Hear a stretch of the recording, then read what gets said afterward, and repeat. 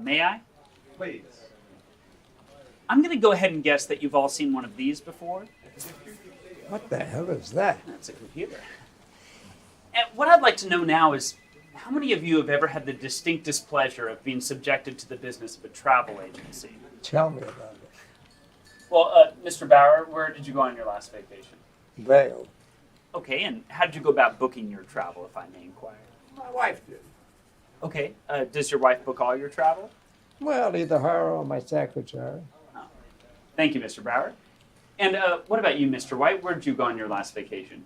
My secretary handles my travel also. Right. Okay, well, if it's okay with you, I'd like to paint a picture of what this experience might look like for your wife or secretary or whoever. She may have a favorite airline. She may dial that 800 number and be put on hold for 2 hours. Or she may decide she likes to suss out the market, see what her options are, and do a price compare. I don't need to do a price compare. No offense intended, Mr. Falk. I'm sure you don't, but many Americans do, which is precisely why this idea of mine is such a boondoggle. Isn't that right, John? Yeah, boondoggle. Yes. So as I was saying, your wife or secretary will head down to the travel agency where she won't fare much better. Good morning, Richard. Glenda, you're looking lovely as always. Would you like some coffee? I know where it is. You see, travel agencies tend to carry the smell of rotting wallpaper, and your wife or secretary will get to know this stench well while she waits in the reception area for an hour or two. Mrs. Brooks. Glenda. Whenever one of these agents gets off the phone to attend to her, as they have no concept of customer service or punctuality whatsoever. Christmas. Maybe with a few days stopover in Miami on the way back. Then that's what we shall do. So once she's finally brought back to have a consultation with one of these lackadaisical agents, she'll be desperate to get out of there, and more often than not, we'll just end up telling the agent to book travel on the airline of his choosing, foregoing the price compare, which is the entire reason she sought out the travel agency in the first place.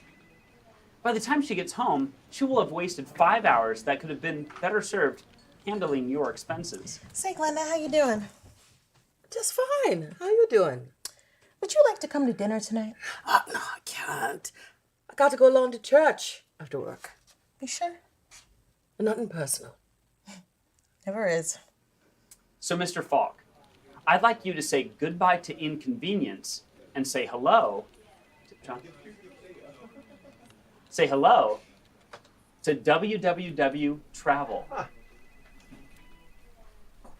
What is it? It's a website. It's a website available to anyone, anywhere with internet access. How does it work? Well, we created a script that is able to pull up ticket prices for all the major airlines. A script.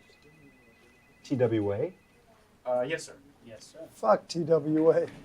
What about American? I'll tell you what, you can actually take it a step further and select which airlines you'd like to compare, But what about American? especially American.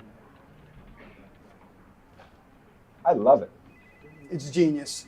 You boys sure are geniuses. You know, your father always said there was something special about you. Shelley, bring in the tray, please. Oh, looky, looky, looky. Okay, John, we're getting the tray. Your hair looks nice today, Shelley.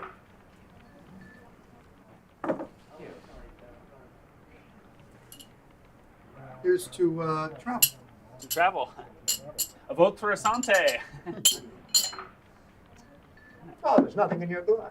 Oh, no.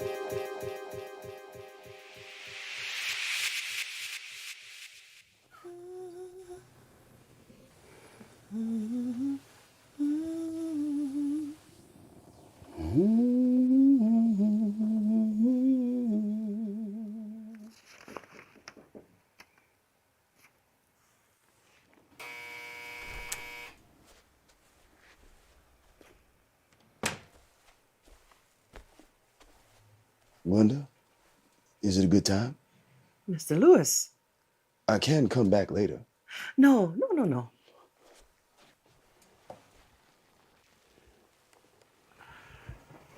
One more initial. All right.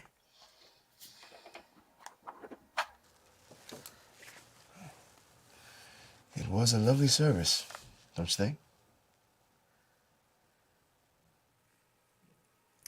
You did a great job, Mr. Lewis. And perhaps I'd even say it was lovely if it was somebody else's funeral. But you did a great job. Of course. Thank you so much for saying so. I keep thinking about you. Oh, Don't get excited. Whenever I see a traffic cone, they used to vex me. So I said, damn it, I thought I had a parking spot. Then I have to go all the way around the block, and I seem to see them everywhere now. They still piss me off. But I think about you. And I think about Hilton.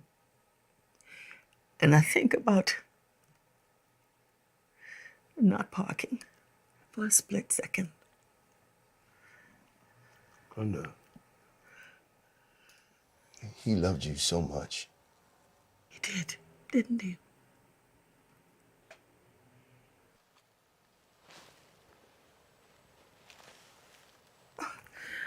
I'm good.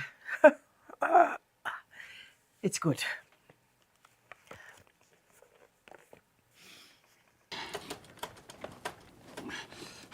How'd it go? Not good. Yeah, not good. What do you mean not good? There was an incident. What kind of incident? One of the investors in Scotch, it's in the computer. What are you talking about? Did you get it out? I blew on it, wasn't working. Pass me the plug. Yeah. Okay, turn it on. It's not turning on. Oh man, it's okay. Get the backup, we'll recover what we have. There is no backup. That was our only floppy. What? But I couldn't.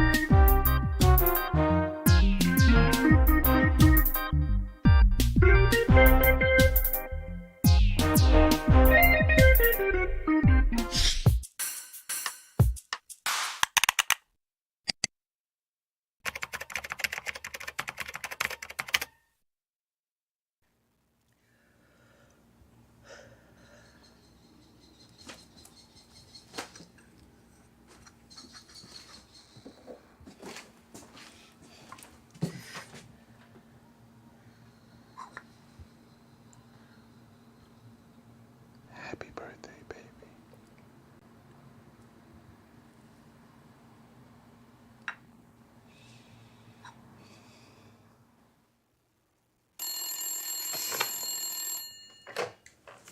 Hello?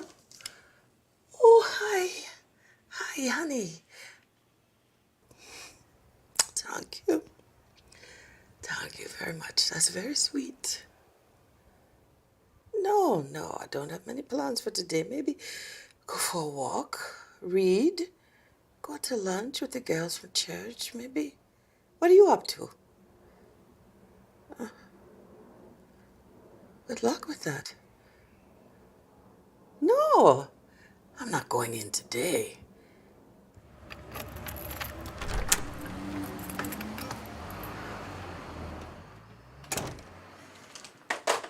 Sherry, darling, how am I supposed to get any work done if I can't get to my desk? Maybe you're not supposed to get any work done today. Maybe you're supposed to take the day off. Happy birthday to you. Happy birthday to you. Happy birthday, dear Glenda. Happy birthday to you. All right. I mean, nice to all of ya. Sent you into all this trouble, even though you know I hate birthdays. That's very kind of you, Glenda.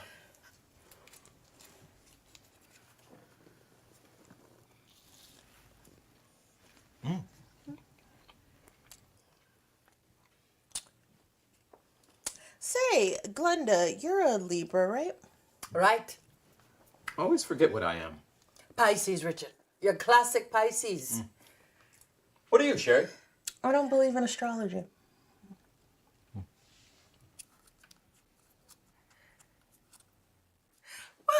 I'm going back to work. Especially after this delicious breakfast. Glenda, you ain't working today. Shoo. Shoo where? Somewhere, not here. All right. Can I at least do the dishes? No!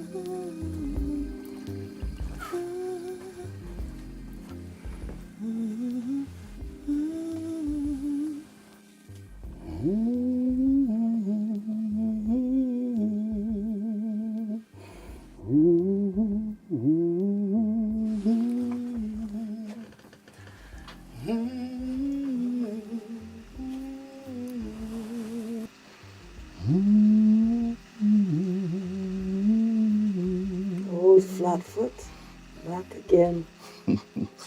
Or rather, they be flat than two lefty.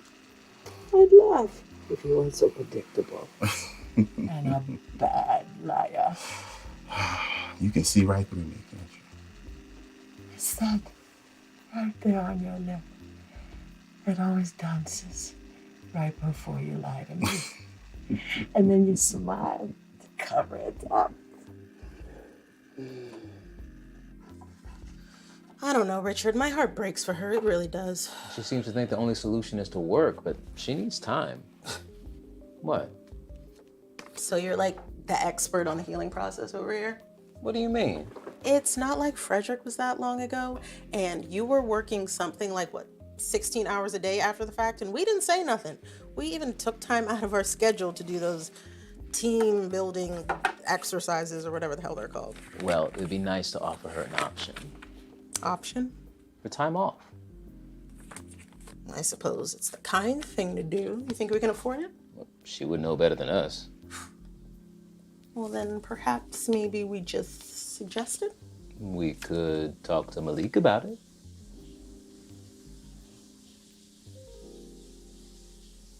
Say, Richard, do you hear the faucet running?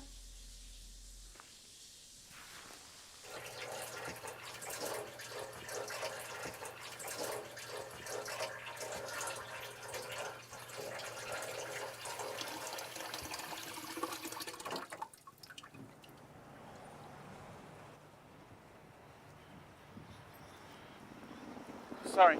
Sorry, love. Ma'am? Sorry, do you work here? You lost? No, I don't think so. This is the Bedford-Stuyvesant Travel Bureau, Yes. and you work here. Why ask? Well, I'd like to meet with you sometime about it. Maybe you could come by my office. I don't think so, love. Oh, ma'am, I'm starting a new kind of travel agency, and we'd like it if you would consider becoming a consult. We? Who is we? My business partners and I. It would be a great opportunity for you. Don't excite me, love. Here's my card. There's my old White Pages trick rearing its head. AAA Bed-Stuy Travel Bureau. They always go to the top of the list. You're so strange. I'm kind of curious. Okay, well, call anytime you want.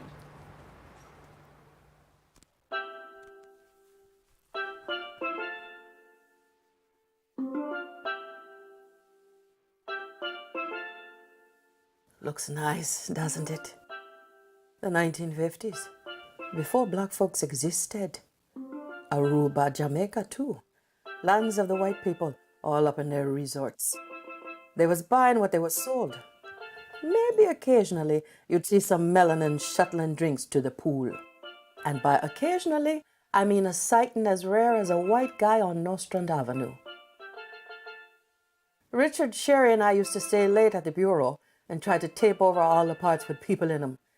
That way we wouldn't have to tell our clients to cover their eyes for an authentic experience, for a glimpse of reality.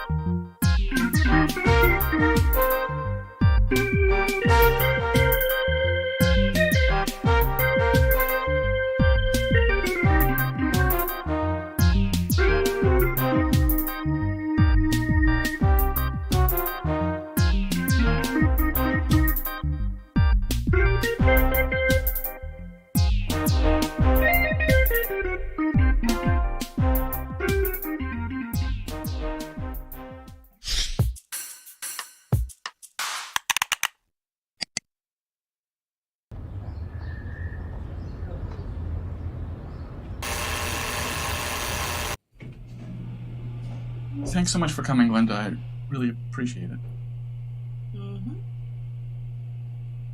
Oh, this is it. I see. Well, first things first. You're gonna need some furniture in here to make a waiting room. Invite your clients in, make them comfortable. Well, actually, this is just Mark's dad's office. You must be Glenda. Yes. Mark, lovely to meet you. As John was saying, we're just waiting to get a little bit more business before we can begin investing in a proper waiting area. It looks like you're investing enough. So, what y'all want from me? I'm not here to consult on interior design. Well, we were hoping that you could run us through how to book a trip on an airline. And why would I do that?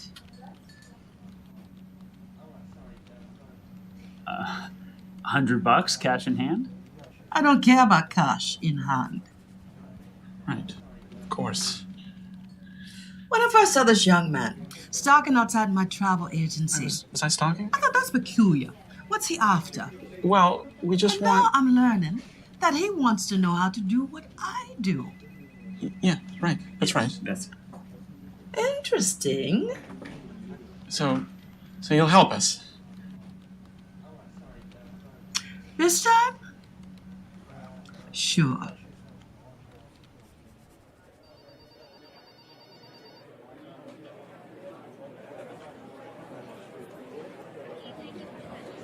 Suppose I neglected to mention we work the phones at the bureau.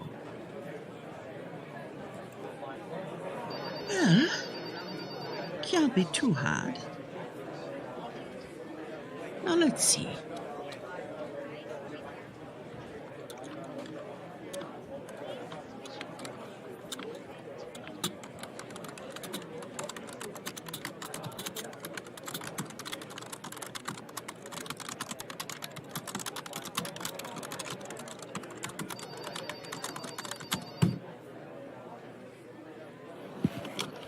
Hello?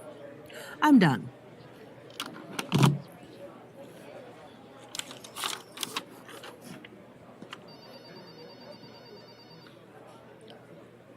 This is great, Glenda. But if you can, we'd like you to do this with all the major airlines. What for? TWA be giving you the best bang for your buck. Well, we're prototyping this new kind of customer service. It's all about options and choices for the customer. Y'all really want me to earn my money? Oh, but you said... I'll be taking that money, honey. What's that saying? Nothing in life is for free. Well, where you running after? I thought you was gonna watch and learn.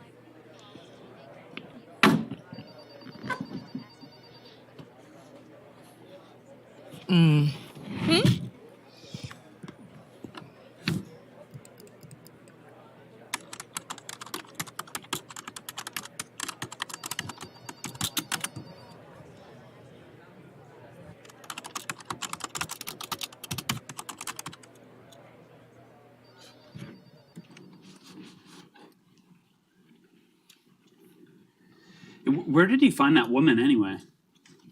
311, I think. No, I mean, where does she live? I think her shop's in Crown Heights.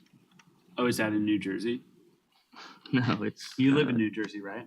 No, I live in Brooklyn. Look, none of us know how to process an order manually. So she's just here. John's idea is that So wait, she's going to field all the incoming travel requests? I think that's John's idea, while the site's in beta, at least. I'd prefer if they focused on rebuilding the code. I'm sorry, does she have tentacles, this woman? Because, we're advertising vacations in minutes here. It's our tagline. It's halfway to becoming trademarked by me. How many calls can she be on at once? Yeah, we'd probably have to scale back. Okay. Stop. What? Just stop. What I'm doing? Yeah, exactly what you're doing. Okay. Look, I need your undivided attention here. We're doing this all wrong. We can't fix a problem with a half-assed solution. We need to stop asking the customers what they want. We should be telling them. I don't know what that means. Yeah, you got to tell the people what they want. Yeah. Okay, what do they want? What they want is cheap exotic flights to somewhere they've never been before. Somewhere like Jamaica. They do? I'll tell you what we're going to do. We call it the Air Jamaica. We buy out a block of tickets for a discounted rate, peddle those tickets to our customers, still at a discount, only slightly less discounted than what we paid for, and we make the profit. Don't our clients want to go somewhere like Colorado or Florida? I mean, based off what John said at the meeting, it sounds like there wasn't a large appetite for Jamaica. Thanks for your input, but no. If we sell it right, there's a huge appetite. There's always an appetite. What we have to do right now is get John to get that woman on the phone with Air Jamaica. I don't know. That's not what we pitched the investors. And also, that's not what John and I built. Yeah, who cares what we pitch the investors? They don't. As long as they're making money, they could care less. And you sitting here fiddling around with that, that's not bringing any ROI. I'll tell you that much. Right. Well, It's just making me sad. I mean, honestly. You make me sad, just your presence. This is my dad's office. Okay, look, Mark, with all due respect, I think John and I were initially interested in this project because it presented an exciting computational-based challenge, not because it was a call center. Oh, so that's what excited you? You were excited by that. Calculator boys. You just want to mess around on your calculators all day. You all asked for it. What's this? That is a full 10 airline price compare. Where did that woman go? But what? She went home. I gave her $100. So it went well? Well, as in we now know how long it takes to do a manual price compare and how completely useless the website is without an API. Jesus, in English, John. Okay, an API. We need an API because that will aggregate all of the data we need for all of the major airlines. In English, we're fucked. No, we're not. We're not fucked. We're not finished or anything else. Plan Air Jamaica is in full effect.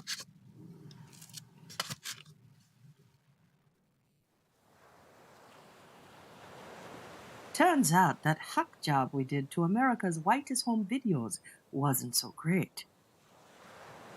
So I got to thinking, I can make my own reels, filled with everything and everyone I loved. Hilton was always there, of course. And Gloria, too. The three of us. Oh, this was supposed to be a promo. Jamaica. white sandy beaches, clear crystal waters.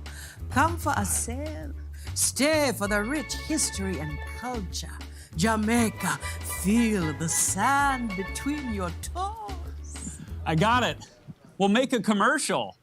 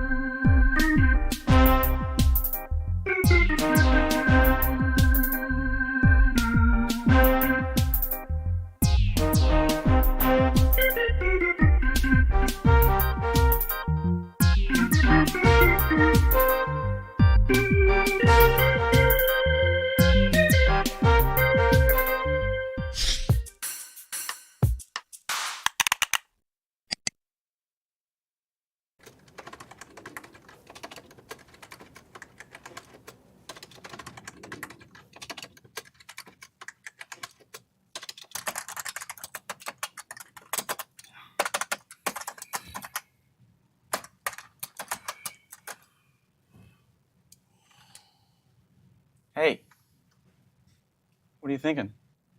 I was just thinking I'm gonna head out. Okay. I was also thinking that this isn't what it was cracked up to be. Well, it never is. But you have to admit, on paper, it's a pretty sexy opportunity. Sexy? Well, yeah, you know. Getting paid to do something that you'd normally be doing at home. You know, in your bedroom, at night, alone. You ever hear that thing about not wanting to make your hobbies your career? No, I don't think I heard that one. Maybe I just made it up. I don't know. I think I should be a chef or something. Cook. Something else. You coming? No, I'm gonna stay here. It's Saturday. You don't get overtime. I'm aware of that, thank you.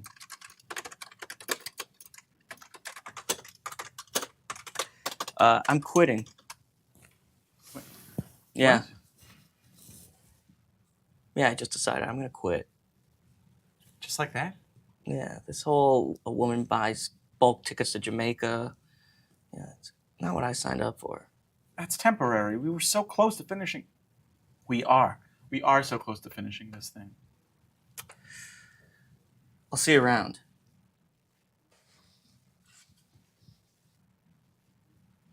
See you Monday. He'll be back. He'll be back.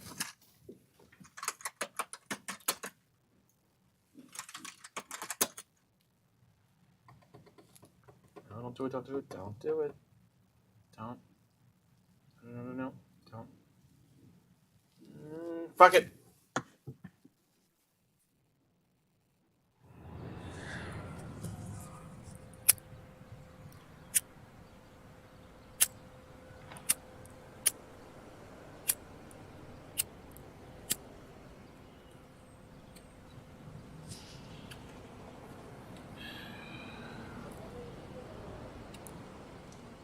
Picked a heck of a day to start smoking again.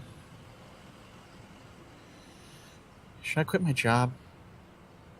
Probably. Maybe. No, I don't know. Does anyone even really like their job? No. No, John, don't go down that route. Don't do it. Don't do it. That Glenda lady seems to. Wonder what their office is like. Maybe they do team building exercises. I hate tomatoes. I have a dog named Tomato. Tomatoes are a fruit. You hate tomatoes. That's the lie. Wrong. I don't have a dog.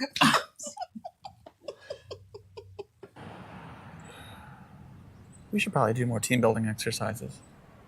No, Mark wouldn't want that. Mark would want that at all. What else do people do?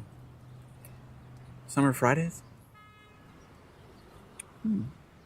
Summer Fridays. Have a good weekend, all. I've got to catch my ride to the Hamptons. Looking to get out of work when I should be working. Obviously, I can't do that now. Got too much on my plate. Also, I like what I'm doing. Just like Glenda likes what she's doing. Maybe she'd like to help out with Plein Air Jamaica. She loves doing that stuff. This would let me code more. Yeah, that sounds like a plan. And Matt'll come back. Yeah, I like the way that sounds. That'd be good. Am I gonna sleep out here? I wonder where Glenda sleeps. Does she have a girlfriend? Is that weird that I think that? It's just the vibe that I got. She doesn't seem to respect men. She doesn't seem to have any respect for me. And I'm a man. Well, kind of. No, I am. Am I really gonna sleep out here? Is that good for me? It's probably good that I have a flat surface.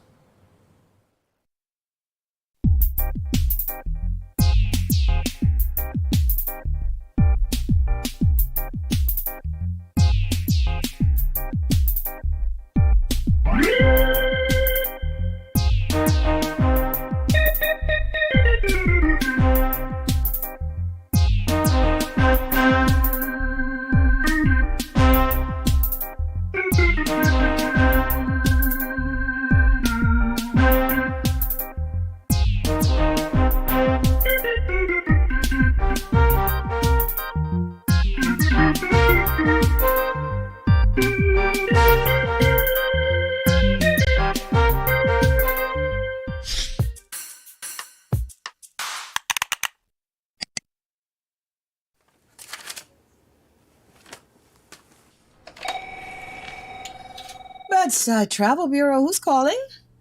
Hi, John.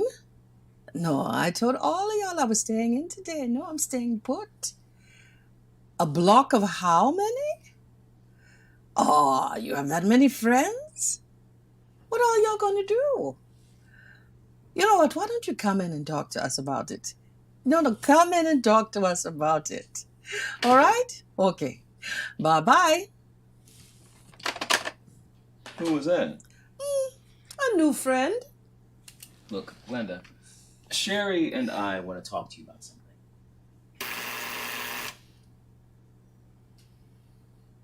I'm gonna put some more coffee on.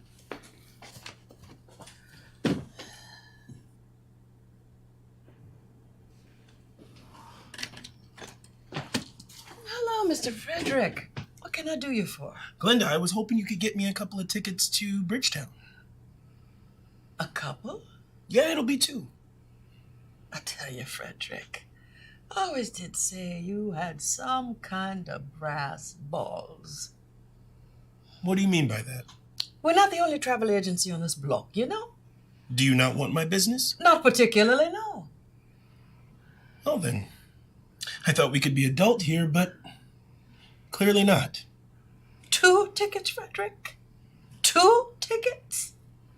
You're real slick there.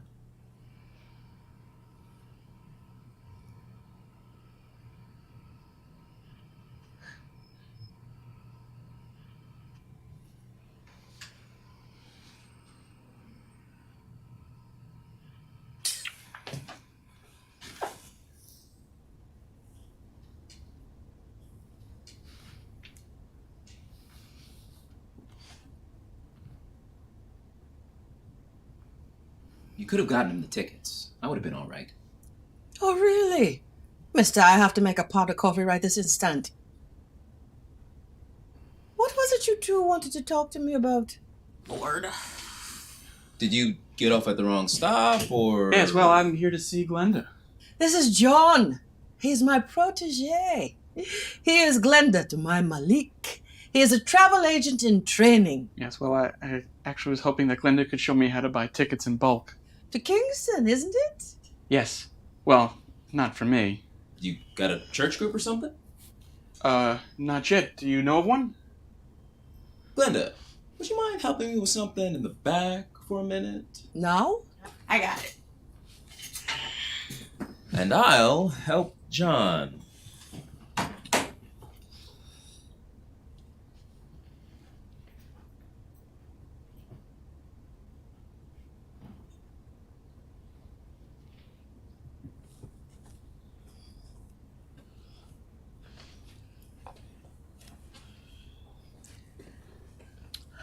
Look, Glenn, I know you don't much like talking about this, and we felt terrible ever since Hilton's passing, and also a little worried. We have to talk about this now. I just think that you are throwing yourself into work instead of allowing yourself proper time to grieve. Everyone should be allowed to cope in their own way. Richard and I think that it would be best for you to take some time off. Time off? So you're kicking out the boss now? No, never. It would be paid time I off. don't get paid to sit at home on my ass. I'm no charity case. It's not like that. Oh, what's it like then? Malik approved it. Malik left me in charge. Did he not? There was no asterisk when he gave me the keys to the bureau. We just want what's best for you. I am doing what's best for me. I'm at work, doing what I love. Glenda, please, just give it some time. Well, maybe some time away from the office would be good. People are willing to pay me for my consulting expertise. Is that right? That man John out there and his partner, they want to pay me to show them the ropes. I don't think it's a good idea for you to be taking time off just to work more, especially not for some numbnuts who are trying to poach our clients. What do you mean poach our clients? What a white boy like that doing buying bulk to Kingston? So how did you meet Glenda then? Here? I ain't seen you around here before. Well, outside. My friends and I are building a search engine for airlines. So it's kind of like what you do, but with the computer. Is that right? Yeah. Sherry, relax. You think a boy like that mean any harm? 1 week. Just think about it. I ain't telling you what to do. Just think about it.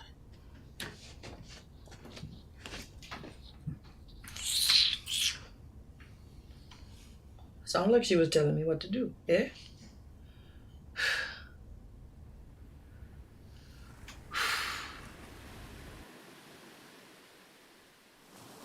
No commercial today.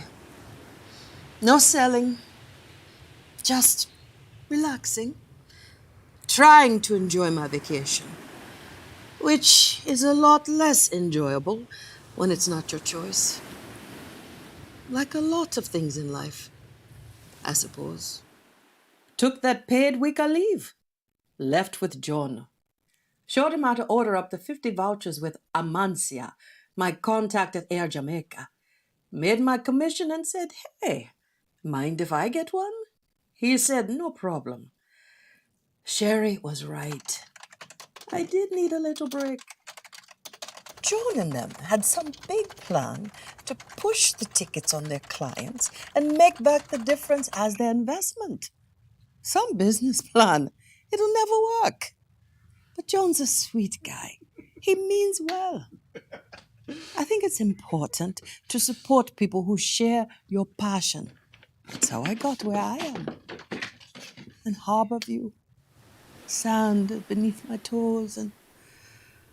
I think it would be nice if some guys stopped by and chatted me up. Oh, a welcome distraction that would be.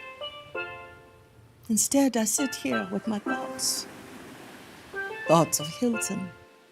Thoughts of how I'm actually alone.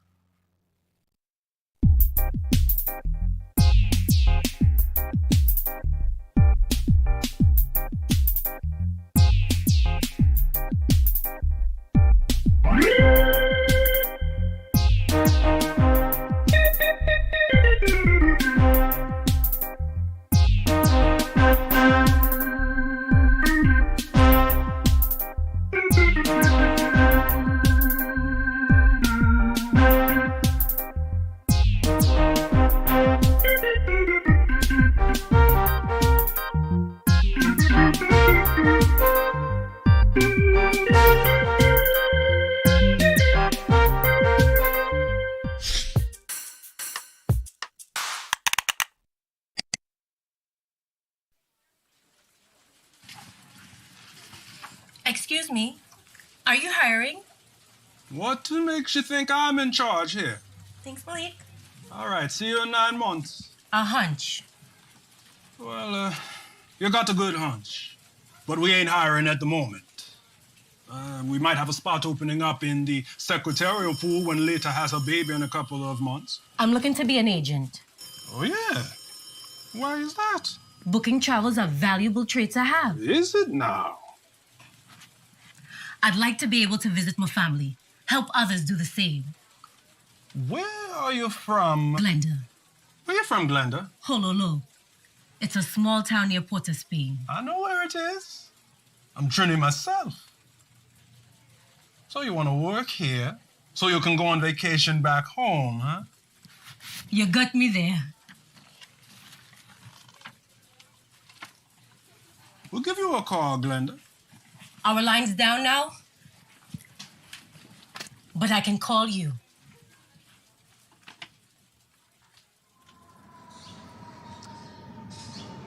Come on, all aboard. Where are we going? We're going to visit Grandpa's house. All aboard. All aboard is for boats, I think. This is a plane, right? We're flying. We're flying. Okay, come on. Ready for takeoff? Okay. Get in. Wait. We need to wait for my mom. Before we go? Where's my mom? She better hurry because I'm going on takeoff. Where's my mom? Baby, don't worry. It's not real. It's okay. Look, take this.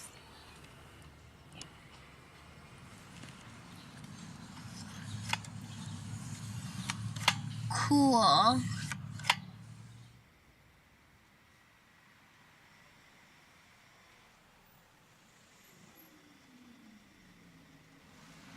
If you like him that much, why don't you just tell him? Excuse me? I always see you stalking around here, scoping someone out. I'm scoping out a job. What are you doing? All right. No need to get testy. I'll get however I feel.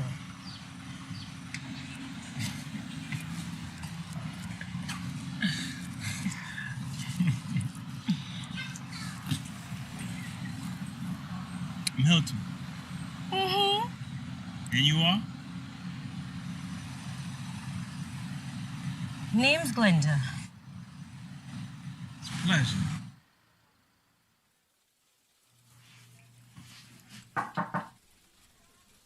And, how is it going? It's all right. I know it's not ideal, but it's a start. And I was serious about what I said before. I work late on Monday nights, and you can shadow me. See how it's done. What happens after I learn the ropes? Will you be offloading some clients to me? We can talk about it. And I'd make a little commission too? We'll discuss that when the time comes. For now, it's time to crunch those numbers.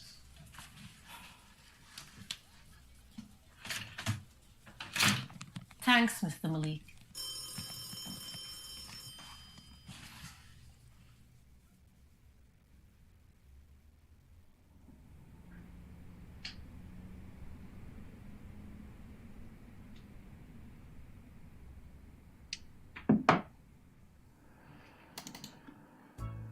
Pass me a red stripe, Mon. Jamaica. It's more than a beach. It's a country. Am I in love? Or is this my one love? The capital of Jamaica is Kingston. Jamaica. Once you go, you know. All right, I think something's off. Can I see the frame? Sure. Cool. Can you actually turn around for me? You want to see the frame while you're doing it? Yeah. Okay.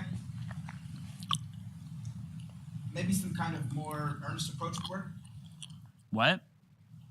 Like you're still selling something, but on the surface it's less out. Okay, I got it. Thank you. Good note. Good note. All right, we good? Hi there.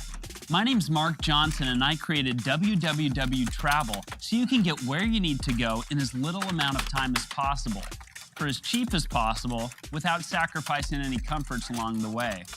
That's www.travel.com. Try it today. Okay, cut.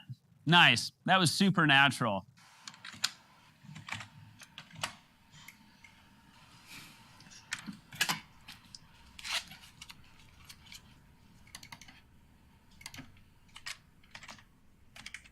Whatever happened to Mrs. Brooks? She was one of our best clients. Maybe I should give her a call. Arlene will be back. No reason to beg Richard. She may have found someone else for now, but she'll be back. We run a family business. Your clients are family. I suppose. I'm gonna make a cup of coffee. You want one? No. All right then. Hi there. My name's Mark Johnson, and I created www Travel so you can get where you need What's to go this? in as little amount of time as possible, for as cheap as possible, without sacrificing any comfort. $100? It would be a great opportunity for you. My friends and I are building a search engine for travel. airlines. It's kind of like what you do, but with a computer. I love it.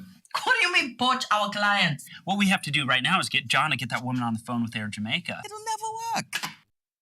That's www.travel.com. What are you guys watching? Try it today.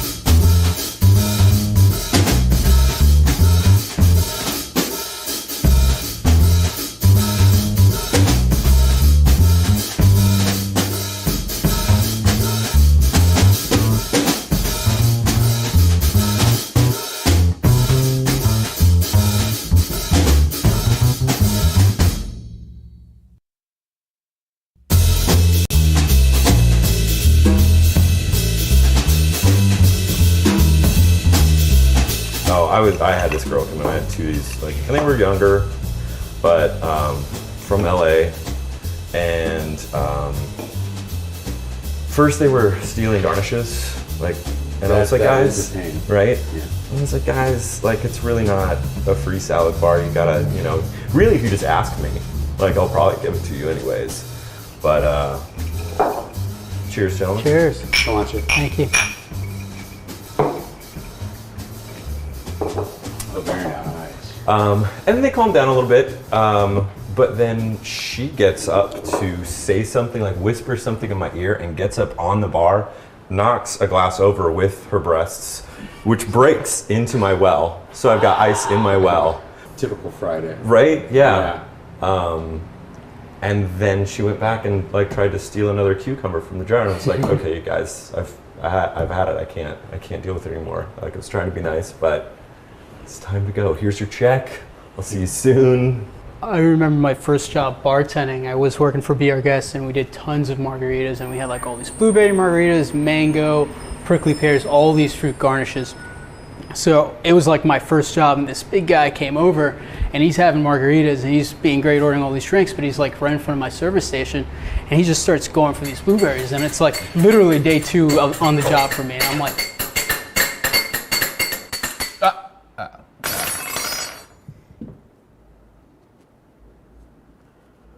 Are you kidding me?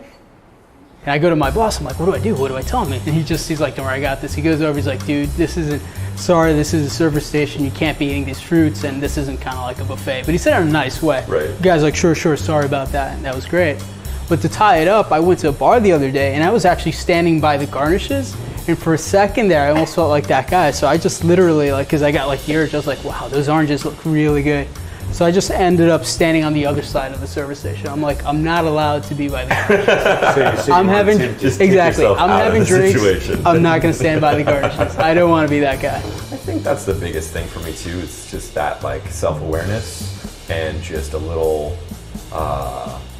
you know, being thoughtful. Hey man. Yeah. Can I get an extra olive? Yeah, absolutely. You know what? Have 3.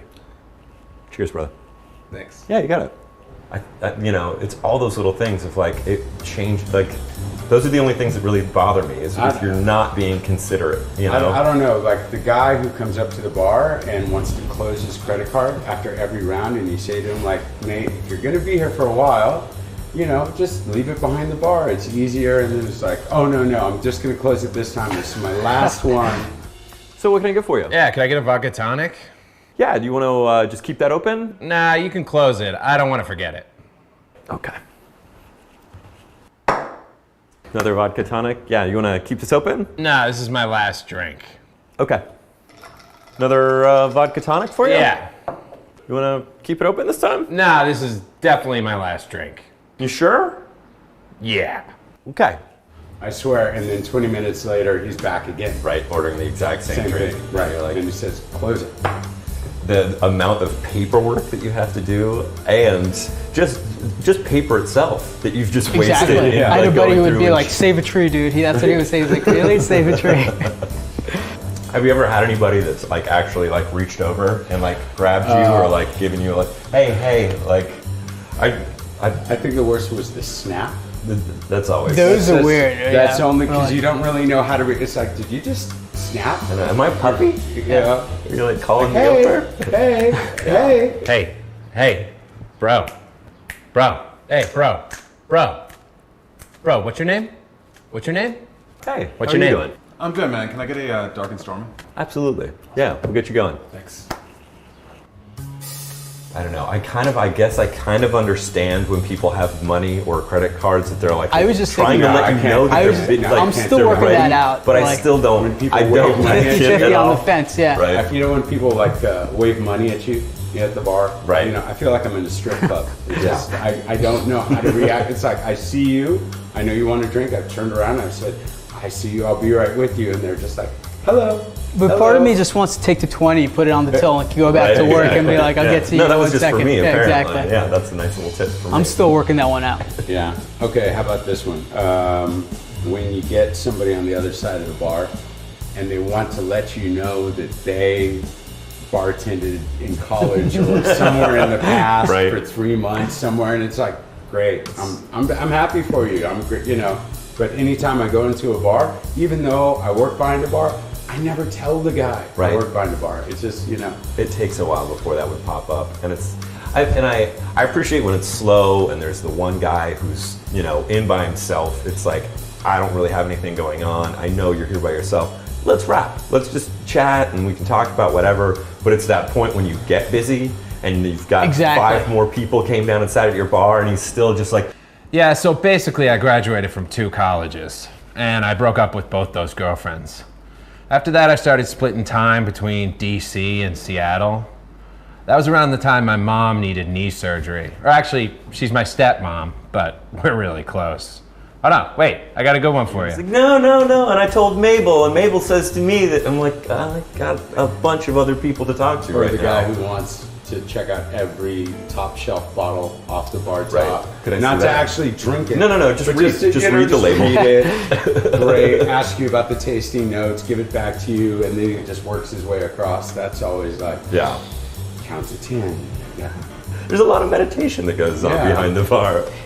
I mean, people on their phone at the bar. I get when you're sitting there and you're on your phone. I think the thing for me that's like the irritating part is when somebody comes up to the bar to order and then is like talking to somebody. And I'm like, are you? What are you doing? Like, because I'm not going to talk to you if you're just sitting there on your phone, literally right now. Like, hey man, what can I get for you? Yeah, could I get 2 red wines? Yeah. Yeah, all right, just give me a second though. Hey, yeah. Okay, do you have tequila sunrise? Yeah. All right, one of those. Hold on, one sec. Yeah, what does Joe want? Yeah, do you have Incredible Hulks? Yeah. Yeah, okay, one of those. One sec. Yeah, hey, what does Nancy want? Yeah, okay. Do you have absinthe? Yeah. Okay, yeah. Just give me 1 minute. Be right with you. How are we doing, man? Can I get a Corpse Reviver number 2, 2 rye old fashions, and 2 dark and stormies? Absolutely. Let me get that going for you. Great, I'll be right back with you.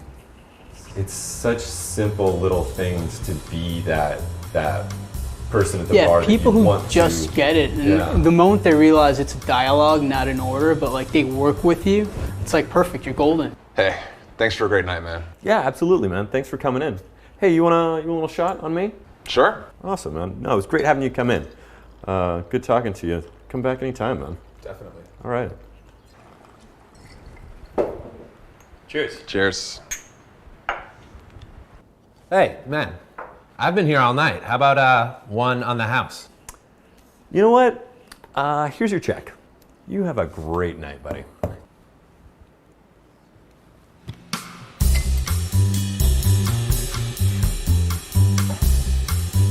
Yeah. But like them, like especially like that guy saying, hey, I get what's going on, I appreciate it. Like, sure, no problem, you know? Because at the end of the day, for me, I also do realize like I'm here, I'm trying to like pump out some drinks and make people have good times. But if they're working with me, it makes a world of difference. Absolutely. Yeah, well said.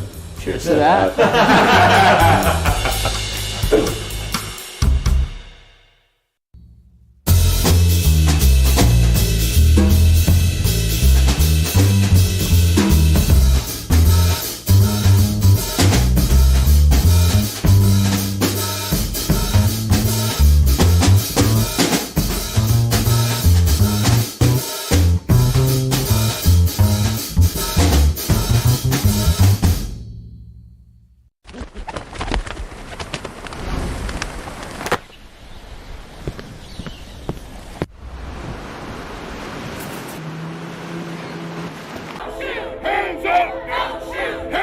For a blink moment in time, people are aware of what they're feeling every day. If you're going to restore and sustain a democracy, there must be an informed and engaged citizenry. I spent 2 years in immigration detention. You know how much they spent to feed me for one whole day? How much? 75 cents. Immigrants as a whole, migration as a whole, is associated with lower rates of crime. Immigrants make our communities safer. What causes climate change, the selling and burning of fossil fuels, benefits most the power elite. And so they have a disincentive to address it, and they have an incentive to deny it. They're not going to funnel more money into our schools. They're not going to do it unless they have to, right? And the way they have to is by our participation, our organization, us taking accountability for our actions. Dream of the things you'll never know. Oh, dream of the beauty within your soul. George Floyd! When you dream, dream slow.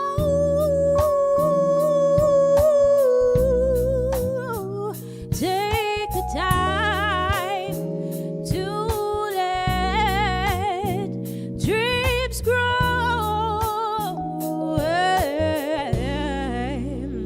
Just dream, just dream, just dream.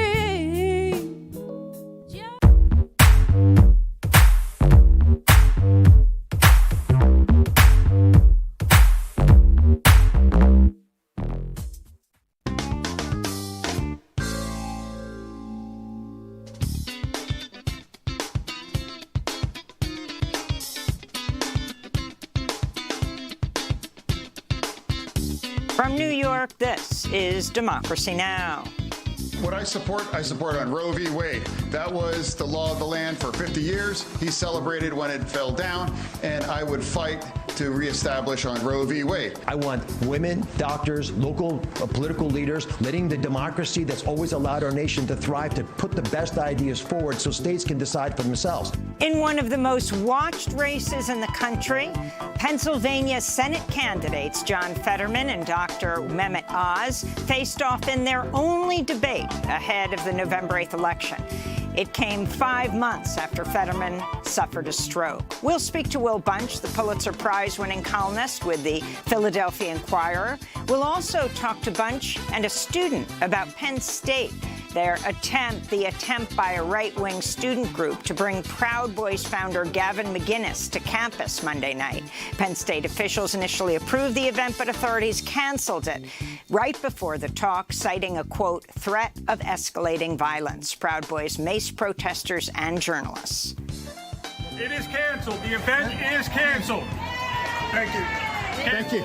And with the midterms less than 2 weeks away, we go to Georgia to speak with Latasha Brown, co-founder of Black Voters Matter. All that and more coming up.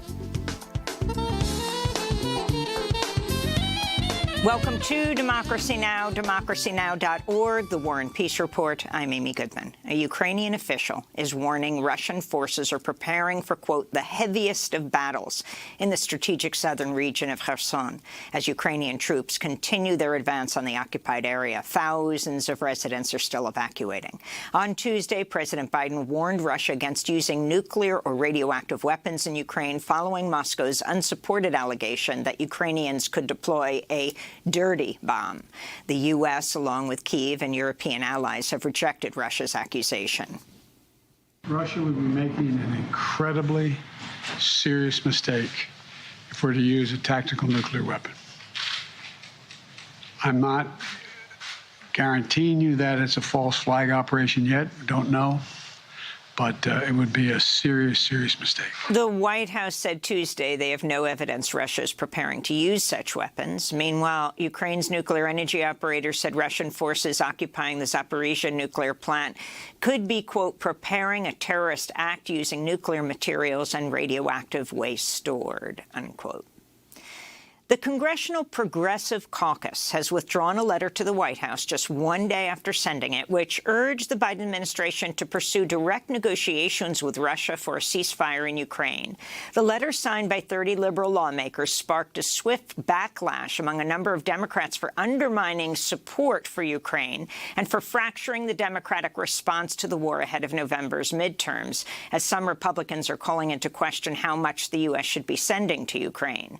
Progressive Caucus Chair Pramila Jayapal said in a statement Tuesday, quote, the letter was drafted several months ago, but unfortunately was released by staff without vetting. The letter has been conflated with GOP opposition to support for the Ukrainians' just defense of their national sovereignty. As such, it is a distraction at this time, she said. A Russian court Tuesday rejected an appeal by WNBA basketball star Brittany Griner, upholding her 9-year sentence on drug smuggling charges. Griner was arrested in February when airport customs officials found a small amount of cannabis oil in her luggage. The ruling increases pressure on the Biden administration to free Griner through negotiations. According to CNN, Griner's attorneys say a prisoner exchange is likely her best option. In Harrisburg, Pennsylvania, John Fetterman and Mehmet Oz faced off Tuesday in their only debate in the race for U.S. Senate. The men sparred over abortion, the economy, and fracking. Fetterman also addressed his health as he recovers from a stroke last May.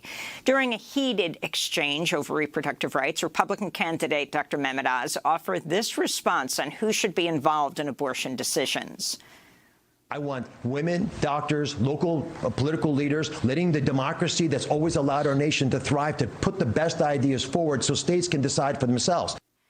Here in New York, Governor Kathy Hochul squared off with Republican Congressmember Lee Zeldin in their only gubernatorial debate. Governor Hochul called out Zeldin's positions on abortion rights, gun control, and his support of Donald Trump's efforts to overturn the 2020 presidential election.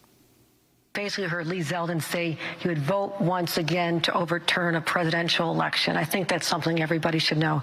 And the fact that he sent text messages to the chief of staff of the White House to lay out the strategy on how to subvert public opinion and try to carve it into this idea that there's a big lie out there. And I think that's deeply troubling. Ahead of Tuesday's New York debate, climate activists shut down traffic on Park Avenue as they called on Governor Hochul to tax the rich and pass a Green New Deal. Police arrested some of the activists who were protesting in front of BlackRock headquarters. In Washington, D.C., activists from the group Rise St. James held a funeral procession in memory of those who lost their lives to cancer and other illnesses that have been plaguing residents of St. James Parish, Louisiana, which has been dubbed Cancer Alley. The majority black area has been deemed a so-called sacrifice zone and counts some 200 petrochemical plants over an 80-mile stretch of the Mississippi River from Baton Rouge to New Orleans. This is activist and Goldman Prize winner Sharon Levine speaking in front of the White House yesterday. Cancer is taking over our lives in the river parishes, down Cancer Alley, and throughout the whole Gulf South. So we're asking President Biden to declare St. James Parish, Cancer Alley, to declare this an emergency. If he will not declare this an emergency, we are going to die. We are already dying. A new Greenpeace report finds only 5% of all plastic products are recycled in the United States, with the rest ending up in landfills. In fact, no plastic packaging in the U.S. meets the threshold to be called recyclable, according to one well-known standard. Greenpeace said, quote, "It's time to accept that plastic recycling is a failed concept." The group says more viable alternatives, such as reuse and refill systems, must be quickly scaled up, adding, quote, "Companies can no longer use recycling as a smokescreen to divert attention from the systemic changes that are needed," Greenpeace said. Adidas has ended its multi-million-dollar partnership with rapper Ye, more commonly known as Kanye West, amidst mounting fallout over his recent anti-Semitic comments. On a recent podcast, West boasted, quote, "I can say anti-Semitic things and Adidas can't drop me," unquote. Adidas has its own history with anti-Semitism. The company was founded by a member of the Nazi Party. The rapper has also repeated anti-Semitic conspiracy theories. In recent days, West also has been dropped by his talent agency, CAA, and The Gap has pulled their remaining products from his Yeezy collaboration with retail. Earlier this month, Twitter locked West's account after he posted he was, quote, "going DEFCON 3 on Jewish people." After Ye was locked out by both Twitter and Instagram for violating its rules, the right-wing social media platform Parler announced it's being purchased by Kanye West. A few weeks ago, Kanye West was pictured with African-American conservative pundit Candace Owens at his Paris fashion show, both of them wearing shirts emblazoned with the phrase, "White Lives Matter." He also said George Floyd died of a fentanyl overdose, not police brutality. Meanwhile, in Los Angeles, members of a hate group hung banners over a busy freeway overpass Sunday as they gave the Nazi salute. One of the banners read, "Kanye is right about the Jews." Several organizations have said the anti-Semitic hate group Goyim Defense League is behind the overpass stunt. In Burma, the death toll from military air raids in the northern state of Kachin Sunday has risen to 80, while some 100 people were wounded. Sunday night's attack came as hundreds of people had gathered to attend a concert celebrating the founding of the Kachin Independence Organization. It's likely the deadliest aerial assault launched by Burma's military regime since it seized power in a February 2021 coup. Human rights advocates have accused the Burmese military junta of war crimes and have called on the international community to ban the sale of weapons and airplane fuel to Burma. In Iran, university students in Tehran and across the country continue to defy heightened security and a bloody government crackdown on protests following the death of 22-year-old Mahsa Amini last month. Students refused to return to class after Iranian authorities alleged a university student in Tehran had died of suicide. Authorities have been repeatedly accused of covering up the killing of student protesters by Iranian security forces. Student-led protests were held at a number of universities in Tehran on Tuesday on the eve of planned ceremonies commemorating 40 days since the death of Mahsa Amini while in the custody of the so-called morality police. Mourners and protesters gathered at a grave today in her home city of Saqqez to mark the somber anniversary. It's also the end of the traditional mourning period in Iran. Protesters shouted, "Woman, life, freedom, and death to the dictator." Iranian security forces had reportedly threatened Amini's family if they held a ceremony, saying they should worry for their son's life. At least 215 people, including 27 children, have been killed by Iranian security forces since protests began. Thousands of others have been arrested, it's believed. In Uganda, at least 11 people, most of them children, have died in a fire that engulfed a dormitory at the Salama School for the Blind in the district of Mukono while students were asleep. Police have launched an investigation into the blaze. And writer, historian, and activist Mike Davis has died at the age of 76. He authored a number of books, including Planet of Slums, Ecology of Fear, and City of Courts, a searing look at his hometown of Los Angeles. In 2020, Democracy Now! Spoke to Mike Davis during the height of the pandemic. It's one thing that really had my eyes opened up by my two younger children who are still in high school, and by the students I've been teaching this year. They will not vote unless there's absolutely radical, serious structural change in the Democratic platform and that they can believe in. And this is something that, as I say, I mean, we need to fight like hell for that. In August, with just months to live, Mike Davis told The Guardian, quote, "What keeps us going ultimately is our love for each other and our refusal to bow our heads to accept the verdict, however all-powerful it seems. It's what ordinary people have to do. You have to love each other. You have to defend each other. You have to fight," he said. Mike Davis died Tuesday at his home in San Diego from complications related to esophageal cancer. And those are some of the headlines. This is Democracy Now!, democracynow.org, The War and Peace Report. I'm Amy Goodman. In Pennsylvania, Senate candidates Democrat John Fetterman and Republican Mehmet Oz faced off Tuesday night in their first and only debate ahead of the November 8th election to fill the seat held by Republican Senator Pat Toomey, who's retiring at the end of the term. The Pennsylvania race will likely help decide which party controls the Senate. Fetterman's the lieutenant governor of Pennsylvania, who's running as a progressive populist. Oz is a well-known television doctor who's worth at least $76 million. He's been endorsed by Donald Trump. Much of the race has been focused on Fetterman's health. Just days before the Democratic primary in May, Fetterman suffered a stroke, forcing him to cancel public appearances for months. He still suffers from auditory processing issues. On Tuesday night, a closed captioning system was set up so Fetterman could read the questions and his opponent's responses. During his opening statement, Fetterman discussed his stroke. And let's also talk about the elephant in the room. I had a stroke. He's never let me forget that. And I might miss some words during this debate, mush two words together, but it knocked me down, but I'm going to keep coming back up.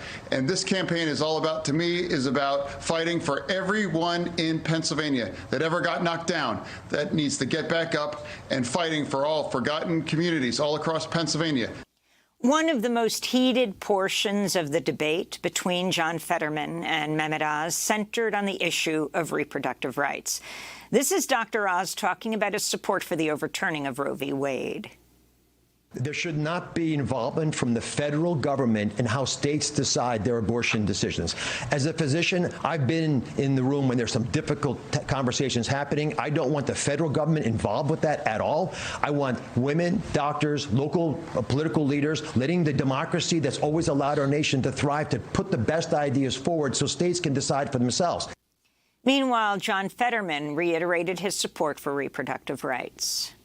What I support on Roe v. Wade. That was the law of the land for 50 years. He celebrated when it fell down, and I would fight to reestablish on Roe v. Wade. That's what I run on. That's what I believe, and I've always believed that the choice belongs women and their doctors, and he believes that the choice should be with him or Republican legislators all across this nation. For more, we're joined in Philadelphia by Will Bunch, Pulitzer Prize-winning journalist, national columnist for the Philadelphia Inquirer. Will, welcome back to Democracy Now! So let's start off the significance of this race. I mean, it's one of the most watched races in the country right now. Could determine the balance of the U.S. Senate, and then talk about this debate last night. Yes, well, it absolutely could. I mean, if you look at the polls, right now, if all the races went the way the polls are predicting, would be at or close to another 50-50 Senate. So one race could really decide whether it's 50-50 or 51-49. Either way, it could decide, who the next Senate Majority Leader is going to be, whether it's going to be Mitch McConnell or Chuck Schumer. So this race is absolutely important. The polls have shown it's been tightening. That Fetterman's led in most of the polls, but Oz is polled to within a virtual tie at this point. So last night was truly, in terms of Senate races, and I've been covering politics for 40 years, just one of the most make or break nights I've seen in my lifetime of covering politics. And talk about what happened last night. In the beginning, when John Fetterman addressed the issue of his stroke, very unusual as he read closed captioning so he could process the questions and Mehmet Oz's responses. Yes, I mean, so what Fetterman and his team did was, they tried to prepare the audience for the fact that he was going to struggle verbally on some of the answers. They prepared going into it. I think you played his clip at the beginning, where he said he might mush words together. He might struggle with some of the answers. That having said, I mean, I think, no matter where you come down politically, it was a very hard night for John Fetterman in terms of where he was at with his stroke recovery and trying to deal with a format like this. A lot of people pointed out the format of the debate last night, which was really built around very short answers and meant to have a kind of a rapid fire give and take, was probably the worst possible format for him. I mean, he struggled with it. He clearly struggled with some of his answers. And, again, it's really kind of falls on the electorate to some point of how do you view that. I mean, most doctors say, Fetterman has shown that he is recovering from this stroke. He's at a stage of his recovery where he's not 100% recovered, but it's mainly, auditory processing issues. And the question is, whether, as far as that part of it is concerned, whether voters are going to, look at his heart problem or what's in Fetterman's heart, right? What his positions are on the issues and what he would do as a senator in terms of how he'd vote on things like reproductive rights or the minimum wage. Now, reproductive rights is a really interesting issue. We just played those clips. But for Dr. Mehmet Oz to say he doesn't want the feds involved with this decision, as if he was saying it should be a woman's personal decision. He did say it should be a decision between a woman, her doctor, and local political leaders.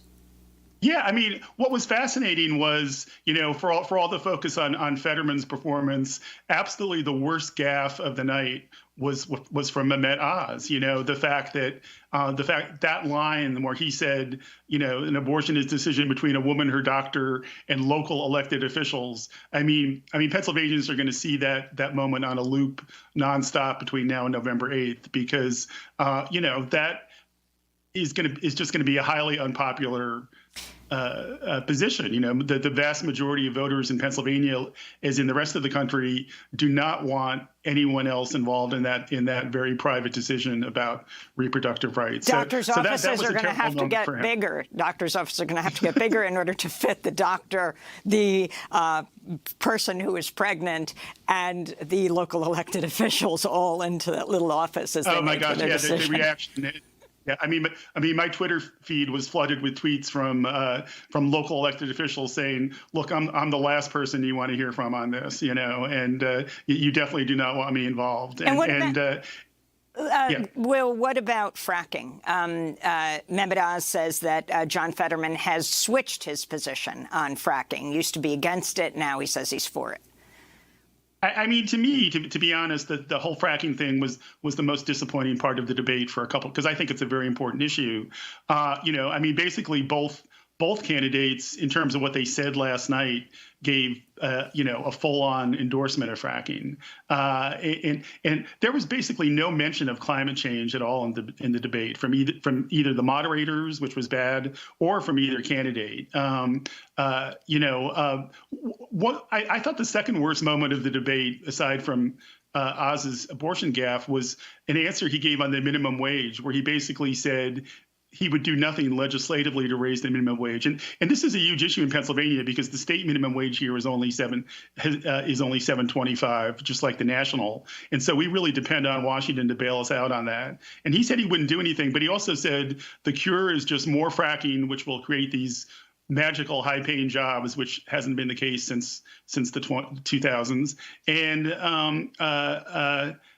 and there was no mention of climate change throughout the debate. I wish, to me, I think the most disappointing moment on substance for Fetterman was the fact that he didn't give a more nuanced answer on fracking, that he had a chance to address climate change and at least say that he supports, more environmental regulation on fracking, which he does. The truth is the majority of Pennsylvanians oppose fracking, which is, I think, poorly understood by most political experts. So that was a bit of a disappointment, that moment. I want to go to the part of the debate last night in Pennsylvania where John Fetterman and Mehmet Oz sparred over President Biden's plan to offer student debt relief to millions of borrowers. This is Dr. Oz. John Fetterman's approach, however, is not to deal with the unnecessarily high costs, but just to pay it. So if you want to pay students who didn't pay their loans back, basically what John Fetterman and Joe Biden are arguing for is for plumbers who didn't go to college and couldn't, for a bunch of reasons, afford it, to pay the bills of lawyers who went to graduate school and haven't paid their debt back.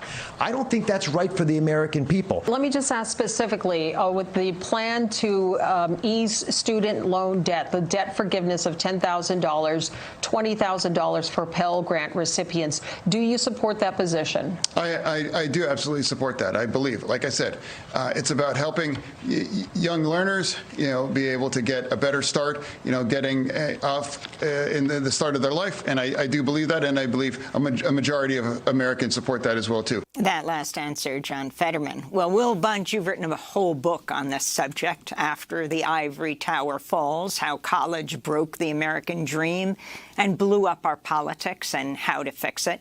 You look at how Americans came to owe $1.7 billion in student loans.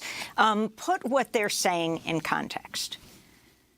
Yeah, well, the bottom line is this. Both of them could have and should have given a few more specifics, but Fetterman supports student debt relief, and Mehmet Oz opposes student debt relief. Again, if you want to focus on the issues, I think that's the important takeaway for voters. Oz's answer was not good. He gave kind of the standard Republican trope about, or not trope. College administrators are somewhat overpaid, but even addressing that problem is only a drop in the bucket when you're talking about the debt crisis, which is $1.7 trillion, which is just an astronomical figure.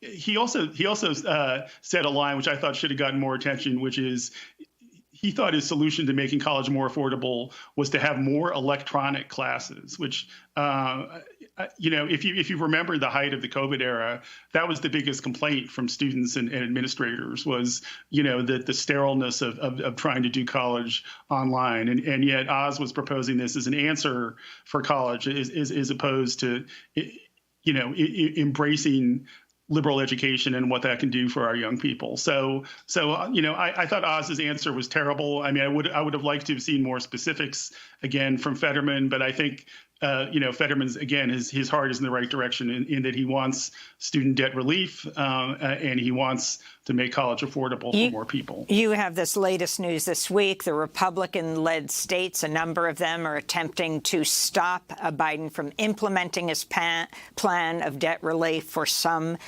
people. You write in your book about the college problem, as you put it, or the college, non-college divide. How do you see the college divide impacting the midterms and also the presidential election in 2024? I think it could have a big impact on the midterms. Explain what you mean. I think I think the hope is that young voters are paying attention to this and that they understand that one party is trying to block student debt relief, as you said. The Republicans not only think it's a bad idea, but now you have a number of Republican officials going into court and trying to block block this plan that would be $10,000 or even $20,000 of debt relief for millions of young and middle-aged people. And President Biden and the Democrat, is the one who finally took some action for the first time in decades, really, for the first time since the Reagan era, to make higher education a public good, to admit that we all have a responsibility for making higher education affordable and an option for our young people. So I think voters should see a contrast, whether the Democrats can get that message out and to energize young voters who historically don't turn out in high rates in the midterms, to make them see that contrast and to get them to vote. The Republicans are trying to play on working class resentment. They're saying that, plumbers and taxi drivers and people without bachelor's degrees. And remember, 63% of Americans do not have a bachelor's degree. And they're trying to play on class resentments about debt relief to help them at the polls. But I think there's a real misunderstanding of who gets student loans. I mean, frankly, a lot of people who live in these red districts either are struggling with student loans or would like to have access to college that they're being denied right now. So I think on the Republican side, I think there's a fundamental misunderstanding of young people, the college situation and who's getting these loans.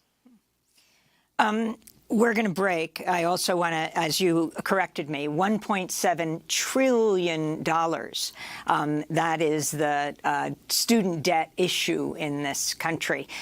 We're talking to Will Bunch, Pulitzer Prize-winning journalist and national columnist for the Philadelphia Inquirer, his book After the Ivory Tower Fails. When we come back, Will's going to stay with us, but we're going to look at Penn State's cancellation of a student event featuring Gavin McInnes, founder of the far-right Proud Boys. We'll be joined by one of the students who opposed him being able to speak. And then we're going to look at the governor's race that involves a candidate that chartered buses to go to the insurrection on January 6th. Stay with us.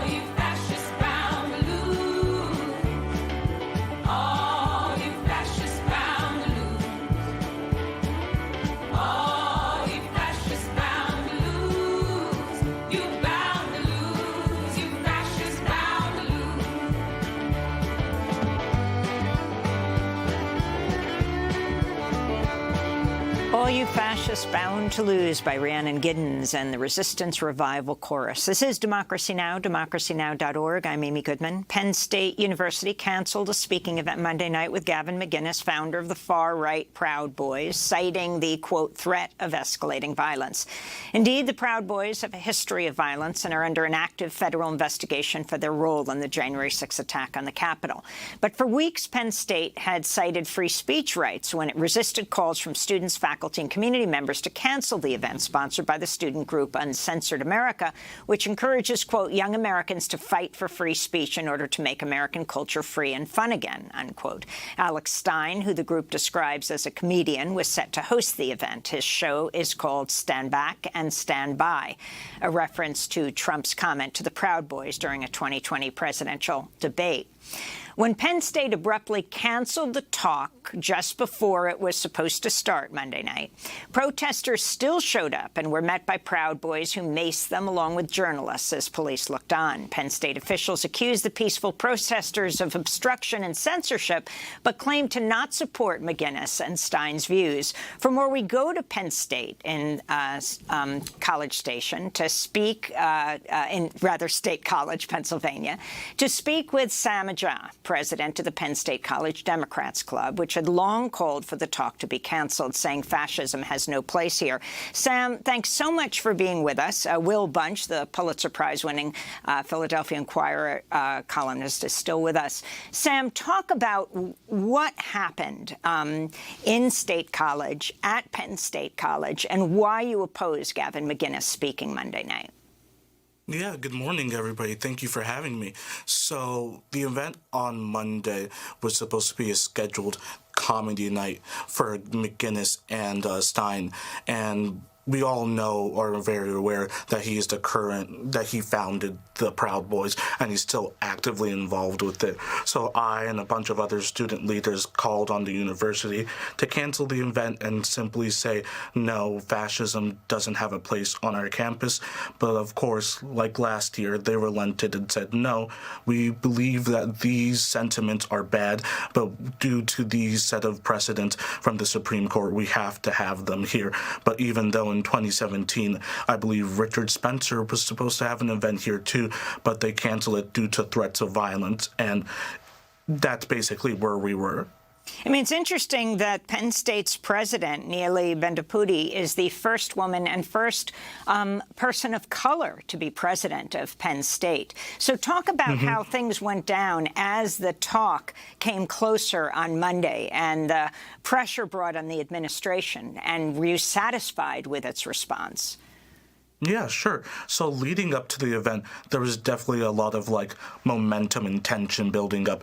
I think Students Against, I forget the name of the organization, but a very progressive organization on campus sent out a mass email to students calling on them to go to the protest and denounce these fascist talking heads. And then the school very much was very adamant about pushing back and saying we have to allow them to speak there, even though we don't agree with what they're saying, but please come to our university-sanctioned event. And definitely you can feel the tension going out throughout the school, back and forth, as Monday came. And as the event came, not as the event came, but when Monday came and the event started to get closer and closer, there were a lot of protesters very much there to show how much they disagreed with the whole situation. And I think as the day turned into night, we definitely saw Proud Boys patrolling campus far away from where the event was happening. There were amazing students. The police there were very much adamant about not doing anything. I know they attempted to do some crowd control with horses and state police in riot gear, and it was a very it's a very messy scene, so I can see easily why they would want to cancel that event. And I think me and a lot of other students were very much disappointed and disgusted with the university's response for pinning the response on students, even though we weren't walking around with cans of pepper spray and spraying Proud Boys. They were doing that to the students. The event was organized by the far-right student organization Uncensored America, which was founded 2 years ago by Sean Semenko, a radio host and field organizer for President Trump's 2020 campaign. He attended Penn State. Talk about this group and what they represent on campus. As you said, it's not the first time Penn State has hosted racist alt-right figures on campus, from Milo Yiannopoulos, the British alt-right political commentator, to, as you said, before that, Richard Spencer, which was canceled in 2017. Yeah, absolutely. To my knowledge, Mr. Semenko was the chair of the Bull Moose Party back when he was a student here, so he already was very entrenched in far-right politics, and I believe he graduated in 2020, and he came back to found Uncensored America and very much wanted to keep a presence here and help expand far-right extremism on campus. So this wouldn't be his first performance. I definitely don't expect it to be the last, but I think it's very interesting and very concerning that an unaffiliated student organization was allowed to have two fascists come and speak to us twice in a row. And I really do believe there needs to be more introspection and investigation into how these decisions are made and how people can outright lie and say, well, this leader of a neo-fascist group is definitely a good guy. He's cleaned up his act, even though if you just bother to do a Google search, you can see he's still very much entrenched in that atmosphere of that Proud Boys gang that he formed. And finally, Sam Aja, you're the president of the Penn State College Democrats Club. You're an African-American student. Why do you feel particularly threatened by groups like the Proud Boys? Yeah, I see Proud Boys as an overall threat to society, but me as a black and bisexual young man, I view them as a threat because when I hear them talk about how they treat minoritized communities, it's almost always with disdain and wanting to get us out from the rest of society. And as far as I'm concerned, I feel pretty comfortable coming to Penn State. I've met a lot of amazing communities here, and to hear that as a portion of those fascists and those ideologies were going to come to my campus and start saying and espousing hateful rhetoric here was really something that filled me with a lot of anger and a lot of other students, because the university has been trying time and time again to say that they support minoritized communities, but it seems like year after year they're given a test and they keep failing that litmus test and expect us to still have faith in them.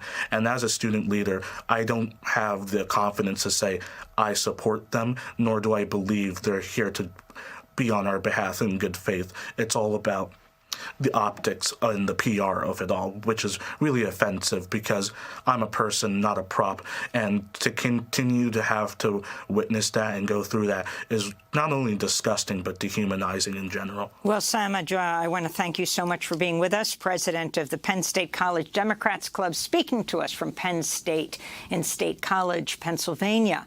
I wanted to bring Will Bunch back into this conversation. You have written about this story at Penn State as well as the rise of the far right across the country.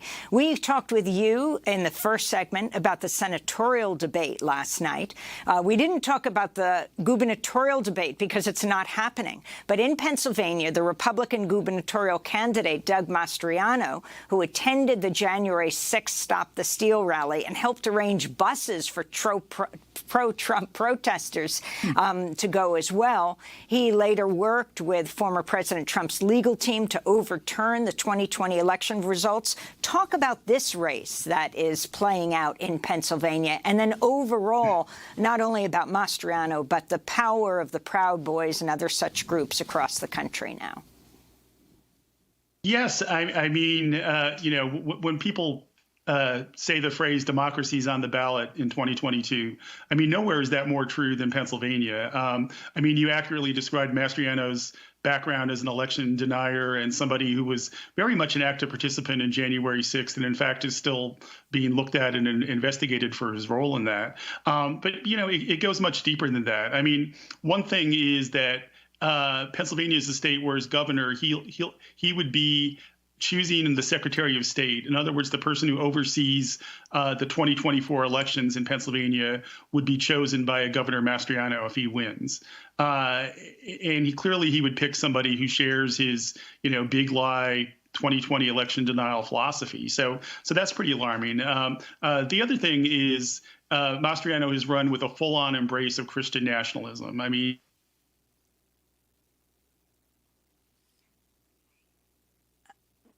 looks like Will Bunch just froze. Will, are you back with us? Will is speaking to us from Philadelphia.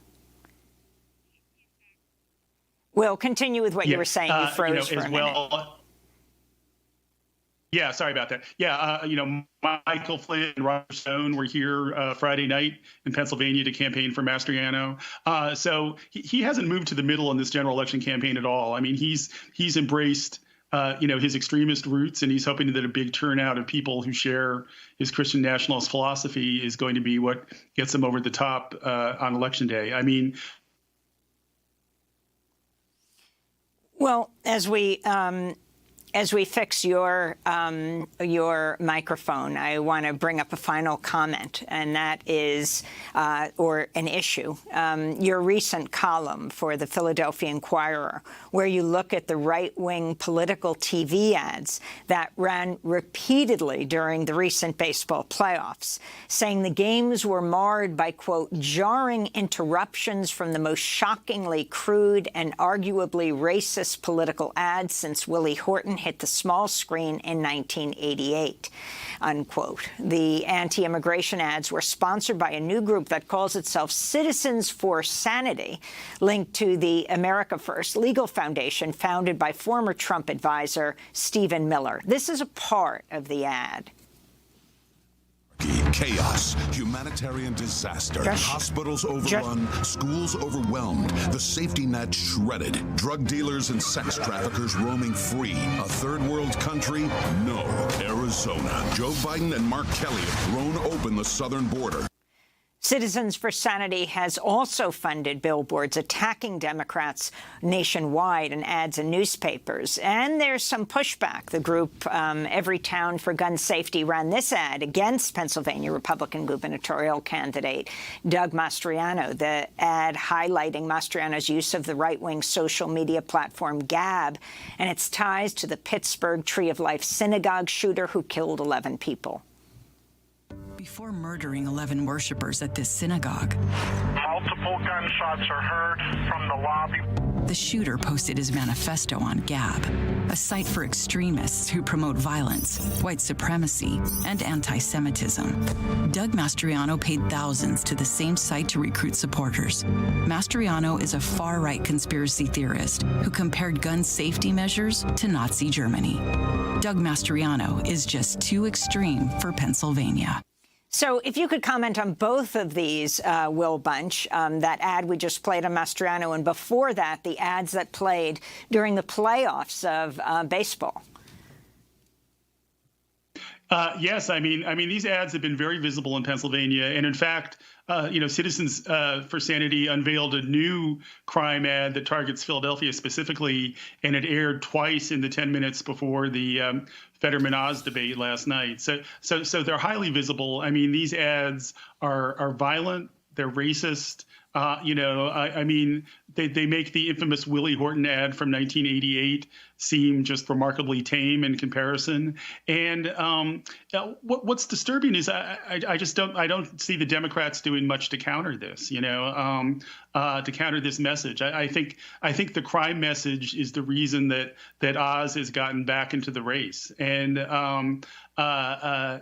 in using this crime issue as a bludgeon, I think the Republicans have very successfully kind of muted the things that we're talking about and what the message of that Mastriano ad, which is about, democracy being on the ballot, the threat from far-right extremism. The Republicans are going for a certain kind of middle-class voter that is going to see the threat to democracy as abstract, but is going to see the fear that's engendered by these ads as being very real. So, the Democrats are running out of time, but I hope they find a way to counter this Republican messaging on crime, because I'm really worried that it's proving to be very effective so far, certainly here in Pennsylvania. Well, Will Bunch, I want to thank you so much for being with us. Pulitzer Prize-winning national columnist for the Philadelphia Inquirer, speaking to us from Philadelphia. We will link to your columns.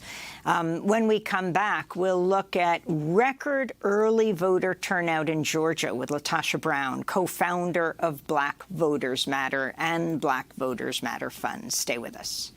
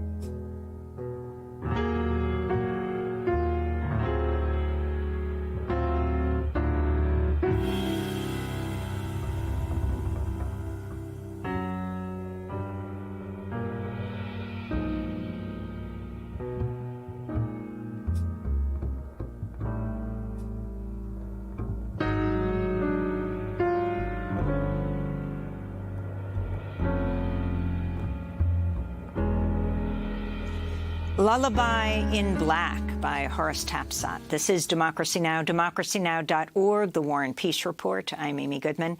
Amidst a rise in white supremacy and increasing political division, we look now at how Black voters continue to organize ahead of the November 8th midterm elections. The group Black Voters Matter is on a bus tour through 13 states. To the people where we at. We in Caddo Parish, Louisiana, aka Shreveport, in front of the early voting location downtown, and we are ushering people in to vote. This comes as new restrictions on voting rights in Republican-led states and confusion over the rights of formerly incarcerated people to vote, particularly in Florida, could lead to a decline in voter turnout. Last week, a court in Florida's Miami-Dade County dropped voter fraud charges against a man who was arrested in August by officers with Republican Governor Ron DeSantis' new Office of Election Crimes and Security. Robert Lee Wood had a felony conviction but was not aware he was not allowed to vote under Florida law. Separately, a judge in Texas dismissed a charge against Hervis Earl Rogers, who was on parole when he waited over 6 hours online to vote in the 2020 primaries in Houston. In Texas, casting a ballot while still serving a sentence, including parole, is punishable by up to 20 years in prison. For more, we go to Georgia, where voters shattered turnout records in the first week of in-person early voting for tightly contested races for Senate and governor this week and last week. Black voters comprised 35% of all those who turned out to vote on the first day. For more, we're joined in Atlanta by Latasha Brown, co-founder of Black Voters Matter. Latasha, welcome back to Democracy Now! So just give us a lay of the land and what you are taking on right now and these shattering numbers of early voting in your state, Georgia. You know, we started, as you said, we started early voting last week. What we have seen is we've seen record turnout. We've broken all records around midterms elections. And what we're seeing is people are coming out. The interesting thing is that for weeks, there were headlines to say that there was going to be what we're going to do with a Black depressed vote, that Black voters weren't excited about this election. You know, I often say that part of what happened is, if you came to Georgia, you may not have seen the bells and the whistles, but people are very resolved and people are very determined. That's what we've been seeing as we've been going out throughout these streets, really organizing people, that folks have not forgotten that Brian Kemp passed his SB 202 bill, which quite frankly was a blueprint of voter suppression. You know, this is not a fact that when Black folks are coming out, what we're seeing that we're actually overperforming our numbers, right? Not because of voter suppression doesn't exist, but in spite of it, that part of what they did not anticipate is that we would get teed off because of this voter suppression bill. We would organize ourselves. We would study the race. I think this is indicative that organizing works. And what we're seeing is there are pro-democracy groups that are on the ground doing the work to make sure that we actually get people informed, make sure that we get people mobilized, and make sure that we're encouraging people to vote.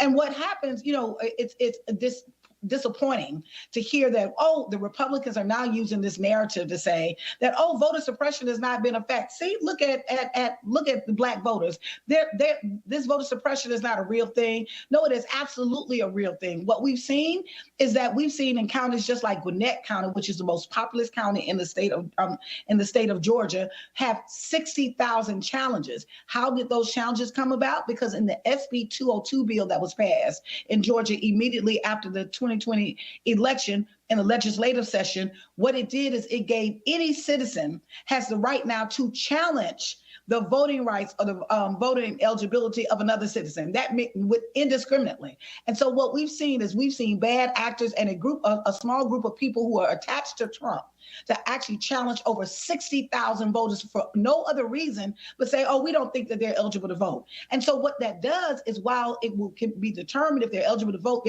determined that they're eligible to vote, it backs up these voting boards in these counties. And what it does, it is literally we're expending an enormous amount of resources, of time and energy, not just mobilizing people and getting them and inform them about this election, but now we also have to combat voter suppression. And that's why we need to know how dangerous what is happening, that it is impactful, but we're just simply determined and literally dealing with and navigating around the barriers as much as possible. Latasha Brown, you and Cliff Albright, co-founders of Black Voters Matter, just have an op-ed piece published in on The Hill this morning.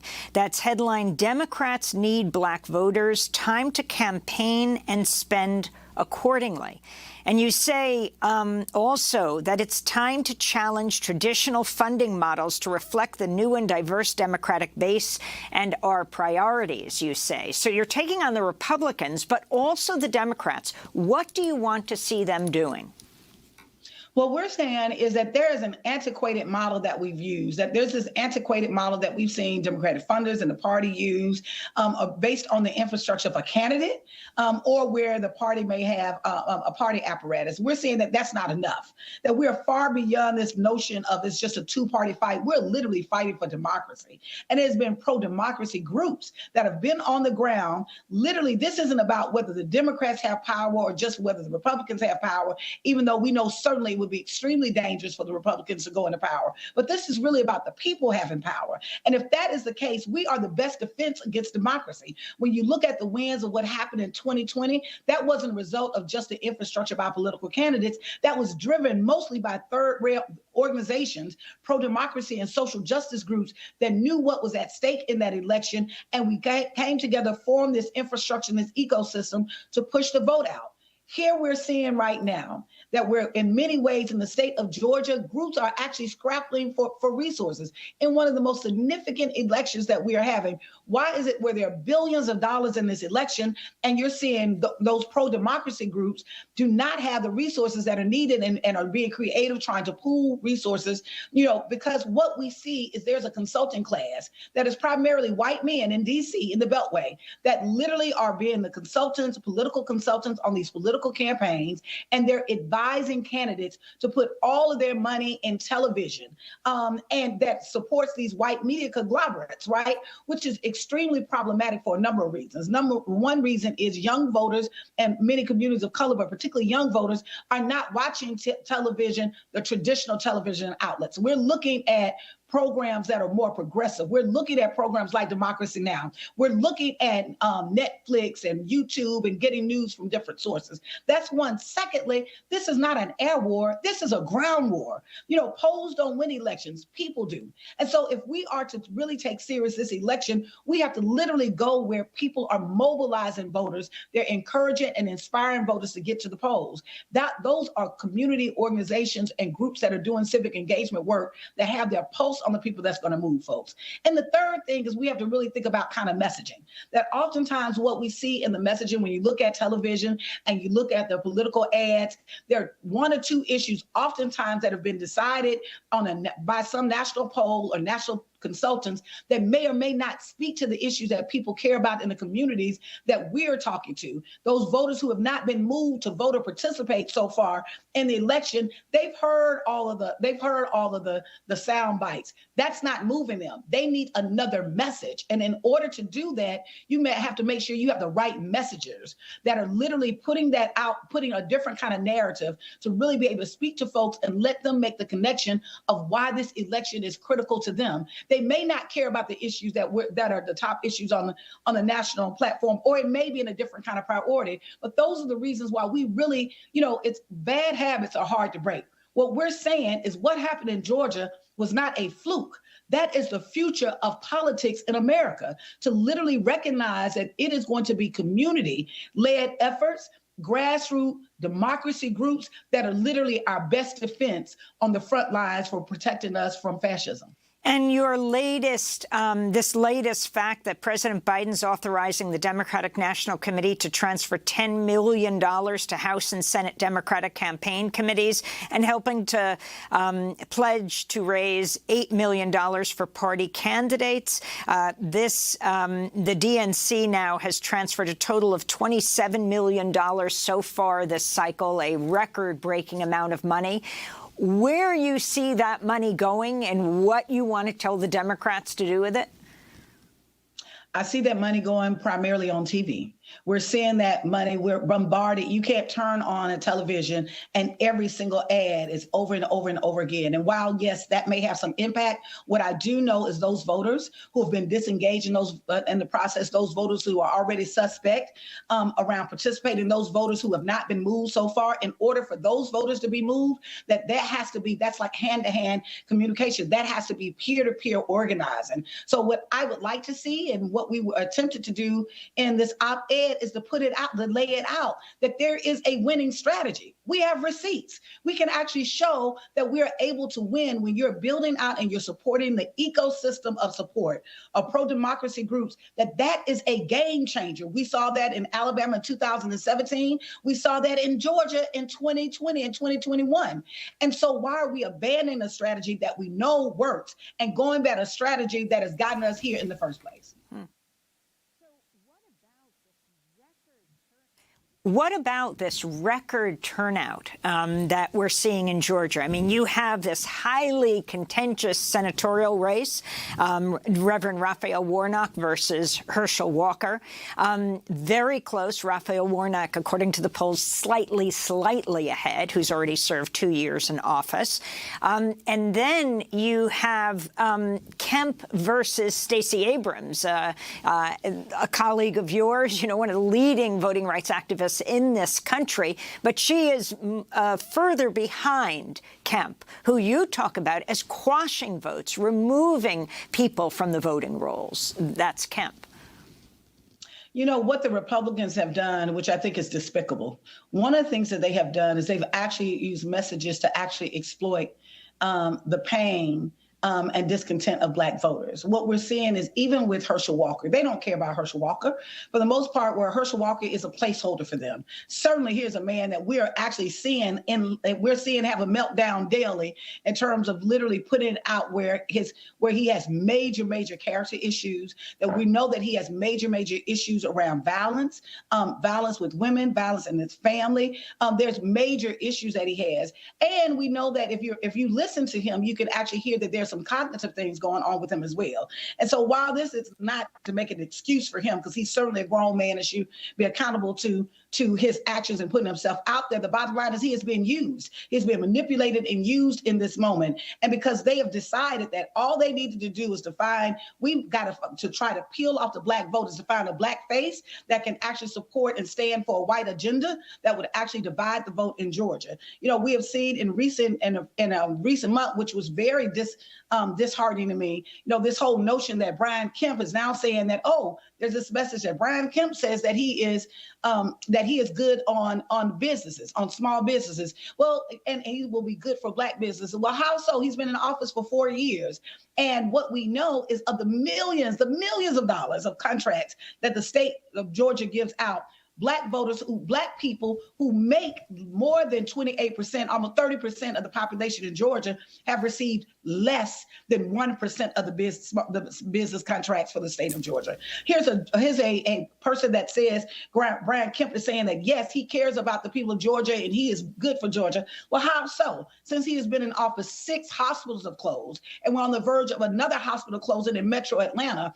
All of that is, yes, can we place that in his lap? Absolutely, because he has refused to expand Medicaid, which is part of the reason why even the latest hospital said that it is closing, because it cannot handle the weight of so many uninsured patients that are coming in. And so if he expanded Medicaid, will it actually bring in more than $1 billion in our state, that we could have saved those hospitals. We could save this hospital that is on the verge of closing. But he doesn't care about that, because he doesn't care about the people of Georgia. What he cares about is his own power. He has been voted. We have 5 seconds. Well, we're going to have to leave it there. Latasha Brown, co-founder of Black Voters Matter, speaking to us from Atlanta, Georgia. Oh, and tune in on November 8th for our 3-hour midterm election night special. We'll be broadcasting live starting at 9 p.m. Eastern. That does it for our show. I'm Amy Goodman. Stay safe.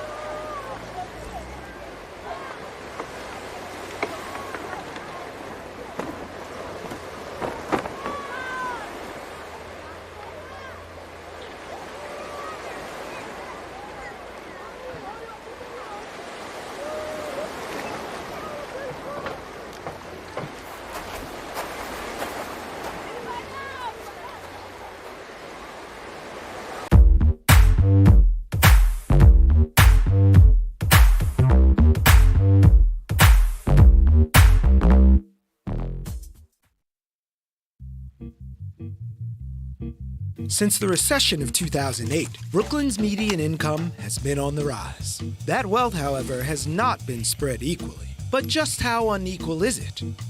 1 in 5 Brooklyn households has a median income of over $100,000 per year, while 1 in 5 receives food stamp benefits. In 2017, Brooklyn foreclosure rates doubled from the year before. 15% of Brooklyn student loan borrowers are late on their payments. There's more. Brooklyn ranks number 1 in total children living in poverty in New York City. Over 30% of renters spend more than half of their income on rent. How do we change the numbers? What are the solutions? Share your story at Bric's Be Heard Town Hall on economic inequality.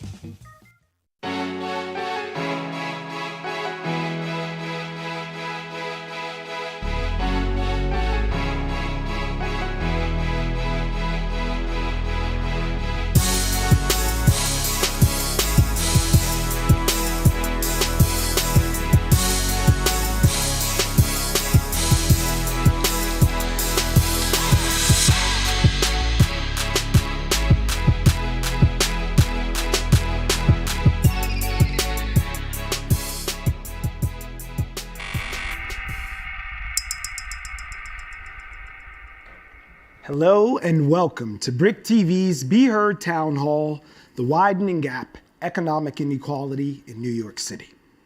Just now, in the 2 seconds it took me to welcome you, Amazon CEO Jeff Bezos made about $6,364.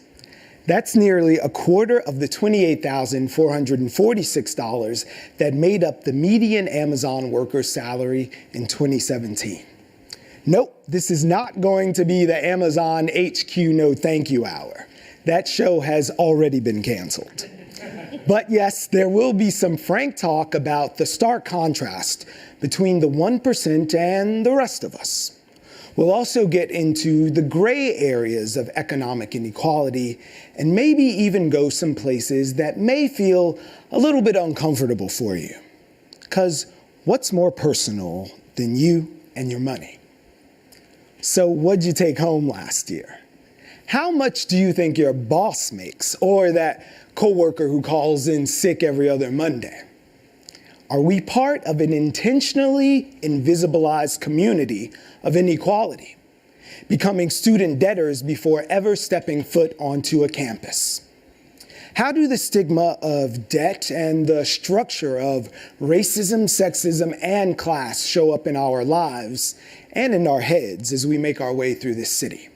It's a lot of questions, but not a lot of time, so we've invited some of the smartest people we know to help us begin to unravel it all. But before we meet them, let's get these house lights up in the room and maybe start with a little question and put a little town in the town hall right from the beginning.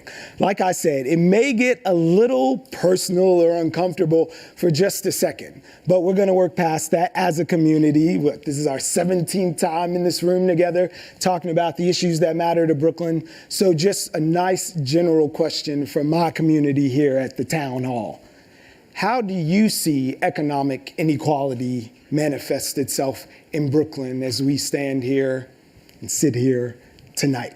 So who's going to be the first brave soul to give me their uncommon economic indicator or share something about how economic inequality has shown up in your life and someone you love, where you work, something you saw on the news? I'm going to keep making up things until somebody indicates at any point that they want to share.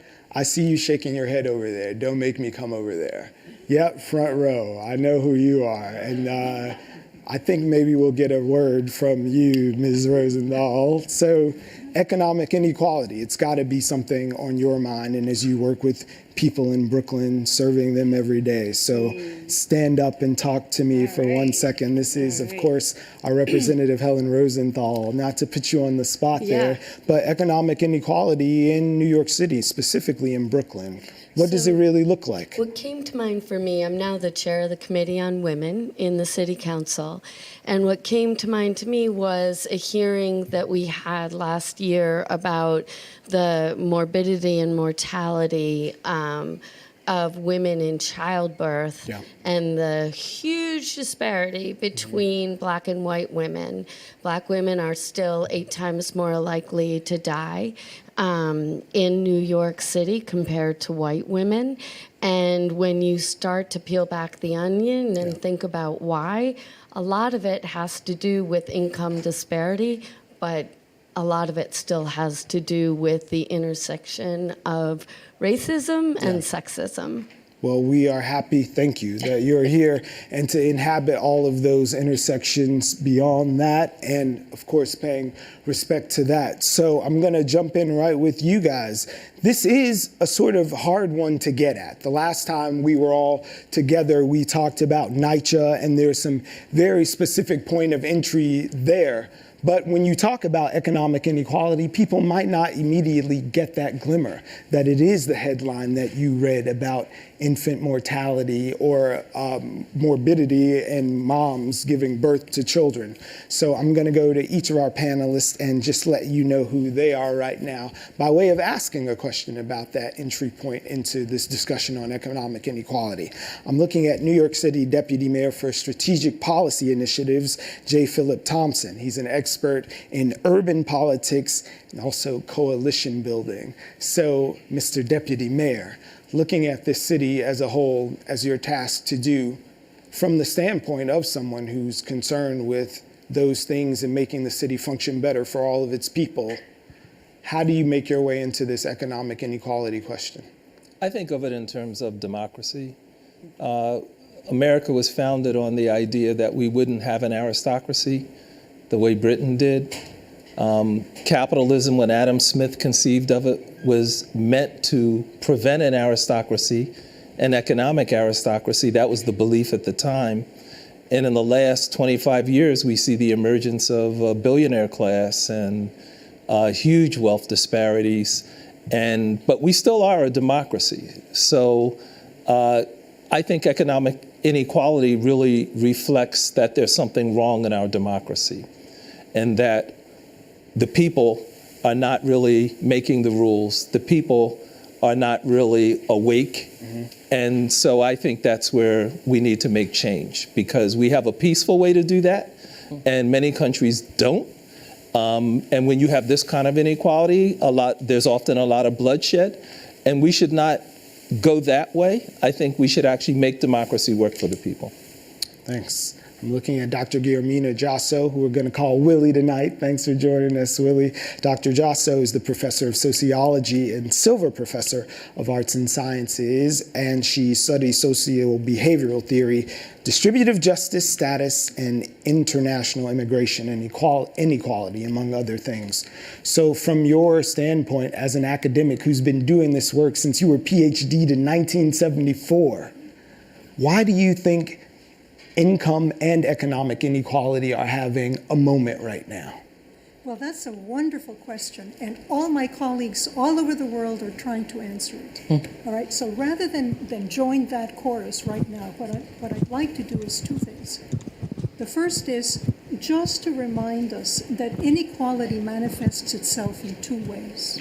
One way is as inequality manifests itself in two ways. One of them is as the differences across all the individuals in a group.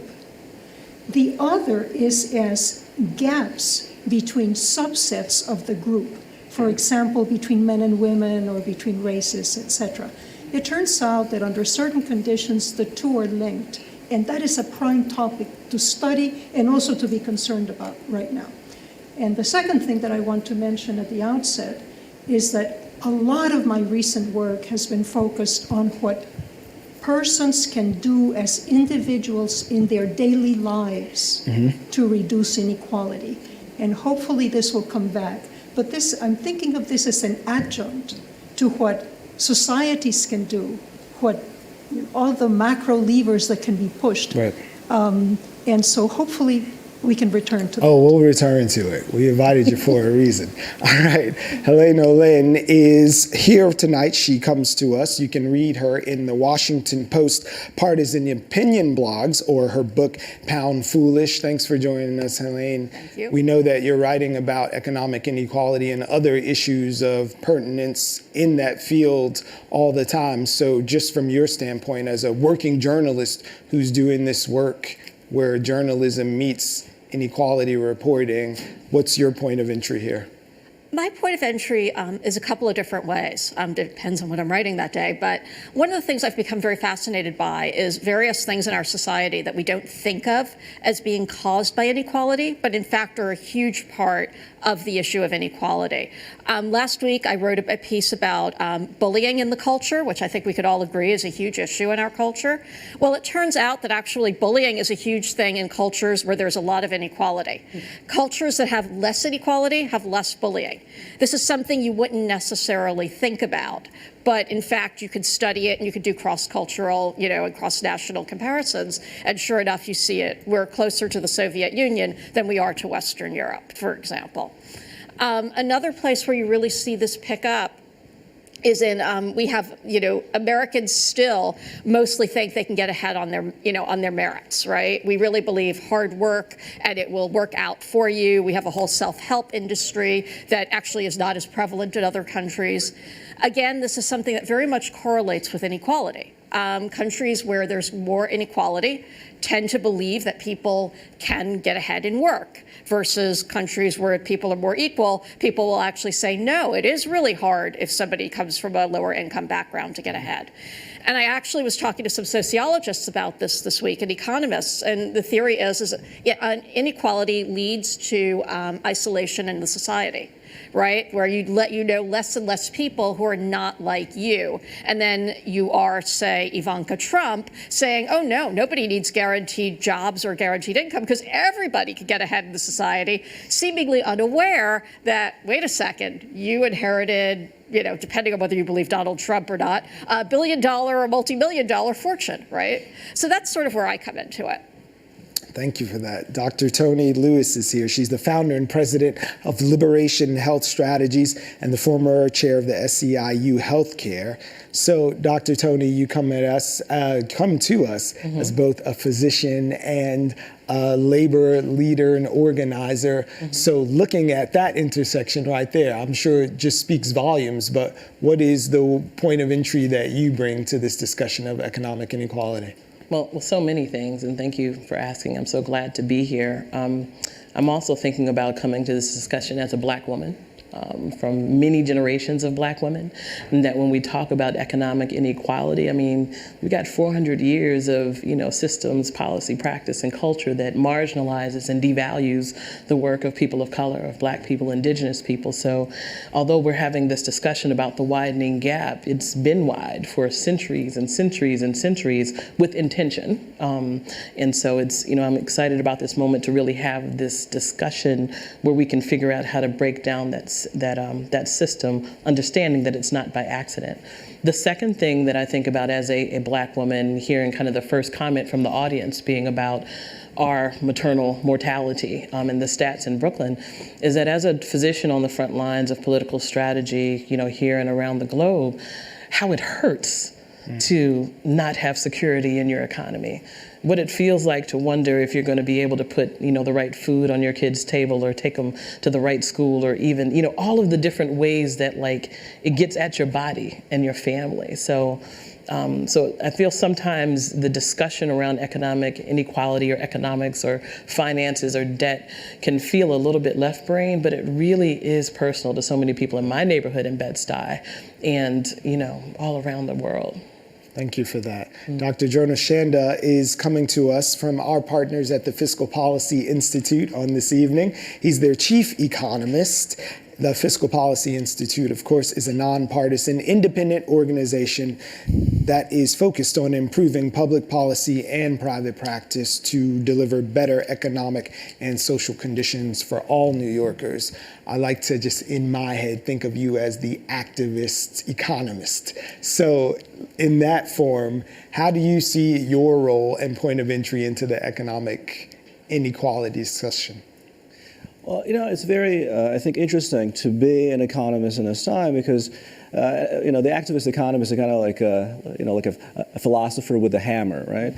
You got to really understand how things work. And I think it's a very important economic question of who gets what and how do they get it? And do they get what they get by accident, or is there a system of distribution that is fundamentally flawed and broken as the economy moves on, as the economy is growing? How do we get similar outcomes across economies, across different countries that are so uneven and so unfair? And I think this is something that we think about a lot, and we think about at the Institute about ways of fixing that in our own way. And of course, we're very happy to be part of this discussion. So thank you for having us. Yeah, we're happy to have you. You got a ways to go. Natalia Abrams is here. She's the executive director of the Student Debt Crisis and an advocate working towards solutions that provide affordable, accessible, and quality educations for all students. That's all students seeking a college degree without getting some crippling debt hanging around their neck by the time they finish. So I think your point of entry to this discussion is pretty clear, but let the people know who you are. So I went back to school as a non-traditional student. That means I was over 25. And I quickly noticed there was something going on because college was double the price it should have been when I was 18. Yeah. So right away, we were starting to talk about the crisis. Just to add, I think we're talking about this because we're really starting to see white people affected, and that's why we're hearing this much more, to build on your point, and why it's this, critical mass. But, for myself, right after I graduated, they rose tuition 40%, even though it had been doubled over the previous 10 years. And that was my entry, and starting to get to the bottom of the point and figure out who was actually causing this. From my point of view, it's the Department of Education was never intended to be a bank, and we have non-bankers, in charge of $1.5 trillion for 45 million borrowers, and there's 3 million of you in New York that are suffering every day. Absolutely. Many of us in this very room. So thank you, number one, for all of you being here. But looking at all of these various points of entry, we're all sort of arriving at the same place. And we're sitting here in Brooklyn now where three people who I can name right now, chiefly Warren Buffett, I'm thinking of the Microsoft man, help me out, people. Gates. You know him. See? Why should you know him? Bill Gates, Warren Buffett, and Jeff Bezos collectively have the same amount of wealth as the bottom half of Americans. Three men hold the same amount of wealth as 160 Americans. That's the scales being balanced. So, how did we get to this point? This sort of tipping point that seems where the pitchforks aren't quite coming out. As you talked about how things change and there's usually a lot of blood that happens before things become level. But as we're sitting here right now, how did America get to such an uneven point? Well, again, I want to go back to democracy. Between 2008 and 2014, the federal government provided $27 trillion in bailout money or credit supports for the financial industry. That money could have gone to make tuitions free, to make community colleges. Wrote a petition on it could have gone for affordable housing. It could have gone for job training. It could have gone for making America green. All those things. So why didn't people fight for that? And I loved Obama, but Obama gave Wall Street $27 trillion. There was other options were on the table, but where was the pressure for that? Carter G. Woodson said in 1932, when he wrote The Miseducation of the Negro, they said if they miseducate you, they don't need chains to tie you up. You'll tie yourself up. Yeah. And we're tied up. One other thing I'd say, $72 billion a year in New York State for Medicaid, 7 million people in New York State on Medicaid, 1 in 2 people in Brooklyn on Medicaid. There's not a single Medicaid organization of the people who are on Medicaid in New York State or in the United States of America. And that's $72 billion a year of the people's money with no voice from the people whatsoever. So what's broken in my mind is our democracy, and we have to awaken the people. I don't care about Gates. I don't care about Buffett. The problem is actually our democracy. And if our democracy is working, Buffett doesn't have an army last time I checked. Neither does Gates. They don't even have a police force. The power is really with the people. And so we have to learn how to exercise that. And no one's going to teach us how to do that, because that's disempowering from the people who are benefiting. We have to do that ourselves. So Willie, looking at the historical perspective, you can clap for that. Take a dab. But looking at this historical perspective and hearing these figures and knowing where we are now, looking at the arc, how far do you think we are away from a people's uprising to say, okay, we have had enough?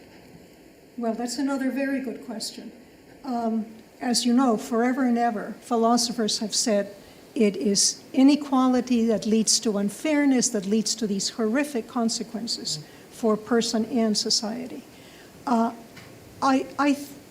don't want to foretell anything, but I do think we are already in danger zones. Mm-hmm. We're already in danger zones when we talk about health, when we, as Tony and others are doing, when we talk about the student debt, as Natalia, everything that everyone else here is saying. Mm-hmm. Moreover, something important happens. You know, there's this old idea that if you take 2 people at random mm-hmm. from a group, say from a city or a borough or a nation, and then look at the disparity, economic disparity between them, that tells you something about the fabric of the society. And that's something for all of us to keep in mind. We want a world in which we are close, in some sense, to everyone.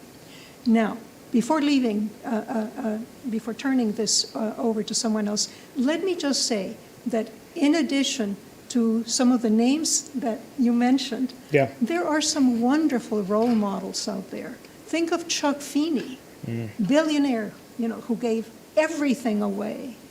Think of all the people who take vows of poverty, the people in religious orders, the nuns who taught me in school and in college.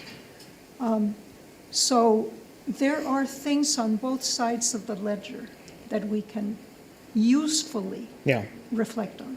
So, Dr. Tony, I'm looking at you as the former chair over at SEIU. You were heading up about 1.1 million folks here and in Canada. Mm-hmm. So you know from unions, mm-hmm. what is it going to take before people get organized with this common theme of standing up for abolishing inequality, essentially? So yay to abolishing and yay to on and popping with unions, because I've been pretty excited. Have you guys been following the teachers around the country and what's been going on there? Yes, shout out to the teachers.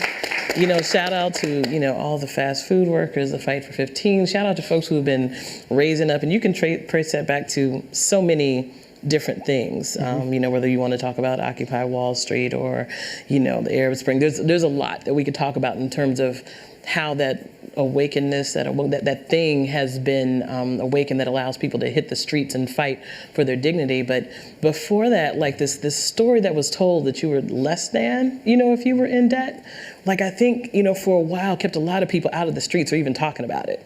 Like folks would not talk about their debt, or economic inequality, because it's like, I did something wrong. I'm not paying my bills. And so what I love about, I'm a 3rd generation union gal. Like my mom, my grandmom fought for teachers in Milwaukee and Southern Illinois and all over. So I know the power of being in collective community and kind of sharing the stories of like, wait, this ain't right. Mm-hmm. What we gonna do? You know what I'm saying? And that's kind of the basic, wait, this ain't right. What we gonna do together is at its best in the kind of A. Philip Randolph, Black people of color trade unionism model, a way to kind of start pushing that envelope and get get it on and popping in the streets. Like, I think that's like an exciting thing to do. But like, one of the things that was exciting about this last year's political cycle was when Leader Stacey Abrams was running for governor down in Georgia. Thank you, that beautiful state of Georgia. And I'm on the leadership committee with her, working on her campaign. And for a while, people said she wasn't qualified to run for governor because she had debt. Because she had debt, she was not qualified to run for governor. And when she came out and said, look, I have a debt because I'm a normal black woman who's taking care of my family and paid this and all those things, there were people that met her in the streets. And I think that turned on a collective understanding in a different way of like this, wait, maybe something's not right. How are we going to get together and change this? Again, that kind of conversation that's happened at union tables and organizing tables all over the world for centuries. So, I mean, I see hope in this moment as we kind of pull the veil back on all of those kind of secrets that made people feel like they were less than and didn't have a voice in it. And unions absolutely at the center, and domestic workers, and teachers, and mamas, and all of it. So this is the Be Heard Town Hall, in case you wonder where you were. So if you do have a question or some insight that you would like to impart, meet me in the aisle. So we're going to keep things rolling, but I see you all have cards there. So if something has sparked something and you want to jump in with the question for these fine folks, please, like I said, meet me in either of these aisles. But on the same steam of this, using the Abrams example and her coming out of the shadows way to say, oh, listen, this is real life. I have debt because I have bills, I have a life, and I don't have a mountain of family wealth to draw from.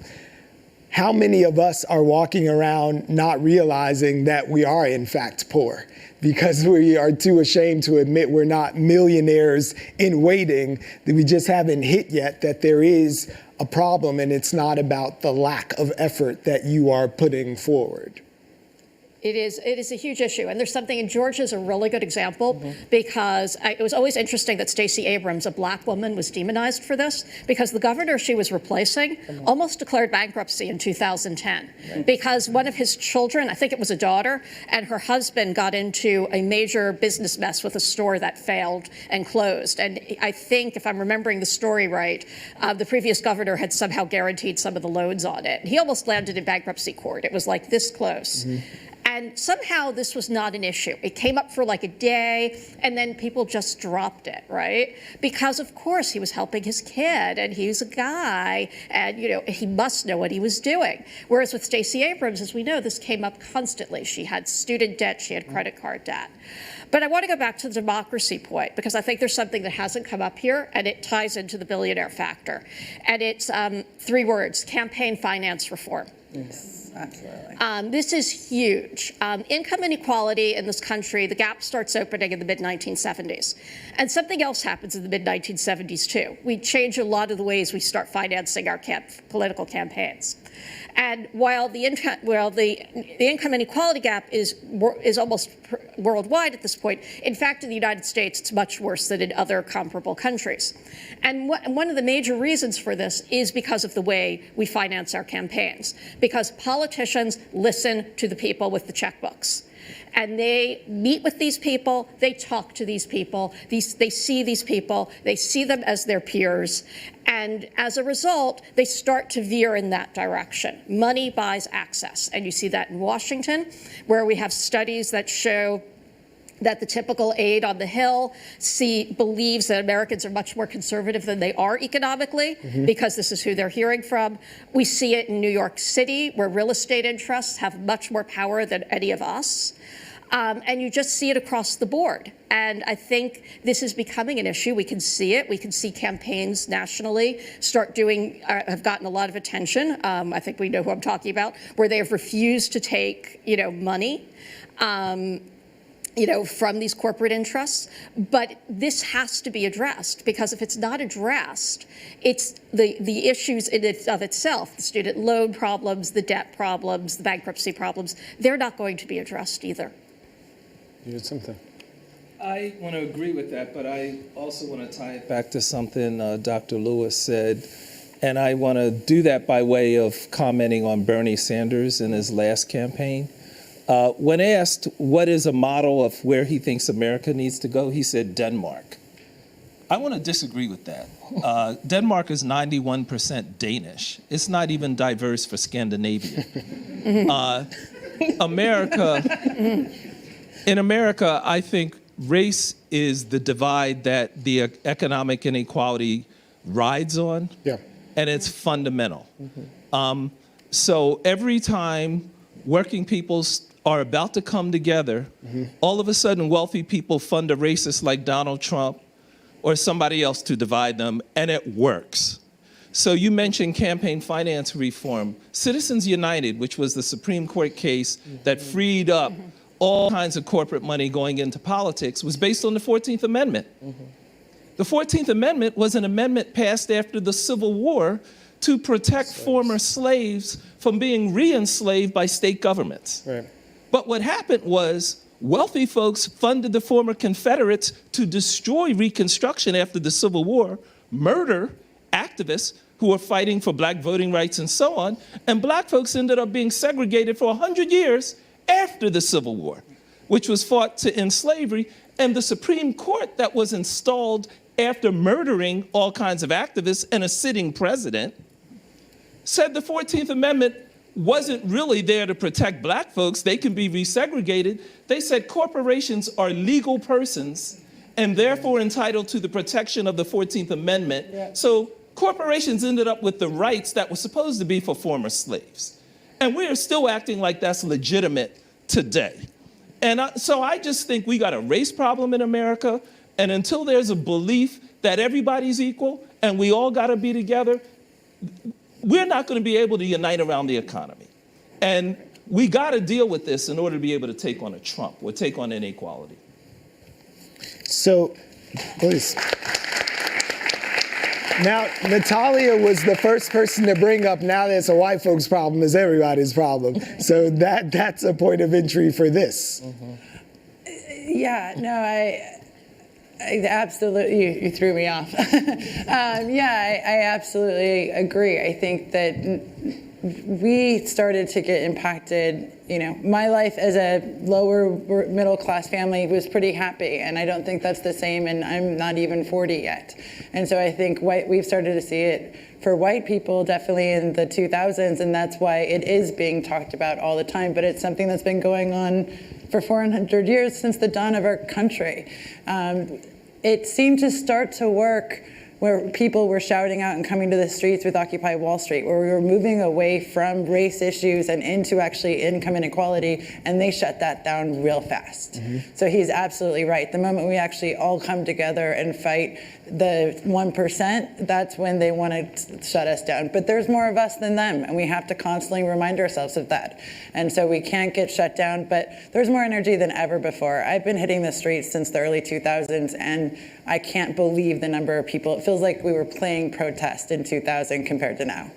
So I don't know, call me cynical. I don't think a little debt is going to erase out foundational principles of racism that this country continues to thrive on.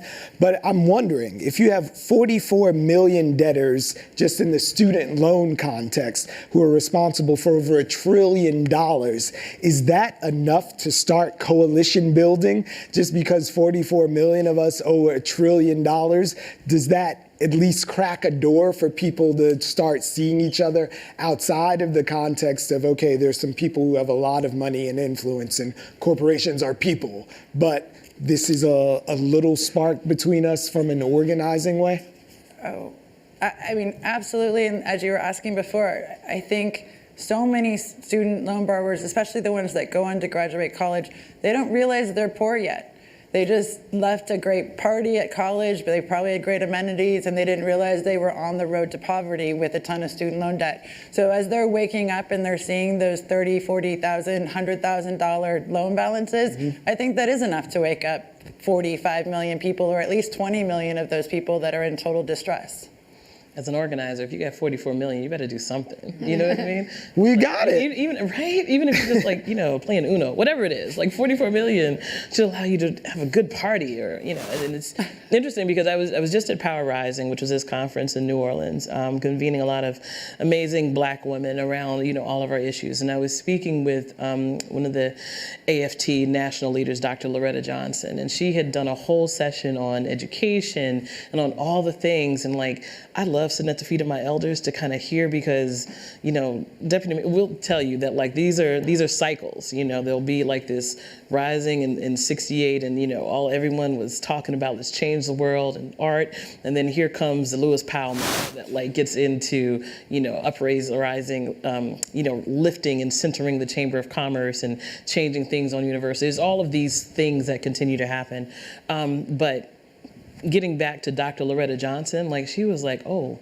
I think we really do need to get on the student debt crisis thing. And when you start hearing it and seeing even the little memes on social media that's hey, if one of the furloughed workers wants to just erase all the student debt, good luck, do that. We are all behind that. Or, all of the things where it's starting to kind of get into our culture, and it's getting beyond us and into all of the other conversations. I feel yes, there is an opportunity to throw that 44 million person party and change some things.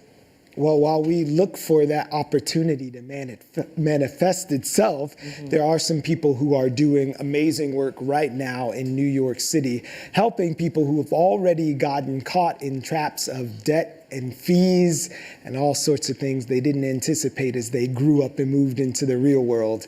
And we've produced one of those stories to share with you.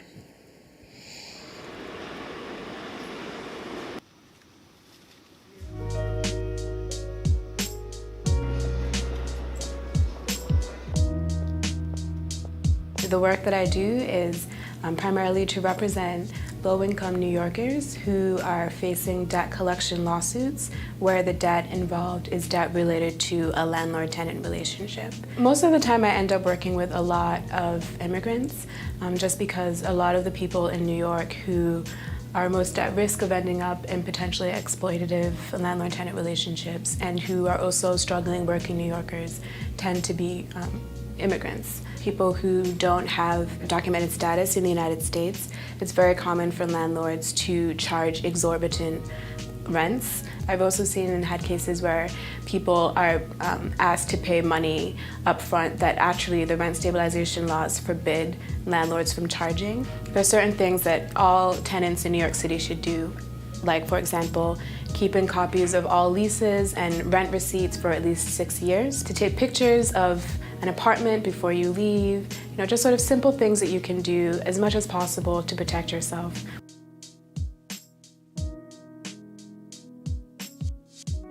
In the 2008 time, I had plenty of middle-income folks coming into our clinics just devastated financially. But as a result of marketing on the part of banks and other providers of credit that really targeted low-income communities with subprime lending practices similar to the housing market, and they were easy prey because wages are lowering or not rising, the cost of living is rising, and in order to make ends meet, many people often do turn to credit. It destabilizes entire communities. You can look at it after you're done too. Yeah, I think it should be fine. Because basically we just want people to know that there are time limits for them to protect themselves. Yeah. Mostly the communities that are most affected are low income communities, communities of color here in New York. These debt collectors target these communities thinking that they don't know. I think the first step is really talking about that debt and that there's an issue because again, going back to the debt being a stigma, people might not want to talk about it. I think it's just with knowledge, right? Getting the community to kind of be more thoughtful and conscious about this and how it affects our communities the most, and then come together.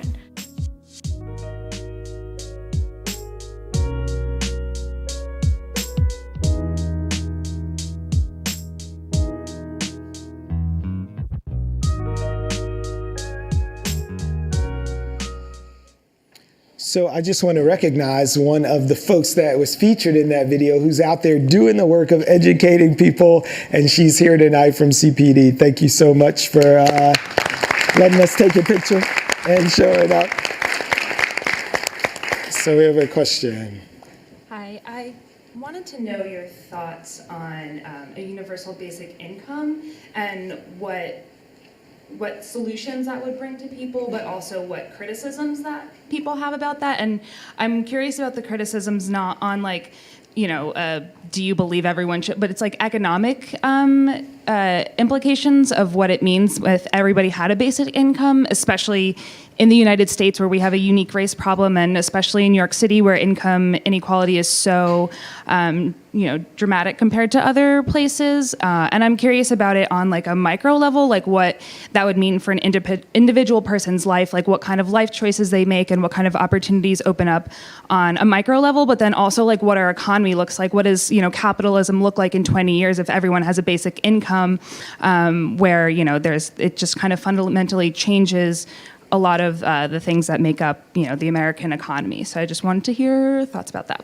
So we've gotten to the universal basic income issue. The one thing that we could say, Dr. King, Richard Nixon, Rumsfeld, who else?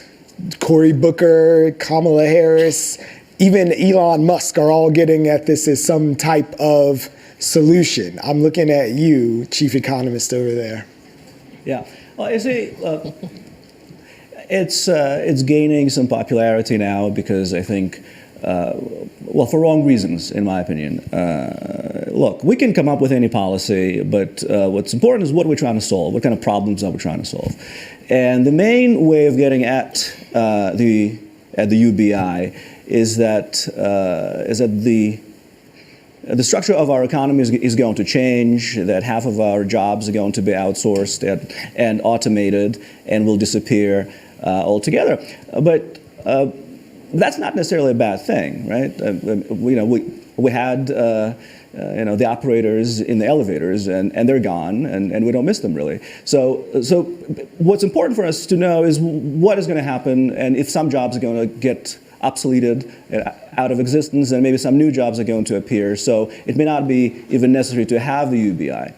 Now, it could mean that with new economy, we're going to have higher productivity, and that's a good thing. We're going to be more productive if we can translate that into more free time or longer vacations, and that's also possible. So but to be clear, all those Walmart greeters who got laid off aren't now going to become coders and be Bitcoin billionaires in their mom's basement. So there's got to be some kind of that is true. That is true, because the other way of getting at the UBI is that we're spending a lot of money on the social safety net. So people who propose the UBI in its clear form, they're trying to substitute one with the other. So let's get rid of all the welfare, let's get rid of all the food stamps and everything, and just have the UBI instead of that. And they want to save money by doing that. This may not be necessarily the optimal solution. It is a possible choice, but it's not a be-all, end-all. It's not going to end poverty.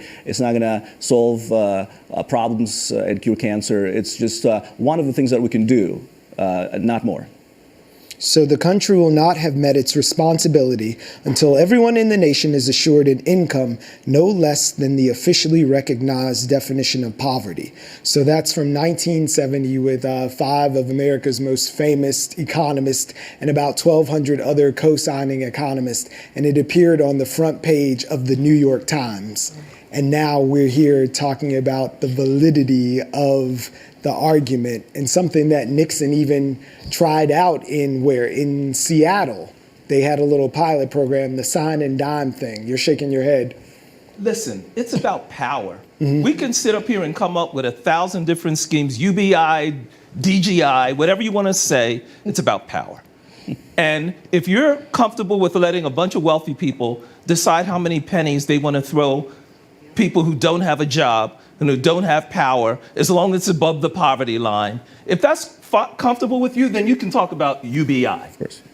We have to figure out how the millions of people who are shareholders in companies actually run those companies. We got to figure out how workers, Jeff Bezos said he wouldn't even consider allowing workers in Amazon to have a union. Yeah. Since when do we have an aristocrat who can tell in a democracy what a worker, who they can associate with and what they can talk about? If they want to form a church, a glee club, or a union, that's their right, because this is a democracy. And until we start building power to determine who makes the decisions, we're going to be where we are.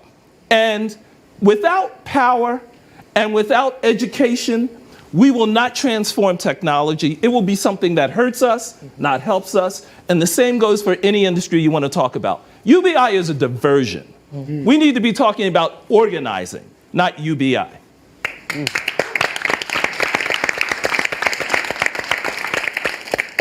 So, Helene, I know you evoked Ivanka Trump in the beginning of this whole forum, and she has her ideas on UBI, but I don't think that they comport with organizing to overthrow. No. I mean, the thing I want to say is I'm going to say two contradictory things. First, we actually do have a form of UBI for some people in this country. It's called family wealth and inheritance. It's a huge thing for people like Ivanka Trump. So we do have it, and it does, to some extent, improve their lives, okay? On the other hand, I'm going to point out everything that was just said here is completely valid. UBI is diversion, as you put it. It is complete and utter diversion. The fact of the matter is we don't know what the job market is going to do going forward. Huge investments in things like a Green New Deal can completely revolutionize what we do for a living, what we work at, because that has happened in the past. The fact is also that the way we work is kind of really screwy in this country right now, where we either have people who are working at the upper ends 50, 60 hours a week, and other people who can barely get 10 or 20 hours at a fast food restaurant or at some other low-wage establishment. And and all of these things need to really be up for discussion as part of, say, a jobs guarantee, which I would support faster than I would support UBI. Do you have something to say about this, Willie? Well, a couple of things. Let me go back to the deputy mayor's emphasis on democracy, because I think he's exactly correct. And some of the dimensions of democracy are really important, believe it or not, for reducing inequality. This has been shown in mathematical models. These dimensions include the more voters, the better. Okay? Other things the same. The greater the suffrage, the better. This puts us in mind of rules for persons who have been in prison, for example. Okay? Secondly, independence of mind. If everyone who votes their own mind, not what someone else is telling them to do, and by the way, secret ballots are really, really important in this, then that has the potential to reduce inequality. Finally, any time that there is an option for distributing a rebate, a windfall, a bonus, if that is distributed equally to everybody, equal amounts, inequality is diminished, but not otherwise. So these are simple little things that are rooted in democracy and that can help reduce inequality. Now, one other point, because Deputy Mayor also said a very important thing about race and power, and everyone else here added to it. There's this old idea that if you don't value the things that the powerful people value, then they lose their power. Now, obviously, we can't go to the extreme. I mean, we have to value shelter, we have to value clothing, we have to value food. But then there's all the other things. And so mindfulness about what we value and where we spend our money, okay? Too often, the money that we spend ends up making people at the upper end richer. And so that's something that we need to explore more deeply and think about more deeply. So I'm hearing some things that seem very prescriptive, to be mindful about where and how we spend our money and what it is that we value, and also about the merits of true democracy and suffrage. So can we put some action verbs to those things? I get that voting is something and knowing what your values are, but how can we in this room and every wave that disseminates from here take a concerted effort to move the needle and show where our values are and begin to vote in a way that makes that vision of equality a reality that's not a theoretical thing? I study how people behave and how they think, and I stay away from prescribing or advocating. However, I have not been shy about saying things such as, if you do X, inequality will diminish. It's up to you whether you do X. Including marrying up. Yes. And marrying down. This was Plato's prescription, for negative assortative mating. Let the rich marry poor, and inequality will be reduced. And it's true. So where can we have one of these mixers, economists? Well, you see, it's an interesting one. Well, you see, I would like to call out of the economic profession. The economists have been quite lousy as a discipline altogether when it comes to promoting all these ideas. Well, for instance,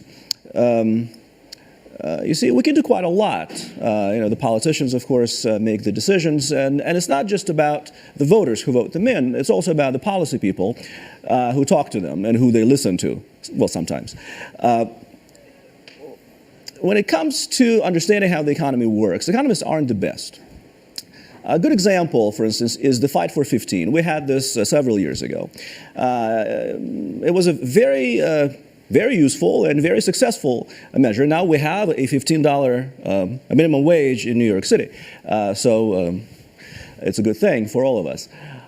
It does reduce economic inequality, but if you go back in time and just look at all the articles, the economists were saying it's going to be a disaster, the job market is going to collapse, and bad things will happen, and they didn't happen, right? So knowing how the economy is going to behave if you do a sudden and brave and positive policy move is a very important thing. And economists have been behind the curve on that. So I welcome you all to come to the Fiscal Policy Institute website. We have a lot of good ideas. Read them there. Just a little bit of a side note. But it's very important to know how the economy is going to behave. So we can do quite a lot, even the way things are. Mm-hmm. Second point is, you see, economic inequality is not a sudden thing, right? It's cumulative. Since the turn of the century, the early 1910s, we've had the booms and busts and so on and so forth. And if you track the progress of different categories of people, you will see that some recover faster than some others. And of course, that coincides with the fault lines of our society along the race, the gender, et cetera, et cetera. So what is important for us is to make sure that the structures that we have in place, mm-hmm. well, for instance, equal pay for equal work, non-discrimination, that all of those things are pursued and enforced. And so far, I think it's not a question for economists or the voters, because we know what we want, but it's a question of I think it's a question of making sure that the people who we talk to, who speak for us, that they really understand who we are and what we want and what we are about. And I think so far, there's been very little progress in that respect. I saw you shaking. You wanted to say something at the time. Well, we need to talk to them, and that's on your point of democracy. I still want to stress that we are waking up more than ever before. I think, instead of telling people to wake up, it's applauding them for waking up and what they're already doing. But we need to talk to our legislators. It's beyond just voting. We always just say vote, and that's a prescription, but it's an everyday action of being an American citizen.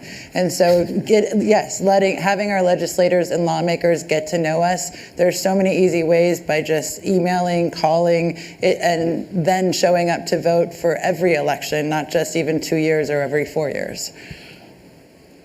Well, Malcolm X said when he was addressing students in the Student Nonviolent Coordinating Committee, they said, what is the one thing we need to do? And he said, you have to learn how to think for yourself.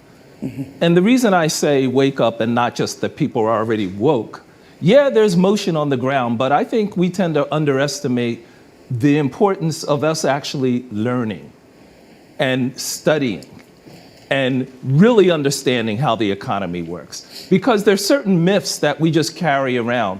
One myth is that actually scarcity is what underlies, our situation in America. We actually are an extremely rich country. Household wealth went over $100 trillion last year, which means poverty is really just a construction because we decide not to share things. It's not because we don't have the capacity to have enough housing, to have it for everyone to have a good income. We actually do. But our politicians act like, there's shortages. We can't afford this. Martin Luther King said a long time ago, I refuse to believe that the vault of justice is bankrupt. We're much wealthier now than we were then. And a second myth, we talk about the economy, we use it as a noun. Like the economy is something that's separate from other than a social relationship about how we decide to take care of one another. That's what the economy is. It's the economists say charts, mathematical, this and that. That stuff is mystifying. The economy really is how we decide to take care of one another. Proof positive. My great-grandmother, who I knew, was a slave. Slaves were sold on the market as commodities, like a cow or a plow. I happen to know my great-grandmother wasn't a cow or a plow. And if you're black and you talk to any of your ancestors, it's real clear to you that slavery was about a human social relationship. It wasn't about some abstract laws or how the economy works or how the market works. It was a human relationship. And the economy right now is about human relationships, how we decide to treat and care for one another. That's really what economics is. And so we got to actually get with people and say, look, we got to do some thinking together. That's what I'm trying to get at. It's not I love the activism, but we also got to start using this up here. Right. Completely agree. Just by way of some numbers, New York's Independent Budget Office did some accounting, and for the last 8 years, low-income earners lost ground, while middle income to what they deemed not obscenely rich people stayed level, while the ultra-wealthy raked in the difference. So that's from right now in New York City, from a sample of 770,000 personal income tax returns that came. Poor people lost ground, middle people held on, and the people on the far end just got richer. Top that. Well, something that's been keeping me up at night is the way in which climate change is going to be exacerbating inequality. And I was wondering if you could speak to that, and also to this most recent point that economies are actually based on relationships. I was wondering if you could speak to the ways in which we can, reconfigure the narrative of pull yourself up by your bootstraps and build a sort of empathy that we need in our communities. Thank you. I'll say something here. This is from John Rawls, the philosopher on the study of fairness. Remember, he's the one who developed the idea of the veil of ignorance, which basically says, imagine that you're not yet born and you don't know where in society you're going to be born, into what segment, to what parents, with what pocketbooks. Then, under that veil of ignorance, how would you organize society? What would you say is the best way. And I think, and I'd love to hear what the rest of you think, but I think if we got our, during a political debate, if we asked that of all the candidates, put them on the spot, let them say, if I didn't know where I was going to be, what kind of society would I prefer to be born in? In this question of bootstrapping, some of us, most of us, were born without shoes. How are you going to pull up your bootstraps? Listen, I so appreciated your question. Thank you so much for that, because I feel like over the last couple of years, especially watching how the Obamas were treated, regardless of the amount of bootstrap dragging, that folks do. There's kind of a conversation that's going on amongst many people in this country that for a certain group of folks, especially if you've got melanin, the bootstrap thing doesn't matter, and, given the educational IQ of who happens to be at 1600 Pennsylvania right now, for other folks, it's actually quite the opposite. So the fact that we can, have these conversations, gives to another level of this education we keep talking about, because, to give an example, one of my favorite things about working on the Affordable Care Act and healthcare, back in 07, 08, before we even got to a law, was that folks were having a large conversation about what our relationship is to our health, to healthcare, and to the healthcare industry.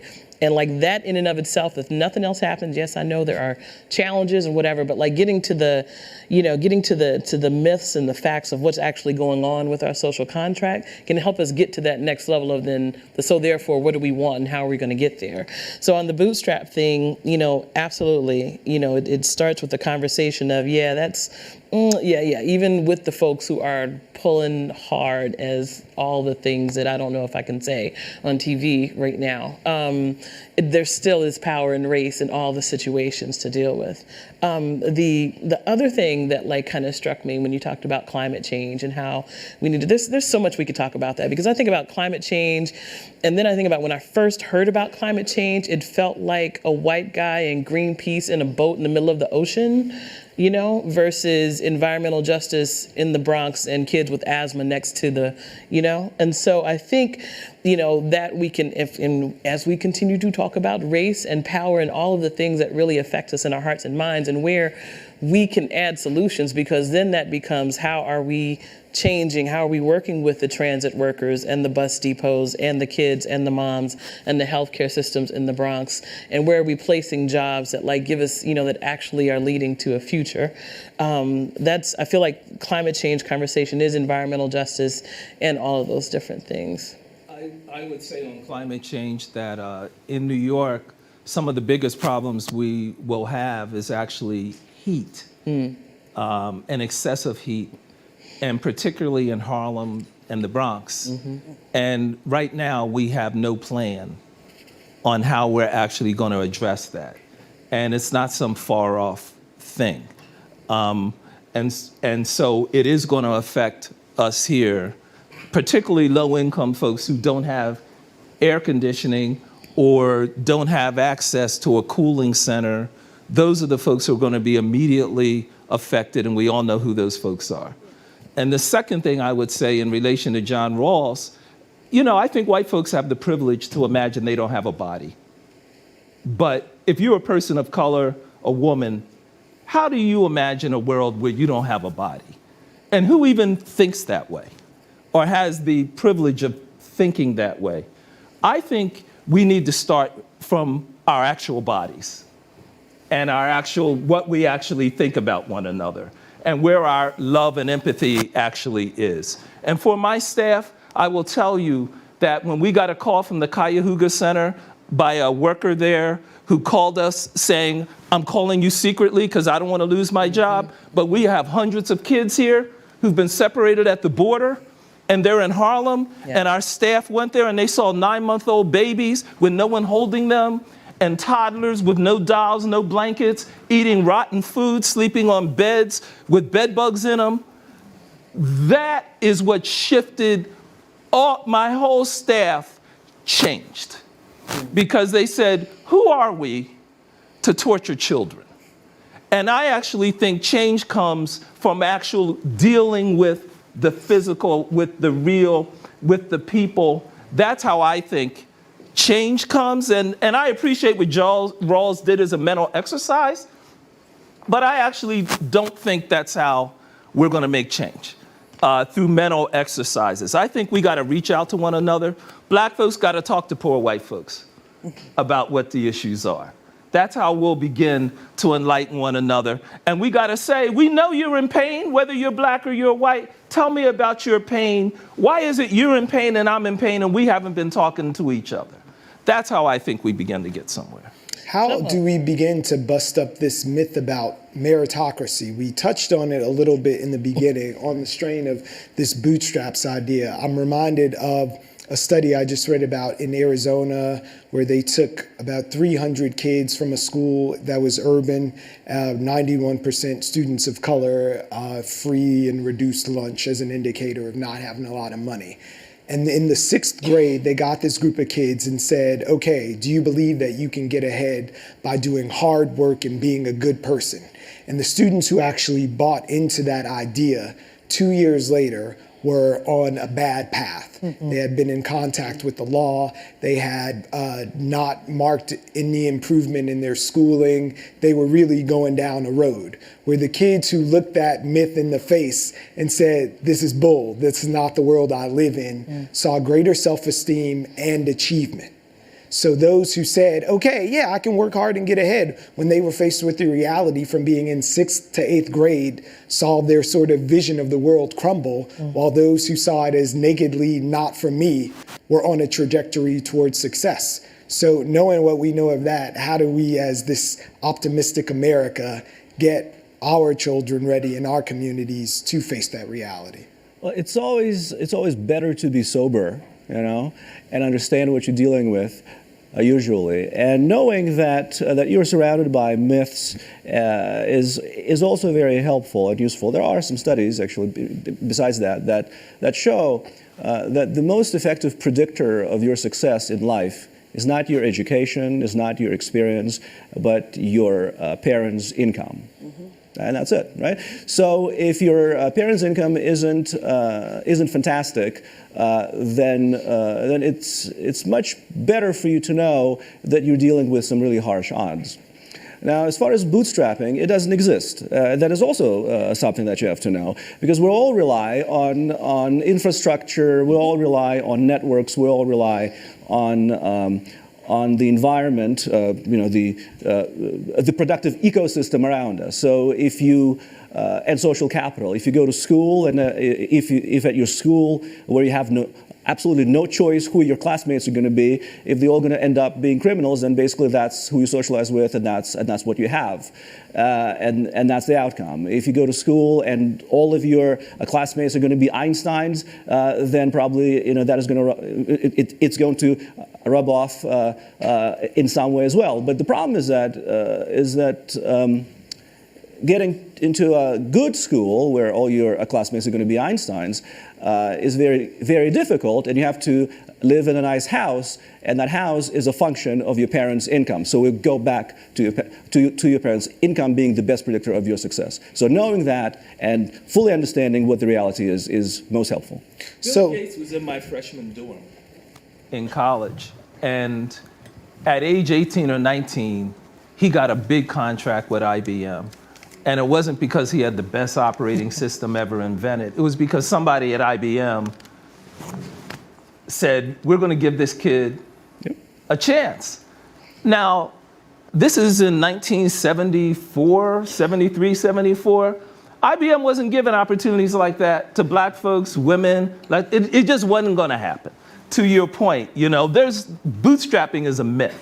It's one of those myths that are out there. The second thing, meritocracy, that concept came from the IQ test. There are dumb people and smart people, hardworking people, lazy people. The IQ test came from eugenics.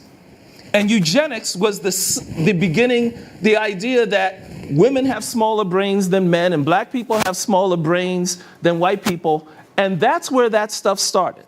And that's where those ideas came from. And one of the reasons I really like what Richard Carranza, our schools chancellor, said about specialized schools is we shouldn't be rationing quality education. All our kids are capable. We need to create opportunity for all of our kids.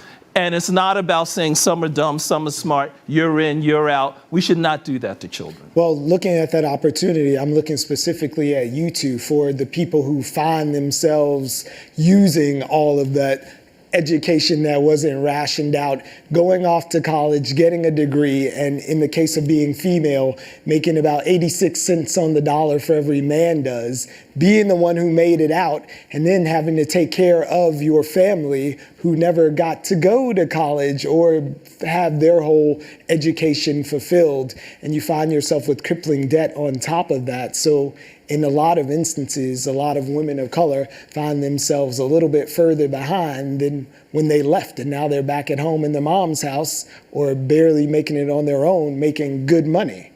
So 86 for white women, 60s, right, for black women, Latina women, indigenous women, it keeps going, you know what I mean, down just to kind of do that, because not the all women kind of thing. And it's interesting because, yes, we do have a unique kind of fighting moment in terms of pay equity and valuing our work. And it's funny because to go just a little bit back to the conversation we were just having about how we need to think and come up with good ideas and organizing, like I'm triggered a little bit because, you know, I hear that sometimes as I want the folks who are struggling with economic inequality to come up with the solutions for free.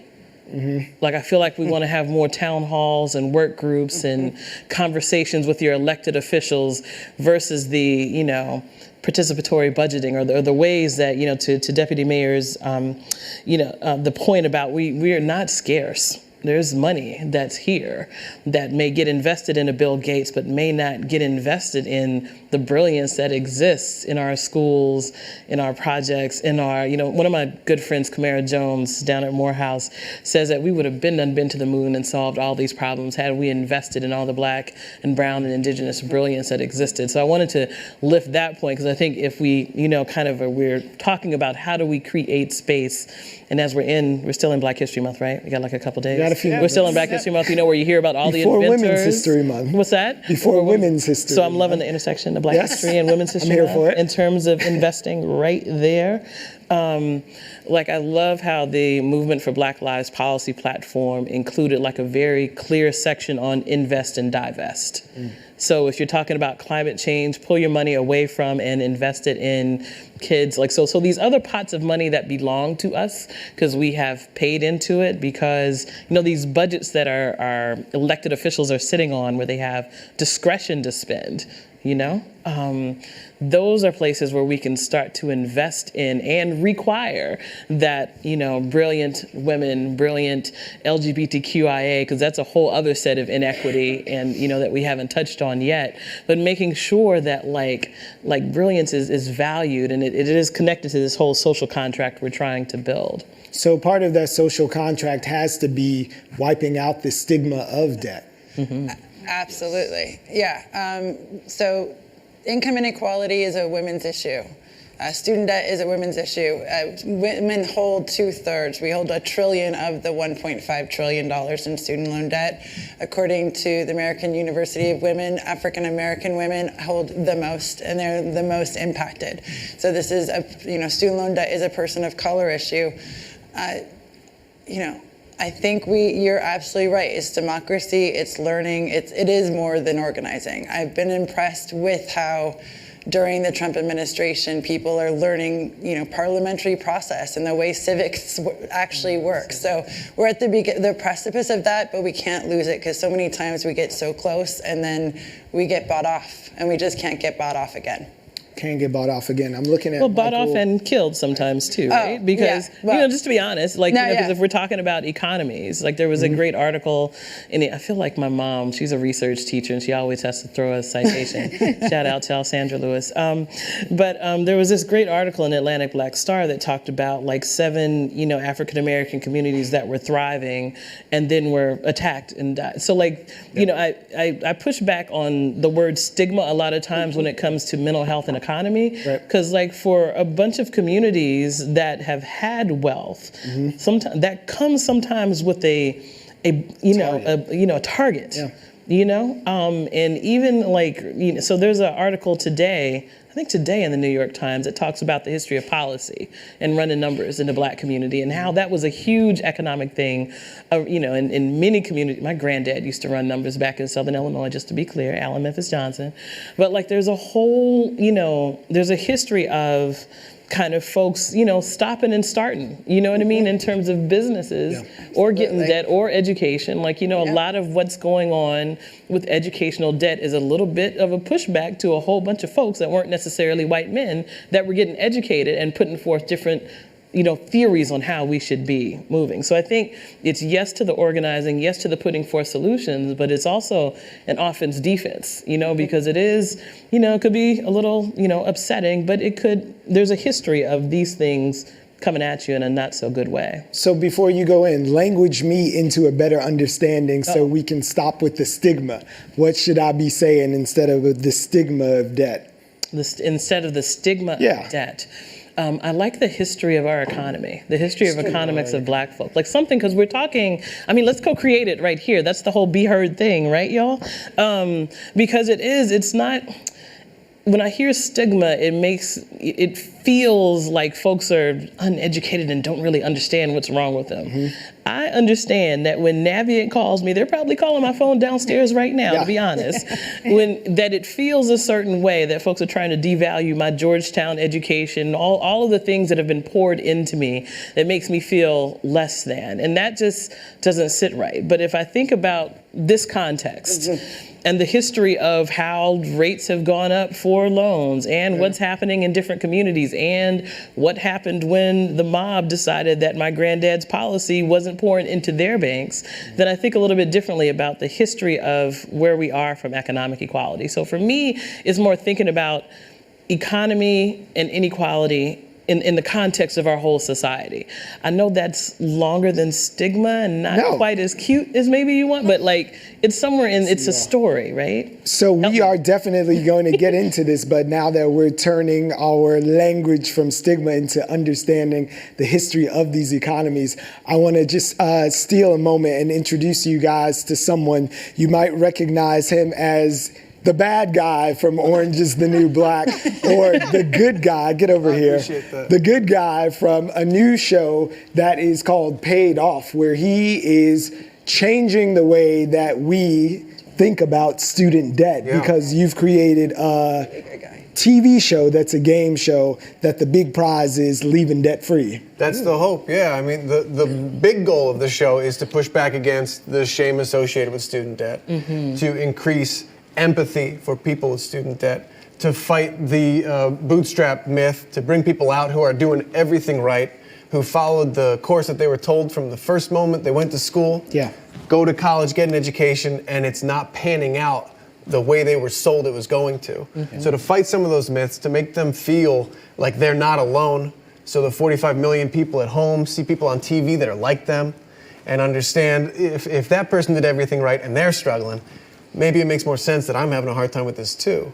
And then we do it in an absurd way to mirror my family's experience. I was incredibly privileged. My parents took out loans and paid for my college education. It allowed me to go be a theater major, which is a bad decision if you're going to owe money to anybody. So I learned about student debt when I met my wife, and she owed around 40 grand, and we could pay that off after I booked an underpants commercial, which felt like an absurd way to pay for an education. And if that's how we did it, I didn't know how the hell anybody else does it. So we created this purposefully comedic and absurd game show to say, how can these be the paths that people need to go to school, to pay for their educations? Thanks for being here, Michael. Of course. And thank you for the idea. Everybody, it's Paid Off, Michael Torpy. Thank you so much for being here. Of course. So just in my conversations with Michael before tonight, I was just talking to him before about this idea of the show and people, and he brought this to light, really standing up and owning their debt for the first time. Like, how many of us, as much of that as we have ever said out loud, not maybe in your underpants, how much money you owe because of this education that you've been afforded, or any number of things, and can make a real accounting of the level of debt that you're in. And as smart as I like to think I am, I couldn't even tell you right now the exact figure of the debt that I am into for all of my schooling, but I know that they take the money every month. Well, you should know your number. I should, but I'm a dummy, and I don't know the number. You're not a dummy. They don't make it so easy. But you should know your number. I mean, most people have federal loans. That is the majority of the 1.5 trillion. We can all go to studentloans.gov and look it up and know your number and pay it every month. But we did a contest called Out with Student Debt. We encouraged people years ago to come out and say their number. And the more we tell people, and we took a nod from the LGBT community of coming out and talking about it. And in no way am I saying that's a comparison, but the idea is we have to talk about it. We have to talk about, economic history and then our personal economic health and where we're at. So then your neighbor, your brother, your postman, everyone has student loan debt, and then you're more inclined to work on it and solve the issue. So the more we talk to one another, the more we're going to have compassion to actually do something. So yeah, what are the byproducts of that passion, compassion, and acknowledgement as we move forward in a way that can affect our democracy and our personal behaviors, whether it's who we choose to marry, how we choose to spend our money or invest our time? Well, I want to point something out. I mean, these things are about control, right? The shame of debt is about controlling people with debt. The idea of pulling yourself up by your bootstraps is about control. These myths are very endemic to ages of inequality, right? This was all stuff that was not student loans themselves, but this was all stuff that was very prevalent during the first Gilded Age, considering we're living in the second one, right? In fact, we sort of taught, when we learn history in school, we learned about the settlement houses. Those were actually established to teach the poor people how to behave properly so they could make it in American society. Charity was a huge idea in the first Gilded Age. There was a lot of shame about poverty and debt, and people who are poor must be dirty and alcoholic. All of this, by the way, ends at the Great Depression, when it becomes clear, because the catastrophe is so great, that it becomes clear, wait a second, this wasn't my fault. You can't pull yourself up by your bootstraps. Everybody, except for the very, very wealthy, are falling. Charity can't fix this for us. And that was kind of what ended that period. And it's no coincidence that it came back, starting in the mid-1970s and 1980s, as again, people became mostly poorer, stagnated, or a very tiny sliver became wealthier and more powerful, and they did once again what was told to people 100 years earlier, which is, we know better, we'll take care of you. And the debt builds up, and the shame builds up, and the lack of power builds up, and the anger in the system builds up. Well, there's nothing like a plague to equalize things. Like historically, it has been shown that the greater the horrible event, the more equalizing, if destabilizing, effect that it does have on a populace. So short of a big old catastrophe, there has to be something else that we can collectively do and be heard and move forward into a different understanding about our debt.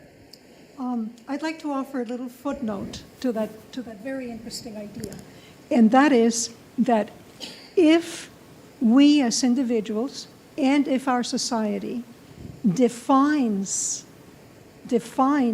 our self-worth by our net worth, then it's completely logical that if you have a negative net worth, you are going to experience negative emotions, negative consequences.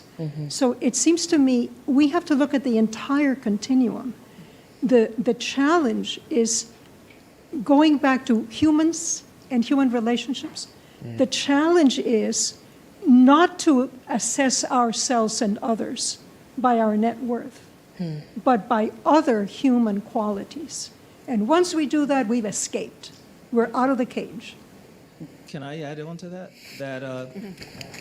That's good, but the bills still keep coming. I love this point because my parents were civil rights activists. My dad was a Baptist preacher, and one of the things I remember from being a little child was every Sunday sermons like, God doesn't make ugly people, so there's nothing wrong with your skin. There's nothing wrong with your broad nose. There's nothing wrong with your wide lips. And stop lowering your head down when you see white people. And the transformation that I saw came out of that conversation. The demonstrations and the protest, all that came later. But the big transformation was when people stopped letting themselves their identity be defined by somebody else to keep them down. And I think that's exactly the point around the debt issue. And the second thing around women and black women in particular, the median net worth of an adult black woman in America is $7. And my mother died a couple years ago. She was cared for by 2 black women. And I was shocked to learn they were making minimum wage. And they loved my mother. And there are hundreds of thousands of home care workers in New York City who take care of elderly people out of love. They do not get paid anything close to the amount of work and care they put into that work. And the only reason they are paid minimum wage is because they are women and because they are women of color. And talk about history, this nation was formed on women not getting paid anything. That's right. Care work was free. As a woman, you just had to do it and you couldn't vote. That's the history. And so part of getting out of debt is actually paying women. And that's the other side of the coin, I think. Yeah. We got to fight for women. And I say home care workers, domestic workers, number one. We got to make this a fight. So we are closing in on our last 4 minutes. So I just wanted to, 2 minutes in fact. So thank you in the aisles. But I just want to give you guys that last 2 minutes to minute 30. I'll steal 30 for myself to sum up anything that you could say moving forward that is a call to action that can put the power of this room into mobilizing and maybe just flipping that internal switch so we can get on with the work of making a democracy work for us. So somebody turn a light on in here. Oh, you're looking at me. Economic inequality is a very complicated issue. And of course, we're not going to solve it all in one evening. But it is a solvable problem, and we need to start thinking about this information as a public information. There is no shame. We have enough skills and knowledge and will to solve it. And I think if all of us participate and do the right thing, then it could be addressed. Helene? I think we need to push back at this idea of the bootstraps and people pulling themselves up. And we need to talk, how I concluded Pound Foolish was that we needed to talk about our money. And that means that when, we need to be honest about it and we need to own our debt and we need to own our successes, but we also need to question where it's coming from and how it's accumulating, right? So when we're told about a story of somebody, who established a wonderful business, perfect example of the Bill Gates story, right? He also went to a private school, was a very connected kid from the get-go. Where does this come from? How do we make it? How do people not make it? And to just push back at these stories over and over again. Why do domestic workers make so much less than, people who, pick up who get our garbage, right? I mean, there's nothing more valuable than domestic work, and yet they are treated like among the least valuable. They were out of the Social Security system for a long time. They are still relentlessly underpaid. And why is this? And we need to ask this about everything. Well, we are 30 seconds outside of our credits, so I'm going to wrap things up for our broadcast audience right now by thanking each and every one of you for sharing part of your evening with us. We really appreciate you being here and contributing and listening, and thank to each of our panelists for being here and sharing your knowledge and really helping us move forward and wade through some of this stuff. We might have just opened the door a little bit to change the stream on economic inequality, so give yourselves a round of applause. We'll see you next time. Thank you so much for being here. All right.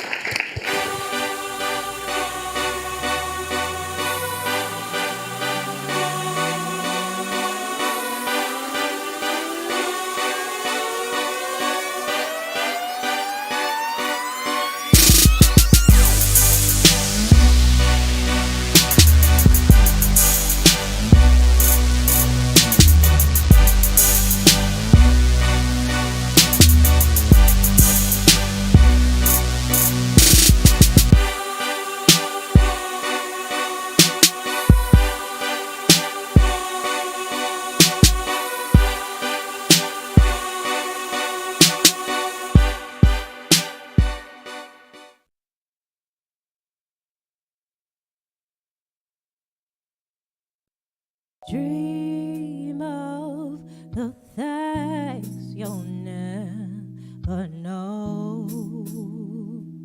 Oh, dream of the beauty within your soul. George Floyd! When you dream, dream slow.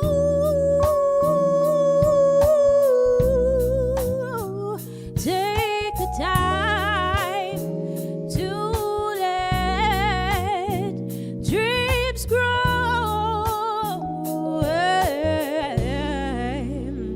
Just dream, just dream, just dream.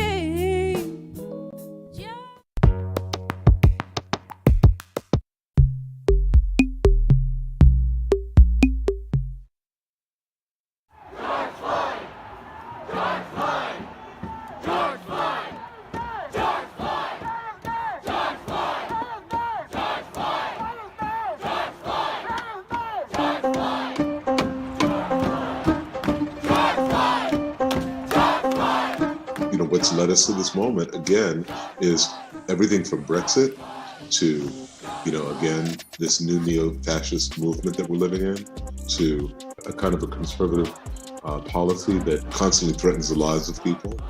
We're tired of living in a police state.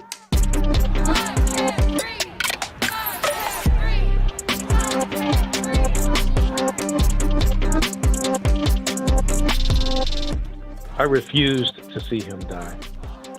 I did not look at the newspapers in bodegas. I did not look at the news feed on Facebook or even text from friends. At a restaurant, a TV showed a white cop kneeling on a black man's neck, and I left before my food arrived. The video of Officer Derek Chauvin killing George Floyd ripped the scab off of our blackness. Inside, where color connects us, pain throbbed. We just buried our grandparents and friends who died from COVID-19. We just lost our jobs.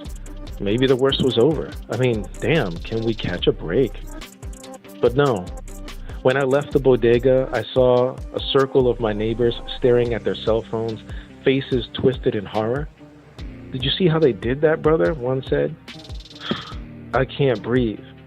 That's what he said. I can't breathe. Fuck the police. I saw open pain in their eyes, and beneath the mask of street machismo was a deep underground cavern where life's bitterness had pooled. And Floyd's death with a lit match falling in.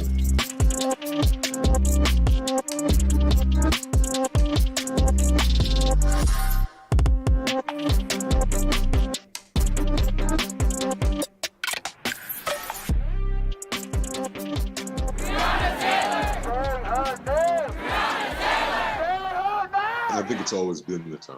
I think it's been the time before now to protest. I think that now is the time for the world, actually, to become a participant in this protest, because I think that we're living in a fascist state. People's lives are threatened right now with a virus that disproportionately threatens the lives of African American people. I think that we are participating in a certain way right now because the economy is what it is, and 40 million people are unemployed, and there's an outrage. It's an accumulative rage that happens. What I've seen over the years, from Sean Bell to Trayvon Martin to Eric Gardner to George Floyd, is that the movement has become increasingly large, very multiracial, and I think that's what's given us a hope, is that we're not alone anymore. That now we actually have, not only it's multi-city, but it's really multinational. Is the reason it's catching on like a wildfire. It's like fire only catches if there's fuel. So there is an underlying pool of discontent, of rage, of frustration that people have been feeling and really been hiding inside their bodies. Like their bodies are like these sponges filled with gasoline. And that gasoline is all of that shame and fear that happens when you're constantly either being surveilled, stopped and frisked. Broken windows policing is basically almost like factory farming people into the criminal justice system. And so all of that has been bottled up in so many people's bodies all across the world. That fuel is really what's causing the explosion. Attention, quick march, so much. Left turn, right turn, about turn, double up, salute, open your heart, stand it is. No justice! Fall in, fall out, fall down. No peace! I understand that for dramatic change to happen, I mean, riots and all that stuff have been part of any dramatic change in Western society since forever, since Rome, since Egypt, like it's been how society changes. That along with, discourse and along with all the other elements. So I know that it's a part of it, but it's the reasons that can sway it this way or that. The reasons that things pop off. Is it through actual social anger? Is it through some instigating third-party initiative? So I ran up to the front of the groups and I started watching a white girl on a megaphone, and she obviously was not down with the movement, and she obviously wasn't from New York. And she was just like using the catchphrase BLM, getting the crowd amped, and then she would instigate them to destroy property. And then there was white cats dressed up fully cloaked, and they would have hammers and bust down the windows of stores that we would pass. All the black kids were young kids, Generation Z. They're all being manipulated by these people that were definitely in cahoots with each other because they would discuss and like plan and everything. These white cats that were either anarchists or masquerading as anarchists. The person on the bullhorn would amp everybody up, and then the person with the hammer would go and just initiate the looting or the break-ins with the hammer, just busting down windows, almost indiscriminately.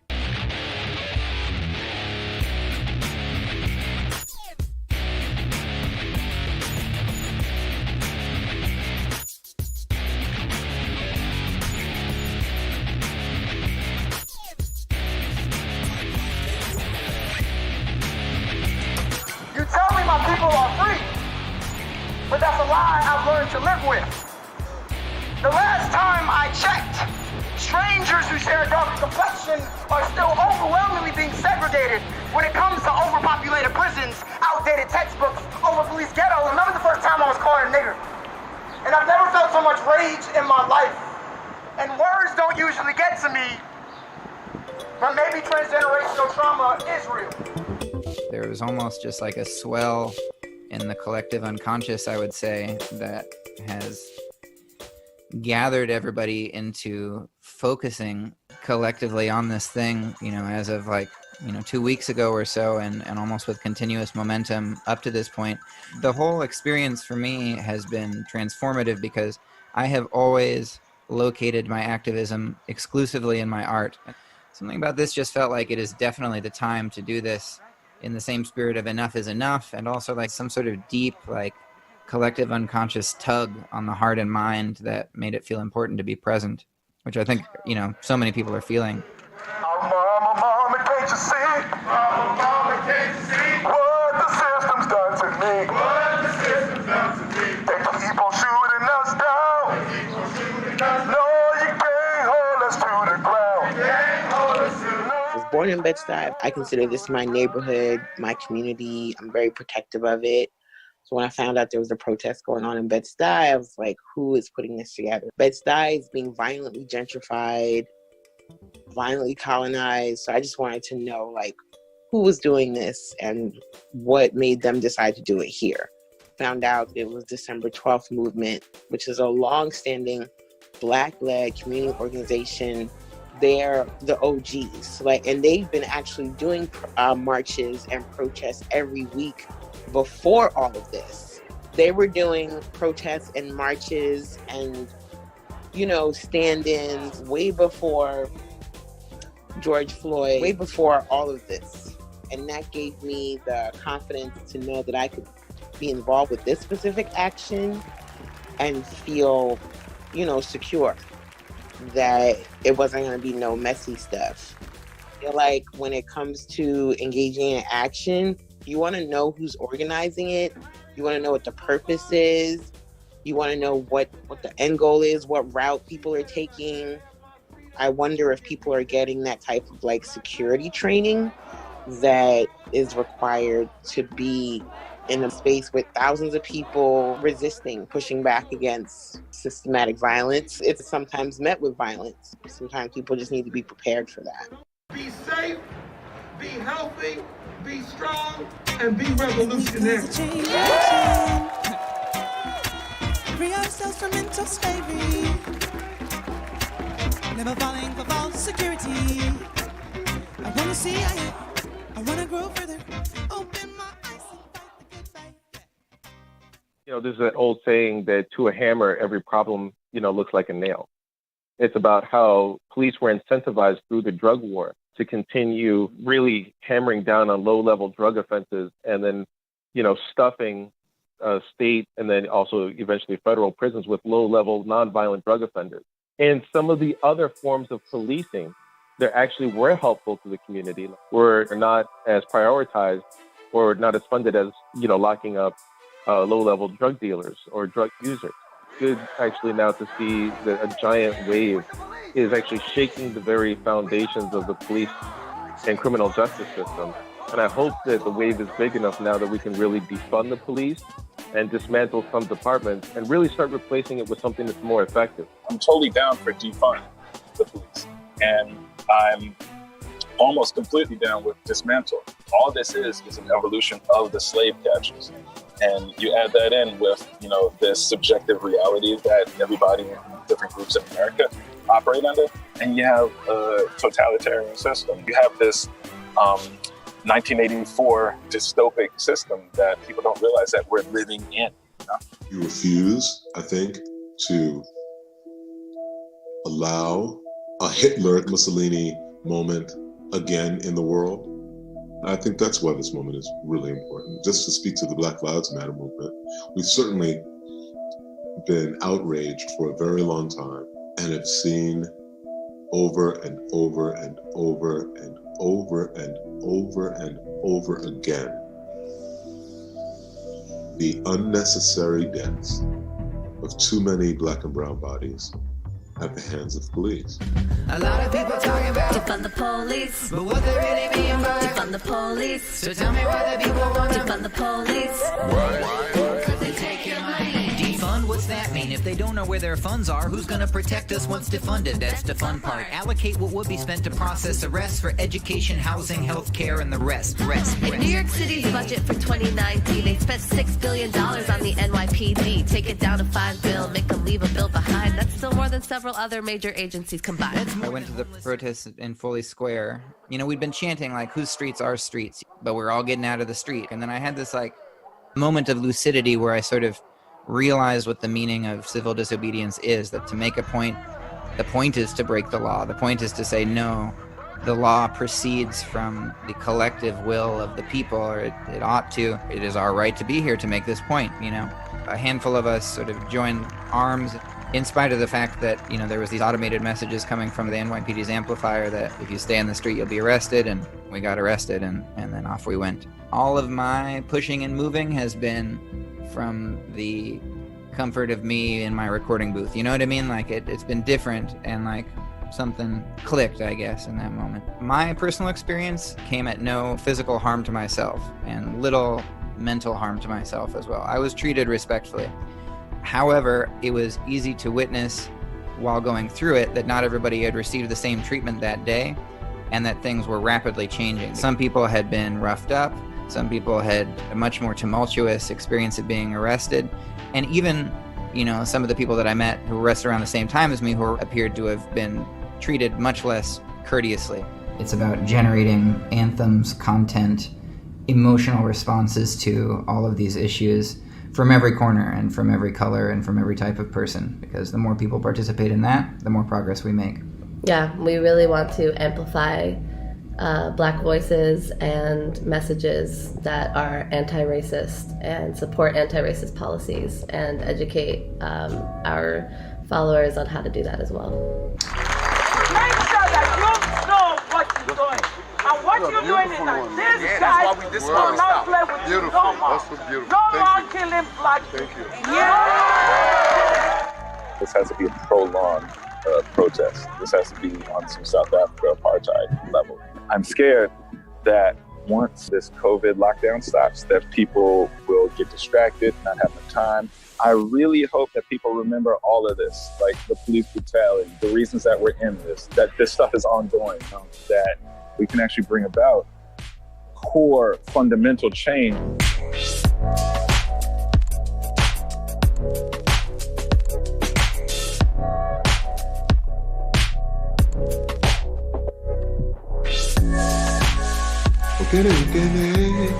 They took away the drum. They took away the drum. So I used my voice to resurrect the bones that rest alone at the bottom of the sea. I'll use me. Okay?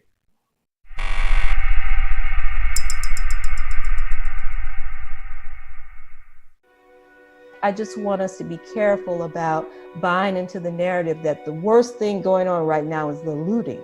Use that word too for a moment. Think about it. Is it looting to basically be a major corporation in this country and receive billions in tax breaks while supposedly there isn't money or means to give every American health care? I don't know. I think that's looting.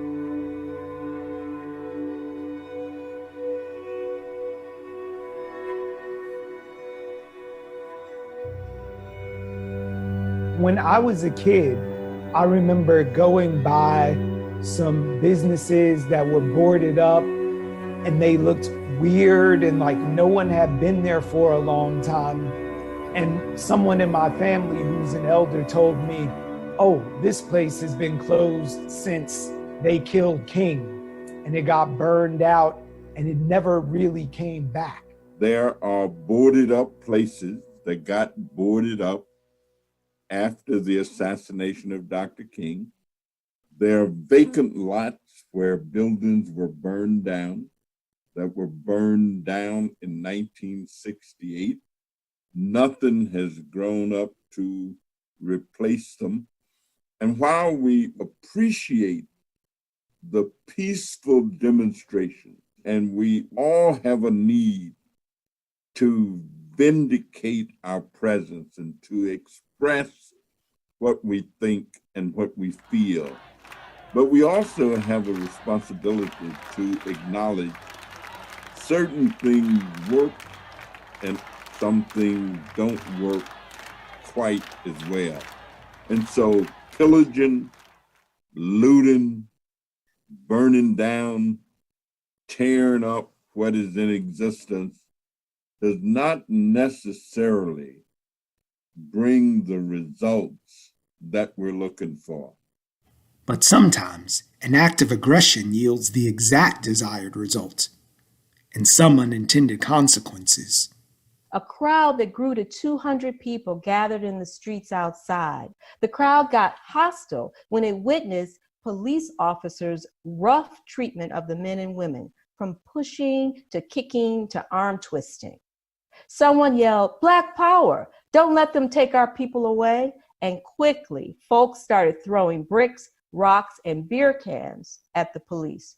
One bottle smashed through the last police cruiser to leave the scene, and what forever came to be known in the media as the, quote, Detroit riot, what government officials dubbed Detroit's civil disturbance, and what Blacks called the Great Rebellion, erupted. No numbers ran during that entire week as looting, burning, and violence wore on for 5 days. A combined force of nearly 17,000 officers, National Guardsmen, and federal troops was sent in. And by the time the uprising was suppressed, as many as 155,000 rounds of ammunition had been fired by law enforcement. 43 people were dead, 30 of them African Americans, including a 4-year-old girl named Tanya, victim to a .50 caliber bullet fired by the National Guard. More than 7,000 people were arrested on riot-related charges. So you and I sitting here both know that that happened in 1967. Yes. But I promise it could be a blog entry from 2 or 3 nights ago as we sit here in 2020. Exactly. I've been having flashbacks, Brian. And you were And just a girl. I was just a little girl. I was not quite 7 years old when it all happened. And it absolutely is a scar on my memory. The fear, the sense of not knowing what was happening. And now when I think about it and I realize the damage that it left in its wake, not least of which was Detroit never really quite recovered. A lot of those 2,500 buildings were not rebuilt. That's the anxiousness I feel now. What will be left in the wake of this devastation? In addition to being a living witness to the Detroit uprising of '67, Bric Davis is the author of The World According to Fannie Davis, a memoir of her late mother, an independent Black businesswoman who ran a numbers banking business from her Detroit home for more than 2 decades. You, more than almost anyone, had a firsthand view of what economic independence and the multiplier effect that dollars in Black communities can have when they stay inside the Black community, both in the short term and historically. Yes, even though small businesses were gone, a very significant underground economy continued to thrive. And so people had a means to continue to support themselves, to rebuild their businesses, to contribute, like my mom did, to rebuilding. Those things were in place because that particular underground economy was already in place. And that's what's so different from today. And that's another feeling that I have, my concern about how we'll regroup. Let me tell you, without help, these small businesses, many of them, will never come back. And while the loss of prosperity for an entire generation of Black communities is nearly incalculable, Blacks have suffered higher mortality rates from the coronavirus and greater joblessness. And a recent study from the National Bureau of Economic Research found the COVID-19 pandemic led to the closing of some 3.3 million small businesses, 440,000 of which were Black-owned, a 41% decline from February through April, making Black business owners the most impacted group.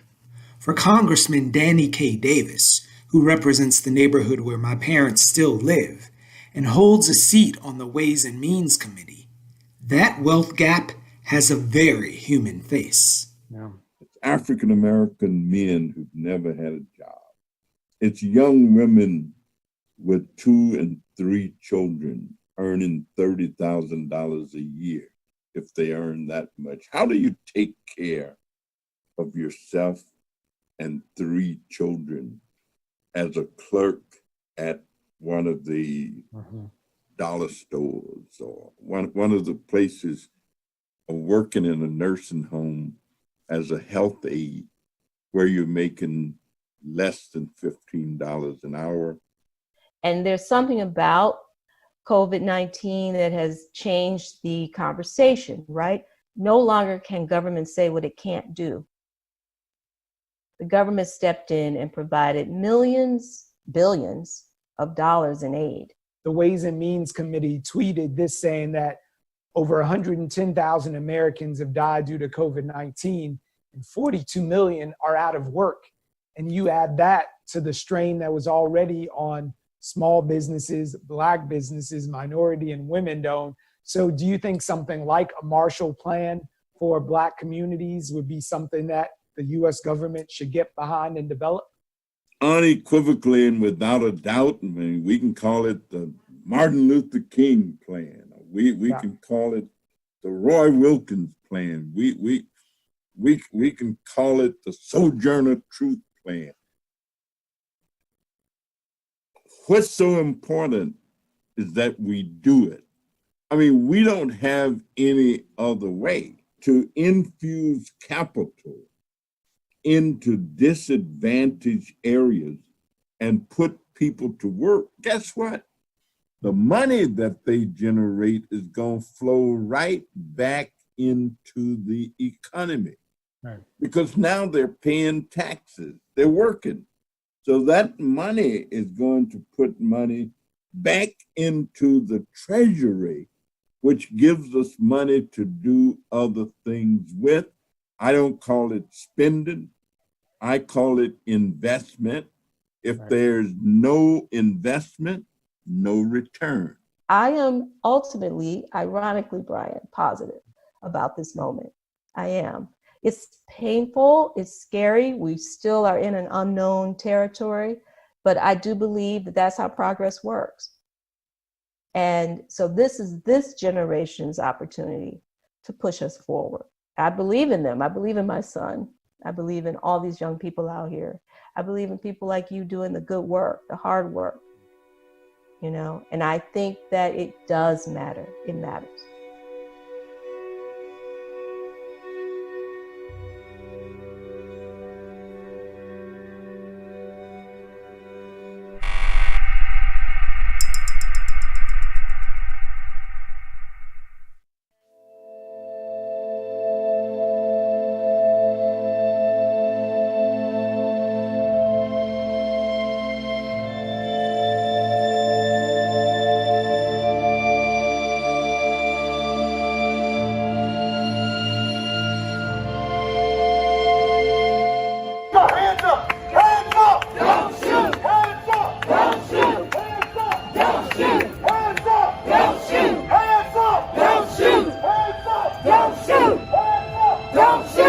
For the most part, for me, still is really the base of it, the crux of it is documentation.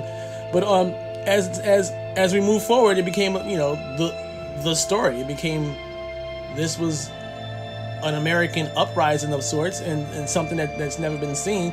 So a lot of times, you know, my lens tends to gravitate towards that aspect of history that needs to be documented in a way that's going to be looked upon for future generations as this thing. Like, what happened then? This is what happened then. So it's kind of like my message to future generations. You know, I make images. I try to make impactful images. I try to make images that make a statement in my own way of protesting, I guess. The whole documentation process itself is about making images. I don't necessarily record, but I am recording, but I'm making images. If you have a camera phone and you're not necessarily trained as a photographer, or you're recording, I make images, as well as other photographers who are photojournalists or who are image makers. You have people who do that. That's what they do, as opposed to like, hey, I'm a photographer because I have a camera phone. No, not in my mind. So I kind of like just try to like weed through all that and get to where the main source of what I want to put into the visual context. I want that to be the most important aspect of what I'm doing on that particular day. And that really causes you to, to kind of like make images. You have to sit there, you have to watch and wait. You look at people's behavior, their facial expressions, and you wait for that particular precise moment, which I like to call the sovereign moment, that precise moment where you have to you're going to make that decision visually to make that image come into being. I'm thinking about getting to the main source of that particular image. Sometimes I gravitate to the outskirts of that event itself, or just people who not normally would be photographed, or people who were kind of like playing the wall of sorts. What's really going through my mind a lot of times is really to be safe and photograph in a safe manner, and photograph in a way that's not going to necessarily be exploitative, still allowing dignity to be shown through the lens itself, as well as not necessarily allowing like pure sensationalism. I do know that a lot of the people who are coming in to loot, I mean, this is me just really being on the ground and seeing it firsthand, we're not necessarily protesters. These were people who were opportunists. These were people who specifically came there with the intention of getting some free stuff. Those stores have insurance that could cover that. I'm not saying that was right, but they do have insurance that could cover it. I do believe that the economic opportunities for some people do not exist in their world, so they find it, easy to go ahead and I'm just gonna rip off, and because I'm caught up in this whole materialistic drive to go ahead and say, hey, I got this, I got that, mine is better than yours because it's that name brand. But that's American culture for you. You know what I'm saying? That's where it is right now. This is what's being advertised and pushed to the youth. And unfortunately, it manifested itself in that aspect of the protest. But it's not the protest, so it can't be really compared. And people who try to compare those two extremes as one are foolish and are people who really should not have a mic. Seeing the brother of George Floyd, I thought was very relative to what is being. He was like I said, he was very thankful and he was very gracious in his presence. And just seeing that in itself inspired me to walk across the bridge. So I'm thankful for moments like that because it sends a message that's bigger than necessarily that photograph at that moment. I'm gonna say the one with John Baptiste on Union Square, with his hand extended in the air, and then you see all the other instruments, because that was a really fun day to bring in music to heal and music to go ahead and push you further, and just that expression, that expressionism of creativity, I think lends itself to solutions. So that picture in my mind stands out to me because it's a form of protest, and as well as you're having musicians and creatives involved in the process of change.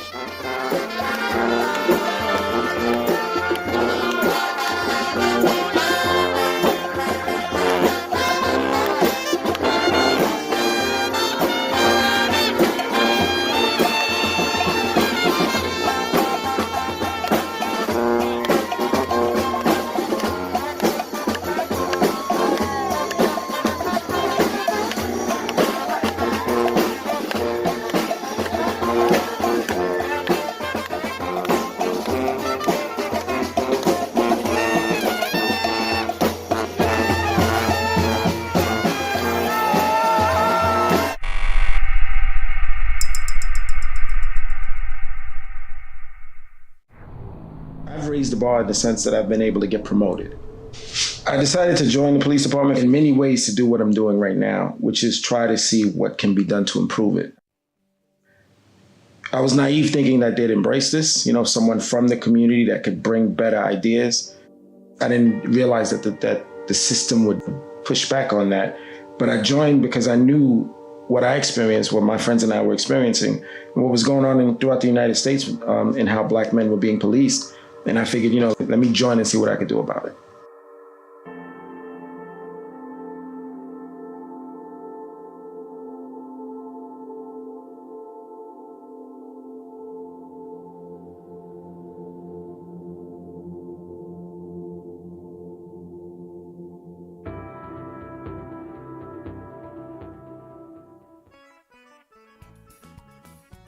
I work for the New York City Police Department, going on 11 years, and I'm currently in the rank of lieutenant. Just a kid from Flatbush, born, immigrant parents from Haiti, who was raised in tough times, tough situations. My mother died when I was real young. I was 3 years old. My father wasn't working since I was 6, and that was some serious ingredients right there. Usually success is not on the other side. So this is a building I was born and raised, grew up in. And this is where it all started, man.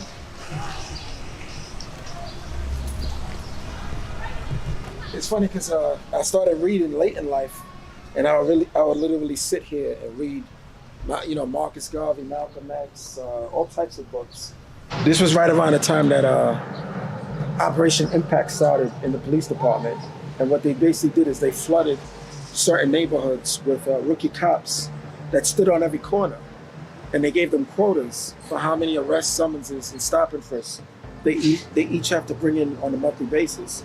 So a lot of times the rookie officers would come here to see what we're doing because they see a whole bunch of young black men congregating.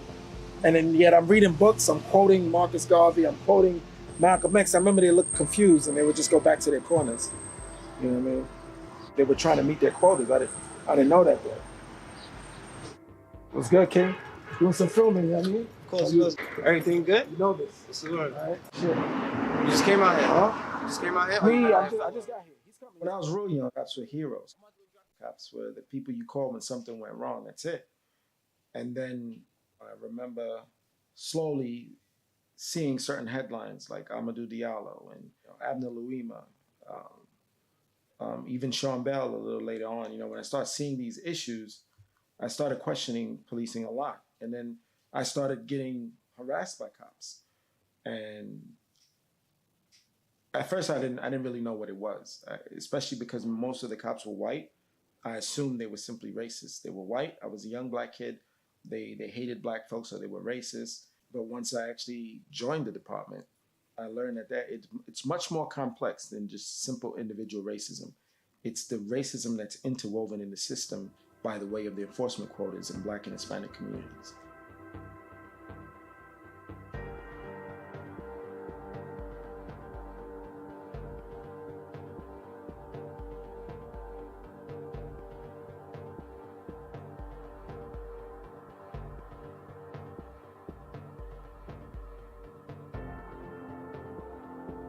So even a well-meaning white cop or a cop of any race can still contribute to a racist system if they simply do what's asked of them, which is to enforce quotas in minority neighborhoods.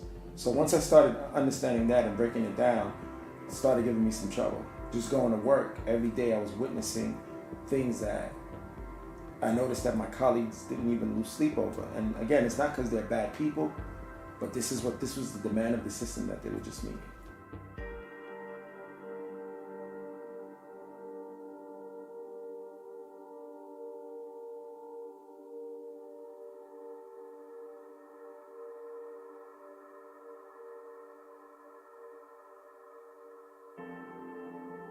Being an activist that's trying to get police reform while being employed by the most famous police department in the world, I'm really at a loss for words, but it's really difficult to explain what that's like. To speak out against the detriments of policing and then walk into work 5 days a week, there's no explaining that. Because unfortunately, a lot of my colleagues and coworkers, they don't see it as me trying to improve the system, improve their jobs, their quality of life, relationship with the community. They see it as me being anti-police. Right now, cops feel as if they're under attack by the media and liberals, Democrats, and they feel I'm on the inside, a traitor that's contributing to that attack. So to have to carry that and go into work and do my job, it's insane.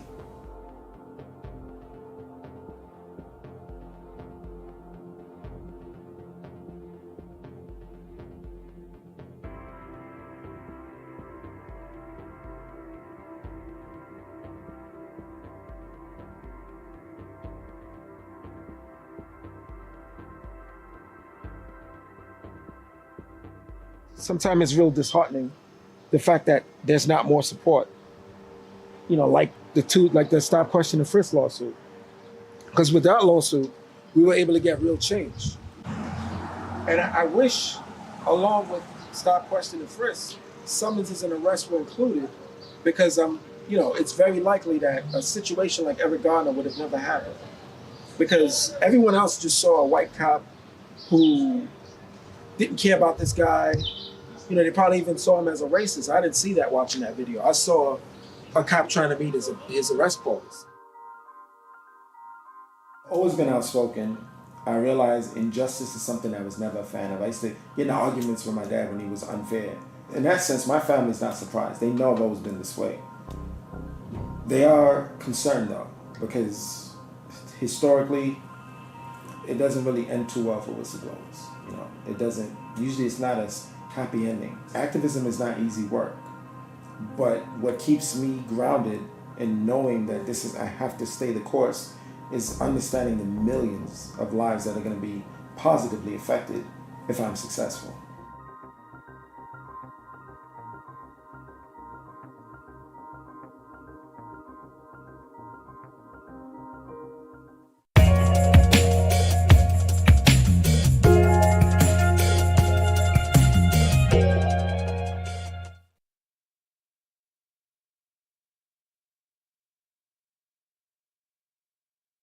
We captured footage of a pregnant woman who her son was being arrested, and she was grabbed and slammed against the floor while she was 6 months pregnant.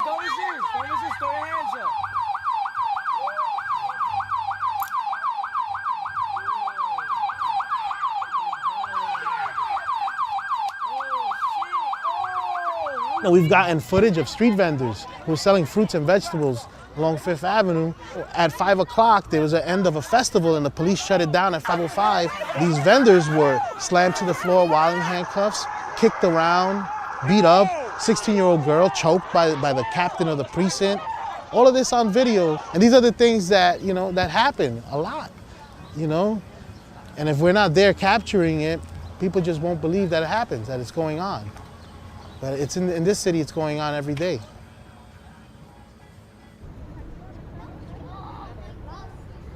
When I was younger, as a Latino, you know, young kid, teenager, people didn't believe you when you had a certain encounter with the police.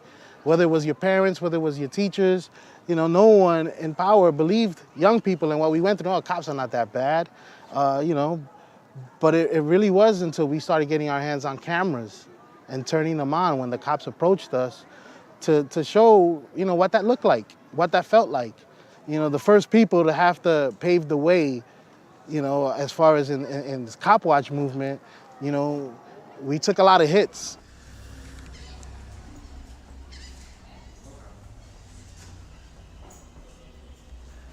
October 2002, I was a teaching artist for W.E.B. Du Bois High School.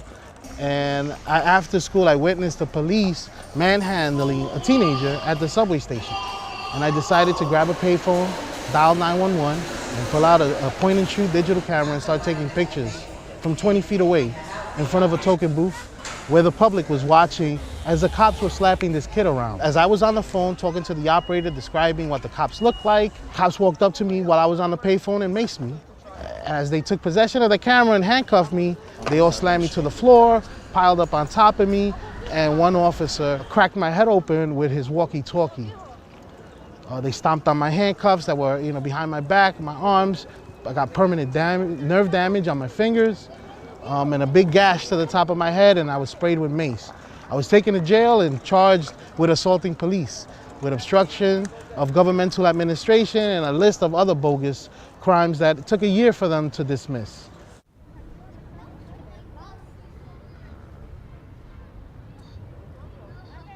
When I filed a complaint, police were attempting to intimidate me. They would show up to my house. There would be an unmarked police car parked in front of my house.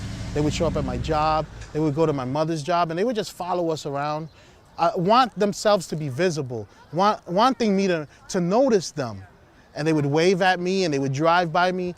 And that was an intimidation tactic. What I decided to do was get my friends to come with me, have multiple cameras. So I would have someone across the street on one angle, somebody on another angle, you know, a chain of cameras watching over each other. As I would walk up to the parked unmarked car and knock on their window with the camera on and ask them, "Officer, can you identify yourself?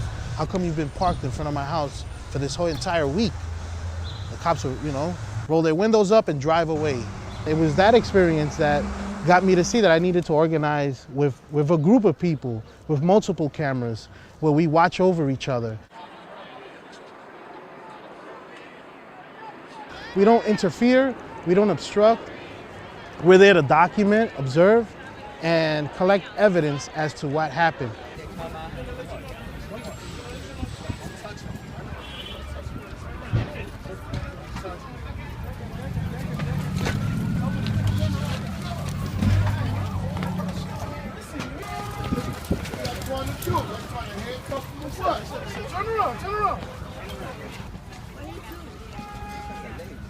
They're putting body cams on police officers, and they already set up the rules to make sure that the public will not have access to this footage. So there's a camera that is worn on his body, on the chest, and it points outward.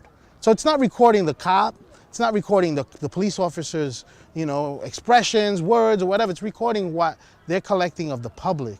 So that's why our cameras are recording them. We need to document what they're doing, and what's happening in the scene. In Sunset Park, there are NYPD surveillance cameras already lined up through the poles on the busiest avenues in this neighborhood. And there's been a history of incidents that have happened with the police right underneath those cameras.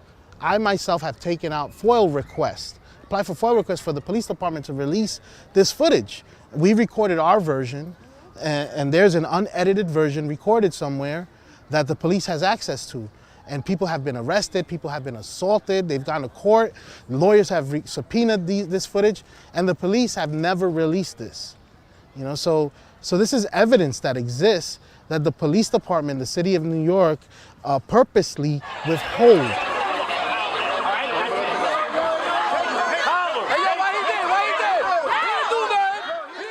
We've been able to use our cameras and our videos as evidence to get charges dropped, to be put in as evidence, to, to protect people.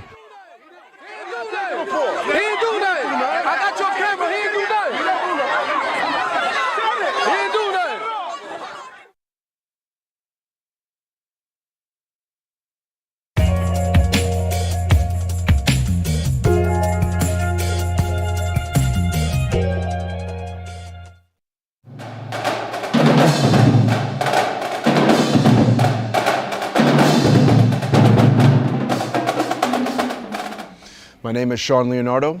I'm an artist, and you are now seeing my work as backdrop to the exhibition Whisper or Shout. I'm here because just in a few hours, I will be performing a performance art piece called The Eulogy with an entire marching band. Teenagers of the Berean Community Drumline from East New York. All the power is in what happens tonight. All the power is in what it connects with the people present. And so there's no accident why we invited people to attend in funeral attire. This is a funeral, and this is an actual eulogy. What are you waiting for me to tell you? What good will it do? What if I said that this isn't a funeral? That it's a holiday celebration? All of my work, my career has really centered on definitions of masculinity. Broadening those definitions, questioning, problematizing preconceived notions of what manhood is. And now when Trayvon Martin was murdered, and I used that word purposefully, I looked at his image and two things started to happen. One, I was reminded of the same fear that was instilled, that was embedded at the center of my chest, right? The same fear that really stemmed from, let's say, a distrust growing up in Queens, right? Now I'm a Queensian, I'm from New York City. The second thing that started to occur and started to surface emotionally was that I realized that that young boy, his face could very well have been my face, could very well have been the face of a number of different people growing up that I grew up with, but also could be my son. I'm having a kid. I'm having a baby. The due date is May 30th. And so I had this emotional upheaval and I didn't even quite understand. And then I realized that I was coping with the fact that my potential son, my kid, was going to have to grow up with that same fear. And it would have been hypocritical based on my practice, it would have been hypocritical of me to not address masculinity in terms of young brothers of color. And so I'm reading this book. And what I really became inspired to do was take those words and instead of address and memorialize Brother Todd Clifton, that I would then insert the names of young men of color that have died at the hands of the police between the last 3 and 5 years. Unfortunately, it was very easy to do. There was no lack of names. His name was... His name was... His name was...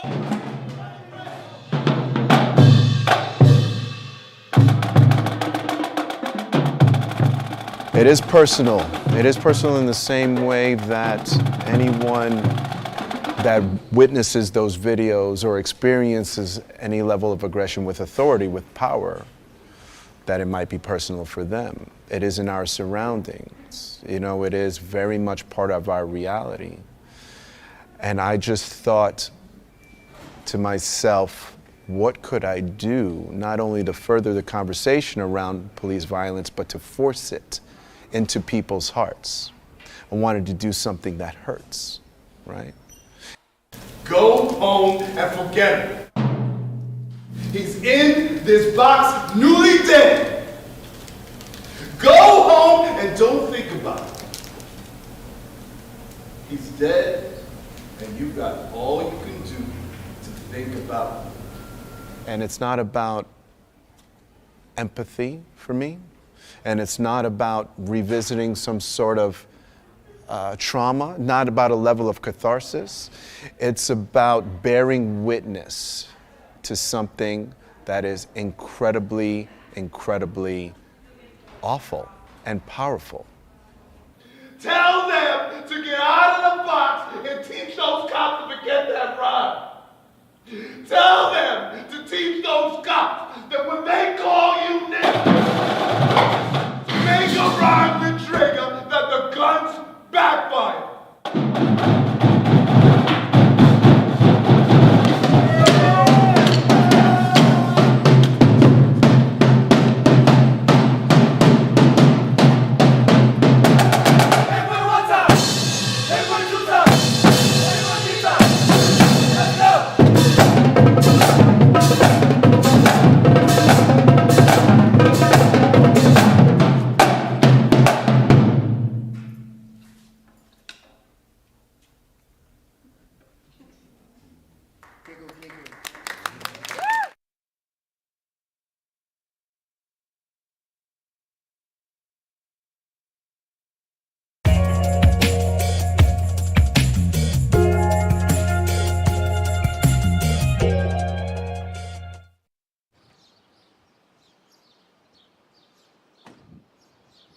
When you have issues, you know, you don't always have to bring in the police department.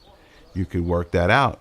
If you have a peacemaker and residents that are willing to listen and feel and later on understand the fact that we're not at each other, we're not against each other, but we just want peace just like everybody else does. We have judges who are smart enough, particularly at the Justice Center in Red Hook, who know that not everything that happens after a criminal charge is in fact a criminal act. If you look in the penal law, if I have an assault case, I can decide whether the people have proven their case beyond a reasonable doubt. If so, give a criminal conviction to a person in order of protection for the victim. Defendant has all the consequences of a criminal conviction. Victim is still looking over his or her shoulder. Everyone in the area knows that the victim testified against the defendant.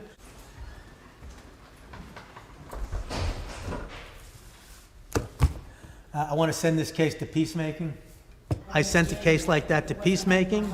My first case came back where the defendant was in court saying he knew that he had made some mistakes and he was sorry for the decisions he made. The victim decided to be there. The victim was there for the offender. They left arm in arm. The victim turned to the offender and said, "Do you need a ride home?" That's a result I could not deliver. That's a result that convinced me from day one of the power of peacemaking. First, I'd like to go over a little bit of quick ground rules. This is the talking piece, and this is what we use to pass around. When someone has a talking piece, they have the stage pretty much, and they command your attention to speak and say what they have to say. The talking piece will ultimately go around the circle, and everyone will have a chance to speak. I don't understand why he called the police on me. If he felt some type of way, he could have came to the party. I didn't tell him he couldn't come. You have anything to say? I didn't call the police on you. The only time I called the police on you is when we got into that physical altercation. I don't know what you're talking about. I got kids at home that need to sleep at a certain time. Now, come on. I understand the weekends, but you got to cut your party short now. I really don't have much to say. I'm just over the loud music and what's going on, and it just need to stop.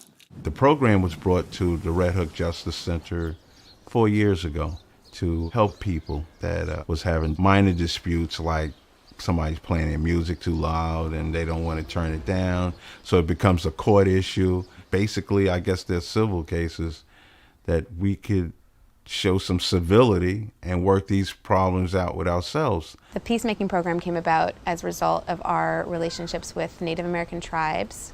We had been traveling around to tribes all across the country and learning about their approaches to justice. We had the Native people, the Navajo, come in to train us in peacemaking, and we learned that peacemaking is an ancient way of problem solving, and we learned that peacemaking also has to do with storytelling, and that we have a commitment to each other, and we have a commitment to community. We have a commitment to tell our stories, and in telling those stories is how we solve these problems. That's one way of, kind of opening up the circle, and everybody has a story to tell. We're always accustomed to using microwave justice. We always want things solved right away. But with peacemaking, it doesn't happen like that. Sometimes a case could take 1 week to 2 months, on a weekly basis. I would like you guys to see how it goes, and we'll set up another date for him to come back. But I also want to know that how, just for you, how would he or she or his wife contact you if something arises? Think of what the advantages would be if small disputes of community members were not in the courts, that youngsters who made a dumb mistake by starting a fight in the schoolyard did not have to have charges pressed against them or go to a facility or be fingerprinted, etc. Think of what it does to help a young person figure out, I am powerful in this situation, I can help solve this, Those are the kinds of things that peacemaking does. Think of how it feels for the community to have a voice in how something gets settled or solved between a dispute with neighbors. So maybe we should do the cases first. Peacemaking is the most innovative and effective tool I've seen in the justice system in my over 35 years in criminal justice. It delivers better results for victims, for offenders, for community courts, and for police. So I would say this, as far as working out the issue with you, it's cool Monday through Thursday, music be down 9, Friday, Saturday, 1 o'clock. You're being very considerate. I do appreciate that. Now, you said 9 o'clock on the weekdays and 1 o'clock in the morning.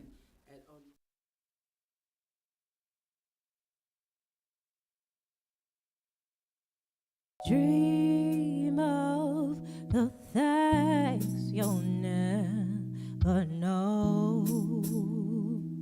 Oh,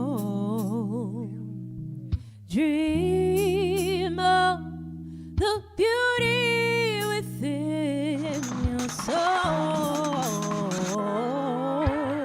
George Floyd! When you dream, dream slow.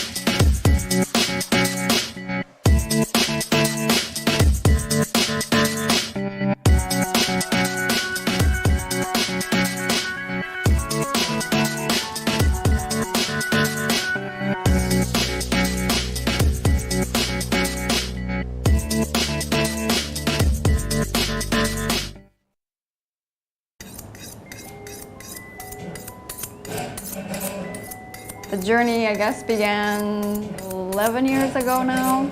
I started making shoes by following this wonderful shoe teacher. She taught in a way that you can make shoes at home, so I kept on making at home.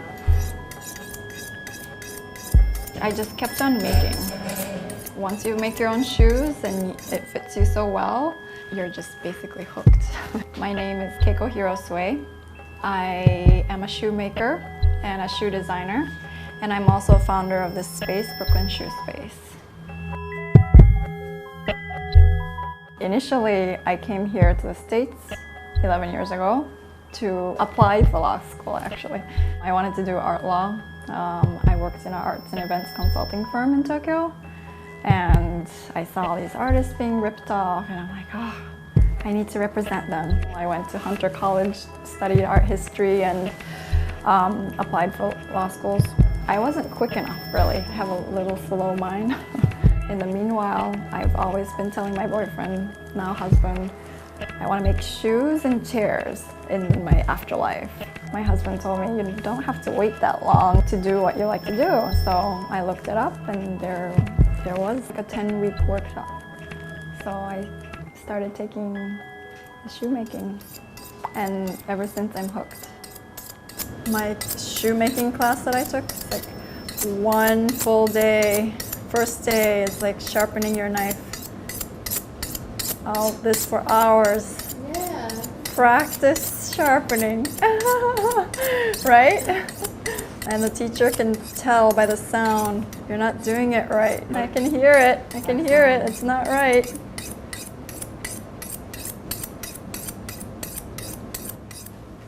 My first pair of shoes is just a disastrous pair of shoes, but it's full of memory. I love it, I wore it. It doesn't fit so well, but those are the shoes that got me hooked. Our space, we actually engage and encourage other different styles that the designers bring. We encourage them to make those styles.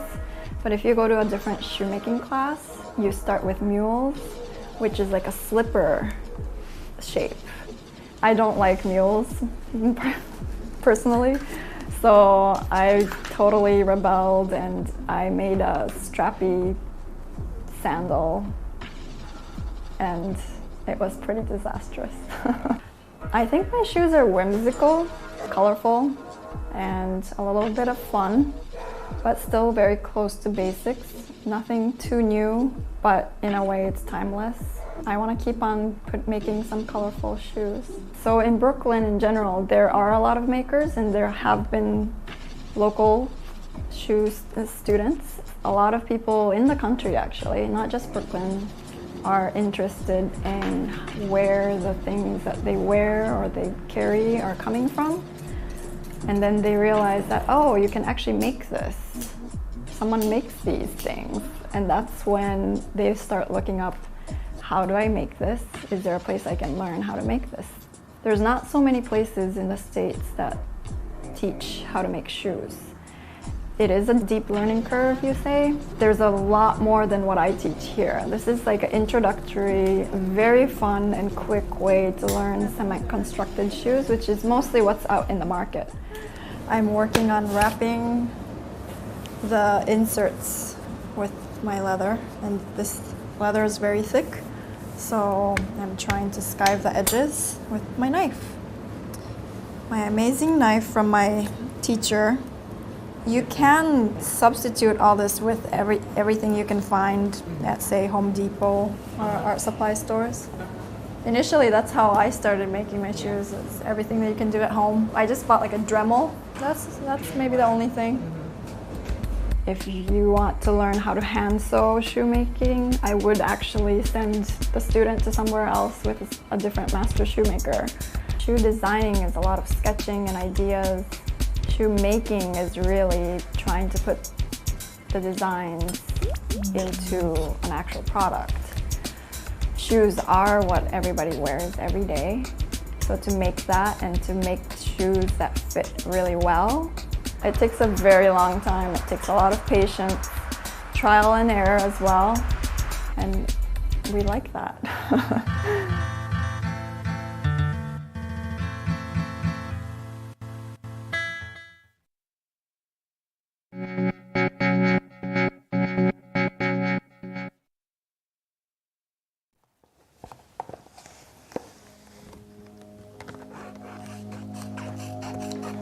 When I saw how much plastic waste there was, it just didn't seem like it fit in with what I believe to be an ethical life. I began seeing all the trash on the street and thought, well, there's so much plastic that exists already. I could just use that, and that seemed to integrate more into my lifestyle. And so it was an ethical, political choice to not use so much waste. But then again, I do feel like I'm an artist first, so I sometimes use other materials.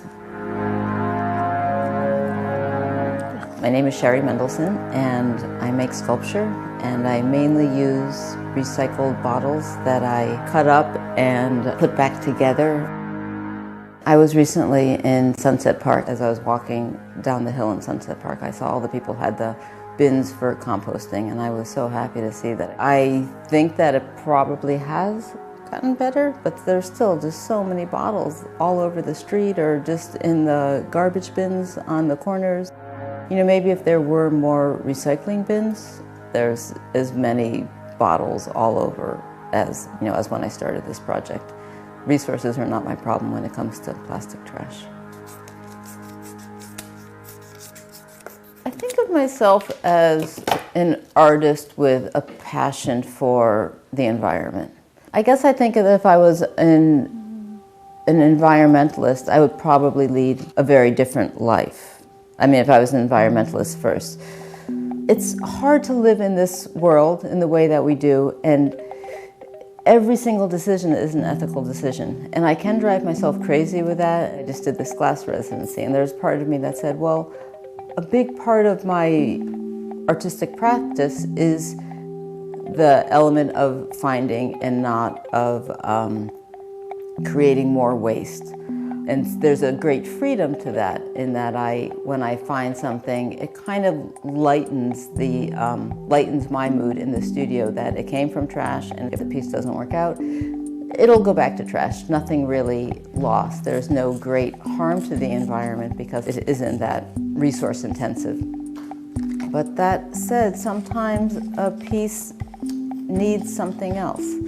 You know, there's always these trade-offs, and if my life was set up more as completely as I'm just an environmentalist, I probably would not have a car, which I have. I would not have a house in the country. I would ride my bike everywhere. I would probably have a bit of a different life.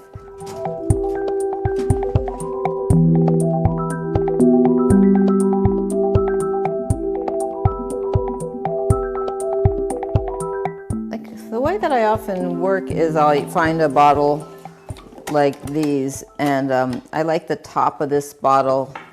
I've made a number of pieces like this, which are kind of related to an early Syrian bottle. So I'll often use two of these types, which I put together as a starting point for making something like this. I took a mold of something like this and ended up with this piece in glass, which was based off of the mold of this part of it. I'm also working now on this one that's a little larger with these palm bottles. They come in these great shapes, but they're also very round. So basically what I end up doing is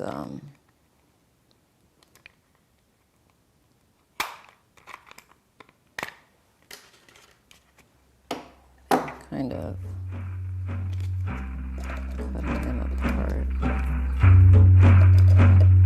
I've been very pleased with the response to the work, and you know, I think even people that don't spend a lot of time at the Metropolitan Museum, or don't spend a lot of, and I do spend a lot of time there looking at the ancient art, but even people that don't really know ancient art or haven't studied it have a feeling when they look at the work. They'll often say, this reminds me of an ancient Roman piece.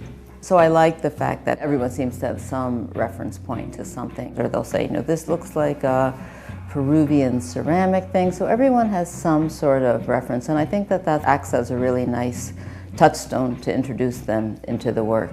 And that work is so wonderful that, you know, there's endless resources to draw from. For me, part of the fun is then transforming it into something new. And sometimes they stick very closely to that source, and sometimes they go off in their own direction. But there has been a great response, and I think the fact then that they're also made of recycled plastic, people really like, because sometimes people really don't get that and they don't really understand where the recycled plastic is, and then they begin to see, you know, like a logo or recycling stamp or label from Vitamin Water, and then they, you know, begin to get it. You know, that too draws them in. I love making things with their hand. Often being an artist doesn't really involve that. You know, for a lot of artists, it's coming up with an idea and having it produced or working conceptually. So there's so many different ways of being an artist, but for me, it really is about being in the studio and building and making things. I mean, I think in this time when so many people are spending so much time in front of a computer and so much is happening in the virtual world, that the fact that people are really interested in making things themselves is kind of wonderful, and it kind of shows, I think, a little bit of that balance that we need in our lives, that it's not just all about the virtual world or the amount of information, but we want to have that tactile experience of having some control and some kind of ability to make things ourselves.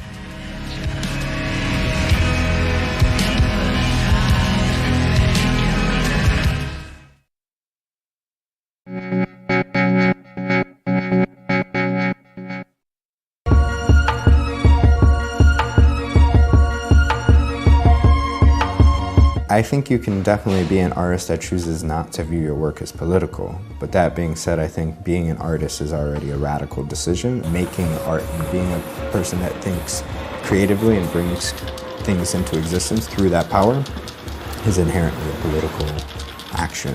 When's the last time we had a Basquiat or an Andy Warhol? It's the 80s, right? So now we have Banksy, and this is happening. I feel like the general notion of a public, people want art back. I think they feel like it's been hijacked by the 1%. My name is Esteban Del Valle, and I'm an interdisciplinary artist that works in several mediums and genres. I first discovered when I was an artist when I was very young. I found a love for drawing and just doodling in general. And of course, it was something that my family noticed and started to nurture in some way, but I found that anytime I discovered anything new, creatively, artistically, I was immediately attracted to it. So it was something that always interested me, but it wasn't until I was in about junior high where I came across a graffiti mural that really impacted me and made me specifically want to paint walls. I looked out the window of my mom's car and I just still to this day remember pointing at it and being like, I want to be able to do that. And then I was all over ever since then. I just started figuring out as much as I could about graffiti and about the history of it, the tools and everything, and I just kind of started drawing compulsively and then eventually started painting walls in high school pretty early on.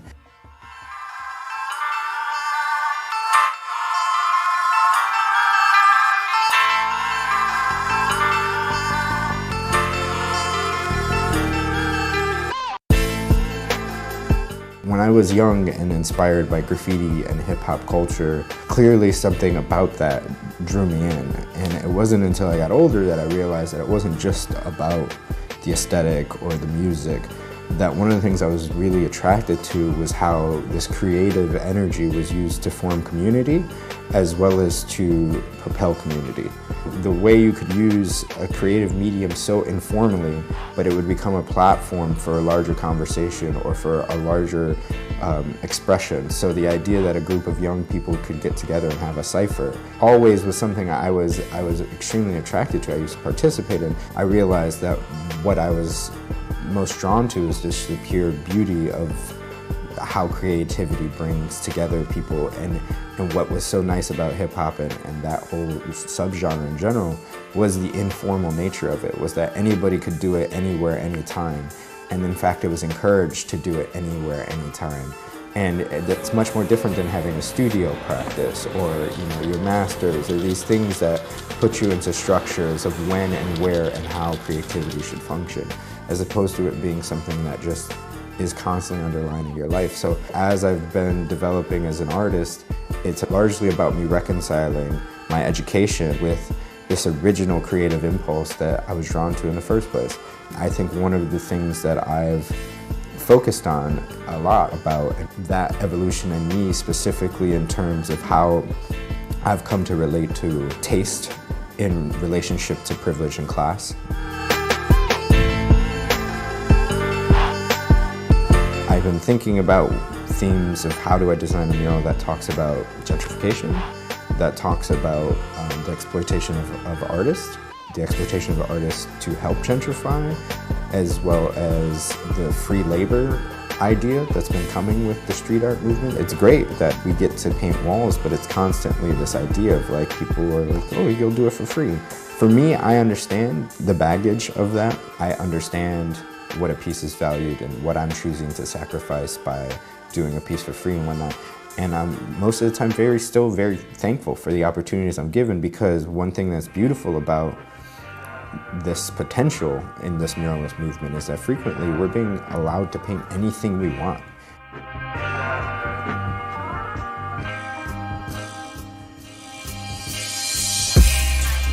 There's rarely any censorship, and if it is, it usually takes place after you've already made the thing and somebody has a problem with it.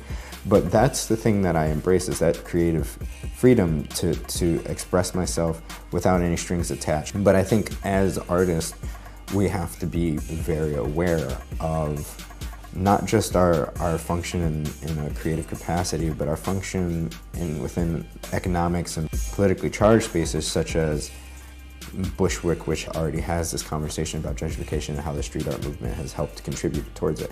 I think it's a wrong thing to always be pointing the finger at the artist, because then it gets abstracted, right? But more importantly, we should be talking about the fact that people had to come and invest and had to buy the property, and people had to then choose to move in. One of the things we can do in these public spaces is start talking about the conversation of like, well, what about the real estate companies? What about the people buying the property? What about the people that are moving in and have no desire to be a part of the community they just moved into? Like, there's plenty of accountability to go around. It's emotionally, spiritually, physically taxing, because I am extending myself into each one of these things as with all my energy. I call myself like a goldfish artist, in the sense that I grow to my space constantly. If you give me a small space, I make small work. If you give me a big space, I make a car. If you give me a wall, I paint the entire thing. Like, to me, it doesn't matter where I'm at. Living in New York has been more conducive towards me really diving into my mural practice. There's something about really trying to navigate what public space is in New York that just keeps me inspired, like as if it's the first time all over again. And I think that's, really a testament to the diversity of the space and the people in the city. Being able to paint in any wall in Brooklyn, just being able to paint constantly, there's like no shortage of opportunities, because it's also street art and muralism. I see myself as part of like a revitalization of the muralist movement. It's such in a demand right now, and we're in one of the art capitals, but even more specifically, just like one of the best places because of the history of graffiti. So as opposed to waiting for a show opportunity to show a video piece, or to wait for some gallery to come to me, I can just take to the streets and paint a wall. And I find that incredibly empowering. So it's not just my choice to be involved in that aspect of the Brooklyn and New York art scene. To me, I see as a position of radicality as well, saying like, why wait? Try to be the change you wish to see.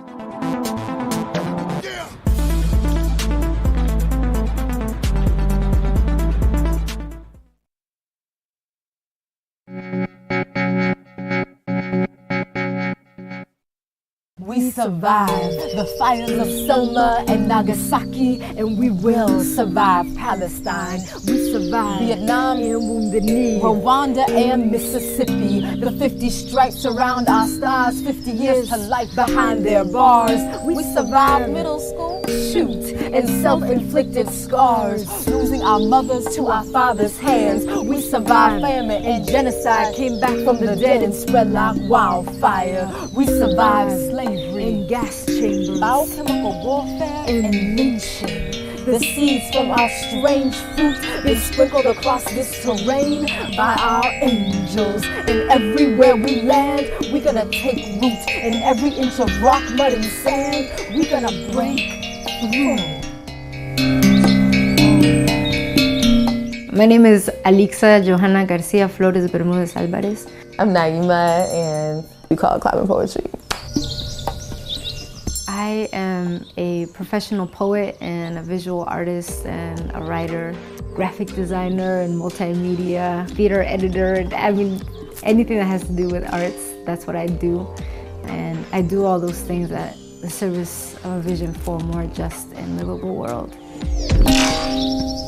I'm an arts activist. I'm a poet, a painter, a dancer, mover, designer, MC. All the work that I do is really devoted to visions of healing, of justice, of really being able to uplift the stories that are important to bear in mind in this time. I really see art as a tool for personal transformation, for community resilience, for healing, for really being able to talk about the issues that are relevant to our community survival and being able to inspire ourselves and each other to really step into our full power to take agency around the change that the world is so thirsty for.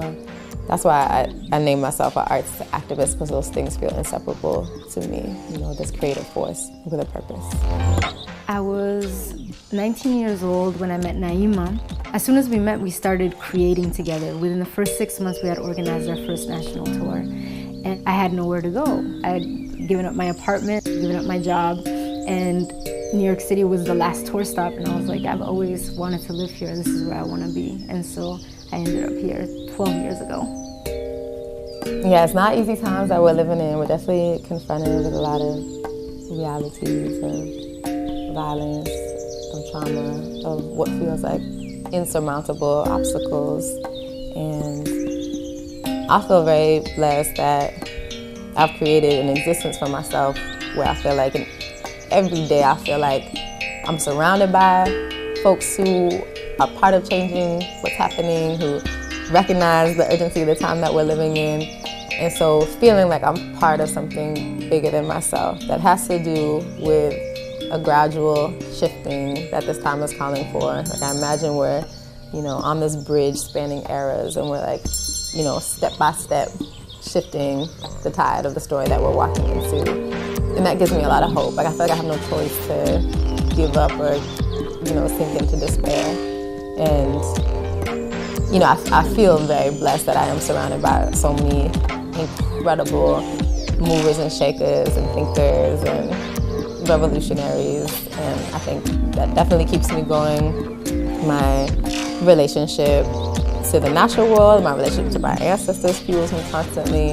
I think for both Alixa and I, we think a lot about future generations, and I feel the energy of our descendants beckoning us forward, calling us to duty. It's like, there's no choice.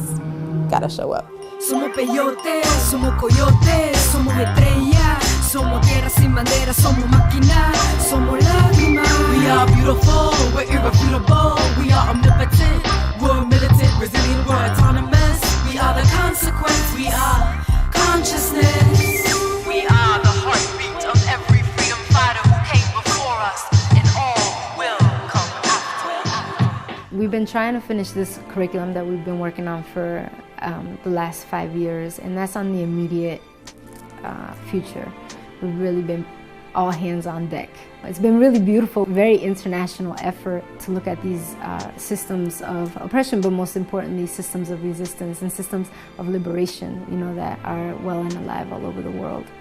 And how do we create lesson plans and curricula that's exciting, that uses hip hop and animation and poetry and theater of the oppressed and embodied work, so that our young people can start to understand what is that they've inherited and how can they best apply their skills and their talents and their inspiration. Yeah, it's not easy times that we're living in. We're definitely confronted with a lot of realities of violence, of trauma, of what feels like insurmountable obstacles.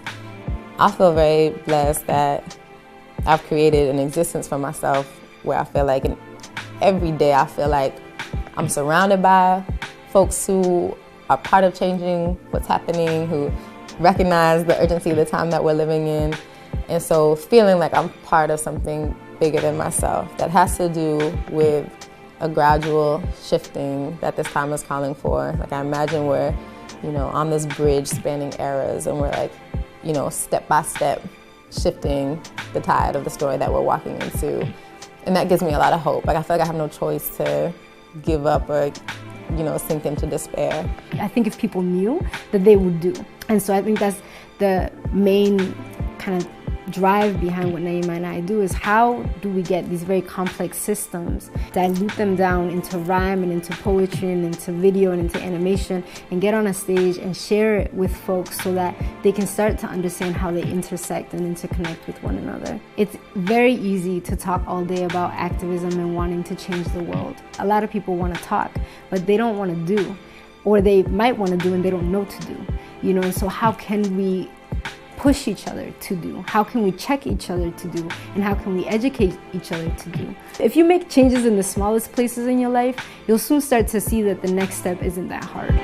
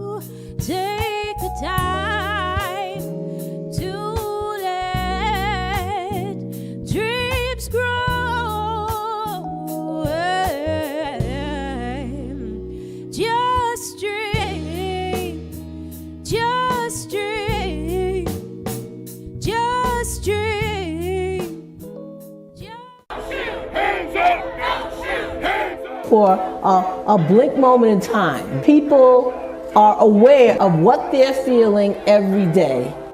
If you're going to restore and sustain a democracy, there must be an informed and engaged citizenry. I spent 2 years in immigration detention. You know how much they spent to feed me for one whole day? How much? 75 cents. Immigrants as a whole, migration as a whole, is associated with lower rates of crime. Immigrants make our communities safer. What causes climate change, the selling and burning of fossil fuels, benefits most the power elite. And so they have a disincentive to address it, and they have an incentive to deny it. They're not gonna funnel more money into our schools. They're not gonna do it unless they have to, right? And the way they have to is by our participation, our organization, us taking accountability for our actions.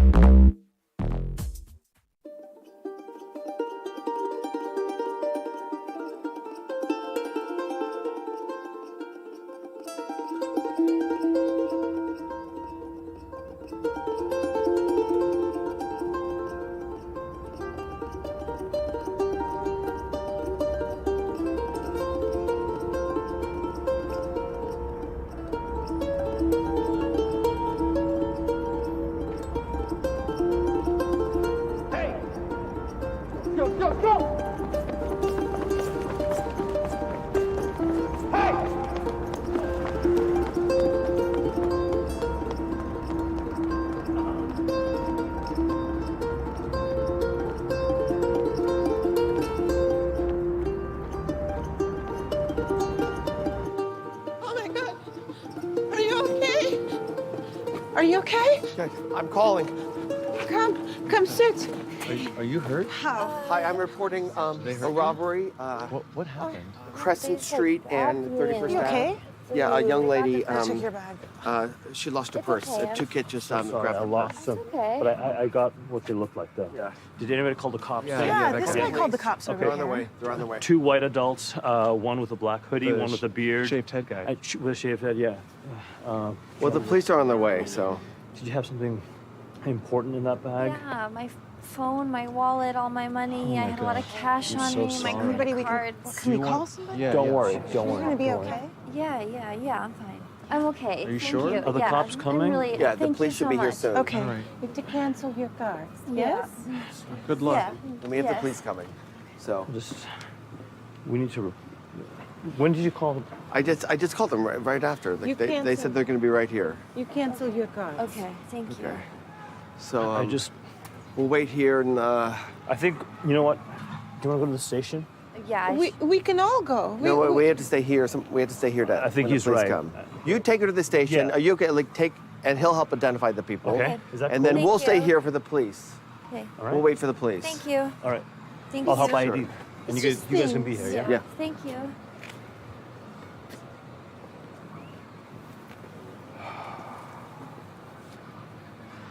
Don't believe this. It's kids. Poor girl.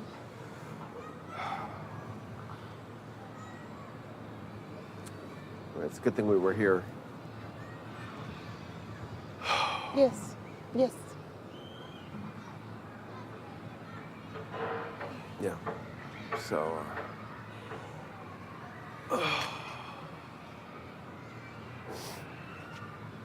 Are you in a rush? Oh no. I'm just going home. Oh, okay, because I have a doctor's appointment and I think I can still make it. It's just that my foot really hurts. And, yeah, so, I mean, if you could wait for the police to get here, if you don't mind. No, I I no, just would go. hate to Oh my come back God, out here no. again because it's really hard to get this appointment Yeah, with this no, doctor. I'm so sorry. Go. I wait. You don't mind? Okay. Thank you. If you're okay with that. Yeah. What a world.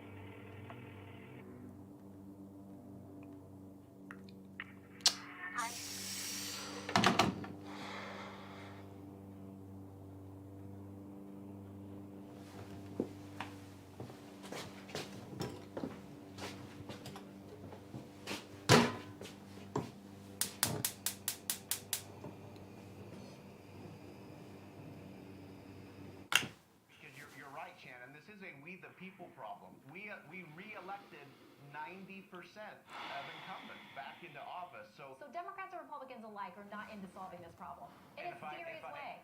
And if I can finish what I was going to say, and as we know, there's 750,000 cases right now in the backlog of asylum seekers. Tom, that has been a problem that has been building for Bottom line is your last speaker is just wrong. I mean, the data speaks for itself. Yeah, a lot of them are fleeing poverty. I get it. I feel bad for white people. But 89 to 90% of Central Americans claim asylum in your case from the judge. That is just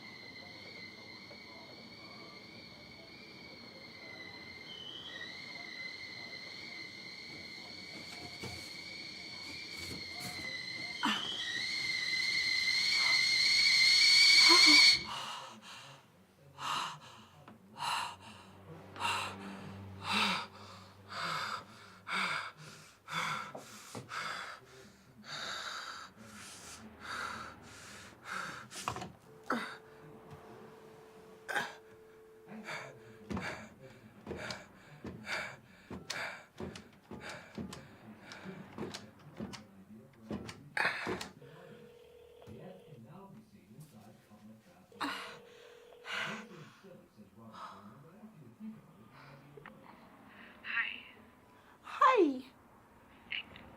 Can I call you back? Hold on.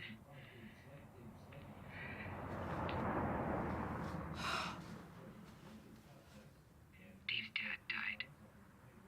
Oh my God. I know. Honey, I'm so sorry. You want me to come? No. He's gonna be home soon. I have to go. Okay. Call me back. Yeah, okay. Bye.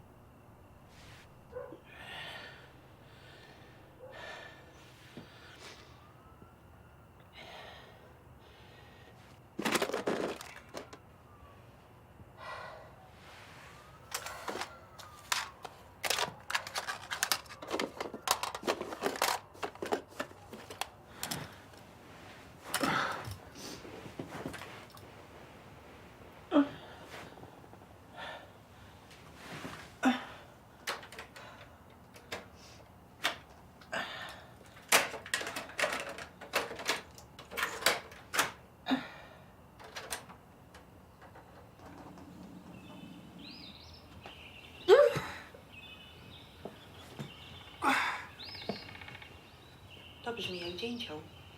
Twój ulubieniec mówi cześć. Tęskni za tobą. A teraz? Wiesława i Beata Szkarda zabrały mnie ze sobą do Gdyni.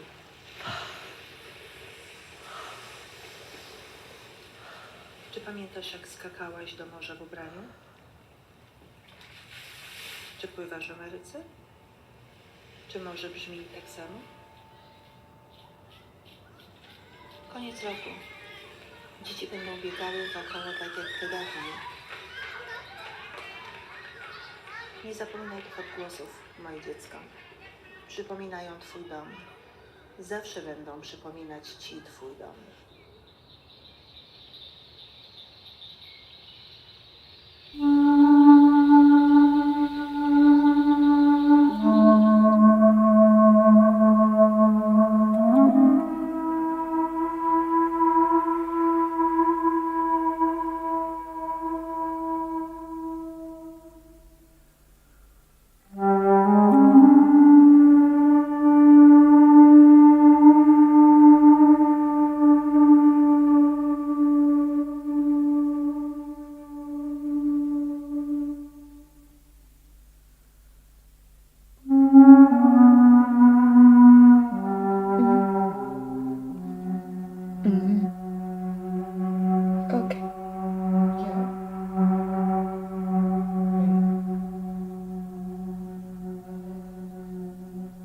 Okay. Yeah, okay, bye.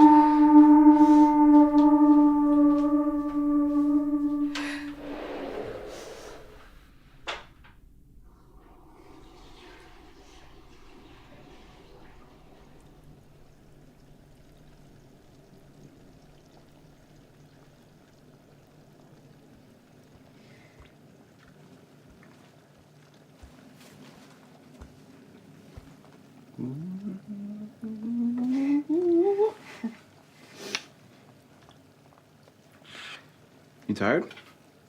I can stir. I can help. I can. No? Maybe. I like doing it. My specialty. How's your day?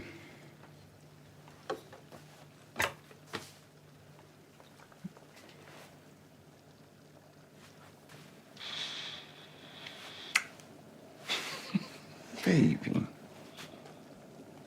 You okay? Yeah, yeah.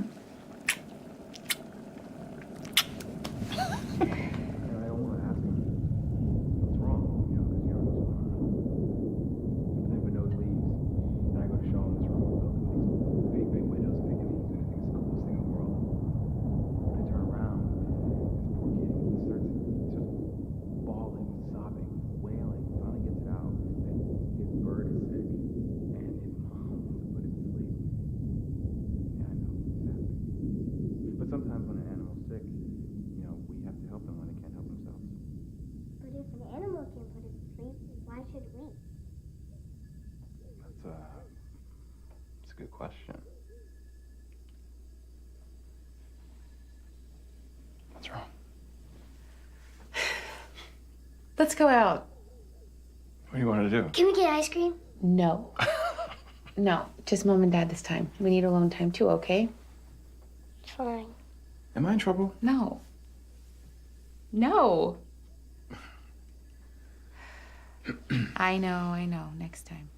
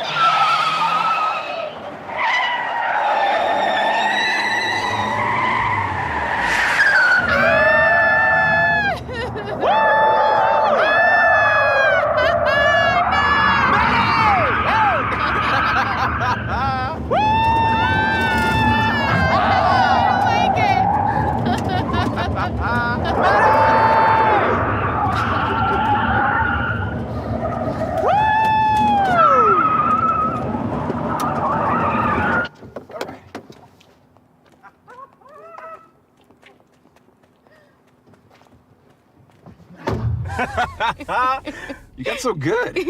I don't know. Oh, thank you. Thank you, baby.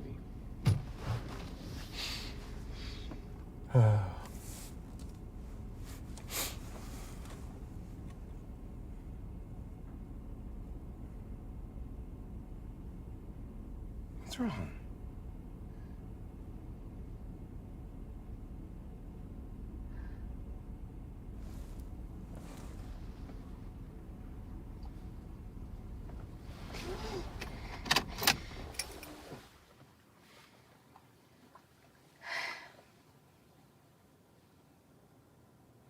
Maddie.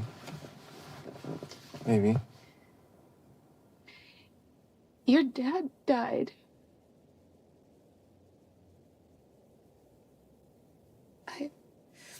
The hospital called and I'm so sorry. There was, they said there was a car accident and he was driving and then another car hit him and then he died. That's what they said. And What?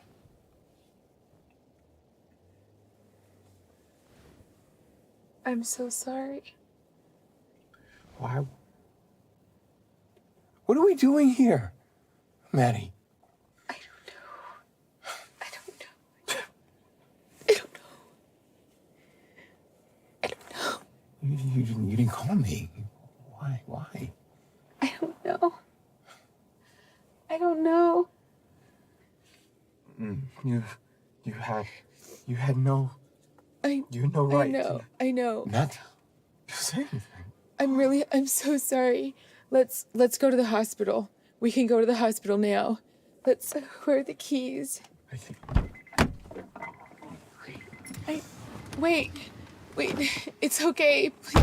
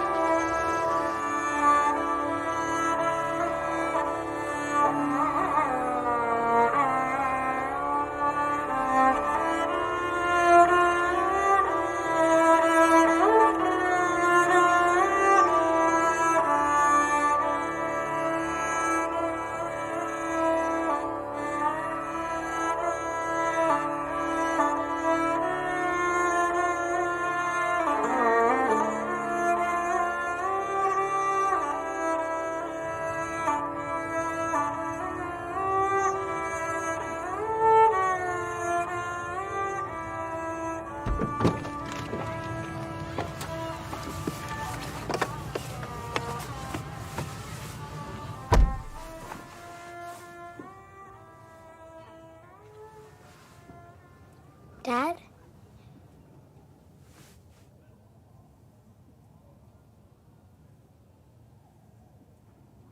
Dad?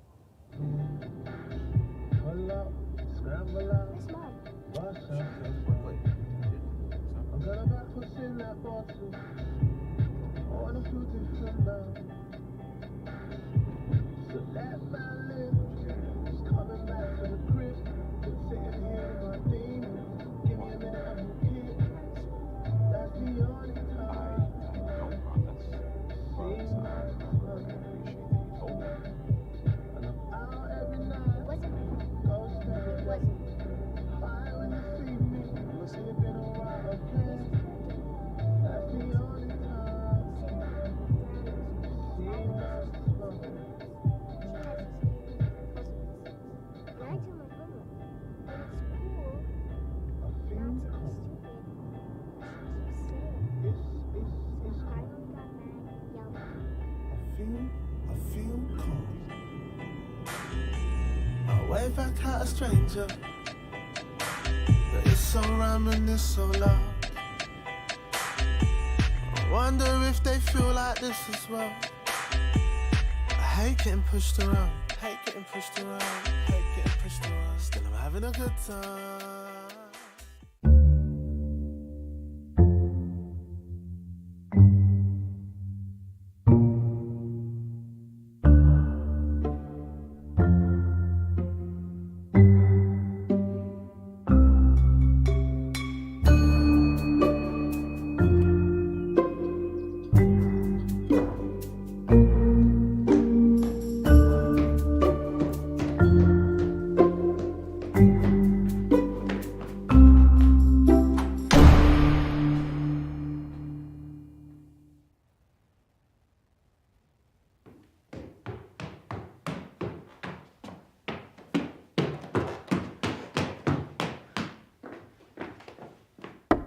Rishi? We don't lock the door. We don't do that. Go away. What's wrong?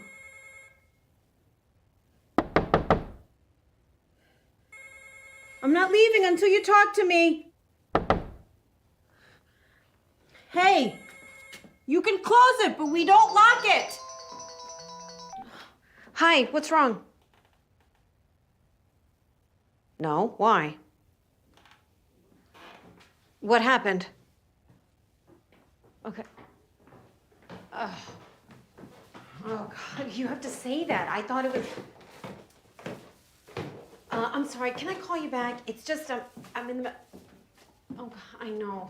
And I'm so happy for you. I'll call you back. Is everything okay? What's going on? Rishi's locked himself in the room. So you ran up quickly and he locked the door. Okay, I'll take care of it. No, now. Please. Okay. Ben. Calm down. Come on.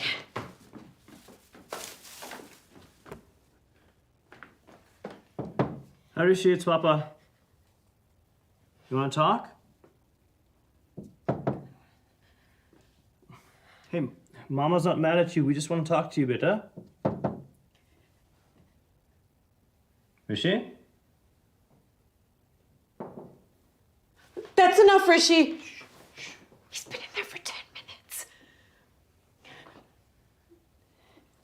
Beta, listen, we're not mad at you, okay, beta? Oh, he knows we're not mad at him. I think he's fine. Just freaking out again. I'm not freaking out. He gets nervous when you do this, you know. Well, what do you want me to do? Shut myself in the kitchen and let someone else take over? Gagan, I just got here. I'm just... I just want you to be here. I am here. Okay? Do you even know what he's feeling? I'm trying to help. Rishi! Rishi! Please come out, boo! Rishi, beta, listen. I just want to talk to you. Let's make a deal, okay? Mama's gonna leave. And just let me in, and we'll talk, and then we'll get some ice cream. Okay, beta? Are you okay? Stop yelling I'm at not him. yelling at him. Yes, you are. You think everything is my fault? No, that's not true. I'm here. I'm actually here with him. Rishi, open this door. Calm down. Open this door. Calm down. Open the door, Rishi. Stop. Gagan. Gagan, stop it! I'm sorry. Rishi.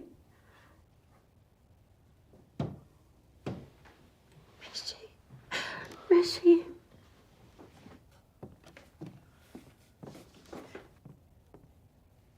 Boo boo. I'm sorry.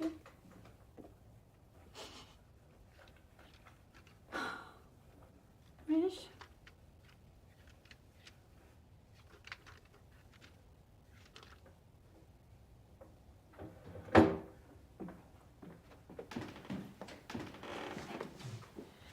Let me try this.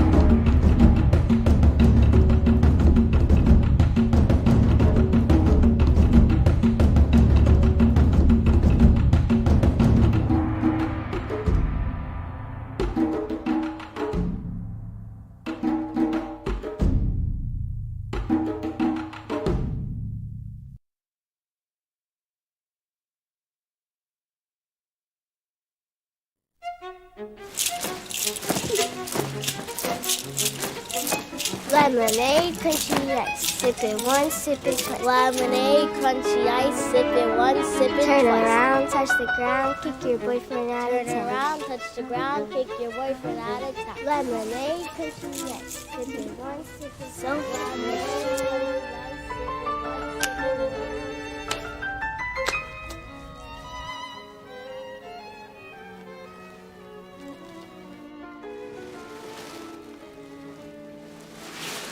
Did you know when you die, you pee yourself? What? Yeah. You can't hold it because you're dead. I'm ticklish. You lost. No, I wasn't ready. Okay.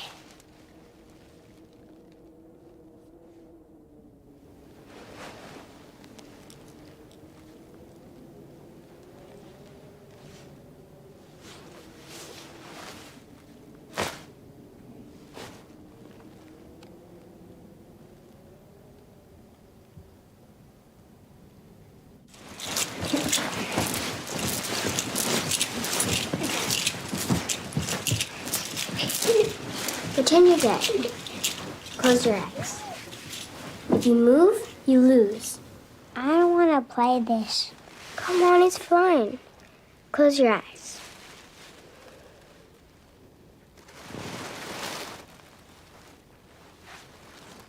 Don't move. Relax.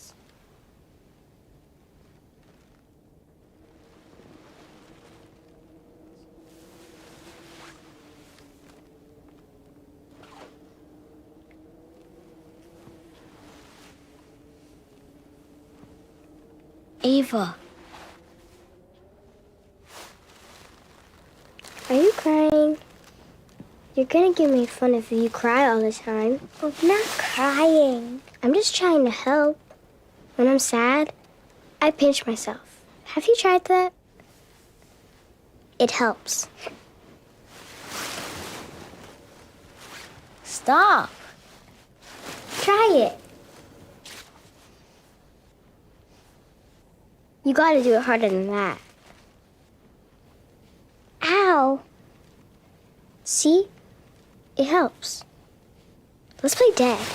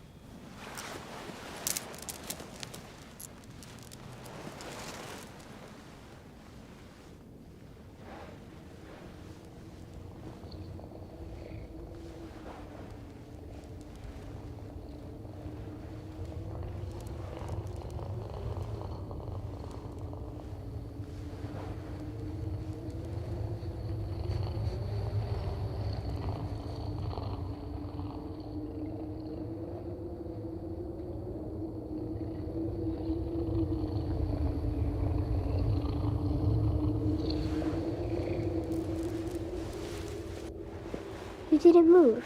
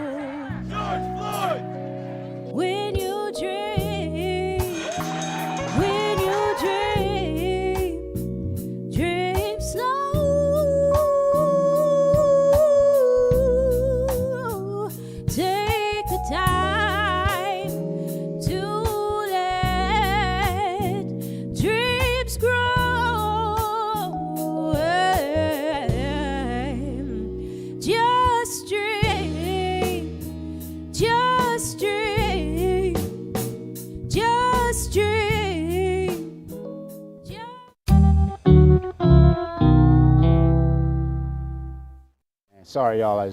I realized I ain't got like an Instagram of this, you know what I'm saying? Bang! Here it is. That's the piece right there. Just come on in, man. Because forget this nonsense. Because somebody threw up on my piece, yo. This is my masterpiece. That's my baby right there. The piece is an albatross, man, and you got to get the angle just right, or else you won't get the wingspan. Hey, get a little, there you go. And it's called Wings of the Air. You know what I'm saying? So you want your freedom, so you just kind of like jump in the air like an albatross, and you just get your wings up.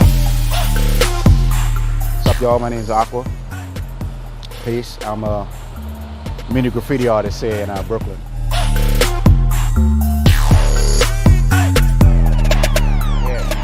So we're gonna meet my friend Sean. He's just gonna drive us around for a little bit. You know how it is. Yo, what's up, man? Hey. How you doing, brother? What's up, Aqua? How you doing? Chill, man. Looking good, man. Come on, man. Let's do this.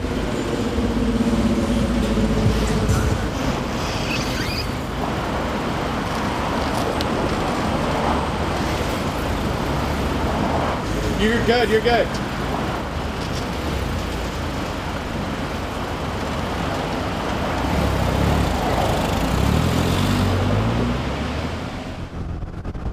I really think it's about the art, like past anything, how small you could paint something and how big you could draw someone's attention. Aqua and I go way back. Like we were in like 6th grade, painting with our hand, like little finger paintings. The first one I ever did, I'm gonna stick my hand full in paint, take it out, put it right on the paper, turkey. As you can see behind me, Aqua is tagging right now. So basically my job is to watch out. Yo, be cool, man. Yo, Aqua. It's cool, we cool. All right, what was the question? So have you ever done mini graffiti even as a kid or anything? No, I've never done mini graffiti. I've never done tagging. I've never drawn anything. I don't like coloring. I don't go to museums. I don't like art. Anything involving destruction of property, I don't do it. I'm here to uphold an oath. Sometimes I feel like I took that oath as a child. Before I could talk, I didn't want to break the law. So no to everything. No, absolutely not. I was doing narcotics for 8 years, and I was making a lot of these busts, and a lot of these busts were in these neighborhoods with a lot of graffiti. So when I'm reviewing my evidence, looking at these photos, and I'm zooming in, and I'm zooming in, and I'm zooming in, what do you see? What do you find? You find this whole new underworld. Look at that. Look at this. Sometimes they use brushes. I wouldn't even get too close to that. That paint might still be wet. And if you look over here, see, look at that. Straight from China. Spray. Yeah, that's what I'm talking about. We're about to tag. Ain't no time for shit to bag and tag. Oh, heads up. Dude, are you serious right now?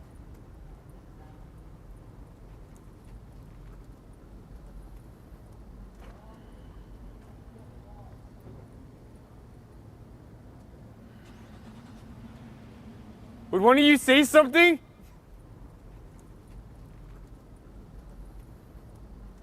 So do you guys have like a thing that can change my voice up? No? It's okay, I can do it. So the thing is like, especially Minigraph is about being anonymous, and the thing is like when Aqua's got camera crews here, it doesn't make it anonymous, but if you guys want to check out any of my work, it's like 2 blocks over there. There's a smiley face, and then if you look right below it, that's all me. If you need some footage or something.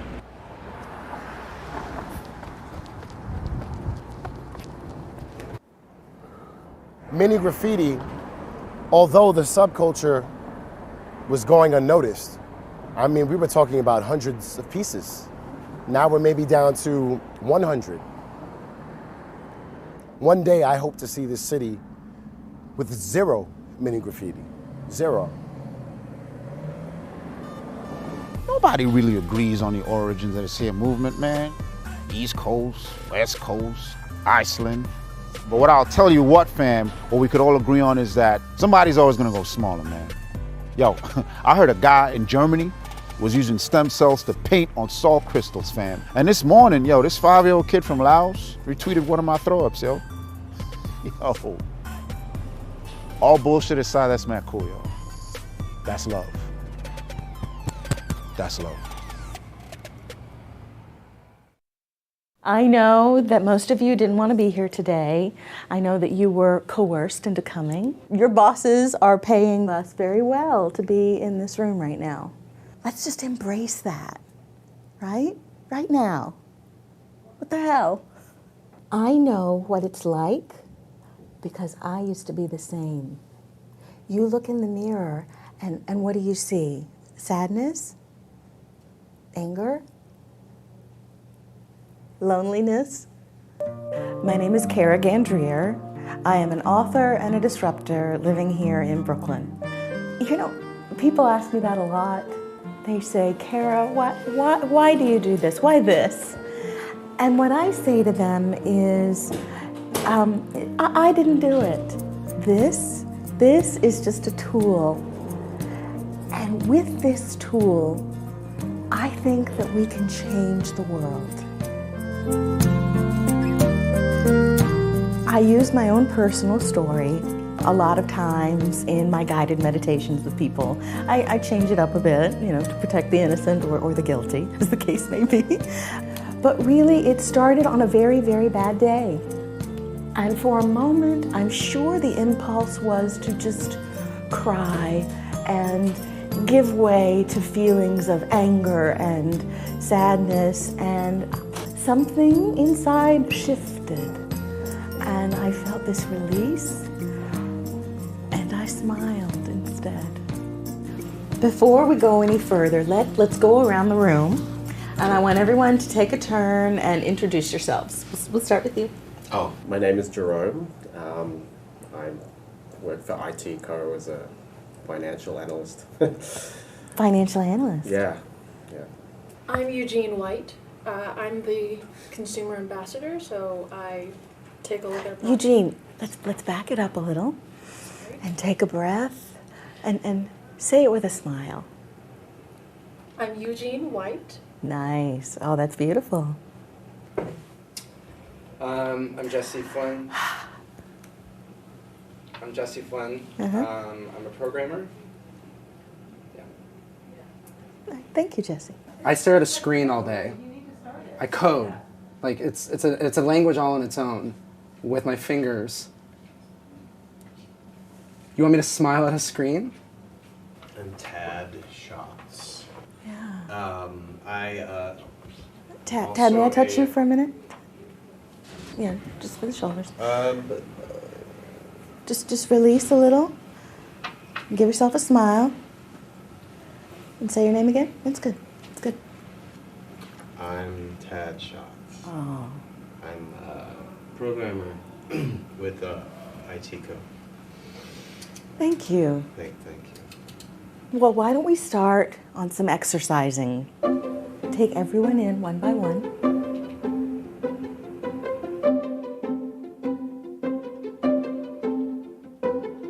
All right, so smiling is actually a very physical exercise. We use a lot of the muscles in our face to smile, but when you are truly, truly smiling, it comes from deep inside here. I feel like sometimes when things aren't going right, I just get really, really depressed. And then I have to tell myself, you know, just smile. And I already feel it working, you know? Just smile.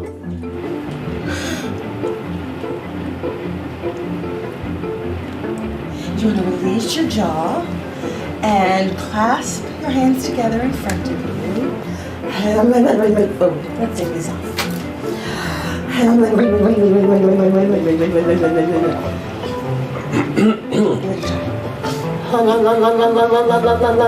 Right here. You've been fired. Eugene, you can just be with the exercise. You don't have to write it all down. Just experience it in real time. It's okay.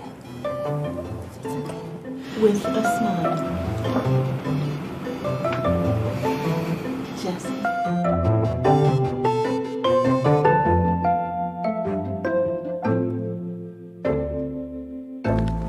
human brain is incredibly responsive. There's been study after study proving that physicality directly relates with the brain to affect mood. Break it down. When you stress a muscle or muscle group, an electric signal is sent straight to the brain. The brain then interprets the stress on this muscle group, and if you follow the trajectory of the synapse response by conducting a brain scan, you can see in the brain that is frowning that there's hardly anything happening. This brain is in a neutral state. But look, when you put the smile on, look what happens. It not only makes you feel happier, but it changes the way you problem solve, and in effect the way you view the world around you. You no longer have to fake it until you make it. You can now fake it in order to make it. In relation to the activity influencing my effectiveness in the workplace, that it was memorable. I don't know, when they looked at each other and something just clicked, I was like, wow, like, I think this actually worked. I mean, yeah, I guess so. I mean, I'm smiling right now, I guess, right? Yeah. A Looney Tune, cult leader, hey lady, you're full of baloney. People have called me all sorts of terrible things, but I'm still smiling. And I'll keep smiling, because if I can smile right now, then I know I can smile in the next moment, and tomorrow, and I can smile the next day too.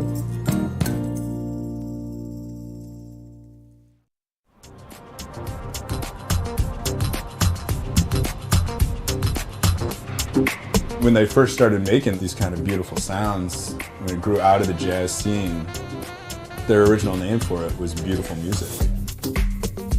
I mean, I think they hit the nail on the head.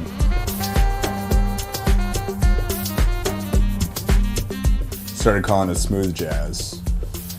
You know, and it just kind of got pushed further and further into the corner. The time is obviously ripe to bring it out of the corner and give this beautiful genre the credit it deserves.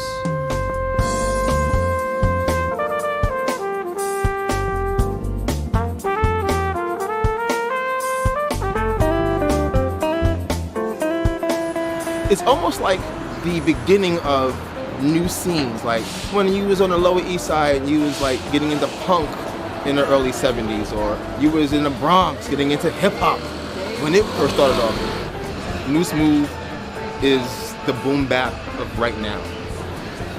You're getting a little high energy, same time, you're getting a little smoothness in your life. It's like this dichotomy in your body. It's like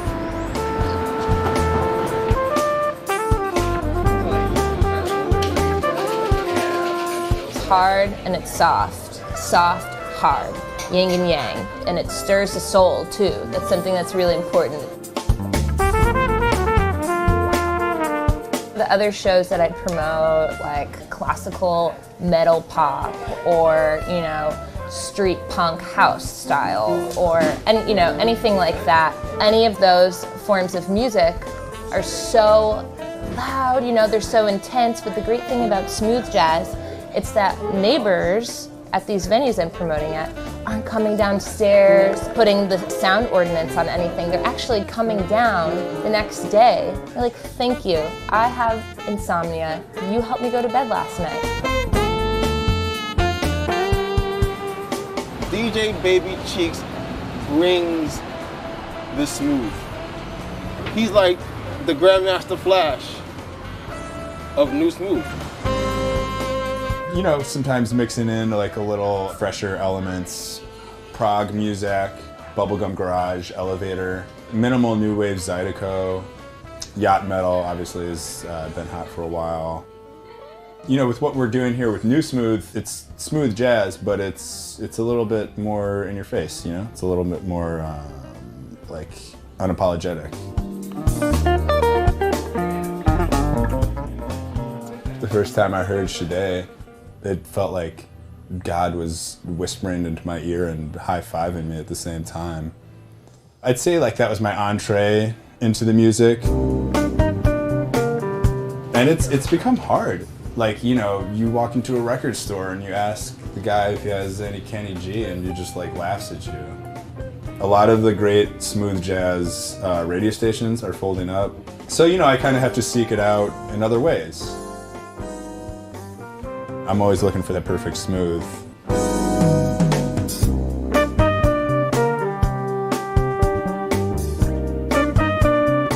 I've been pleased by the Smooth Jazz 2.0 emergence, but not surprised.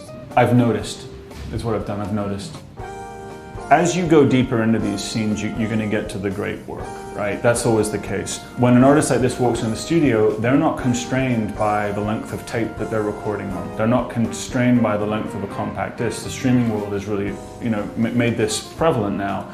Plus, I can send you an email, you know, through my AOL or my Hotmail account, and you'll have a link to that song that could play for months. And none of this kind of jumping up in a club. They've got to maintain that mellow. We got to break the mold here. You know, how many elevators are you currently in? These are metrics that we can track now with digital technology. I think that we could see, you know, tens of thousands of people really getting into this soon.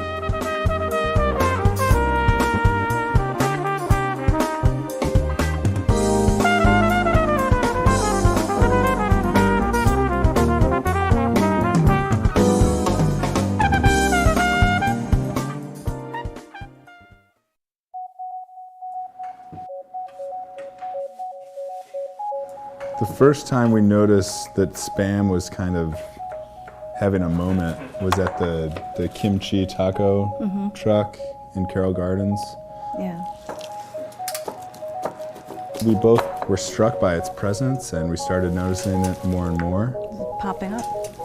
But it really seemed like nobody was owning artisanal Spam. I came to Woodrow and I said, let's do this, let's try it.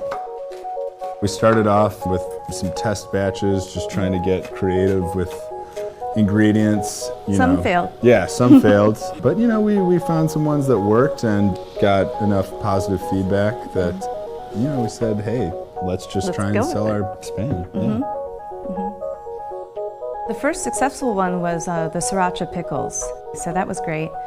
And the lemongrass and coconut oil. That's going really well with so many Asian dishes.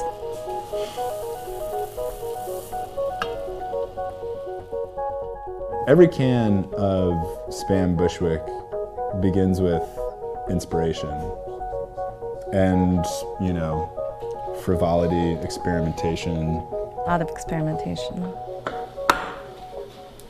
Right now, I am working on one for people who are lactose intolerant, but still want that cheesy flavor. And so I'm using nutritional yeast, which will replace the cheese.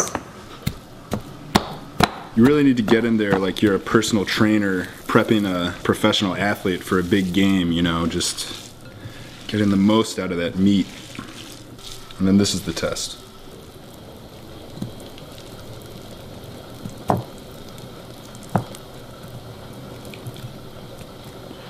Yeah.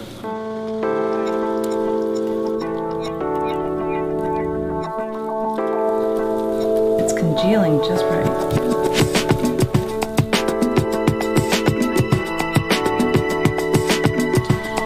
So now we'll boil this down for 6 to 8 hours. We'll have a sampling, you know, invite friends and family over, see how this test batch is received. And from there we'll see whether or not, you know, we can it and share it with the world. Yeah. This can is not just packed with delicious food, but inspiration. You know, taking something that is, you know, widely considered processed and making it into this refined, artisanal product it's really amazing and kind of a godsend, especially to my menu. Everybody's done Spam fried rice, but right now we're doing Spam fried arancini. And it gives it that, like, je ne sais quoi, you know? It's just something really beautiful about the local artisanal. It's like I can taste the terroir of Bushwick.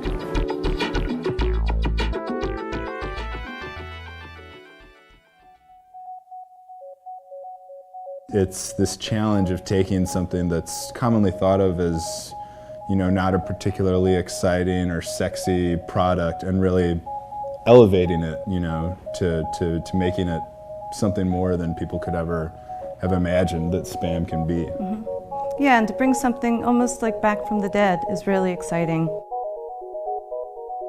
One of the things that fascinates me about spam and canned meat in general is it's almost like a time capsule. You're able to take this perfectly formed meat product, seal it away, and enjoy it at a later date just as much as you would, you know, fresh into the can. Blows my mind. It's like we're preparing you guys for the apocalypse. It's going to be a delicious apocalypse.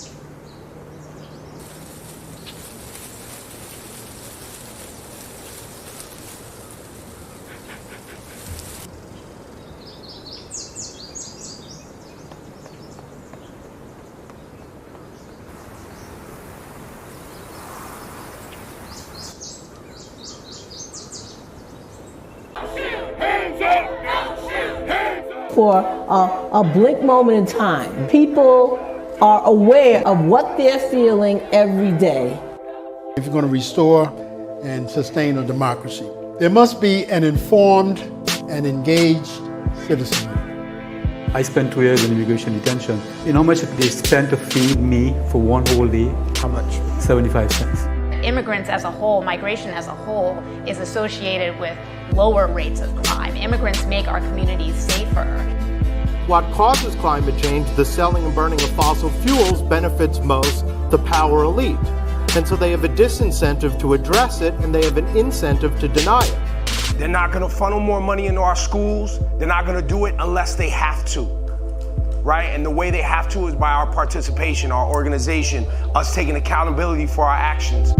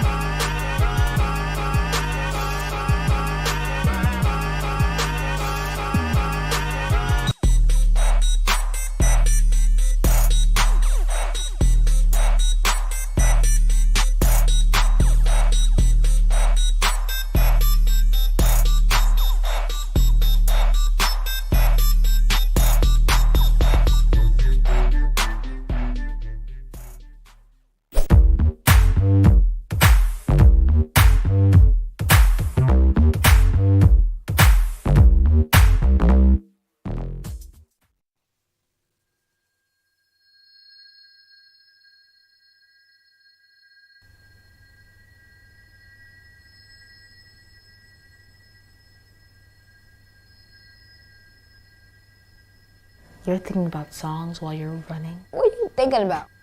Nothing. That doesn't help. Just blank and you're running. Just running. I think of the song, all I do is win, win, win, I never work. I think of steps, so like what pace I'm gonna go, like Yeah, that's 1, what I 2, do too. 1. So I'll go like, all I do is win, win, win, I never work. I go on the beat, you get it? Is anyone listening to my technique? Anyway, before my race, I said what I have to do. And then I say, like, I have to flick my trail leg over, or I have to, Well, that's because your race is 8 seconds.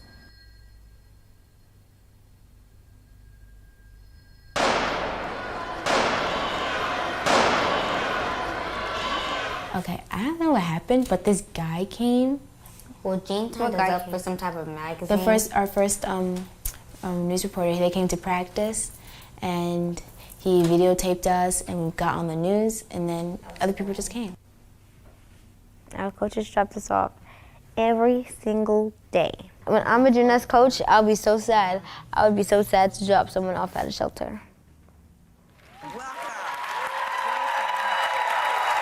So, Sports Illustrated contacted you girls. Sports Illustrated Sports Kids of the Year, Ty, Rain, and Brooke Shepard. Rain competed at the Junior Olympics. We first met Brooke, Rain, and Ty last March in a Brooklyn homeless shelter, and Tyler Perry offered to pay rent. I was happy and like annoyed because like, oh my gosh, it was like so much attention and it was like so annoying. Because I want to be famous and stuff, so it's already like a pre-famous, and then they'll see my real talents when I'm an adult. She likes to sing opera. I don't know if she likes It's not to act. opera. Yes, it is. It's singing. Just because I'm a soprano doesn't mean I'm an opera singer. No, you are opera. Brooke, Miss Rapper. Shh. I've always wanted to act.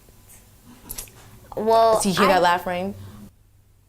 Mom, did you laugh at me? Yes, she did. We're here in Brooklyn at Pratt Institute, and these are the Colgate Games.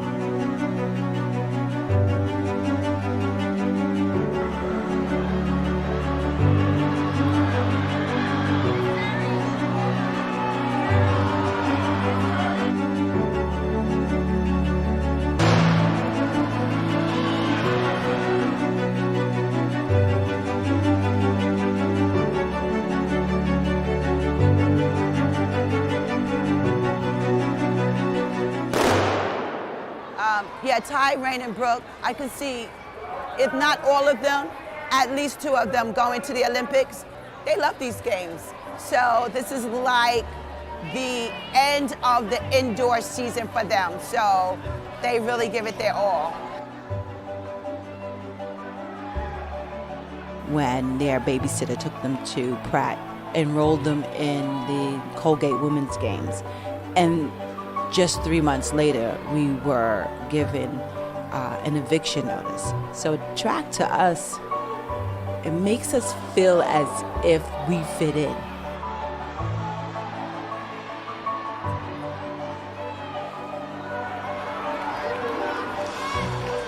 So once they ring the bell, it's gonna be her last lap. And she's gonna run faster. She is? Yeah. Billy, when they ring the bell, it's gonna be her last lap. Go Rainy! Go Rainy!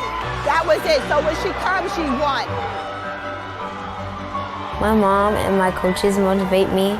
They do a lot of things so that me, Ty, and Brooke can run very, very fast. My goal is to get to college and to the Olympics. And I mean, there's never a good time to be homeless, but this was the perfect time because it occupied their minds. It meant our survival. It meant a future for them. We always had something to look forward to. We never gave up hope. The opportunities. See, if I keep on running, not only is it fun, but I know that I'll get accepted into high schools, like people in colleges, people will look at that. If I just do well and put in the hard work, like they say, you're gonna get what you give, and I'm gonna get something fun.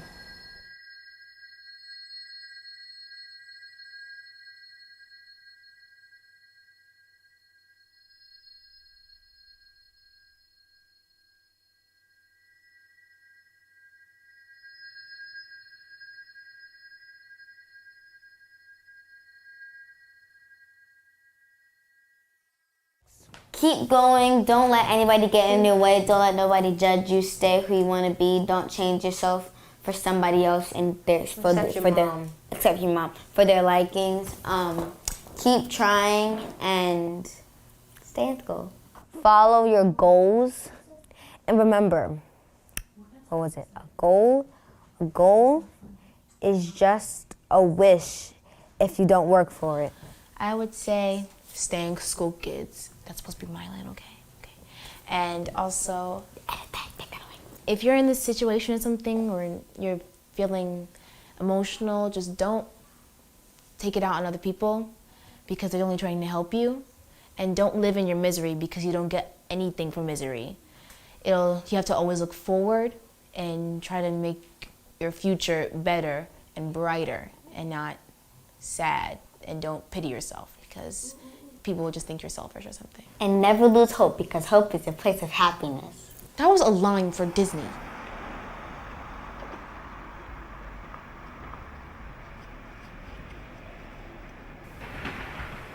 Training, like when I was in the shelter, was like torture. I go back to the shelter and I get so mad and I was upset. And then the next day I was so happy to go to school. Then I was even happier to go to practice, and it kept going like that and like that.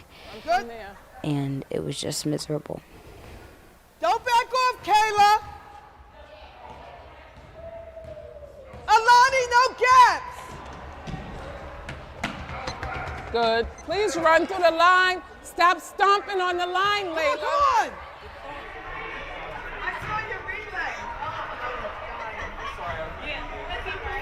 People were like, walking that third lane, what?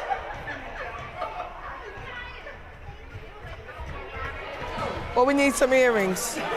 We beautiful. Me and you. Okay? Don't let nobody say nothing different. Missy, I should have called you. She needs some product for her hair. She's been crying and crying, but I gotta teach her how to run the first quarter. Relax. Up and down with your arms, Nyjah. Up and down. So she use her arms, she moves up. Yeah, why waste those? Up and down with your arms, thank you. Wait, put her in front sometime. Put her in the front and tell her if they pass her, they stop it, and she can stay in the front. Bye. So I wanted to, the Colgate Finals is this weekend. Where's Cheryl? I thought she was gonna give out. Anybody who is not running in the finals, if you don't have a ticket, speak to Coach Cheryl tomorrow because she can give you tickets. Okay.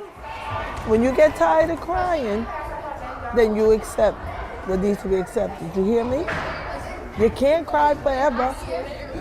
You understand? Be grateful for what you do have. You have 2 hands, you have 2 legs, you got a brain. All right?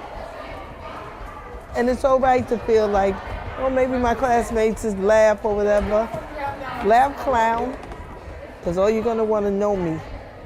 You understand? Okay. Get up. Stop feeling sorry for Rain, because there's nothing to feel sorry about. Feel sorry for the people Saturday in your race.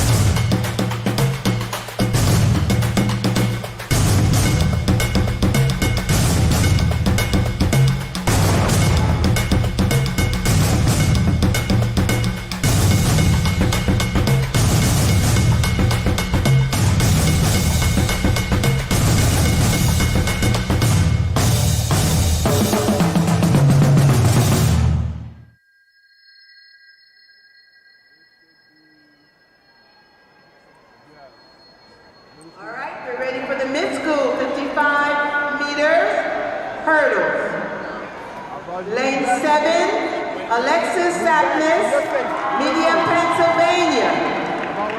In lane 6, Ajane Thompson, Rahway, New Jersey. Lane 4, Peyton Rollins, Medford, Maine. In lane 3, Ty Shepard, Brooklyn, New York.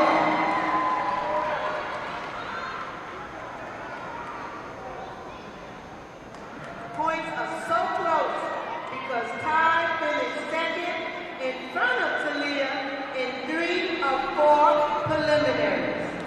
This is the mid-school 55 meters.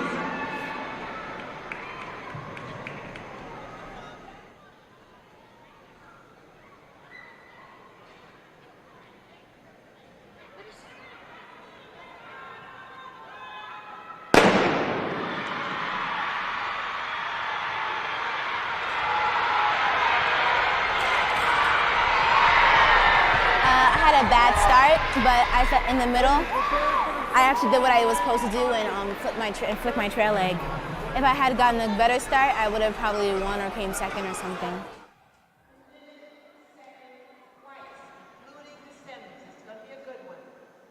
Mid-school 1500 on the track.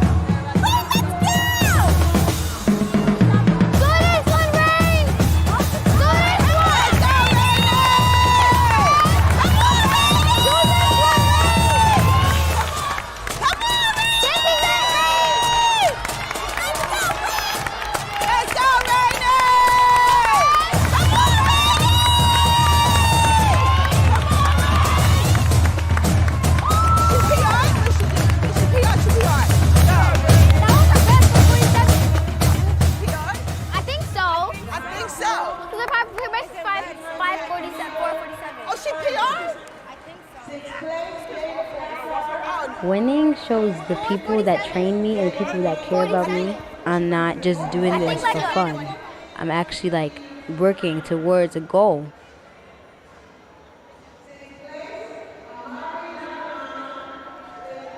When I win these big things, it's like, yeah, I'm looking at what's next. What's gonna happen next? Like, so I guess there's always got to be a challenge in front of me, and then I'll work to it, and then another challenge.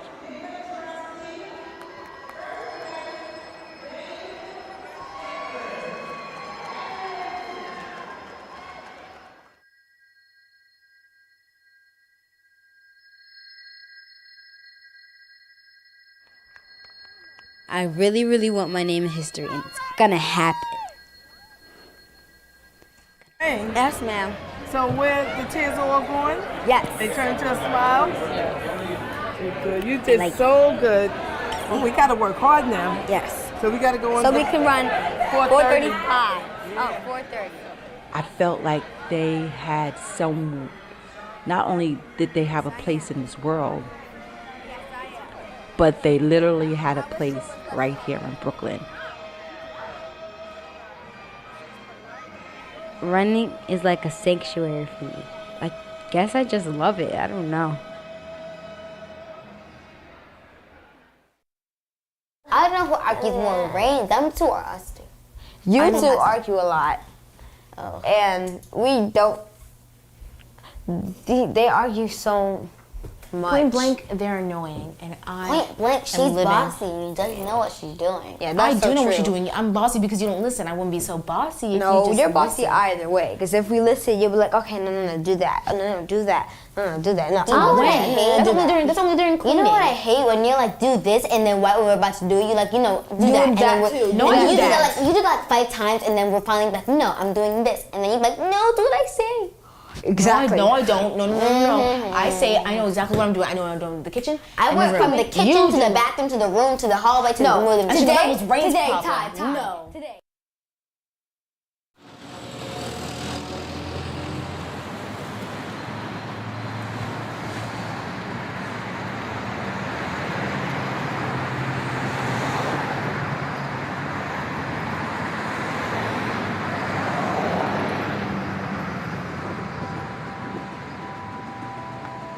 My life is everything from table tennis. When I was a child, we got a really difficult life. When I was age 9, I was already tattooed, smoke full time, we was always on the street fighting with the kids. I meet my coach and I go to the table tennis club. And I was more and more in the clubs than on the streets, so means out of the trouble.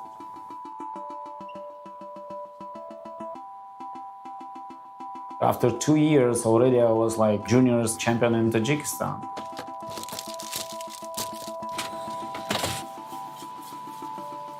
So far, I'm here 23 years, this country. There's a lot of table tennis players, my level, who wants to be in exactly where I am today. Most of in the countries, they know my clubs and they come from a lot of countries, from Pakistan, India, Guatemala, Russia, Belarus, Ukraine. A lot of people from all over the world. Wherever they come to New York, they come to my club. I'm now happy. My job's about like coaching, not anymore playing myself.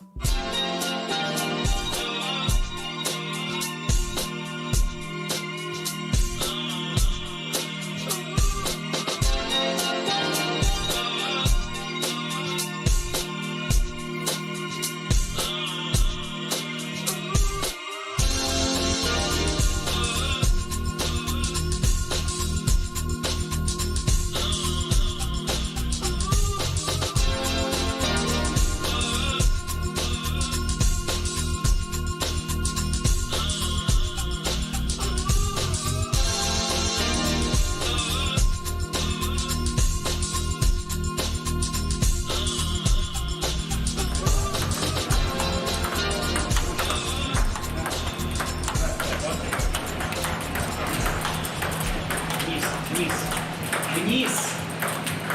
Идешь вверх. Мягко, мягко, мощно. Still, it's not huge operation, it's still small. I have juniors, young boys, they're really doing well.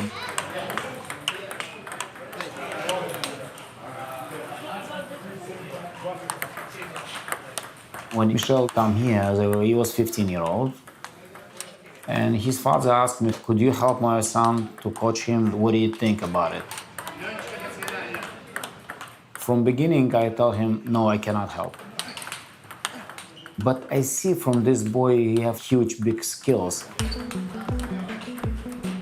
When I was 10 years old, that was my first tournament. It was the Israeli national tournament. I came in as a fan of the game. But after this tournament, I understood that it's not something I like or love, it's part of me. I won this tournament and I started playing professionally. My father chose to move everyone here. When I came here, I didn't know anyone. Maybe I was slowly getting into depression. I started looking for a club. Nissan offered me to practice. Right away I asked how much would it cost. He said that it wouldn't cost me anything. He just wants to practice with me a little bit. started going to tournaments. He found some people to give money for travel. He built this community for me to support me and help me.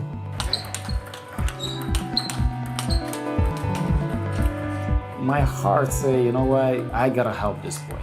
And in my inside ego also, you know, say, you know what, I could make it, this guy, like really good and strong players. My knowledge for 40 years, what I spent for table tennis, I was believing inside in myself, I could help it and I can coach the boy and we got a good chance to make with him American team.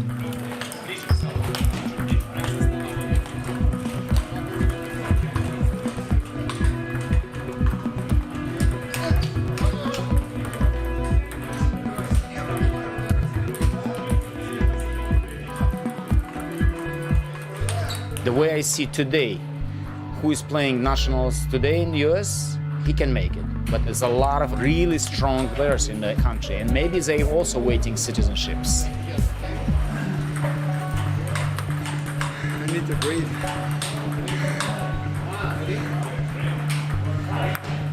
Ali, oh.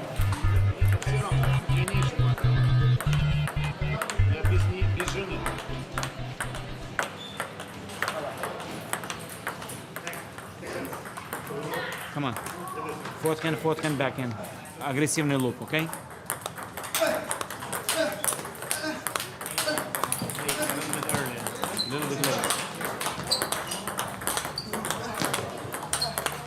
If anybody from my club make the team in the United States, it's gonna be huge. Imagine that from Brooklyn, you know.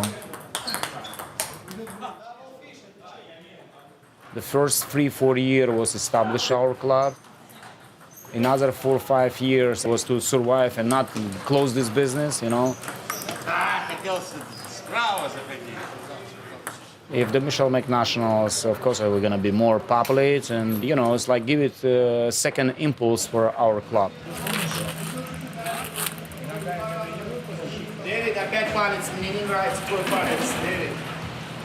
Well, after I had all my finals and work, I'm really happy coming back, preparing for the next Westchester tournament.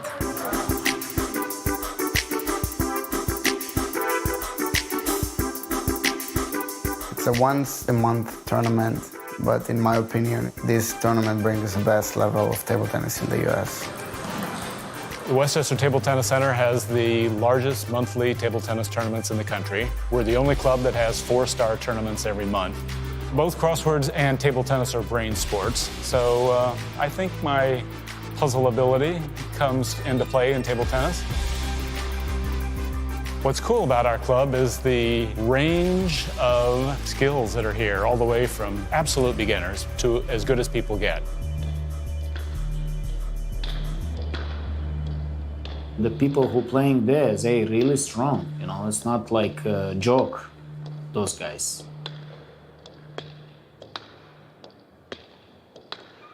It takes a lot to win this kind of tournament. I think the goal is just to win this tournament. Once I'll be able to win this tournament, next step will be much easier. Michelle? Yes, Nissan. How are you? Good, good. Did you pay or not yet? No, I'm going there right now. Okay, I'm gonna give them my credit card. No problem, Nissan. All right, good luck to you. Be careful. Bye, thank you.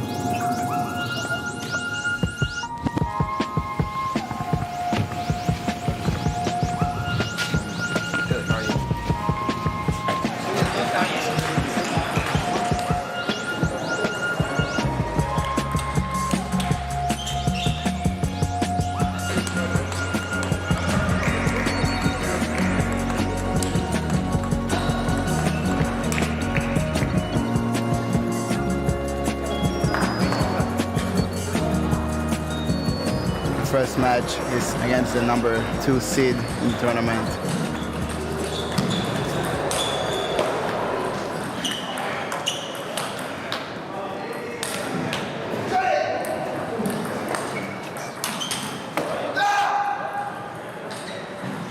Unfortunately, his hand was on top of mine. Went to the 5th game. I lost 3-2 at the end.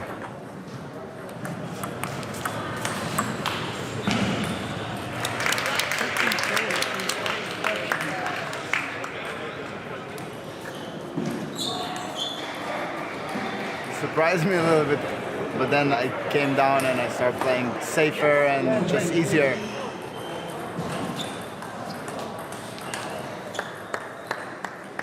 Next match is very important, so we'll see how it goes.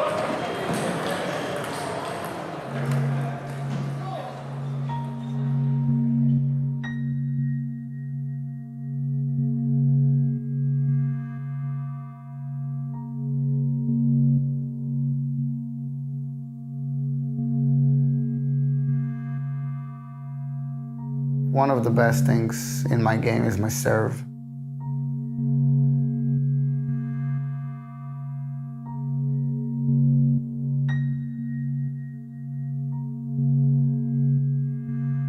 I'm able to serve almost the same identical serves with different rotations.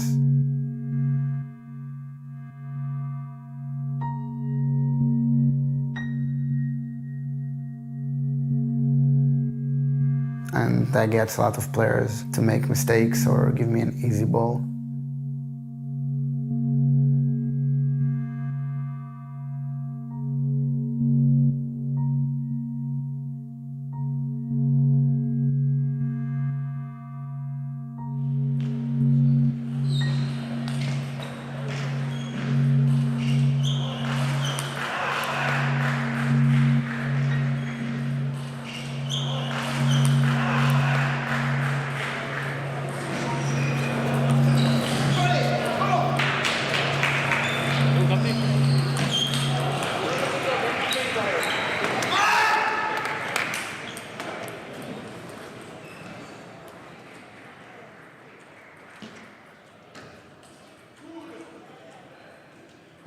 This boy is very talented, very talented.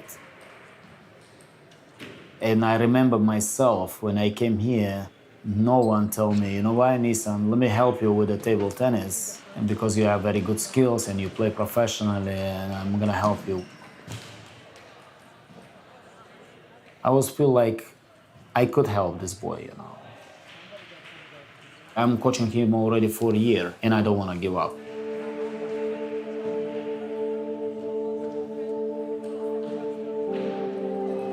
You can lose so many times, but the whole beauty of it is to go to practice again, get better. If you lose and you stop, you achieve nothing.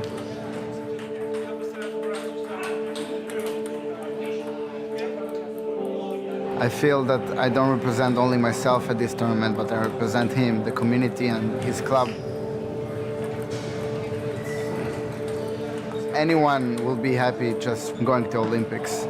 They might not win or get to the next stage, but they're still representing the country, so that is their pride. So my pride is to represent Nissans.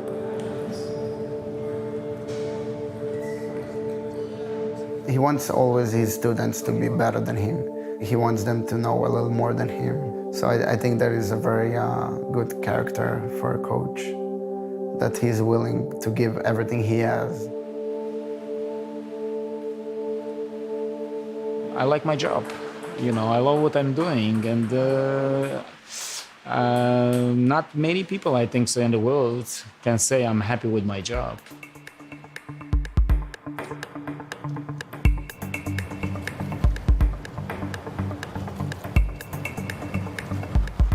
When I have chance, anything food, when I know they can eat, I bring here.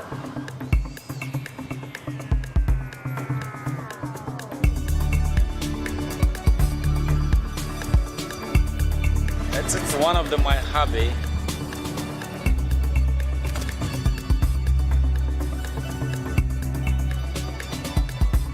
It's not gorgeous, watch it them.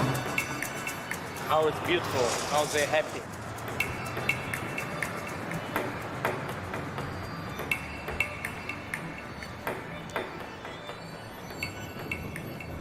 Look at how many birds I just make happy.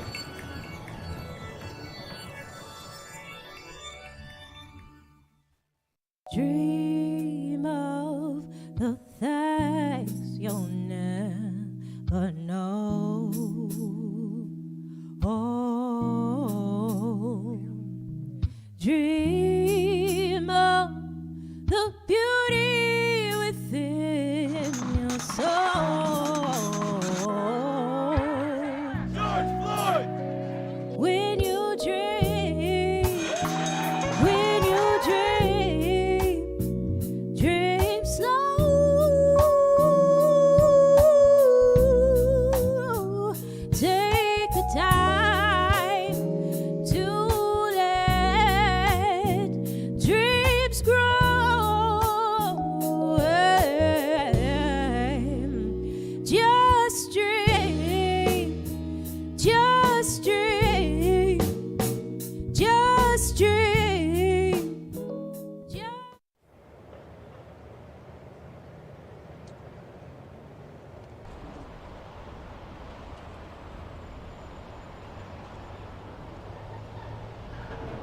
You, Trey?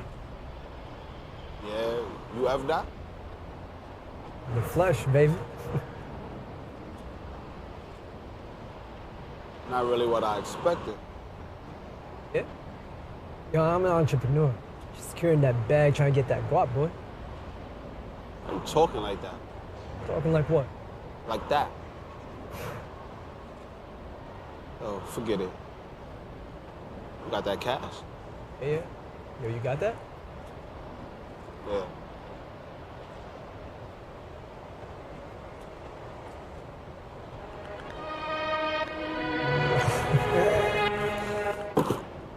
Cash?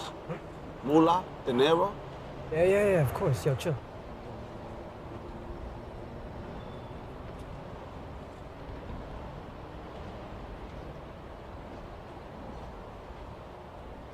Yeah, hold a second.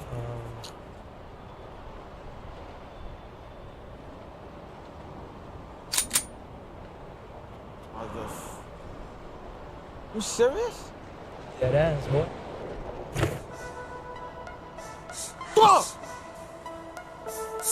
Spending all my money like I just got a raise.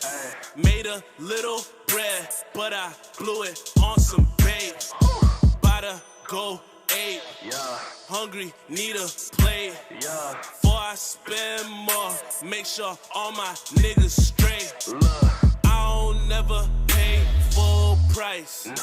Cause I got the plug and they put it to the side. Going pro for off-white. Cause she love my off-white. Gotta cop that on sight. Then I call that shit a night. Bitch, I lied. Wait. Why do I keep blowing my checks on new dish?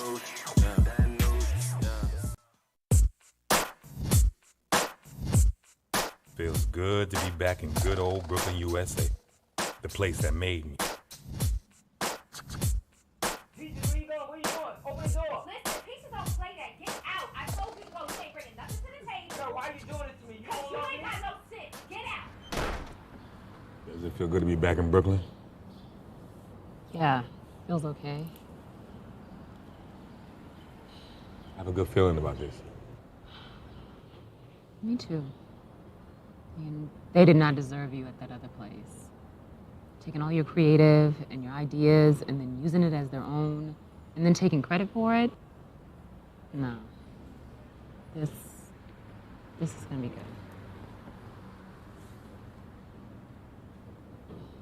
Look, I know that you are going to be like the Steve Jobs of all things kicks, and mobile apps, and sneaker blogs, etc., etc., etc. It's gonna be fine. It's gonna be okay. You know, until all that happens, I gotta get this store up and running by next week. And I think you can do it, babe. Ava's gonna love Brooklyn. I hope so. I mean, she was just starting to make friends, and then we up and moved. She's so gonna make a ton of friends here. Trust me. Have I ever steered you wrong? Okay, besides that time. All right, fine.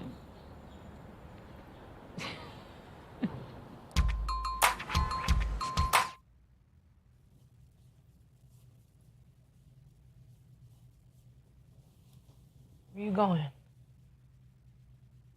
about to go buy a dance spot. Then I gotta go meet this dude, sell him a pair of dunks. I'm trying to save up a cop the band ones. New sneakers? You just got the ones you have on. And I need those band ones. Maybe if you start spending all your money on sneakers, we can have our own apartment together. This again? I don't want to have to worry about one of my roommates cooking scrambled eggs in her underwear again. She do got a nice. I'm kidding. Well, I'm not. Jay, I've been thinking about the next level in our relationship. Saving, building a life together, you know? Okay. You save, and whatever money I have left over after I sell these sneakers, I'll put in the savings fund. I'm really starting to think you care more about your sneakers than you care about me. That's not true. Like, you're not gonna make me choose, are you? I don't even believe we're having this conversation. Come on, you know you only with me because I wear these sneakers. That has nothing to do with it. So you talk to me if I had on a pair of bum-ass Pro-Cats. What are Pro-Cats? My point exactly. I see you, babe.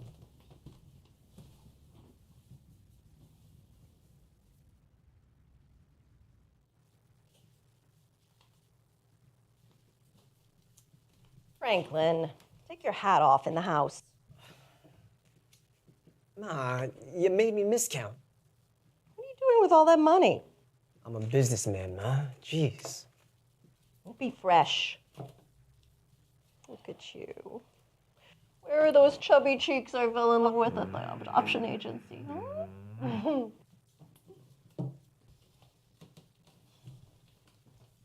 Where are you going? I'm gonna hang out with some friends. We're gonna play some video games. Okay, have fun. Play nice. I'll play nice, all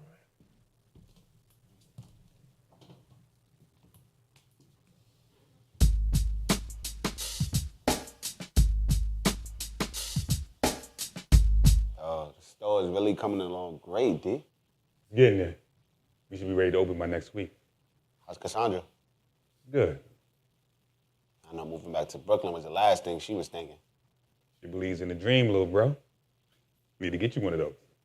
Yo, so since we open it next week, we gotta throw a dope opening bash. You know I ain't about all that. We gonna open the shop without all that fanfare. It's about the kicks. These days it's about the hype. Facts. Let me get up out of here. Where you going now? I'll be back. I gotta go meet this dude to sell him these new Jordan SBs. Trying to cop the band ones. Well, thanks for all your help. Anytime, bro. Yo, be careful. I got this. Be here tomorrow. Early. All right. Trey, I'm serious. All right.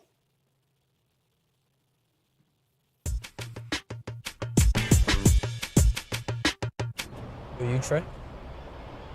Yeah, you ever die? The flesh, baby. Here's to new possibilities. I left Brooklyn a prince, and I'm returning the king. King of the world. Oh! My bad, bro.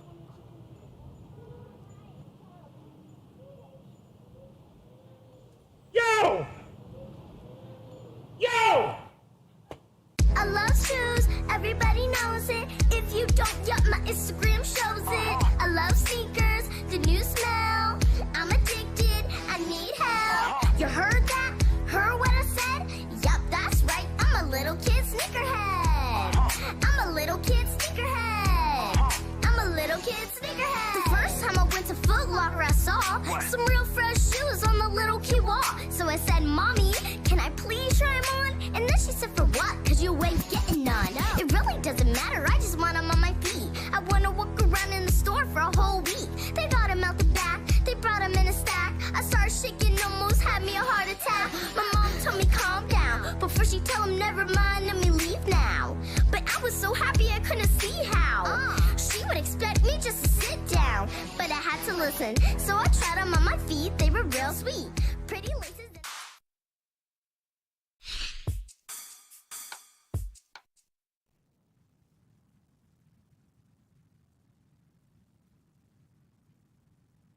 Your mom's home though?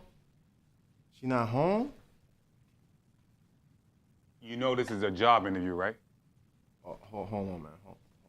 So I'm here for the job or whatever, but let me tell you about Peaches. Peaches don't do mornings, because if she don't get her good 10 hours, she's a bitch, and you really wouldn't like Peaches in bitch mode.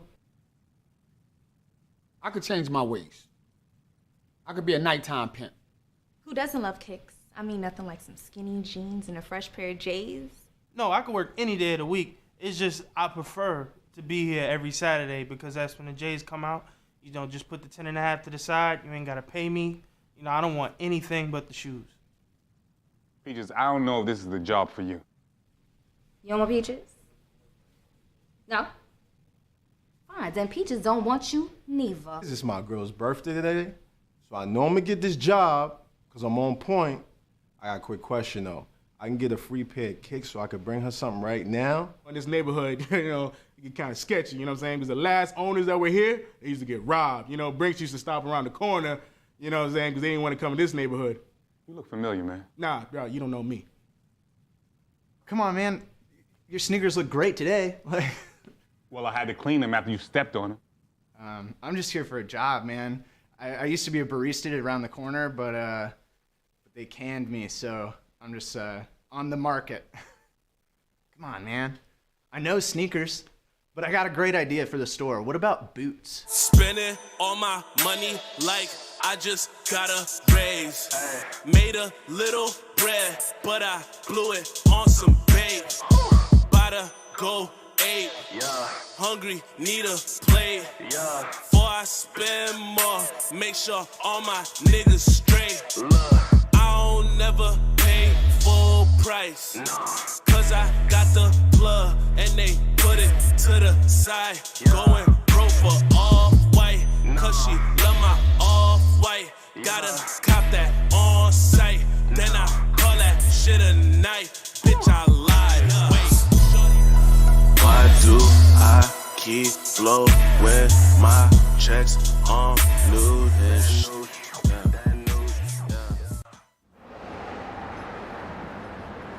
Brother, I'm running for city council, but we are focusing on local, community-based boards and government to empower the community and implement change. I'm good. Nice kicks. Copper foams, right? Yeah, how you know that? I used to rock some fly kicks in my day. Down the 5s were my favorites. The 5s are cool, but the 3s are fire. Can I ask you a question? Why is it so important for you to be so fresh? Oh, it's when I put on sneakers, you know, and they're fresh and crisp. I don't know, feeling like it makes me feel like somebody. No, you can also feel like somebody by making a difference in your community. Yeah. Ain't you D's little brother? I knew you look familiar. Yeah, how you know my brother? Me and D used to run the streets together back in the day. How's he doing? He's good. He just opened up a sneaker spot in Brownsville. You know, he's been collecting kicks for as long as I've known him. Take one. Everyone deserves to be fly, right? Yeah. Yes. Tell D Big Riley said what's up. All right, got you.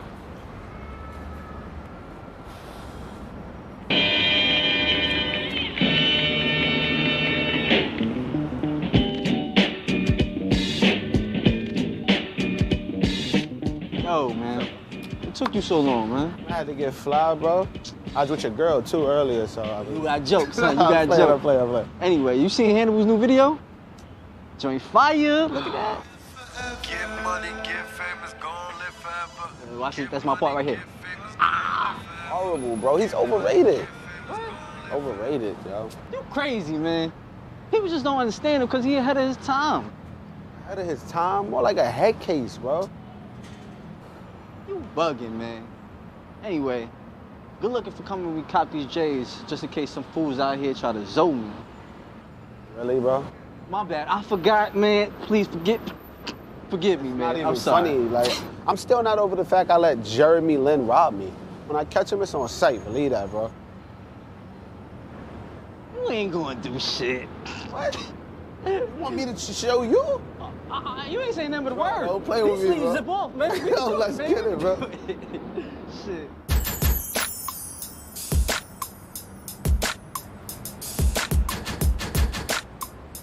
Ray, where are you, man? I thought you was gonna be here for these interviews. I need your help. Everybody's like, man, everybody's crazy. Hit me when you get this. Yo, D? What's good, bruh? What up, love? What you doing now? What you mean what I'm doing now? It's good to see you too, bro. My bad. When did you get out? Last week. Good behavior. So how you find me? Wow. Yo, like I said, it's good to see you too. I was just in the neighborhood, man. Had to go check out my P.O. Heard you had a shop, so thought I'd come check you out. What, you think I'm stalking you or something? I'm just messing with you, man. It's good to see you. Word. I see you hiring. You're my brother's keeper, right? I get a job? This is what it looks like when your past comes back to haunt you.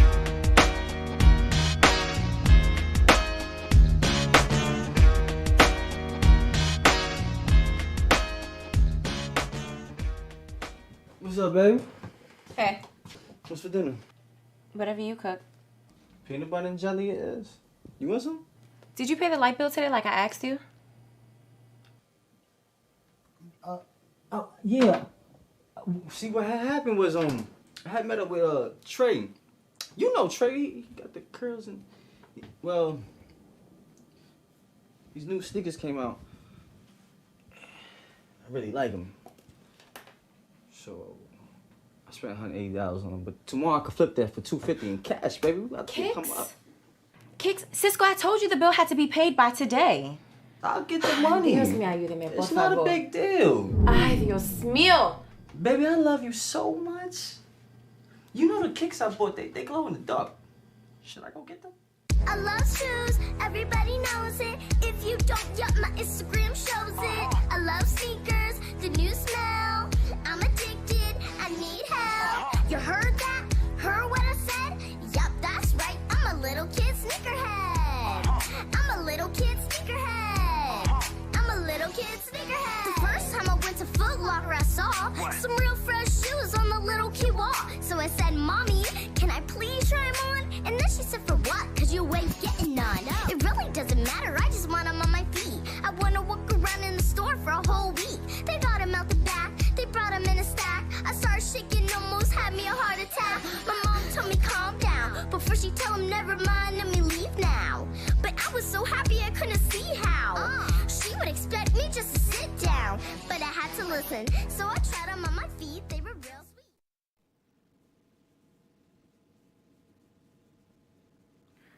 So, Mr. Harrison, how are you feeling today? Call me by my artist name, Hannibal, because I eat these MCs. Okay. Hannibal, how are you feeling today? Vulnerable. That's how I feel. Can you talk a little more about that?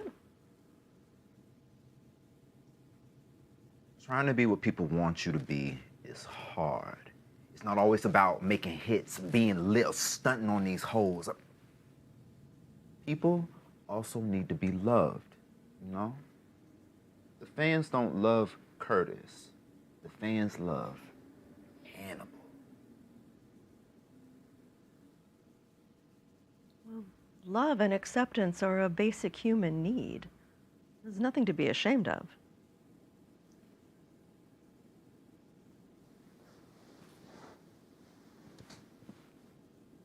You're not gonna tell anyone about this, are you?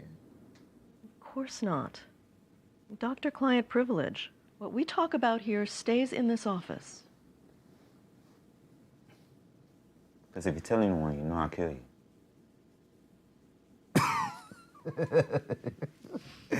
I'm just fucking with you. But I will kill you. Spending all my money like I just got a raise. Made a little bread, but I blew it on some babes. About to go 8. Hungry, need a plate. Before I spend more, make sure all my niggas straight. I don't never pay full price.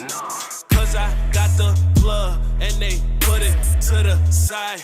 Going broke for all white. Cause she love my off-white. Gotta cop that on sight. Then I call that shit a night. Bitch, I lied. Wait. Why do I keep flow when my checks on new ish? Take a step back, let me show you where real rap's kept at. Man, I rep that type of shit, that's type legit. I keep it moving like transit. I give it rhythm like drugs, my hands hit. Make plans with some cats that I smoke grams with. Same dudes I now make jams with, man. Take a breath, so fluent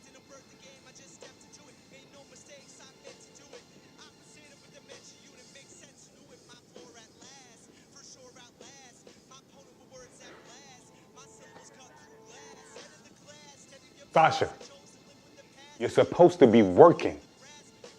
I am working. Okay, I'm posting some of our new inventory, and you want more customers up in here, don't you? Not an excuse. I'll be in the back.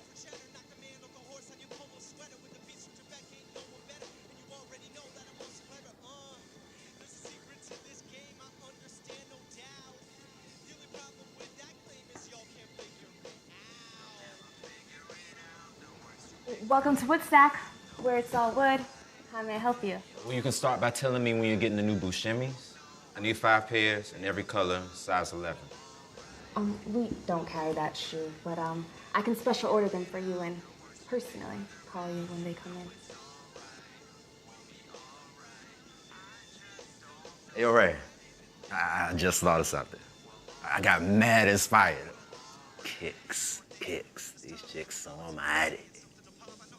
You know what? I'm on my way to lay this one down. I'll be there in 10 minutes. At 1. Girl, you're never gonna guess who just walked into the store. Lulu, I might be pregnant. We're barely surviving as it is, and now we might have another mouth to feed. I just can't. Think of it as a blessing. You know God will never give you more than you can handle. Well, the way God's been doing me these days, I want my money back. Okay, bitch. Don't write a check your ass can't cash.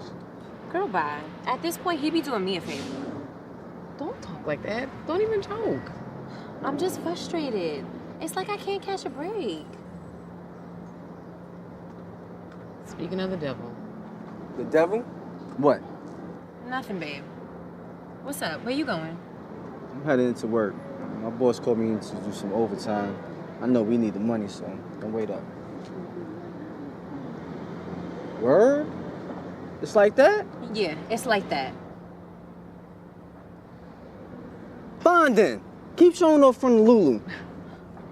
This is what I'm talking about. This is exactly what I'm talking about. Mother Nature gives my mind a little spark, but I ain't talking about picking dandelions in the park as the groove walks. My smooth talks to make you sway. Some will say I got sunshine on a cloudy day, but hey, maybe I just push the clouds away. Stay positive when the negatives around the way. It's such a fine display. Happiness to step away, even through the toughest times. My bitch always popping up at the right time. Bitch, every time. Tell me you saw Hannibal's post. Yeah, and? I can't believe he came in the store. Girl, I would have died. I mean, Hannibal's he's like the fashion god, honey. Did you not see his last post? Lita, I need to find a way to get to Hannibal. Maybe you need to put it on him. No, that's not it. Anyways, it's so nice in here. It's all fancy and shit. It is, right? Welcome to Woodstack, where it's all wood. Oh my God. They make you say that for real? Yeah. Everyone needs a plug. But I had to make sure there was no bad blood. You see, we had a situation back in my street days. But now I hear he's the guy to get whatever kicks you need, no questions asked. But in Brooklyn, you always have to stay ready.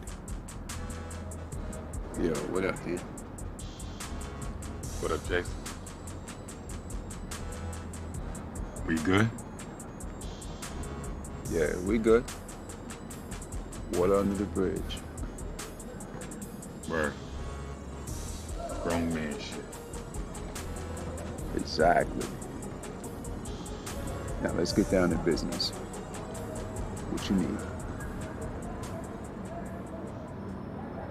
I love shoes, everybody knows it. If you don't, yup, my Instagram shows it. I love sneakers, the new smell.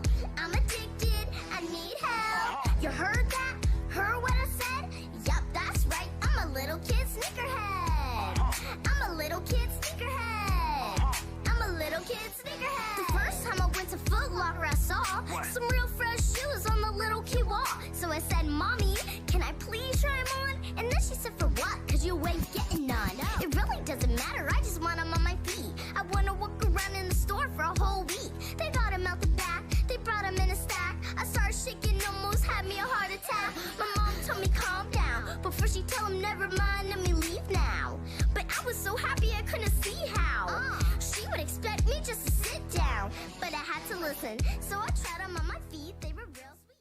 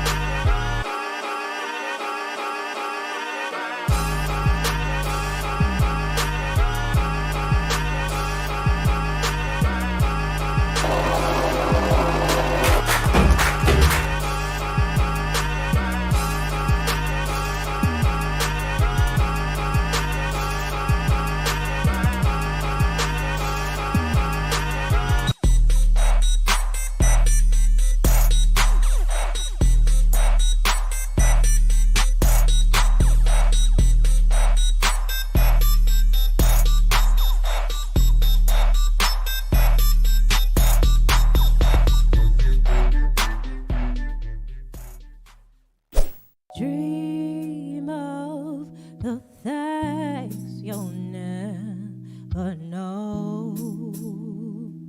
Oh, dream of the beauty within your soul. George Floyd! When you dream, when you dream, dream slow.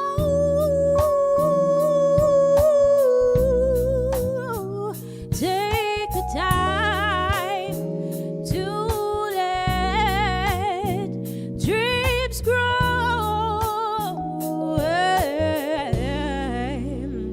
Just dream, just dream, just dream.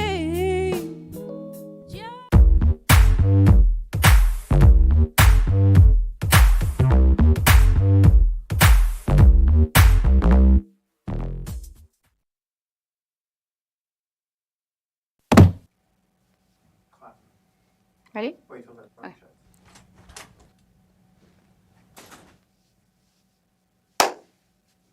Okay. So, I don't want to tell the story.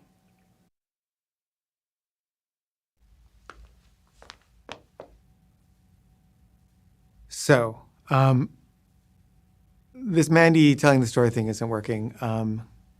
But basically, here's what's going on. Mandy and I got stoned the other night, and she basically confessed that she was obsessing about this other guy that lives on our block. His wife died a year ago, and he's got 2 kids.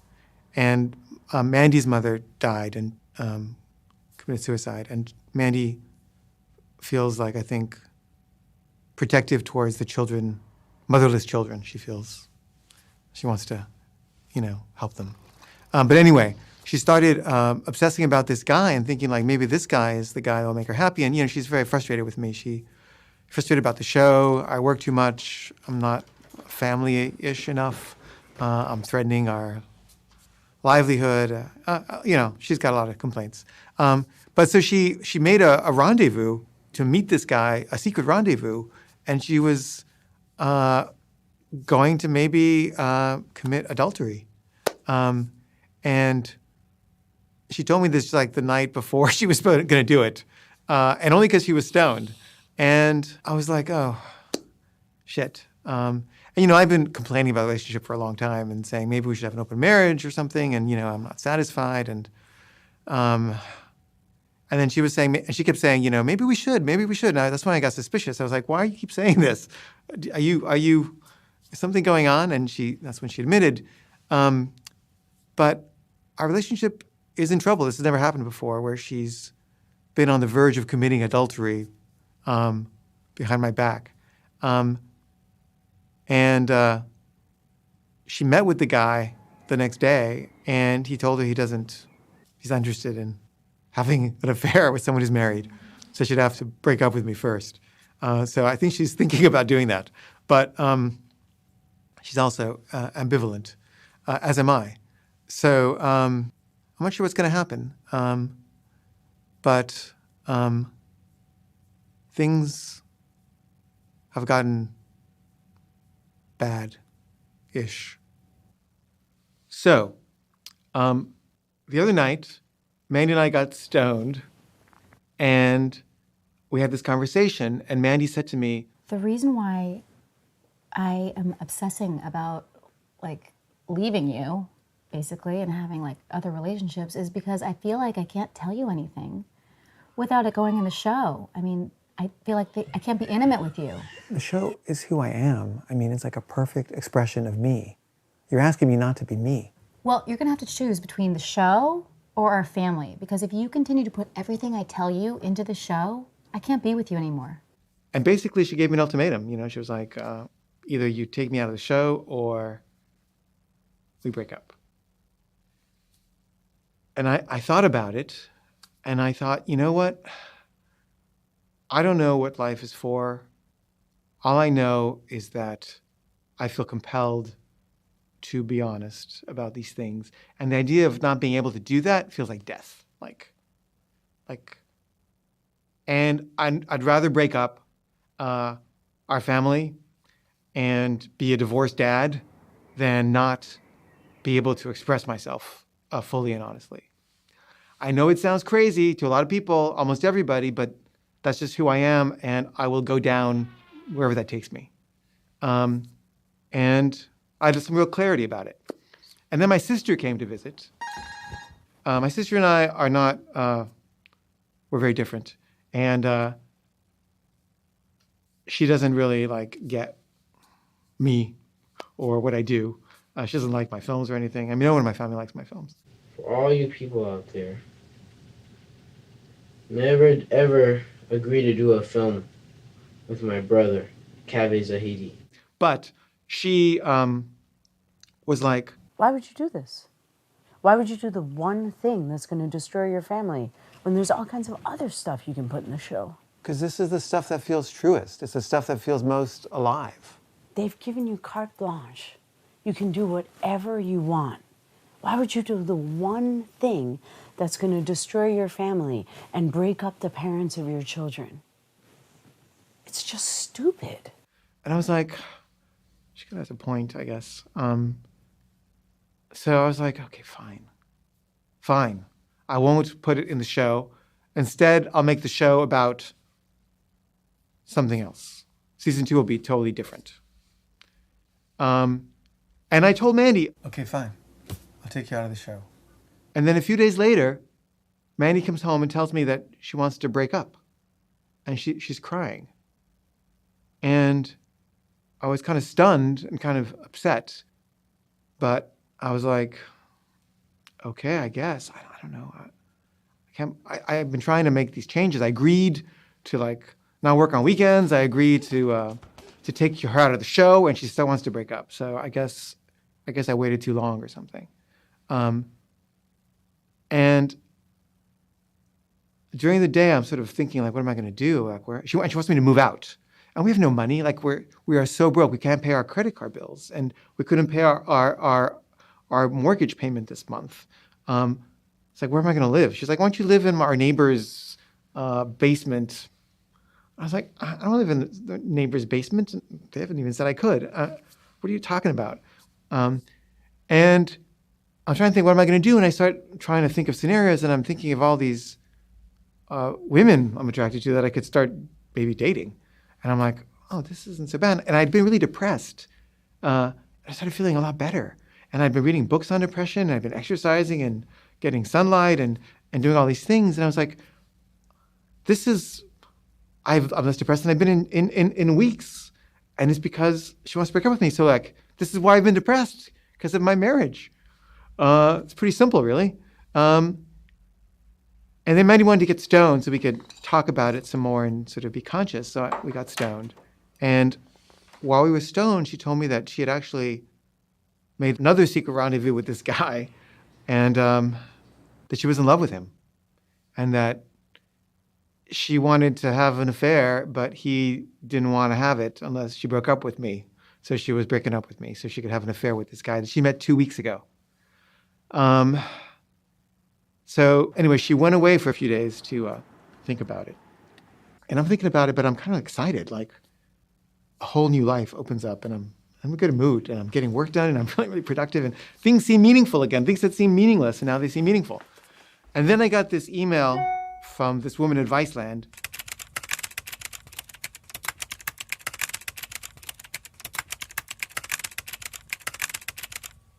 So we set up a meeting, and I looked her up, and her nom de plume, because she had a blog that was apparently a big deal, was a slut machine.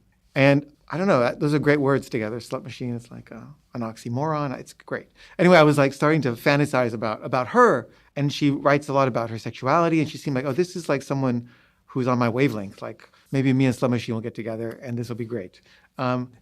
So I was kind of excited, and then Mandy came back and said, I want to stay together. And I'm like, really? And part of me is disappointed, and part of me is, is happy, but part of me is not. And I'm kind of like, oh, okay, I guess we should try for the kids. But we get stoned again, and while we're talking about her feelings and what's going on with her, she tells me that her mother committed suicide when she was 45. Mandy was 9, I think. And Mandy's 42 now, and she's afraid that she's going to kill herself when she's 45 also, like her mom. And part of her wanting to break up and be with someone else was because of this fear of suicide, that she was going to die if she didn't get out of this marriage. And she's trying to like escape that fate by finding someone else and sort of redoing her life, because she hates her life. I mean, I don't blame her. I hate my life too. Everyone is here. It's going to take 1 more minute. It doesn't matter. It doesn't matter. He should be allowed to choose. This is a scene. He doesn't want to do it. I know. He's a kid. So we have the meeting at Viceland, and Aziz wanted to come, and I kind of didn't want him to come because I wanted to be just alone with Slut Machine anyway. But I said, okay, fine, come. There was going to be other people there. It was a stupid fantasy. But she was very nice. And we have the meeting, and they seem really into the show. It's so real, it's so documentative, it's so meta. Actually, I think it's revolutionary. It's nothing like what's on TV or anything out right now. To be totally honest, we've been trying to develop a show about Viceland, and your show is better than anything we've come up with. And then they say, We would love to have the second season of the show here at Viceland, if you would be willing to do that. And I'm like, yeah, that'd be great. Spike hasn't watched it yet, but he's going to get to it. And apparently Spike Jonze is like the co-president of Viceland. You gotta meet Spike. And I love Spike Jonze. Spike's gonna watch it. It's just been a crazy week. He's very excited. And so they're like, just give us a figure, tell us how much money you want, and we'll negotiate and we'll come up with something. So Aziz is like... That meeting with Viceland was incredible. I really think they're serious. I've never had a meeting like that. So how much should we ask for? I think we should ask for $175,000 for each episode of season 2. You think that's too much? No, it's Viceland. And I told Mandy about the meeting, and she was excited, and suddenly she like loves the show again, and she's really into it, and we're getting along better, and she's like thinking about what we're gonna buy with all the money. She's starting to spend it already, and we're not hearing back from Viceland, and so I'm starting to get nervous, and I email Slub Machine.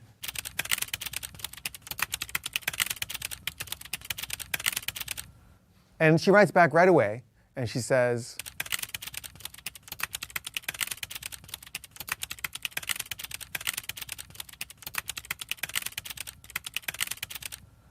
and I'm like, cool, Spike Jonze loves the show. That's great. And so I'm feeling better, and the Christmas holidays happen. And then the day comes when I'm supposed to hear back from Slub Machine, and I don't hear anything. And I wait a few days, and then Aziz gets a call from Viceland. I got a phone call from Viceland, and they want to have an off-the-record meeting. Meaning what? Meaning you're not invited. Why not? Because whatever they're going to say inside the meeting, they don't want you to hear, and they don't want it in the show. So doesn't sound good, but still hopeful. Like they still want to meet. But then they reschedule the meeting, and then they reschedule it again, and then they reschedule it again. So at this point, I email Slub Machine, and she gets back to me and says,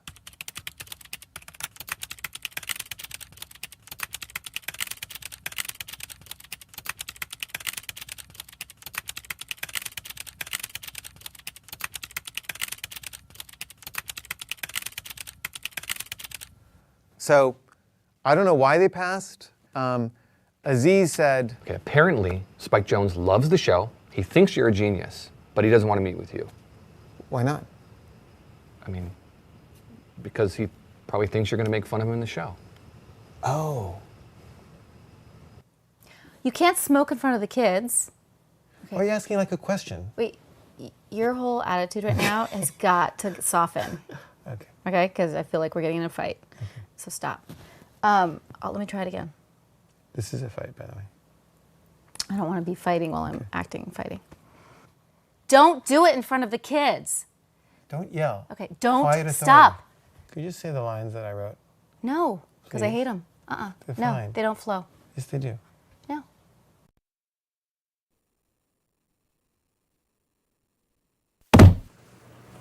Ready? Sounds rolling? Sounds rolling. You're good? Cooper? Yeah. You're good, Stefan? I'm rolling. Okay, Scarlett, do it.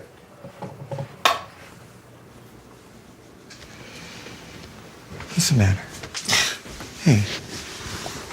Hey.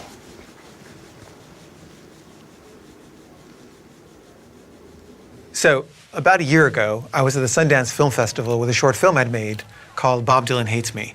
And while I was there, I saw this film programmer named Jake Perlin, who had hurt my feelings a few years earlier. And whenever I would see him, I was like still holding a grudge. And I don't believe in holding grudges, so I was like, I should try to make peace. So I went up to him. Hey. Oh, hey. I don't know if you remember me. My name's Kaveh. Yeah, no, I know who you are. Okay, I just wanted to say that the last time I saw you, you kind of hurt my feelings. Oh. And I... Sorry, what did I say? Oh, I said, hi, my name's Kaveh Zahedi. Oh, hi. I'm a filmmaker. Hi. I was wondering, would you guys be interested in maybe like programming a retrospective of my films? We pretty much do the programming ourselves. Like we would approach you if we wanted to do it. So probably not. Okay. Okay. Well, thank you. Okay, sure. No problem. Okay. Nice to meet you. Bye. So anyway, I don't know if you'd seen any of my films or not, but the fact that you didn't seem like even curious about them made me feel like you must assume I wasn't a very good filmmaker. And the fact that I was even asking you for a retrospective meant, I probably wasn't, because why would I have to ask you for a retrospective if I was? So I just felt humiliated. Oh, shit. Well, I didn't mean to be rude. I don't. I try not to be. You weren't rude. No, you weren't. My feelings were just hurt. Oh, well, I appreciate you telling me. Oh, thank you for saying that. So he was super nice, and we started talking. So what are you working on these days? I'm mostly working on this TV show for Bric called The Show About the Show. Is it done? Ish. Is there something I can see? Yeah. Okay, send it. So I sent him a link. And then I saw him a few days later. So I'm opening this new theater. It's called the Metrograph. And I thought it'd be a great idea to show the whole first season together. Would you be into that? I mean, I was into it. I just had to check with Aziz. I mean, that would be great. I mean, then maybe we could get a New York Times review. And if that review is good, then Maybe we could sell the show to a bigger network. So Aziz hired Matt Grady, who had played the paraplegic in episode 2, to promote the theatrical run and to try to get the New York Times to review it. So Matt schedules a press screening, and the New York Times says they'll send someone to review it. Can I come to the press screening? No. How come? It's just not the way we do things. So I sent Peter instead to gauge the reaction of the critics. But not a single critic showed up. So I called Matt Grady. The good news is the New York Times is still going to review the film. The bad news is who's reviewing it. So the guy they assigned to us to review it in the New York Times was a guy named Glenn Kenny. And I don't really know the guy. I looked him up. I didn't like his face that much. I mean, he looks fine. He just didn't look that nice. And then I saw that he had tweeted something about me a few months earlier. Kaveh Zahedi's piece on David Bowie was for me a potent reminder of why I have absolutely no use for Kaveh Zahedi. So thanks, I guess. So when David Bowie died, I wrote a piece about him for Talkhouse Film, in which I discussed having a vision of God while on ayahuasca, and that God had appeared to me as David Bowie. Anyway, when I saw that tweet by Glenn Kenny, I realized that our New York Times review had been assigned to someone who had gone out of his way to trash me in public. So clearly we were not going to get like a good review. But the review came out, and it was not an entirely negative review. On the one hand, he said that the show was undeniably fascinating. First of all, it's not undeniably fascinating. Like, it might be fascinating to some people, but it's not fascinating to everybody. I mean, there are plenty of people who would not call this show fascinating. I didn't find it fascinating at all. I thought it was pedantic and self-indulgent. But then he also said that I was sinister and that my evident disingenuousness masks something even worse. And I'm like, disingenuousness? That means dishonest, right? Like I'm evidently dishonest? I don't know. I think I'm pretty honest. I think I'm probably a lot more honest than you are, Glenn Kenny. And I don't mind you saying he seems to me to be disingenuous. You know, you can think I'm disingenuous, but to say that I'm evidently disingenuous is just stupid. How is it evident? It's not evident to everybody. I mean, some people don't think I'm disingenuous. He's always been honest on that show he's got on cable. So anyway, the New York Times review was not going to help us sell the show to a bigger network. And Slum Machine never got back to me about meeting to discuss other TV show ideas. But she did say, I'd really like to come to the Metrograph screening. but I was worried that no one would show up to the screening. So I decided to throw an after party, the idea being that people would rather go to a party than to a screening, but they would go to the screening if it was right before the party. Calling it a party implies free drinks. How are you going to pay for that? No, it doesn't. You can have a party without drinks. No, you can't.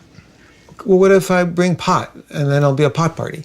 That's a totally different thing. We're talking about it like a drinks party. I don't know what you're talking about. Pot party. It's a public place.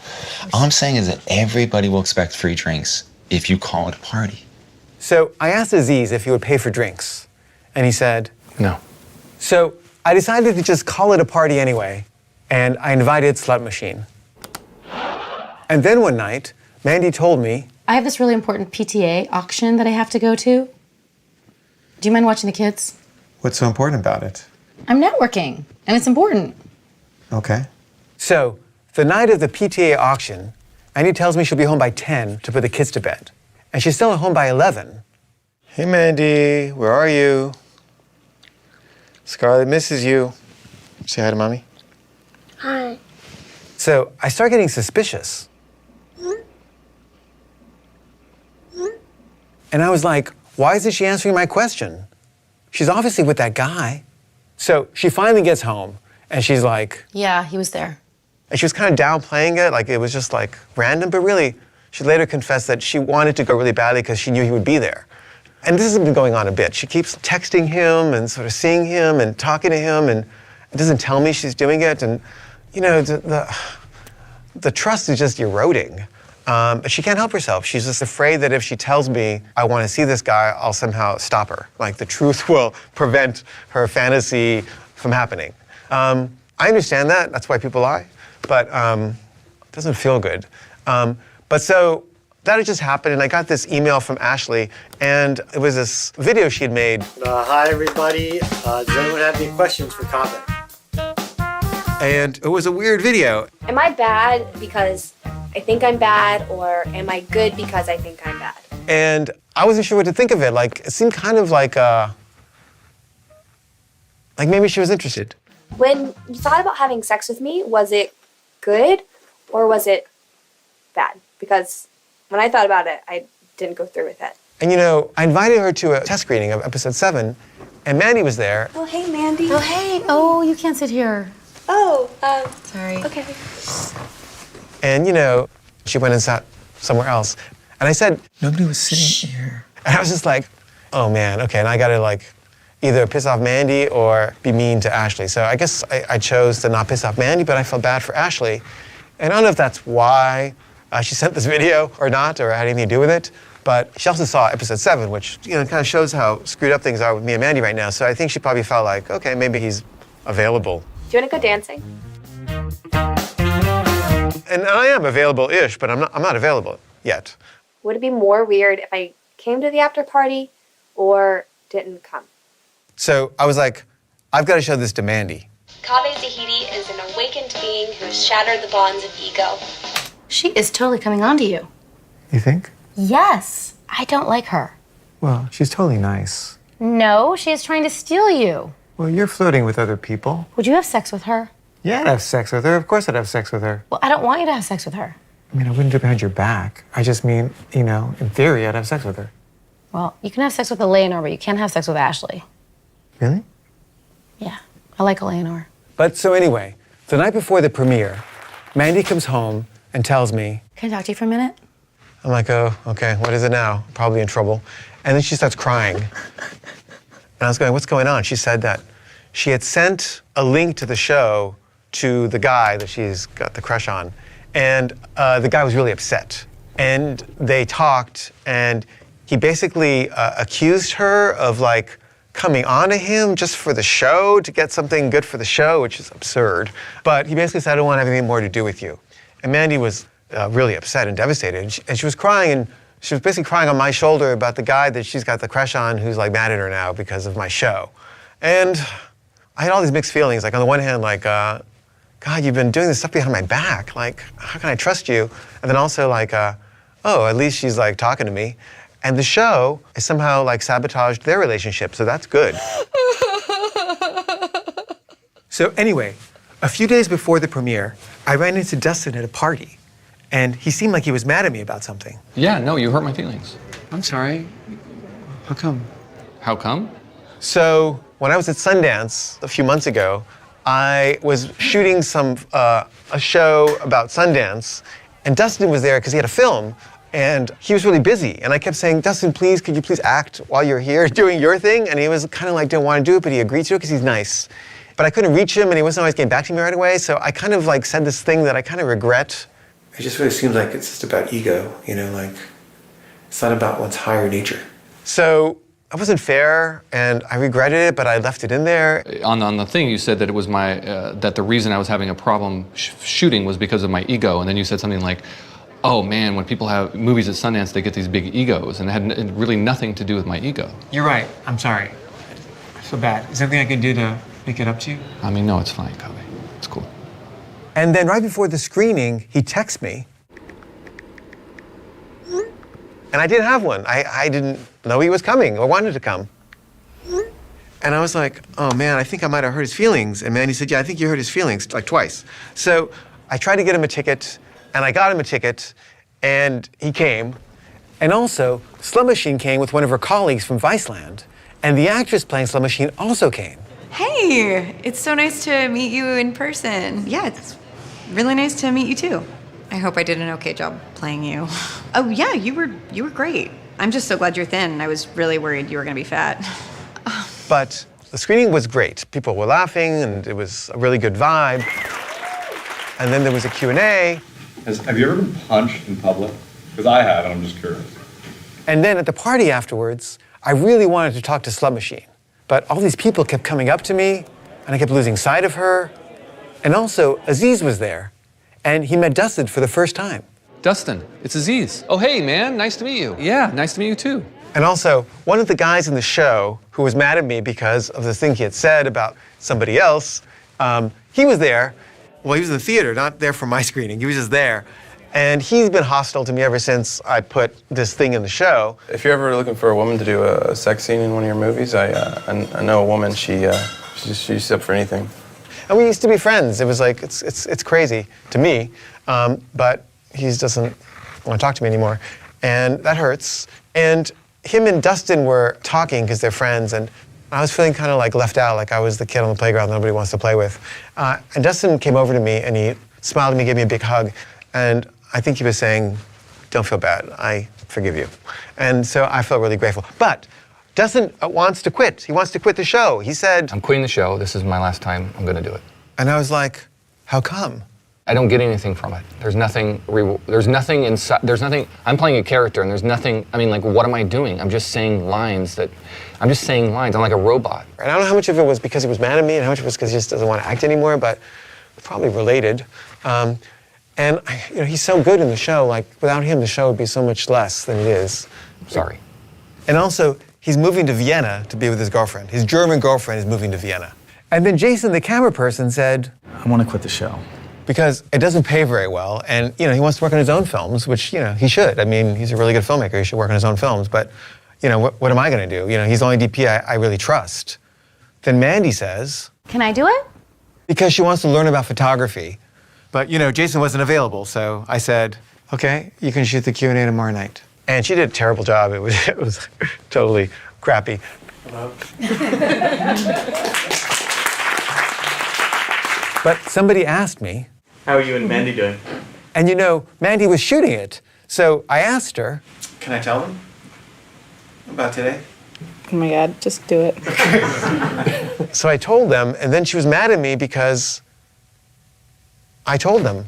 Mandy sent a link to the guy because she was like, you should know that, Carver's talking about you in this new episode. And afterwards, Mandy was like, I can't believe you said that in front of everybody.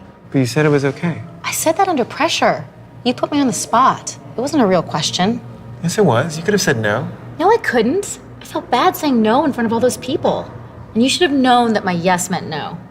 And then Peter kind of wants to quit too because he's been like riding his bicycle from the Upper West Side to Brooklyn all the time to work on the show. And I think he's just kind of burned out. And so Dustin wants to quit, Jason wants to quit, Peter wants to quit, and Mandy wants to quit our relationship. And then during the party afterwards, she went to the bathroom and called the guy that she's got the crush on, and they talked for like an hour. And she is mad at me because she feels like I screwed up that relationship. But then I have this other friend, Jamie, who was in episode 2. If you're working with censors, make sure you give them something to censor. He came to the screening. How's it going? Good. You're my friend Jose. Hey, nice to meet you. How are you? Where Mandy? Is she around? And Mandy and him went to some galleries together because she's into art and he's into art. And I mean, I'm into art too, but I'm busy making the show. And while they were there, he said to her, Okay, so you want to have sex with other people? Mm-hmm. Because I would have sex with you.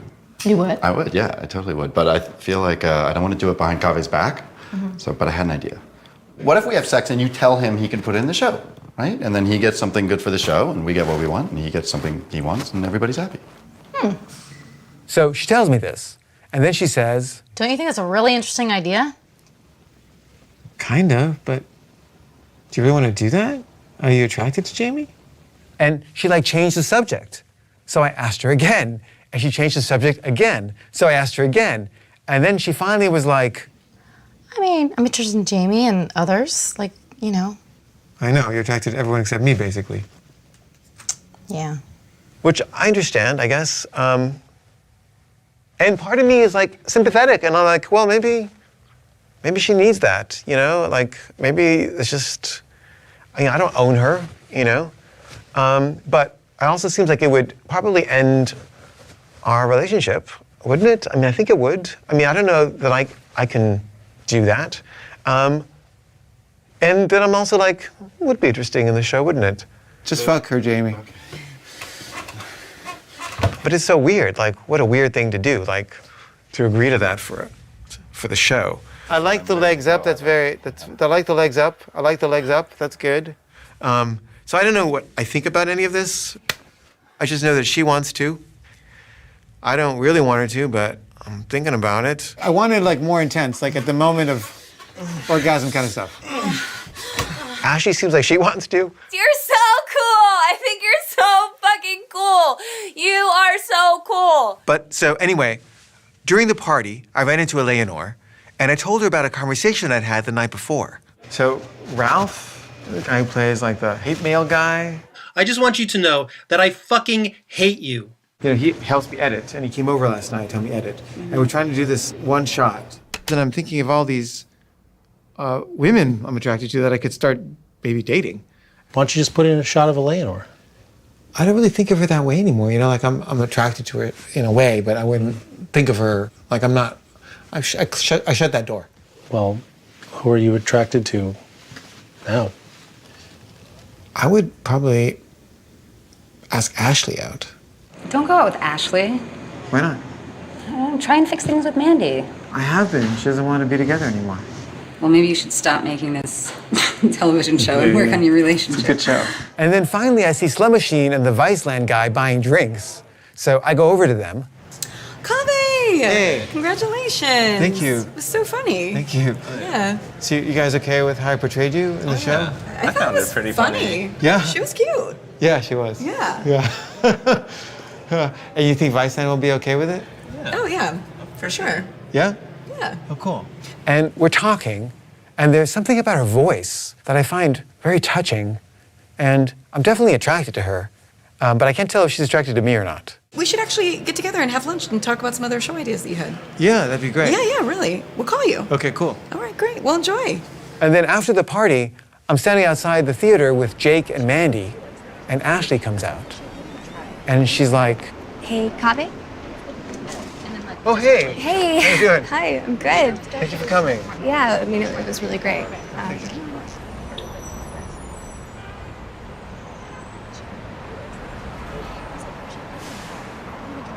I'm really awkward, and I could do this stare thing all night. But, me too. Stare. Same. But I'm just gonna go. So. Okay. But it was great seeing you. You too. Yeah. So see you around. Okay. Okay. Bye. But it was like kind of romantic-ish looking, seeming, or sad. It was sad.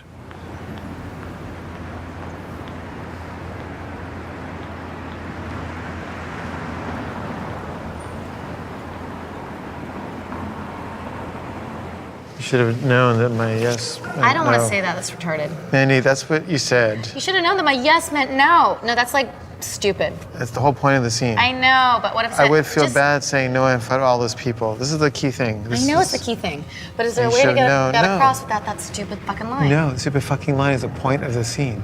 I know, but it's just. It's just what you said, Mandy. It's not. It is what you said. It's what you think I said. Whatever it is, it's what the scene is. Okay, you ready? Okay. Like I feel Let's hurt do it. right now. Let's like do it. That's the right energy for the scene. okay, but stop hurting me. Okay, let's just do it. I In feel real hurt too, life. Mandy. Yeah, but Kaveh, Mandy, let's do the scene. We have a little moment of quiet. They're being quiet. I can't believe you said that in front of everybody. One more time. I can't believe you told everybody. You said it was okay. I. Can't act. Oh my God! Stop being Do an the asshole. fucking scene, Mandy. I told you Yeah, just but to your learn the fucking emotional lines. pressure is like a problem. It's upsetting when you keep doing this thing every fucking time we shoot. What? Refusing to do the lines. Okay. You said you weren't going to do this anymore. No. That was our deal. Our deal was you were going to say the lines, and if you wanted a different version, we would do that, and we could make that part of the next fucking episode. We're not supposed to do this every fucking time.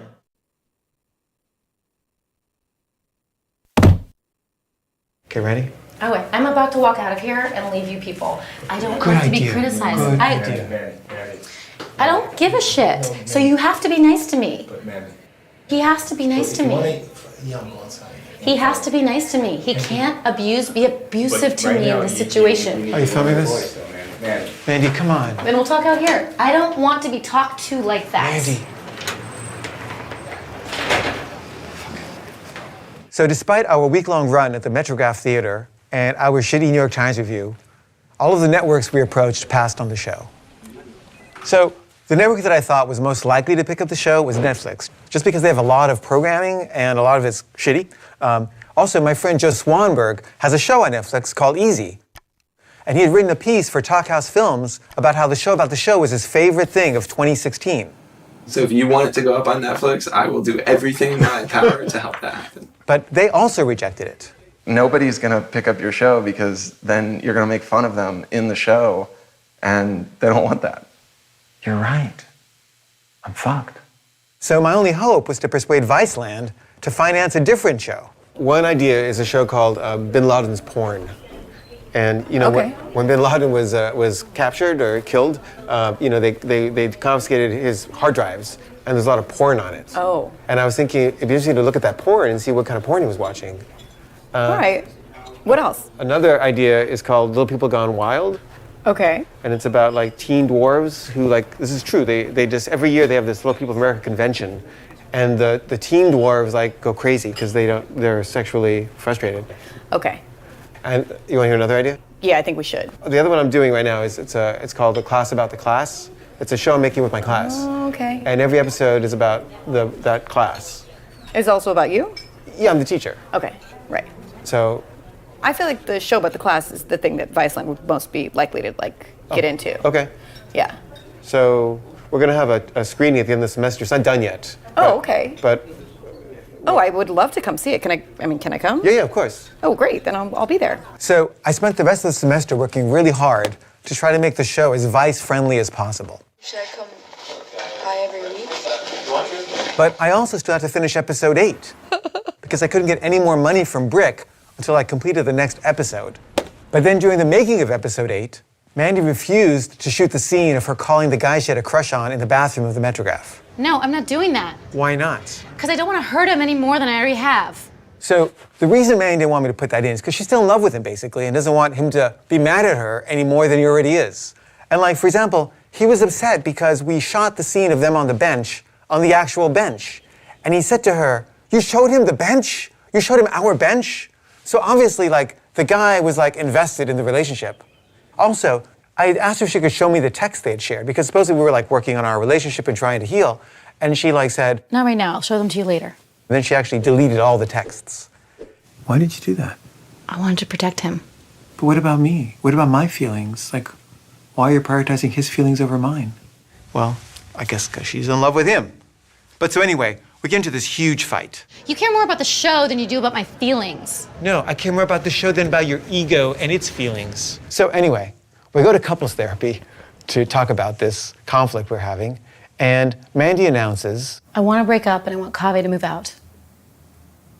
and I thought we were trying to make it work, you know, like I was like, what? And I got really mad, and I lost my temper. And I was like, shut up! And then I stormed out, angry, and I was like, that's it. I'm done. Because she keeps doing this. She keeps saying, I want to break up and I want you to move out. and then she changes her mind. I want to try and make it work. And then she says it again. I want to break up and I want you to move out. And then she changes her mind. I want to try and make it work. And then she says it again. I want to break up and I want Kaveh to move out. And this time it seemed like, okay, enough. I don't want to. Fine, we'll break up. I'm ready to break up now. So that night we were supposed to go to a screening together, and I was like, I don't want to go with her anymore. Like, I'm mad at her and I don't want to be with her. So I called my agent. Dustin's film is premiering tonight. Do you want to go? And then Mandy was like, and I was kind of like, I calmed down a little bit. I was like, okay, fine, we'll just go. And I called my agent and said, I'm sorry, you're not invited anymore. but we went to the screening and I saw Dustin there. I just thought you should know that Mandy and I are breaking up. Really?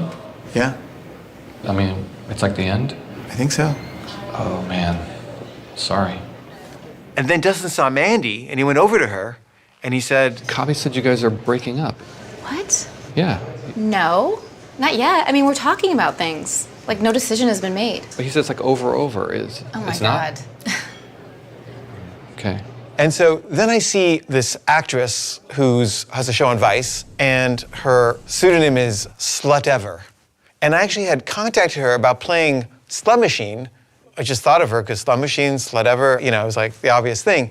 And she said she would do it, but then when I told her what it was, she said she was worried about getting in trouble with Vice, and I was like, oh, yeah, you don't do it then, it's fine. And then I ended up getting Emmy to play Slut Machine instead of Slut Ever. But Slut Ever was there, and I went over to her, and like I'm kind of newly single, so I'm like talking to Slut Ever, and Mandy sees me talking to her, and she makes like a beeline towards us. Hey, I'm his wife. How are you? And I'm like, ah. And she basically just like completely cock-blocked me. And I'm a little pissed about this, because like, I thought we were breaking up.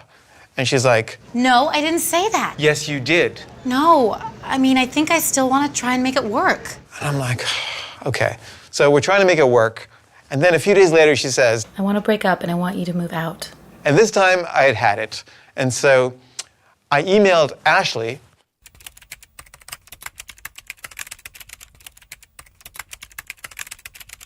And Ashley said, so I didn't tell Mandy that I had made these plans to go on a date with Ashley, but I wanted to tell her, but I also felt like, you know, we broke up, I'd have to tell you, or I don't know. I was waiting for the right time. And we're going to couples therapy again, and I'm thinking I should really tell her. And on the way into couples therapy, I told her. So I asked Ashley out on a date. Are you planning to have sex with her? Yeah, she'll have me. So she was kind of thrown by this. But so anyway, after therapy, Mandy says, Look, if you're going to have sex with Ashley, I want you to promise me one thing. You will not get her pregnant. okay, I mean, I'm not planning to get her pregnant. But I also kind of resented the order. I don't like being told what to do. But I'm like, yeah, I'm not going to get her pregnant. Like, duh. And she said, You can have a baby with Eleanor. I'm fine with that. I don't want you having a baby with Ashley. I hate her. I was like, okay, fine. So she's starting to freak out, and she's getting like more and more like distressed and angry, and she's like drinking a lot, and she's like having a hard time with my impending date. And the neighbors are coming over and trying to make her feel better, and they're telling me, don't do it, it's not worth it. What about your family? What about your kids? the whole thing was her idea. Really? Because that's not what she says. And then she tells me, I want to go see Jamie. Who had offered to have sex with her. Because I would have sex with you. For the show. You would? I would, yeah, I totally would. And I'm like, are you planning to have sex? No. I just need someone to talk to, and he's my friend. So she leaves to go see Jamie, and then she comes back and she's in a really good mood.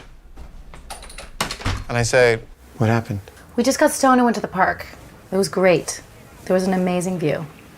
And then the next night, I go to the movie theater where I'm supposed to meet Ashley for our date. And on the way in, I run into KJ, an ex-student of mine. Hey, Kaveh, how's it going? Hey, it's great to see you. Bye. And like, I didn't want him to like sit with us. You know, I wanted to be alone with Ashley. So I felt bad about that. I was rude. I should have just explained to him what was going on, but I didn't. But so me and Ashley hang out, and then we decide to go back to her place. And the idea is we're going to go there and get stoned. And I am really looking forward to this. And we're in the cab, and on the way there, somehow I asked her, like, so how old are you? I'm 24. I'm like, oh my God, you're 24? And I'm like, oh, what am I doing? This is crazy. Can I have sex with her? I don't know. I guess I can legally, but it feels weird. And I'm like, she's 24. I'm really bummed about this. But we go to her place and we get stoned. And I say, do you want to have sex? What about Mandy? What about her?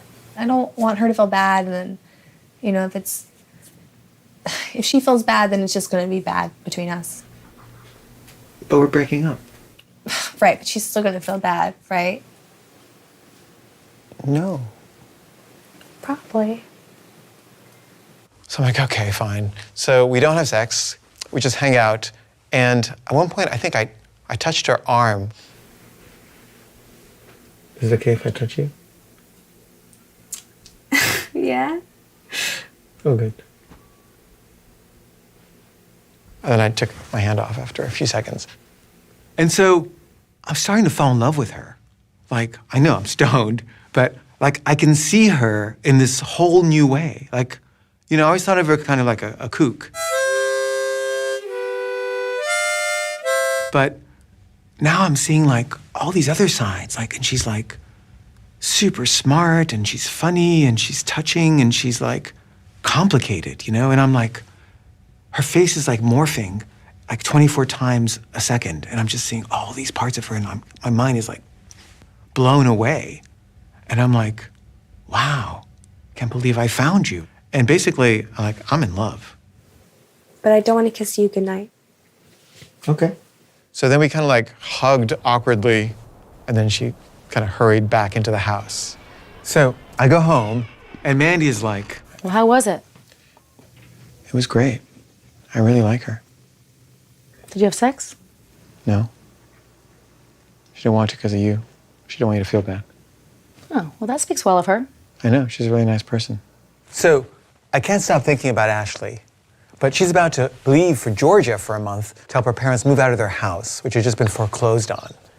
And I really want to call her and see her again before she leaves, but I don't want to come off too desperate. And also, that night, there was a screening of the show about the show that I had to do a Q&A for, and that Mandy also wanted to go to.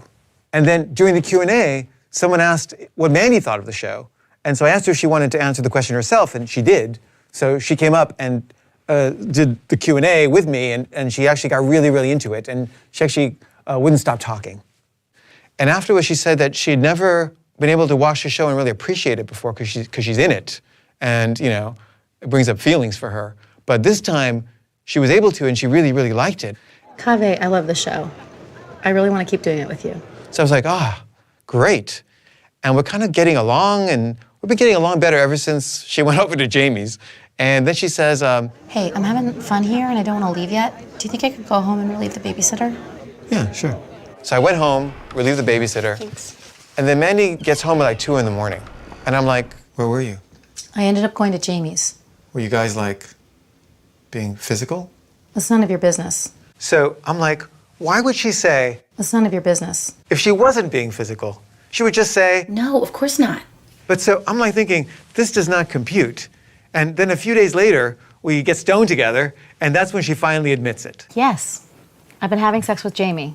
I had sex with Jamie on the day I told you I wasn't going to have sex with Jamie, and we went to the park. We didn't go to the park. I just had sex with Jamie, and it was great. He's great in bed.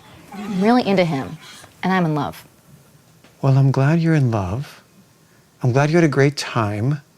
I don't mind you having sex with Jamie, but I wish you'd fucking told me instead of lying to me, because then I might have been able to have sex with Ashley. And by now, Ashley has already left.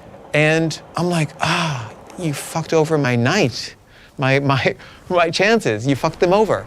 And so I text Ashley and say, and then Ashley wrote back, meaning like, you're so upfront and honest and accepting, like, why would she need to lie to you? She didn't need to lie to me. She could have just told me the truth, but she didn't want to because I think maybe she just didn't want to be in the show.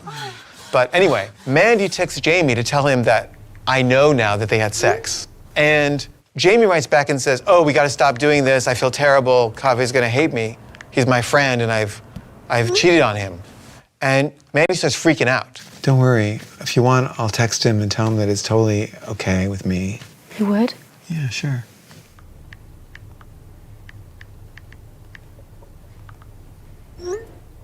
So after my text to Jamie, Mandy and I started getting along in a whole new way. She was in love with Jamie, and I was happy for her. And she seemed happy for me too. I would talk to Ashley on the phone for hours every night, and I'd send her all these sexual innuendo texts, and she would send me all these sexual innuendo texts. And I'm just like, I want to have sex with you so much, and I don't know if I can make it for a whole month. I'm thinking of maybe flying down to Georgia or something, and but we're texting, and she sends me this video letter. Okay, I was making some bullshit video, but let's not do that. Let's make something real. Something real. Something real. Something real. Be honest. Just be honest. And then she says, The thing that I'm not being honest about is that the guy that I'm seeing is almost your age. He's like 5 years younger than you. I had no idea that she had a boyfriend, but it turns out that this was the same guy that she had talked about breaking up with in a previous episode. We watched your show again together, and we were able to look at each other and to tell each other that maybe we shouldn't be together anymore. So Ashley met this guy, Robert, when she was 19, and he was like 47. And that's the thing that I want to hide and I want to keep to myself. Because people judge the fuck out of that. And she's been trying to break up because she wants to see other people. What is wrong with me that I think you are fucking sexy as fuck? And I'm like, this is the best news I've heard in years. There's nothing wrong with me. I'm attracted to intellectuals. So I felt like this was the real Ashley. And I wanted to show Mandy. My fantasy was that I would come over to your house to work on set and that you would just give me books to read. And then I would just sit quietly in a corner and I would read books until I was smart enough, I don't know, well-read enough to be around you. There's something very touching about her. And then she sent me this song she wrote.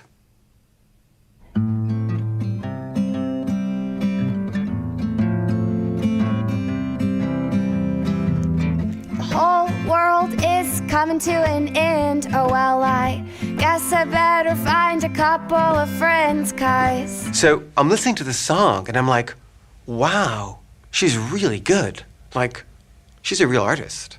I should get a little bit closer and find some people with comfortable shoulders, 'cause the So while Ashley's in Georgia and we're having these like long conversations for hours, and I'm just so in love with her, and I can't wait to see her in person, Jamie starts pulling away from Mandy.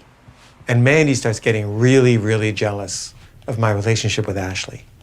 And then Ashley breaks up again with her boyfriend, Robert. And I'm like encouraging her to do this. Just break up with the guy. You've been talking about it, just do it. And then Robert gets really upset and he threatens to move to Oregon. And then she gets really upset that he's gonna leave her and she'll never see him again. And she just wants to stay friends, you know, and to remain connected. I mean, I understand that. And it sounds like he's guilt-tripping her and he's like not making that an option. So I tell her, you shouldn't feel guilty. Just because he feels bad doesn't mean you did anything wrong. Yeah, I did. He feels bad because I'm a terrible person. No, you're not. You're just trying to take care of yourself. Yeah, but taking care of myself is really hurting him right now. If he chooses to be hurt, that's his responsibility. Okay. But she like doesn't buy it. And instead, she breaks up with me. first time we were alone, you shut the door and I thought, hey, look, there's that person I've always known. He's so interesting, I'm intrigued. I like the way he dresses and I like the way he thinks. Wouldn't it be kind of nice if he also liked me? But it all happened too soon. It all happened too soon. And maybe we weren't supposed to meet this lifetime, but I'm looking forward to the next one that we give it a try. 'Cause now I wonder if no one's supposed to be in love, and we're supposed to figure out that alone, that we're good enough. And it all happens too soon. It all happens too soon. And I don't want to keep falling for you, 'cause I'm afraid that I'll go all the way through. And if you ever met anybody that likes that feeling that they're falling in, I don't want to be in love again, 'cause I don't like how it feels when it ends. And it's already too hard, so it's just gonna be too hard, 'cause it's all over too soon. It's all over too soon. It's all over too soon to love you.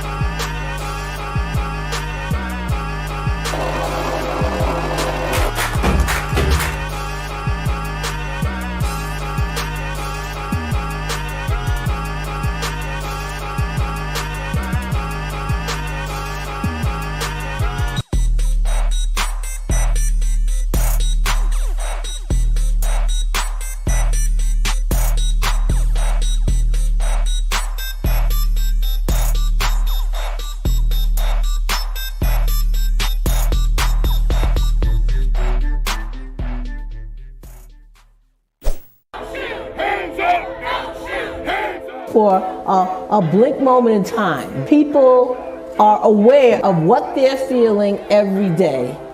If you're going to restore and sustain a democracy, there must be an informed and engaged citizenry. I spent 2 years in immigration detention. You know how much they spent to feed me for one whole day? How much? 75 cents. Immigrants as a whole, migration as a whole, is associated with lower rates of crime. Immigrants make our communities safer. What causes climate change, the selling and burning of fossil fuels, benefits most the power elite. And so they have a disincentive to address it, and they have an incentive to deny it. They're not going to funnel more money into our schools. They're not going to do it unless they have to, right? And the way they have to is by our participation, our organization, us taking accountability for our actions.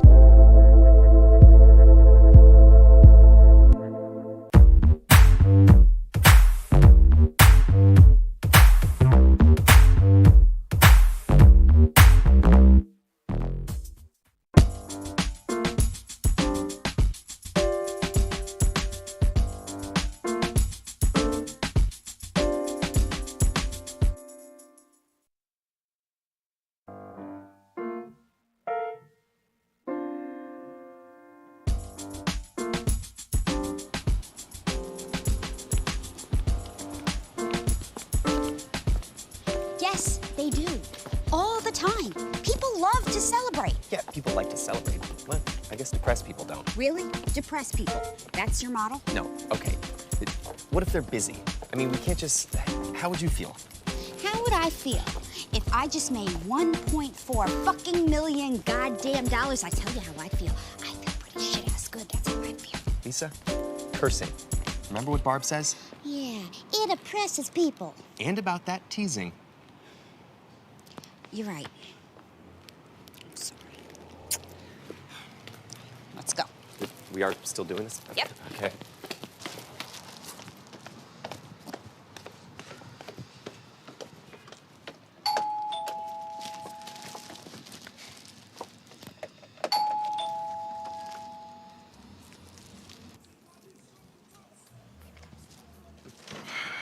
Surprise! Tom, Lisa, so good of you to drop by. Sorry to just pop in on you like this, but... Yeah, we were just so excited we wanted to come by and celebrate and, and bring you this bottle of champagne. Oh, thank you. Thank you. That's so kind of you. And really... Who is it? It's Lisa and Tom. Hi, Lisa. Hi, Tom. We were so excited we wanted to celebrate with you guys. It's a celebration, bitches! Oh, come in. Oh, great! Great.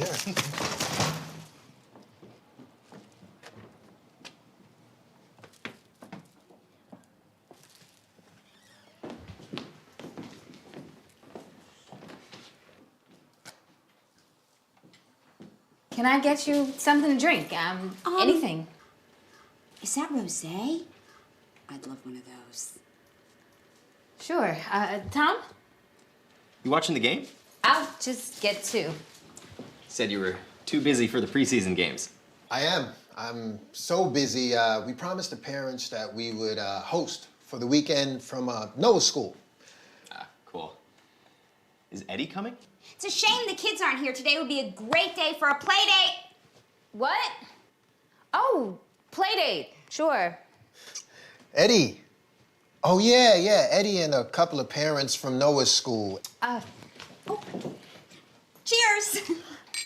What exactly are we toasting? We're so happy that you accepted our offer, and we wanted to celebrate with you guys. Oh, your broker hasn't spoken to you yet. No? Why? What's wrong?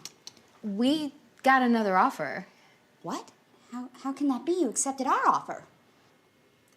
No, technically we didn't. Technically? What are you talking about? You said that we had a deal. You asked for our best in our final offer, and we gave you our best in our final offer. We said that we got another offer. We didn't say that we took the other offer. Okay, well, what are we saying then? We said that we would never dream of taking the other offer without giving you the opportunity to match that offer. Yeah, match it. Okay. What's the other offer? $1.6 million. Motherfucking piece of shit! Are you kidding me? You guys give us a sec, just chat about that. Take a minute. That woman is unstable, okay? She is one Brady short of a bunch. Can't believe he's watching preseason. That was our thing. $200,000? Sons of bitches! How can they do that to us? Our goddamn children go to the same motherfucking piece of shit playgroup. Lisa, language. It is a lot of money. Honestly, I'm surprised we got it in the first place. Whose side are you on, Tom? I'm just saying these things never go for asking price. Not now. Not with the woodwork in that garden. Balls, okay? Balls. Tom, how about that? Find him.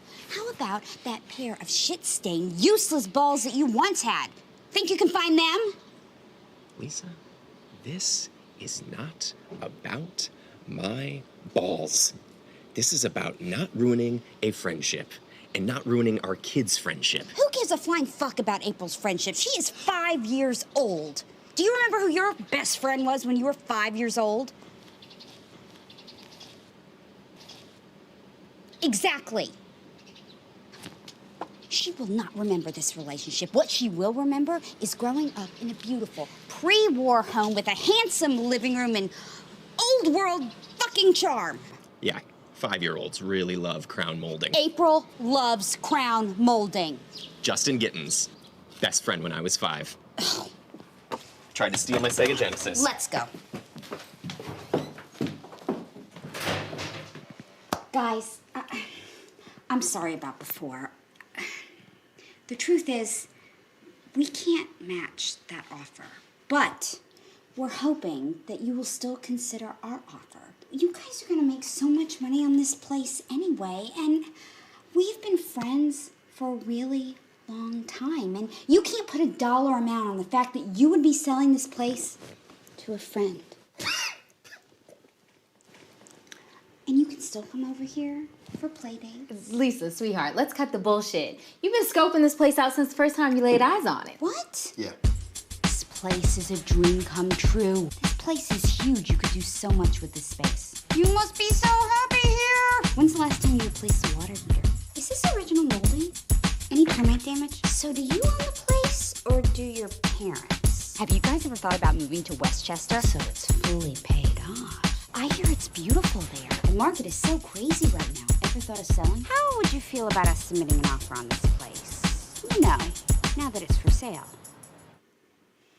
Lisa, I love that our kids play so well together, but I'm not gonna come to play dates at the house where I was raised that someone else now owns because we had to sell it.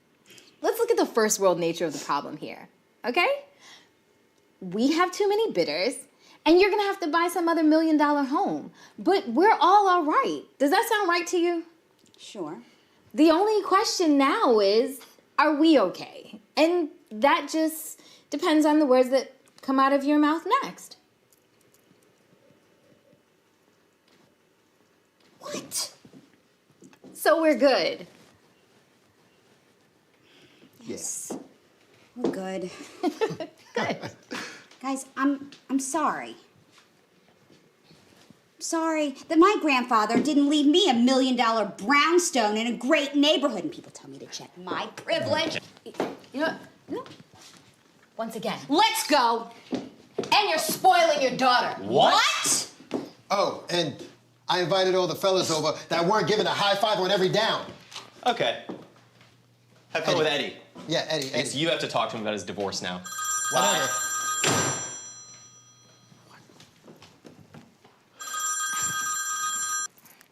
Hi. Yeah. Right. Wait, but it was... Oh. Okay, Saturday. Yeah. Saturday's great. What's up? That was the broker. Right. The deal fell through.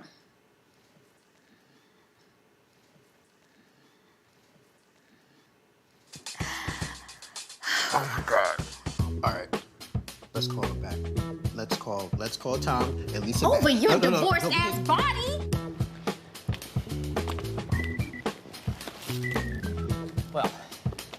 house we wanted. We're now members of the most awkward playgroup in Brooklyn, and I don't have anyone to watch football with. But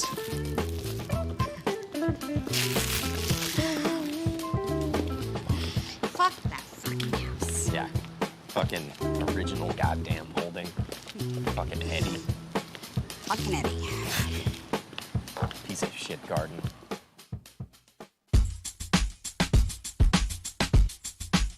It's a celebration, bitches. Oh. Did they steal our champagne? Did they steal the champagne? Oh, wait. Fuck me. This place is huge. You could do so much with this space.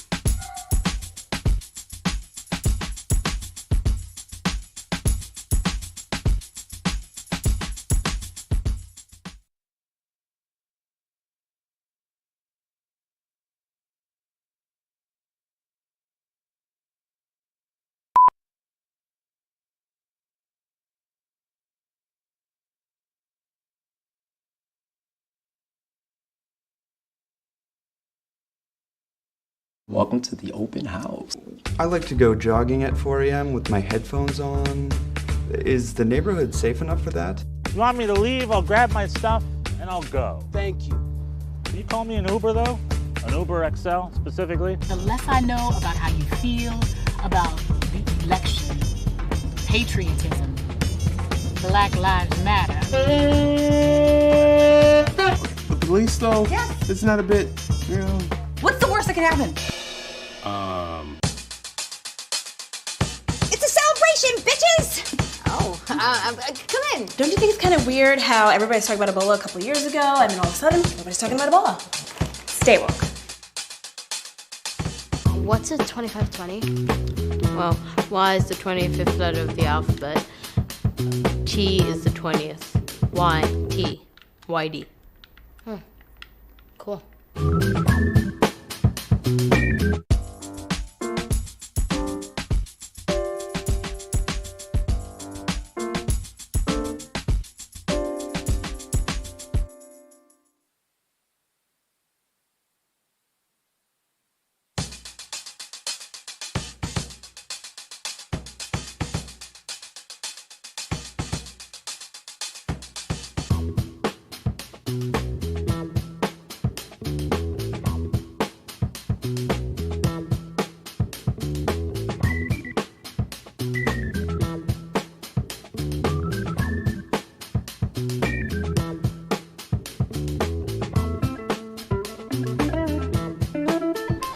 Okay, you guys better go. People meet the owner, they think they can get a better deal. You know, it starts to get a little personal. Catch you in the rebound. All right, bro. All right. Let them in.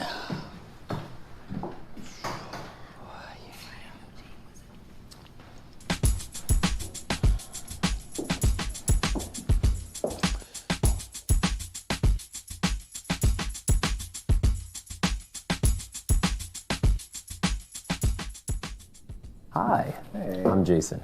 I am Anthony. Pleasure to have you with us. Thank you. Nice to meet you. Nancy. Nancy, pleasure is all mine. So we really like the building. Awesome. It's beautiful. It's really nice, but we do have a question. Okay. We noticed that there are some guys sort of like grilling out on the sidewalk. Okay. Is that like an everyday thing? Well, it's Saturday, so. Right. Is it like every Saturday or? I mean, every Saturday or? Well, actually, those two guys out there, double for the neighborhood watch. You're kidding me. You would never know. Hey, my name's Jason. Hi. And welcome to the open house. Hi, thank you. All right. Welcome. Is it a food desert here? Excuse me? I'm looking at Seamless, and it looks barren around here. Oh. How far is your closest Whole Foods? Hi, welcome. My name's Jason. Hey, bro. Welcome to the open house. Thanks. So, do the two of you have any questions about the unit? So, I like to go jogging at 4 a.m. with my headphones on. Is the neighborhood safe enough for that? Well, I don't know if that's safe anywhere at 4 a.m. Sure, but is it safe here? Yeah. Absolutely. Hey! Oh, welcome to. All right. That's what I'm talking about. I like the love. Hi. Pleasure's all mine. Welcome to the open house. Listen, brother, I'm gonna be straight with you, all right? Look, this house is nice, but we live right next door. Our house is so much nicer. Yes. So what we're gonna do is I'm gonna put my number on this paper, and maybe after you sell this off, if somebody else wants a house, you can come and holler at us. Don't you forget. I will holler. My man. You got it. Ow. The neighborhood is a lot better now, right? Yes, yep, better. Much, much better. Safer. Oh, totally safer. I have 2 words. Chihuahua pugs. I love pugs. Oh my God, so do I. You can tell a lot about a neighborhood by its dogs. I don't know. This area just feels like it's dangerous. Ah. You know what I mean? So what kind of people live here? Sorry, what kind of people? Demographically speaking.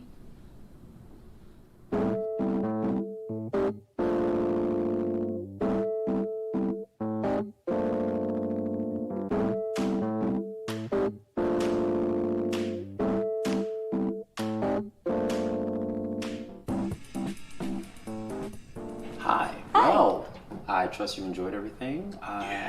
Yeah, we're about to wrap up here. So, do you have any questions about the unit? Okay, so I gotta say, I love the place, okay? But I think my husband here needs some convincing, maybe it's like the... It's nice. It's nice. I like it. It just seems like it's a lot of money. I mean, you don't... Budgets. Come on, bruh. Break it down for me. I mean, why should I want to live here? What kind of people live here? This area just feels like it's... Demographically speaking. Is it a food desert here? The neighborhood is a lot better. Demographically speaking. Why should I want to live here? Is it getting me? You're kidding me, right? Lee? No. Okay, I'm off the clock. I will keep it 100 with you. Why do you want to live here? You don't! You like the unit? 2 bedrooms, 1.5 baths, original molding, pet friendly, lots of light, right near transportation. Yeah? Yes. It's bullshit! It's all bullshit! Fuck it! Fuck it in this stupid pre-war fucking vintage fucking floor face! Wanna know why?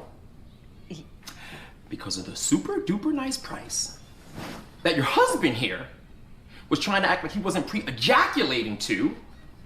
Oh yeah, I saw you over there 20 minutes ago doing your little Shimoni dance. Before you turn into Art of the Deal fucking negotiator. Comes with neighbors. Interesting neighbors. Neighbors that will have you trying to gnaw open your wrist because finding a straight razor to slit them just takes too long. You like diversity? Okay, it comes in 2 flavors, Caucasian American and Anglo-Saxon. That's not diversity. You like music? Yeah. Stop! Don't even answer. Don't even answer. Because even if you like to listen to the gentle wind chimes coming together in the morning, it will always be way too loud for your upstairs neighbor, Clementine, who will send you passive-aggressive emails begging and pleading for you to please keep the noise down because it interrupts her morning meditation and mommy and me yoga. Or her and her little fucking shitty gender-neutral child that she keeps strapped around her chest like a brick of fucking C4, named after some retarded flyover state. Oh, while she's on the subject, you will get the highlights of her well-rehearsed speech about the local element and the noise her and her brilliant yet diarrhea-soaked baby have to endure night after night because they decided to move into the center of the fucking city. And oh my God, there's actually an active nightlife consisting of people who've actually lived here before me, who for whatever reason will refuse to reconcile themselves to my sleeping habits. Oh, and while dear Clementine is droning on and on, you'll meet her banker husband, Chad. Mr. Self-styled Wolf of Wall Street guru himself. Yeah. And he will conveniently speak about his token black friend from his high school fraternity, from his college fraternity days. Yeah. And in hopes that you'll sympathize with him when he explains why he didn't want his little lumptard Utah or Dakota or whatever red state that will consistently vote against itself into the local school. Because even though the teacher to student ratio was amazing, they didn't want little Idaho to be the only non-ethnic child in the class. OMG, you are so articulate at Princeton? We should do coffee sometime in a local place so people can see that I have African American friends now. And that is so Brooklyn. Oh my God. I'm about to fucking throw up. I'm actually about to fucking throw up. Talking to you. You know what? Don't do it. I can't. You know what? Don't buy the fucking place. Don't buy it. Because as soon as you two leave, I'm going to burn it to the salt of the earth. Y'all could have doused it in kerosene and torched the damn thing with me standing in it. Because if I have to endure 2 more lump shit diptards staggering in here and asking me questions even a kindergartner would not be stupid enough to ask me. I'm so fucking out of here.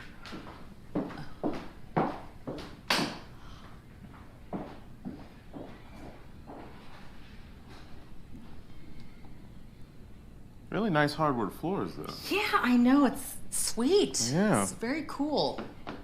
I could do this. Yeah. Hmm. It's like a granite? Yeah. I lived in New Hampshire, so I kind of know about granite. Ah, yeah.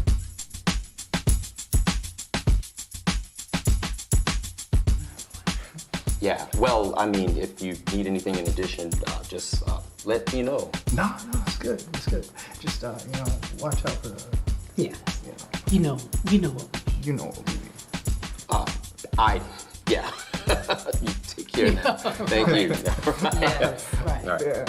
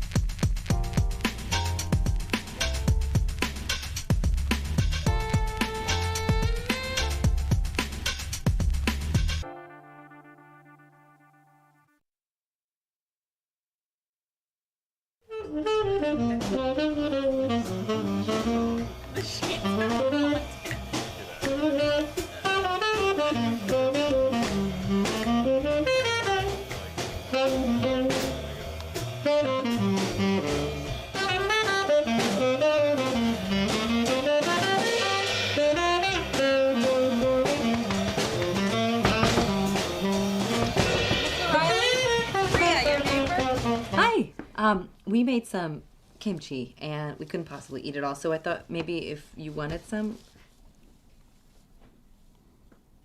It's raw vegetables, it's fermented. I was stationed in Korea. I know what kimchi is. Oh, yeah, of course you do. Sorry, of course you do. Thank you very much for the gift. Of course, yeah. But I was actually wondering, since we're talking, I thought maybe... Get on top.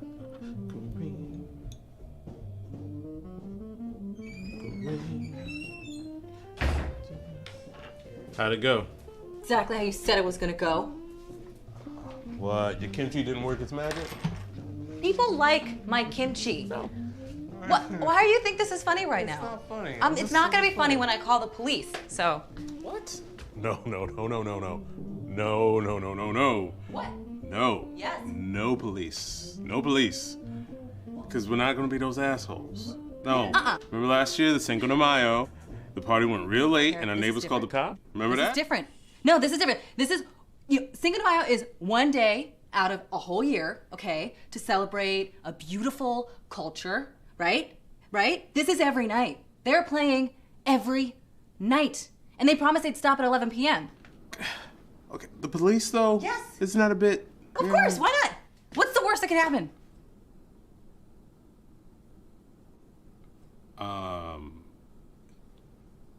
You know what?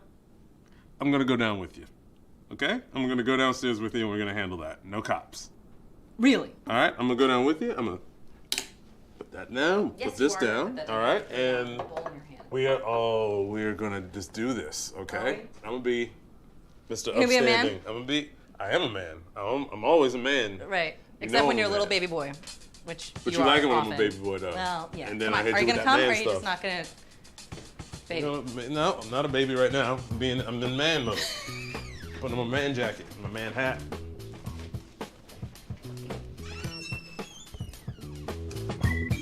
And forgot to be the man with the monitor. Spam. Thank you, baby. Yeah, that's what I do.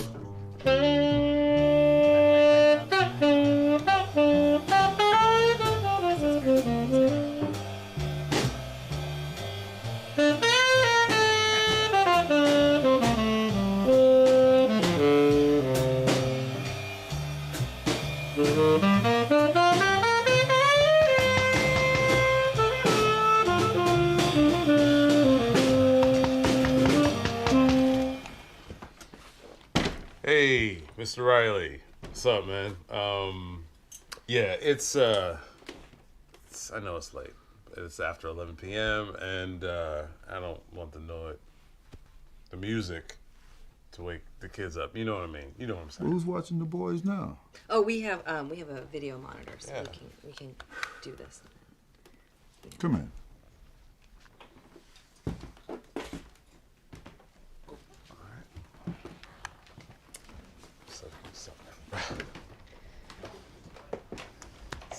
All right.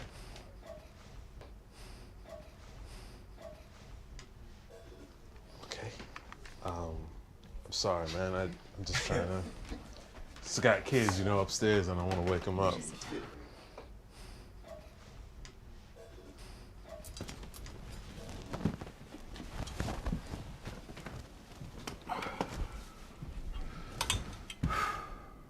The drummer? That's Bernard Lynette. Played the last live recorded jam session with Bird at Bird's house before he died. The bass man? That's Robert Anderson. He created the first jazz studies department in the country at Chicago State University. That's the kid over there. He's been following us around for years. Listen, you know, you all are good people, and we try to stop playing by 11, but, you know Train? Oh yeah, we listened to Train. Remember Drops of Jupiter? No, We did Carrie. John Coltrane. Yeah, I know John. Actually, I took a intro course to jazz my freshman year at Cornell, and I'm a big jazz fan. Greatest fucking musician to ever live in the history of this planet. You ever meet him? John Coltrane? No, I'm pretty sure he was dead before I was born. I did. He was playing the Village Vanguard. I worked there as a busboy. You know what I said to him? No. Nothing. What do you say to a guy that you consider to be a jazz god? But I do talk to him now. Excuse me? Like talk? Like... Look, listen, I'm not crazy. But when I'm playing his music, it's like I can hear him speaking to me. You know what he says? You're not that good, but you're about all I got left. Never stop playing. Now, what am I supposed to do when the man whom I consider to be a jazz god tells me to keep playing?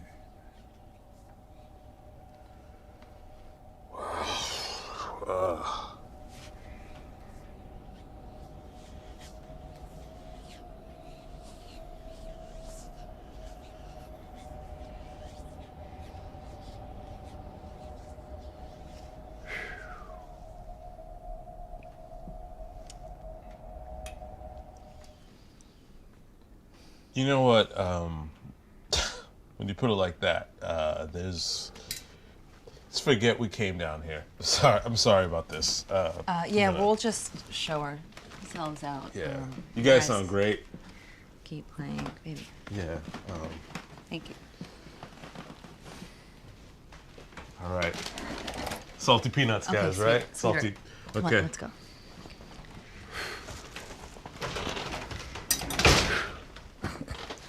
Now you know you ain't shit for that. No, whatever.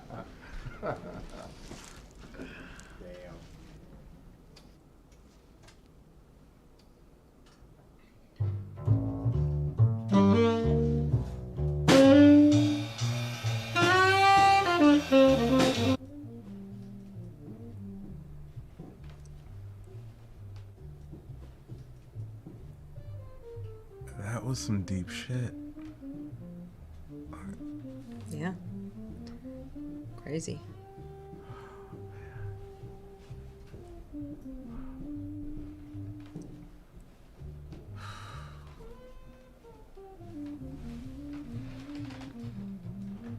Hi, 311. Hi, yeah. I'd like to file a noise complaint, please. Oh, as a noisy neighbor. It's like jazz. I don't know. How old does a kid have to be before we call him an asshole? Can't call him an asshole. 7. What about Tyler? What about Tyler? He's like, He's a big 6. okay, he's an asshole. Thank But you. like, he's close to 7 now, so my theory still holds. Okay, fine. Then what about Eric? Oh, Eric, he's special. He's not an asshole. He's just like, he's got a lot of energy. Okay. He's gonna grow out of that. Anne Marie is a bitch. You can say. Whoa, you can't Come call on. Anne Marie a bitch. You can't do. Yes. It's the baby. You can't call her a bitch. Come on, you can't do that. You know, you would not like if we had daughters. You Fine. would not. Ellie. Oh, Ellie's.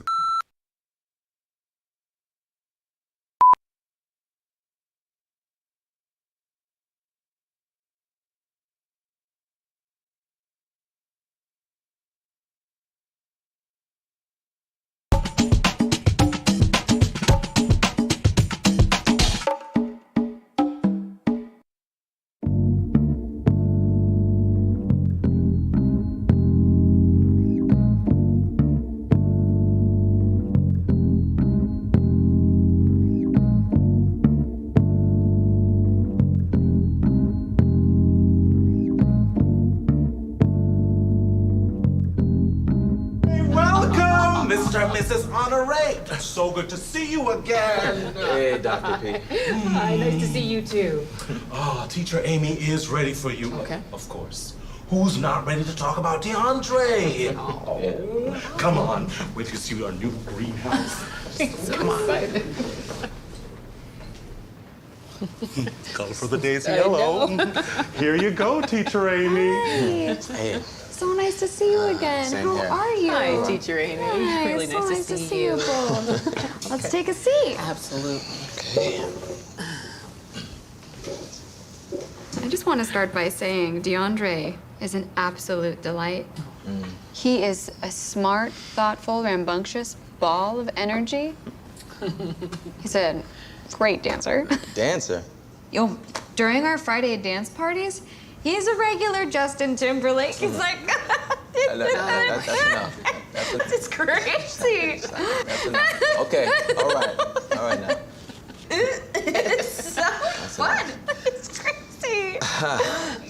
It's pretty magical. He is also a natural leader, which is almost always a good thing. Oh, when is it not? Well, children are sponges, and they really absorb everything they see and hear, and they repeat things without fully comprehending what they're saying. Oh, okay. Yeah. So a couple weeks ago, DeAndre got really into the phrase WPS.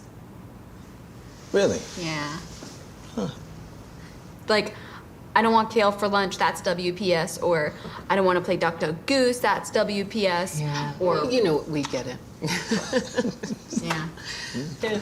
Yeah. And as we all know, WPS stands for white people shit. Are you sure? Yeah. I looked it up on Urban Dictionary. News to me. Yeah, I'm not familiar with that term.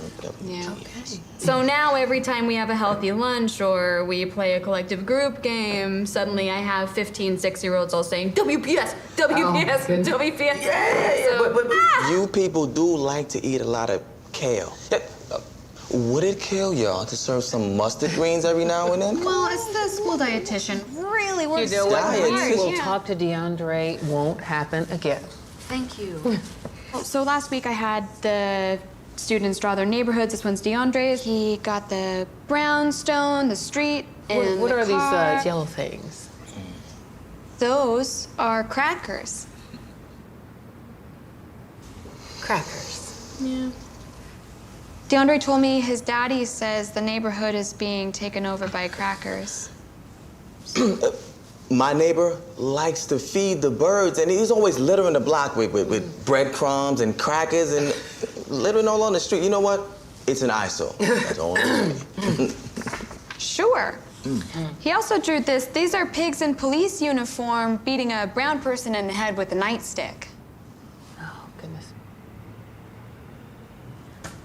And then he wrote up top here. We hate the popo, wanna kill us in the street faux show. I don't even know where that would have come from. It's Kendrick. From a song by Kendrick Lamar. You know Kendrick? Everyone knows Kendrick. You know, I've been playing a lot of To Pimp a Butterfly in the crib lately, so. Teacher Amy, can I be frank? Always, yeah. It's very important to us that we raise DeAndre as a socially conscious, proud young black man. Mr. and Mrs. Honore, I get it. Yeah. I do. I fully understand the systematic oppression of the black man based on a history of slavery and hatred. I know the system punishes you for being unapologetically black. I get it, sister.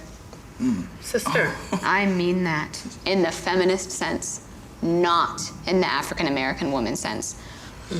Anyway, we are fully focused on creating a world without bias and oppression everywhere, starting with the children. You know what? Fair enough. We'll be more mindful of what DeAndre listens to and hears at home. Hold on now, baby. Not so fast. Let's talk about this for a second.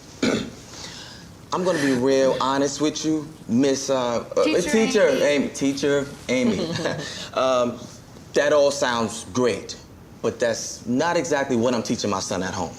Really? You don't want a world free from bias? That's not what I'm saying. What I'm saying is, I'm raising my son the way I was raised. Look, DeAndre needs to know that there's certain things you can't change about this country, and he needs to be prepared to work twice as hard to get what he really wants in life.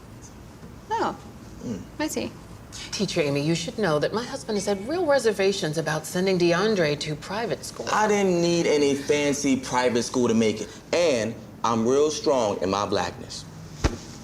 Are you saying I'm not? Because I did go to a private school? I didn't say that.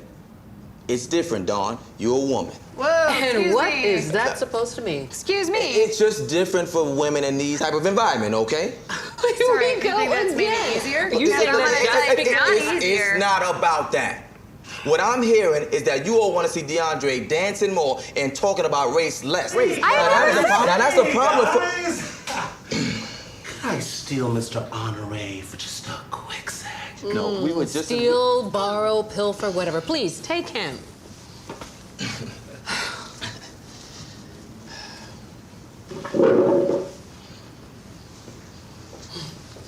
I love DeAndre's blackness. You know what? And it's one of his most prominent things. I mean, I just don't know what even else to say about it. Look, Dr. P, I don't know where you from, but you know the challenges of raising a black boy in this city. I mean, you got to really know what's going on. I was born and raised in Kingston, Jamaica. Huh? I came here when I was 13. I know Bed-Stuy. Old Bed-Stuy. Okay. Okay, then so you understand. Look, you ain't got to go to none of these bougie schools to get an education. I went to an all-black public school. And I turned out amazing. Now, the types of brothers I meet that go to these schools, let's just say that's a different type of brother. You just seem like really cool people, and I champion you for championing your son's blackness. I want to protect that as well. It's kind of comes with the territory, really. When DeAndre leaves here every day, he has to go to his home in Bed-Stuy, where he got to be as comfortable on those streets as he is in here. But the hood is changing, though. Nah, not my hood. Now, we still got more Popeyes than Starbucks. There for now. But look, I ain't no fool. And I ain't trying to raise no knucklehead. I mean, my brother upstate right now because he a knucklehead. Oh, yeah? Yeah, man. Where at? Greenhaven. You must know my brother Cam up there. He coming home soon, but if your man's in Greenhaven, he know Cam. What's going on here, man? Listen, real talk, okay? All right. Hey, Mr. Poindexter! Love the work on the greenhouse. You worried about the school changing your son, right? Yeah, you damn right. Okay, I get it. But my job is to change your son. Yeah, but not into a pussy. I hear you. But remember, these 42-inch tyrants will be running the world one day, and you paying a shit ton of money for us to make sure that your son is one of the people running things.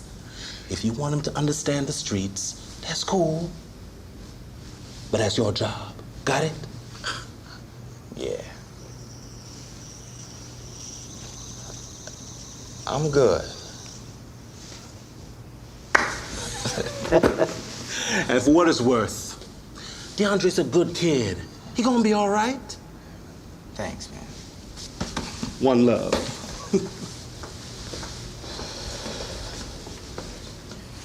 Really, right?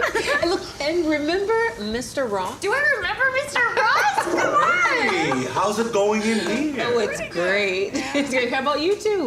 We good. Good. It turns out that Amy, teacher Amy. Please, Amy. Amy also went to St. Barnabas, and we had all the same teachers. And we were both on the debate team. How funny is that?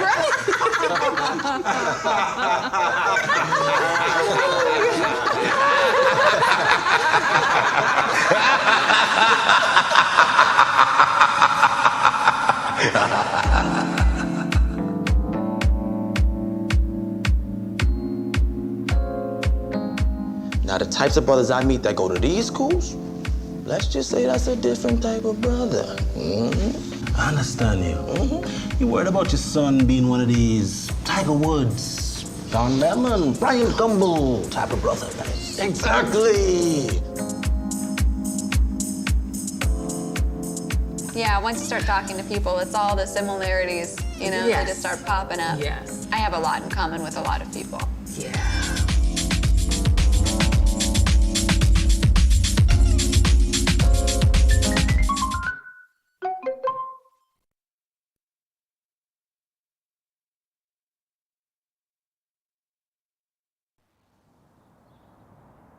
So we're like a collective household, and we are, of course, all vegan. So are you cool with that? Yes, of course. In fact, I haven't eaten. Okay, great. We forgot to ask you, what are your preferred gender pronouns? Excuse me? We're okay with they, or at least most of us are. What? I just think that it's grammatically weird. She. I am fine with she or her. So, love, tell us about yourself. What makes you want to be a part of an anti-hierarchical, matriarchal, cruelty-free collective household?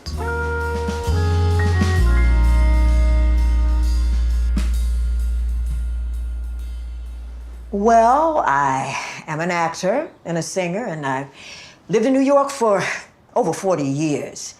Brooklyn since 1980, and in this neighborhood since 1995. Old school, nice. I've lived in the same apartment for all those years until the last owner passed, and his kids fought about it and decided to sell it with me in it. That's cold. And the new owner is a dumb, he's a Wall Street type. Yeah, and naturally he wanted me out so he could flip it or rent it in exchange for someone's firstborn. Oh my God, for a child? That is way, way, way too much. No, it's an expression. No, a child is not an expression. So I decided I was gonna try to stay in this neighborhood, and your ad was different than all that other BS I've been seeing. Thank you. Okay, but what about our politics? Are you comfortable with the politics described in the ad? Sure. Before it was cool, I was anti-imperialist, vegan, queer positive, gender liquid. By gender liquid, do you mean gender fluid? Yeah, that too. So, be straight with us. Why do you really want to live here? Something feels off. Yeah, isn't it a little weird that you want to live in a household that's just all, you know? Yeah. I know what. Oh, just that we're all... Yeah. White? Oh. Okay. Excuse me? Hi. Sorry, sister. Almost all white. I guess. I don't know. I don't care. I was actually going to say all younger, because we're obviously not all white. I mean, Mia is, of course, black. Oh, we're half Well, black. and Amy is, of course, 1/3 Ojibwe. No, and I'm not. You're not? No, my grandfather spent a summer on a reservation and he had a girlfriend there, so I was almost Ojibwe, but... Okay, but you're definitely part, Yeah. what are you? That's- It's like, excuse me, I'm getting a vague, Sephardic I just Jew. have It's like a big Sephardic eyes. quasi... Getting back to answering the question about why I want to live here, that's easy. It wasn't the political stuff that caught my eye. It was the $650 rent. So were you lying about all of your politics so far? If you must know, I debated the role of feminism in the Black Power movement with Angela Davis. Yeah. And drank 1 too many mojitos with Asata Shakur in Cuba. Come on. Oh my God. Young people, I can talk the talk and walk the walk. But can I be straight with y'all? Yeah. If you wish. Please. All this political stuff is cool, but all I want is a room with no rats that doesn't cost 2 weeks' salaries. Yes. Well, okay. Our household is a consensus-based household. Therefore, all decisions must be consented upon by the group openly and transparently. So, we're gonna do that and we'll get back to you. Mm-hmm. Sounds great.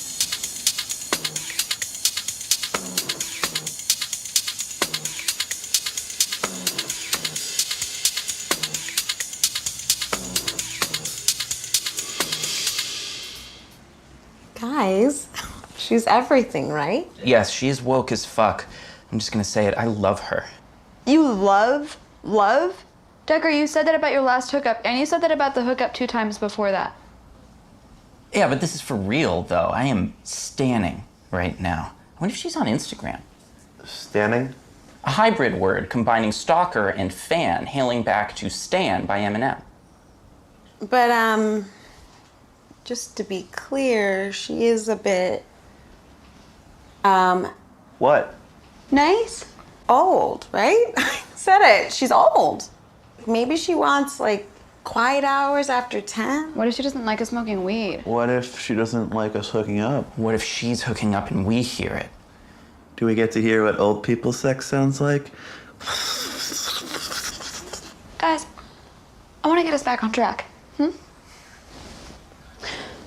If we are committed to our goal of a diverse, inclusive household, reflective of our community, we cannot dismiss love because of her age. No. Ageism. The last socially acceptable ism. You know, this is exactly what they did to Bernie. Oh, because all you want to do is talk about that we Bernie. have to deal with still. Cheer and a ginger. No, do not talk about Bernie right now. I just think that it's still very, Don't very talk about present. Bernie. I will light my head on fire. All I'm saying is you guys would all love Shape of You a lot more if it was done by a person who didn't have red hair. That's all I'm saying.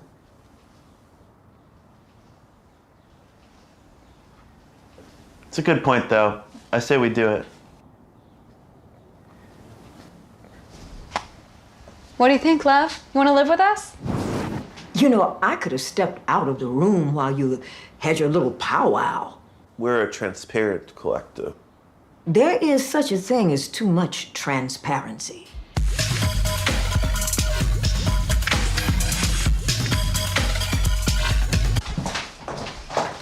This is the bathroom. We only shower on odd days in honor of the water protectors.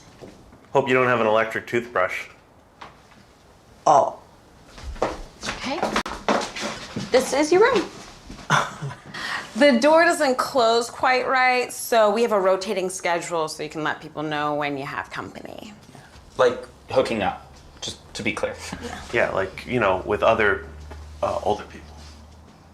Okay, showering only on the odd days. Yeah. Yes. And this door doesn't close. Yeah, you got it. Electric toothbrush. Waste energy. You all put me through all of this for this closet? Hell no. Y'all are crazy. Okay, you kids are trying to do the right thing, and that is a lot better than most folks. But you know what? You want to do the right thing? Just move the fuck out of this neighborhood. Just plain go. Park Slope, Sheepshead Bay, whatever.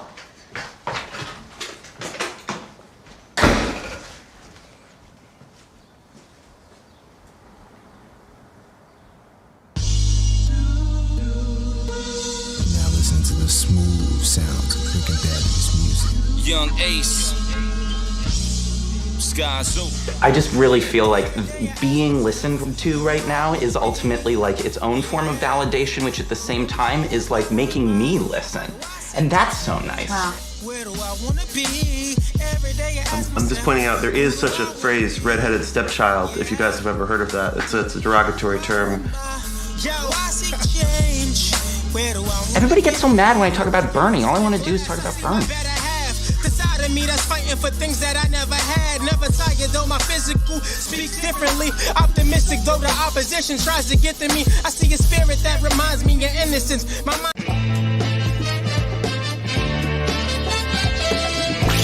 Trying to find a man, or my friends trying to help me find somebody, and they was always looking in the wrong places, calling me saying dumb ish. Talking about, girl, you should go up to the dollar store and look at that cute dude that's working security up there. He look good as hell.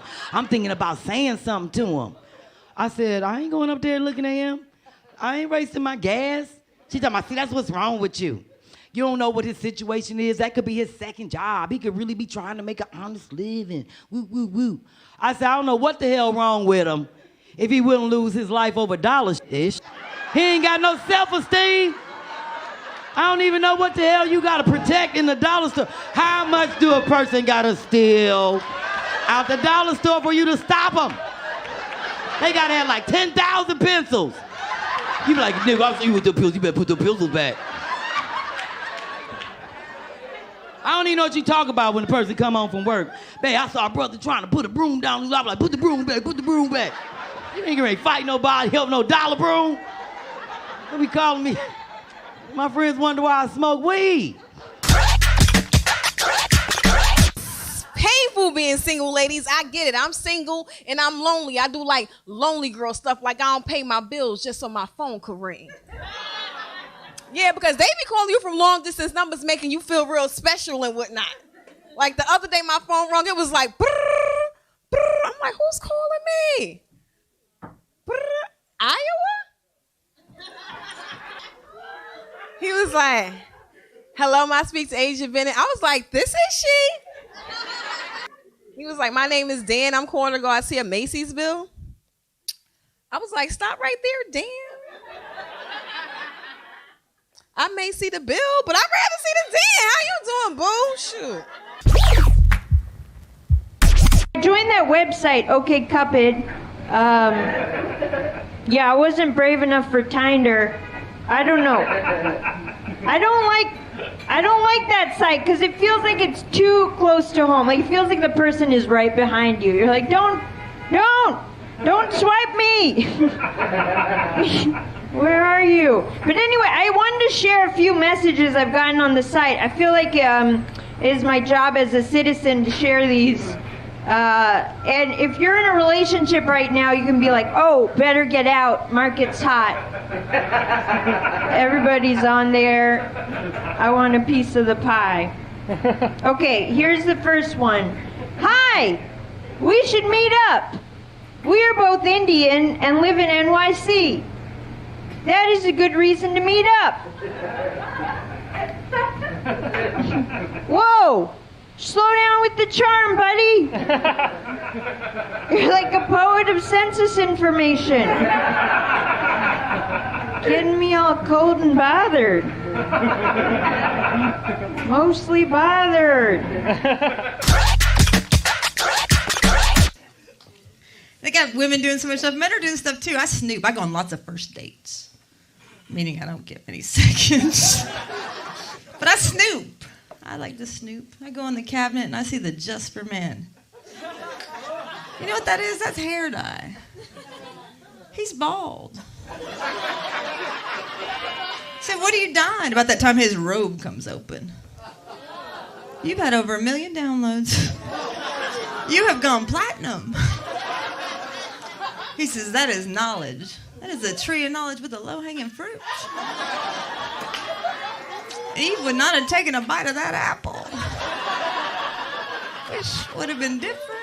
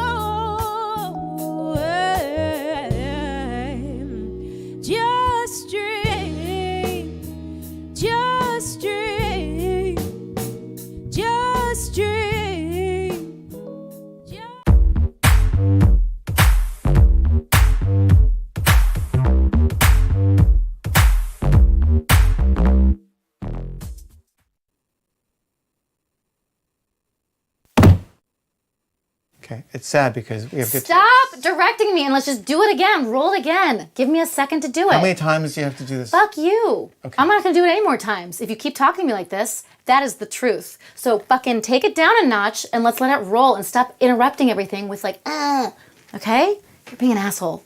Go.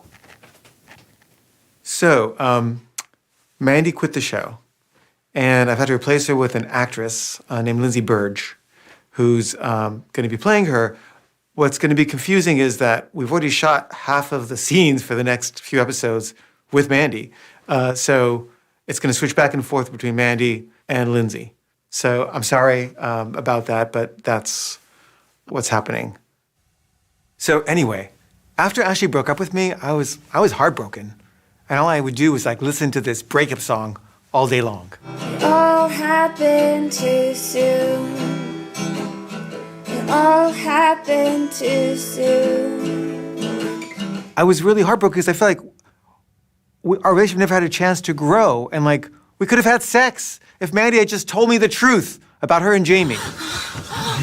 And instead, we would never have sex.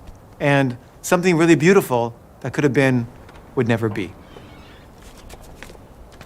Okay, so Ashley also quit the show.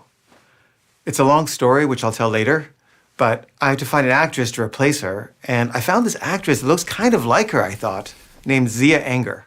So Zia's gonna be playing Ashley, except that Zia didn't want to do the makeout scenes, so whenever there's a makeout scene, it's gonna be played by this woman named Farah, except that Farah sometimes plays Ashley even when it's not a makeout scene because Zia wasn't always available. So it's gonna switch between Ashley, Zia, and Farah. So anyway, even though Ashley had broken up with me, we made plans to see each other the night she got back from Georgia. And then almost immediately, we started making out. And before I knew it, my hand was going down her pants, and then I think she came. I mean, like, I think it felt like that. I mean, like, it's like when the vagina muscles kind of contract on you, like that's coming, right? Isn't that what coming is? Anyway, and then she said, "Best first kiss ever," which surprised me because I've never been a great kisser, but she, inspires me. And it was great, except, she didn't want to have sex beyond that. Why not? Because I promised myself I wouldn't, and I want to stick to my promise. Okay, that makes no sense. You can change your mind if you want to. No, I can't. I can't. But then later she told me. I didn't want to have sex because then I would have to tell Robert. Because Robert still didn't know about us at this point. So then the next night, I go back again, and we have sex. We have really good sex. Except, here's the thing.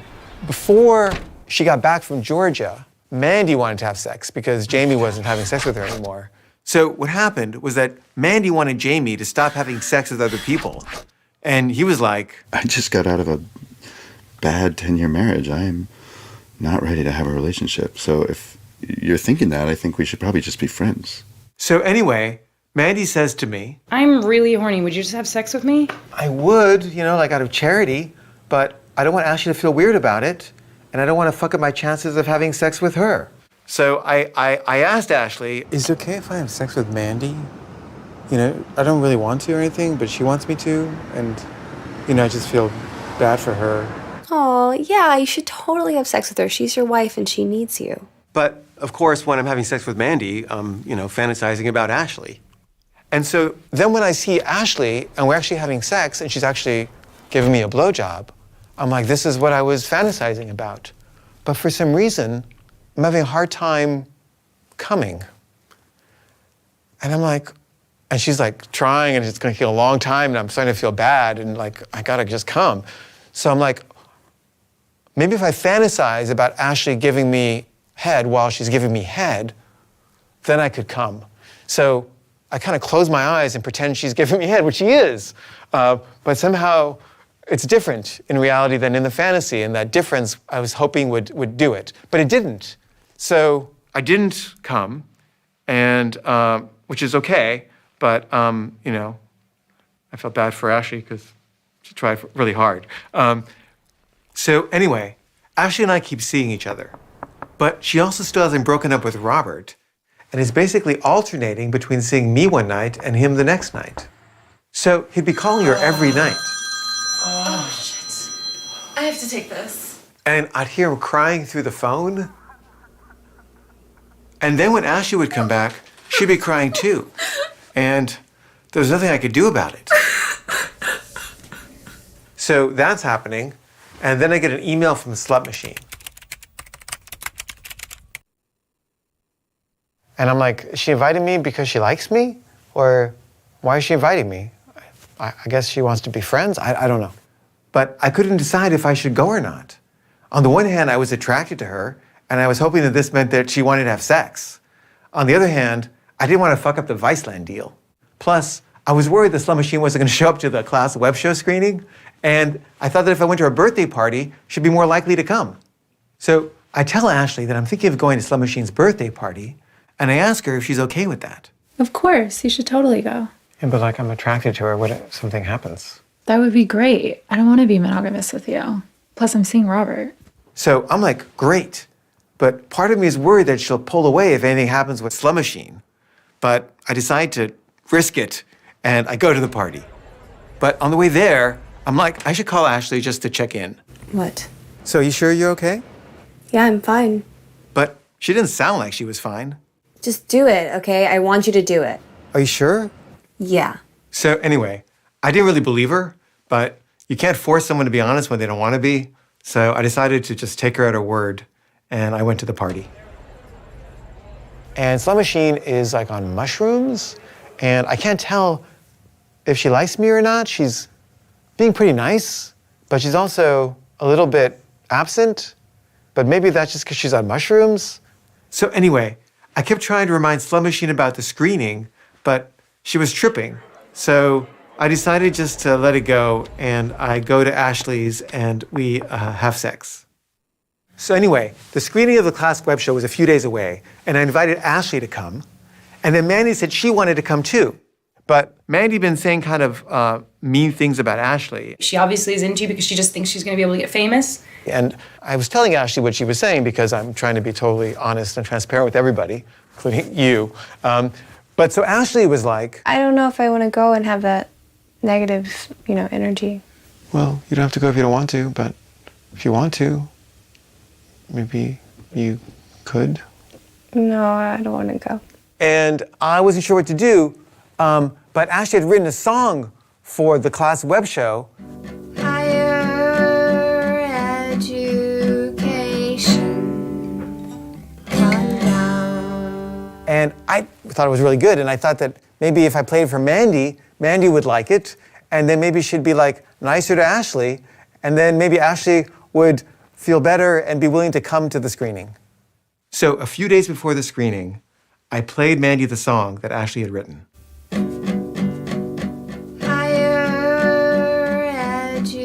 education. Come down. What do you think? It's good. So I told Ashley that Mandy liked it, and then Ashley said, Okay, I'll come. so I was like, great. But then the night before the screening, I'm watching the kids while waiting for Mandy to come home from school because she quit her job to go back to school to study photography, even though we can't pay our bills. And then she sends me a text.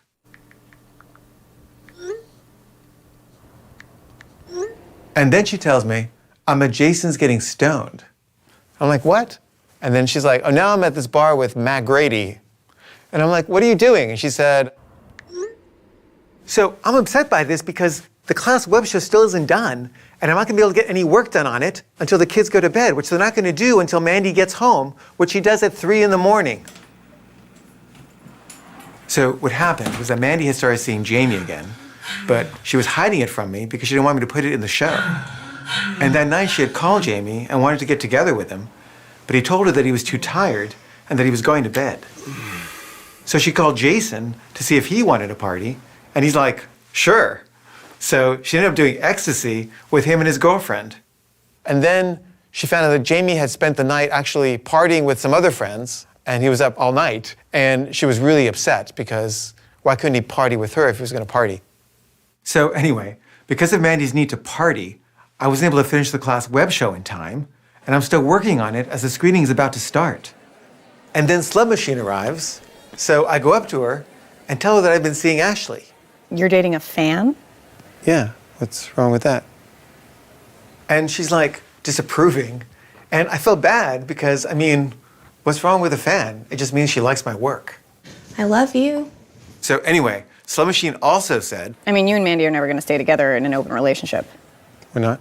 I mean, I tried it with my husband. It lasted for like a month, and then we just broke up. This is just the beginning of the end. Okay.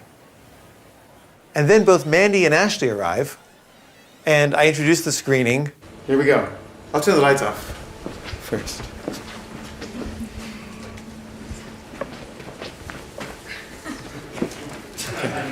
And the film starts. Higher education coming now. So today was our first film production class. My teacher, I already forget his name. I'm kind of on the fence with how I feel about him. I got to meet our teacher for the first time ever, and he's a nut job. And then after the screening, Slow Machine comes up to me and says, I really liked it. Oh, thank I thought you. it was so funny, yeah. Thank you. Totally gonna show it to the people of Iceland. Oh, good. Do you have a link you can just send to me? Yeah. Great. And then Mandy says she wants to talk with Ashley. Hey, can you give us some space, please? Is you okay with that? Yeah, it's a good idea. Yeah.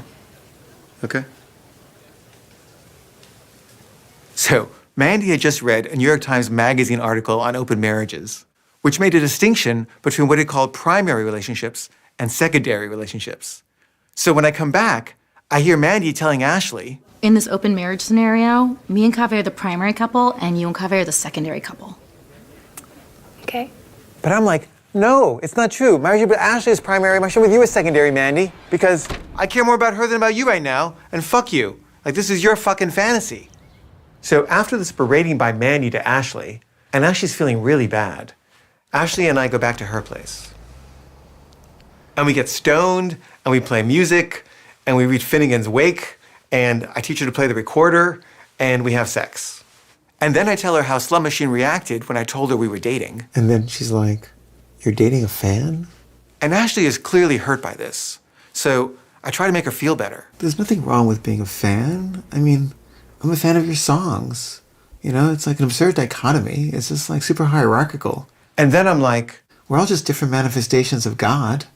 And that seems to work. And then she says, Do you know what I'd love more than anything? no, what? To help you edit. So here's the thing. I have a hard time editing by myself, okay? It's boring, it's alienating. I'd rather procrastinate. I will procrastinate if I can. And I can't decide, I'm indecisive. So it helps me to have people just sit with me and just like, hey, what do you think about this cut? Like, I need that to edit. So I have people coming over to my house all the time editing, but you know, I don't really pay anybody because I can't afford to, so people just come for a while and then they leave and stuff. So the idea that Ashley wanted to help edit the show was like so important to me because it meant I could have someone really helping me get this done. And also the emotional support she provides and the sexual solace that comes with that emotional support. But Mandy was like, No fucking way. I will stab that fucking bitch if she comes over. I will kill her. and I'm like, okay. And so I'm trying to talk her out of that attitude, but she's like adamant. We'll talk about this in couples therapy. I'm done talking to you. So we go to couples therapy and we talk about it. I'm afraid of losing my children. I already lost my mom and my dad and my house and my brother. And the idea of them meeting Ashley just makes me feel like I'm gonna lose my kids as well. So I'm like, great. She's figured out what a resistance is about, so maybe now it'll be okay. So I'm like, now can I have Ashley come over? Could we please just get stoned and talk about this? So she agrees to that, and we get stoned. And because she's stoned, she tells me that Jamie just broke up with her. I feel rejected by Jamie. I feel rejected by you. And you being with Ashley makes me feel really bad about myself. And that brings up all the feelings of self-esteem, of like, you know, no one wants me, I'm worthless, etc. I know the feeling, I have it too, but that's what was coming up. Listen, I have an idea. Why don't you get stoned with me and Ashley? Maybe if you hang out with her, you won't be jealous of her anymore. So Mandy agrees to this, and we go to Ashley's, three of us get stoned.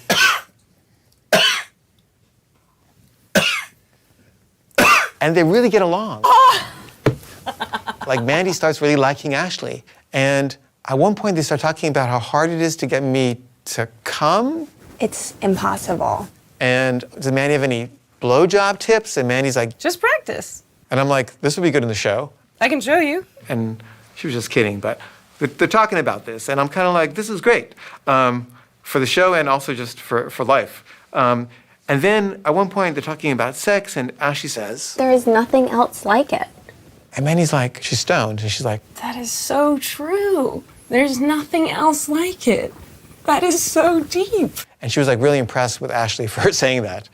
So anyway, now that they had bonded, I assumed that Mandy would no longer feel threatened by Ashley and that it was okay to be openly affectionate. Hey, can you not do that? Why? Because it's rude, it's insensitive, and it's Mother's Day? So yeah, it was Mother's Day, which was really a big deal for Mandy because her mother died when she was a kid, and when she was at school, all the kids had to make Mother's Day cards for their moms. And she would make one too, even though her mother was dead, because she didn't want to stick out. And it was always traumatic for her. So I was like, okay, fine, I won't do it in front of her. I have an idea. What? Jamie's doing this performance art thing tonight where he irons people's shirts for them at a bar. We should go. So he irons people's shirts, but he also makes them listen to a song while he does it. Come on, it's gonna be fun. The girl he's trying to fuck is gonna be there. Okay. And I kind of wanted to go just because I need my shirts to be ironed. I never iron my shirts. But I didn't have my shirts on me, so we brought a bunch of Ashley's shirts. So Ashley and I go with Mandy to the bar, and Jamie's ironing shirts. And I haven't seen Jamie since he started fucking Mandy. So I thought we'd have a little talk about it or something, but he totally ignores it and pretends like it's not happening and just sort of starts pontificating. He does this sometimes. He gets pontificatory. I guess when he's stressed. But no, all the time. Almost all the time. And I'm kind of like alienated by this, and then he's kind of pontificating at Ashley, and she's like, I don't like this guy. And then we go outside, and he's getting stoned with this girl that he's trying to pick up on. And I thought maybe we'll have a moment, and he still ignores me. And then I just go up to him, and he's ironing, and he's got these headphones on, and I say, I really wanted to bring one of my shirts. I'm just trying to make small talk. And he doesn't say anything, he just keeps ironing. And I'm like, I really wanted to bring one of my shirts. And he just keeps ironing. And he can't hear me, but I'm also standing right in front of him. Like, he should be able to see that I'm trying to talk to him.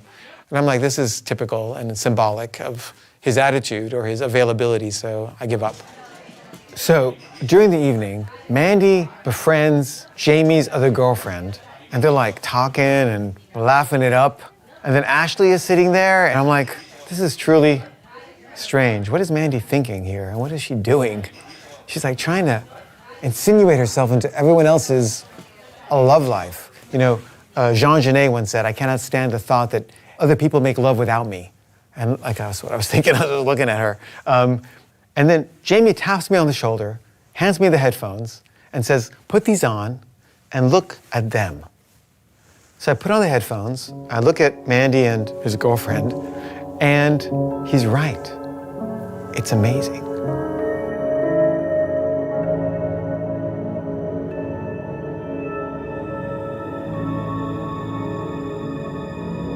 And then later, Mandy says to me, You know, I really like Ashley. I can see why you're in love with her.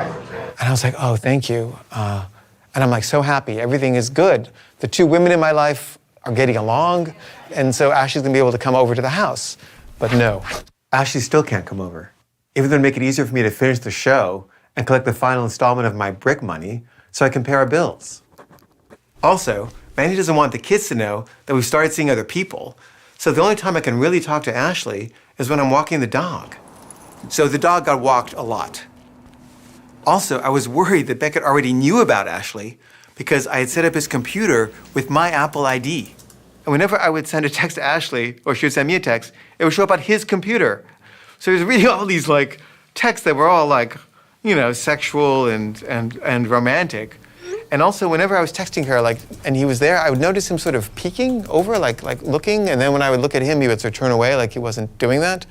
So I'm like, he knows something's up, and it's better just to tell him what's actually up than to have him just imagining, like, does he think I'm cheating on Mandy, or what does he think? So I thought it was important to tell Beckett what was actually going on, which is why I decided to get Mandy stoned again and pleaded with her. Just listen to why this is important to me. I don't want the kids to know. I don't want her coming over. I know, but I don't want to be dishonest with my children. You know, they're asking me where I'm going. Where are you going? And we're lying to them. I don't want to teach them that. You know, they need to trust us. They need to trust their parents to tell them the truth. Okay, yeah. Beckett, can you come in here? You mean right now? Yeah, right? Why not? And I'm like, well, she's stoned. Maybe now is a good time. So Beckett comes in, and if you're wondering why he looks so tall all of a sudden, it's because that's not Beckett. That's Julian Grady, the son of Matt Grady, who played the paraplegic in episode 2 and who Mandy had drinks with while she was on ecstasy. So anyway, Mandy not only quit the show, she also doesn't want the kids to act in the show anymore. So just imagine that Julian is Beckett. So Beckett comes in, and we're like, Your father wants to tell you something. Go. Go. so Beckett, have you noticed how your mom and I have been getting along better? No, not really. Well, we are. We're getting along a lot better. We're both like much happier. You know, and the reason is because she's seeing Jamie and I'm seeing Ashley. And so we're staying together, we're not breaking up, but we're just going to be seeing other people. So nothing's going to change except that we're just going to be happier. Can I just go play my video games now? Okay. No, you have to stay and listen to this. This is important. Do I have to? Yes, you have to. It's important. No, you can go. And then Mandy gets upset because I just undermined her authority.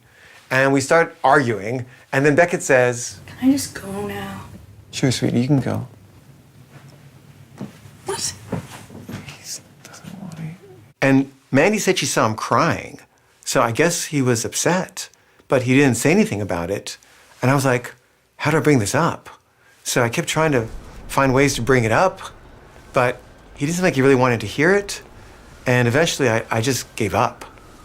And we've never spoken of it since. We got it, right? The director knows. Do it again. Okay, you know what I want to do? I wanted to do a shot of you saying, where are you going? Is that cool? Do it.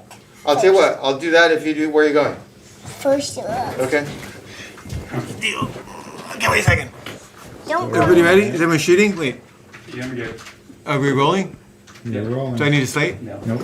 Okay, I'm gonna spin first. No, 5. Okay. 5, okay, 5.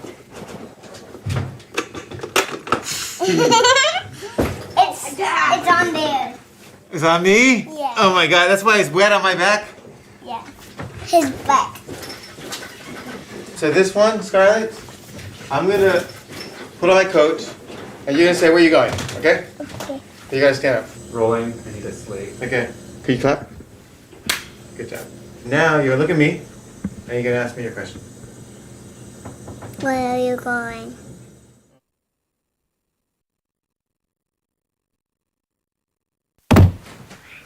One, 2, 3, 4, 5, 6, 7, 8, 9, 10. Ready or not, here I come.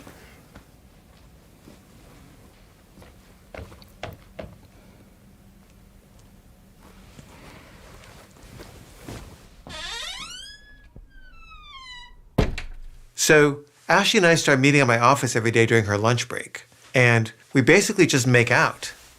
I'm totally into her, and she seems pretty into me. I'm so in love with you. So basically her heart is wide open, and then I get this email inviting me to tell a story at this live storytelling event. And the guy who invited me wanted to rehearse together, so he came over to my apartment with this woman named Elise, who was in charge of clicking through the slides during my story. And the guy was being kind of mean to her. Like at one point I asked her, do you have any suggestions for making this better? And he was like, Kaveh, I don't want to hear her ideas. and I was like, why is he being so mean to her?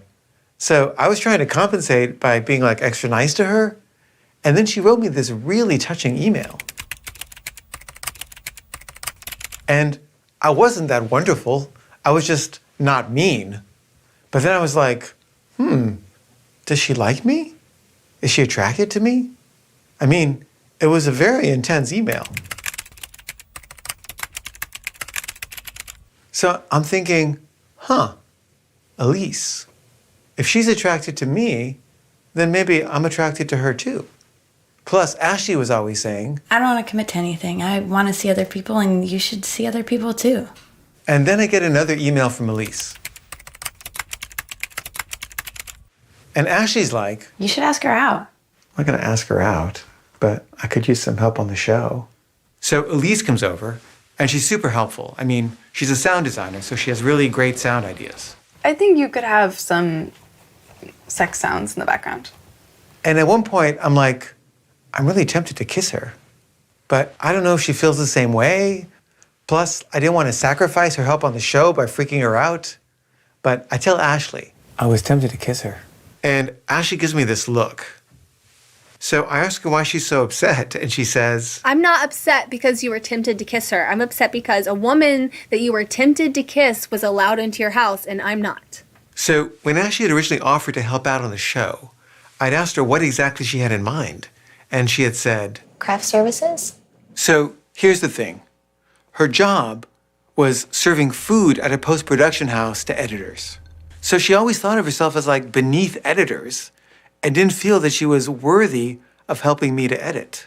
Well, if you'd asked me to edit, you could have edited. That would have been fine. So a few days earlier, Ashley and I had watched outtakes from the video she had sent me. I can't do this. Do it. You can do this. I can't do Do this. this. We're I rolling. can't Please do do it. this. Please. All you have to do is read I don't those know what questions. I'm doing. All you have to do is read the questions. And I was surprised to discover that Robert had helped her shoot it. Please just do it.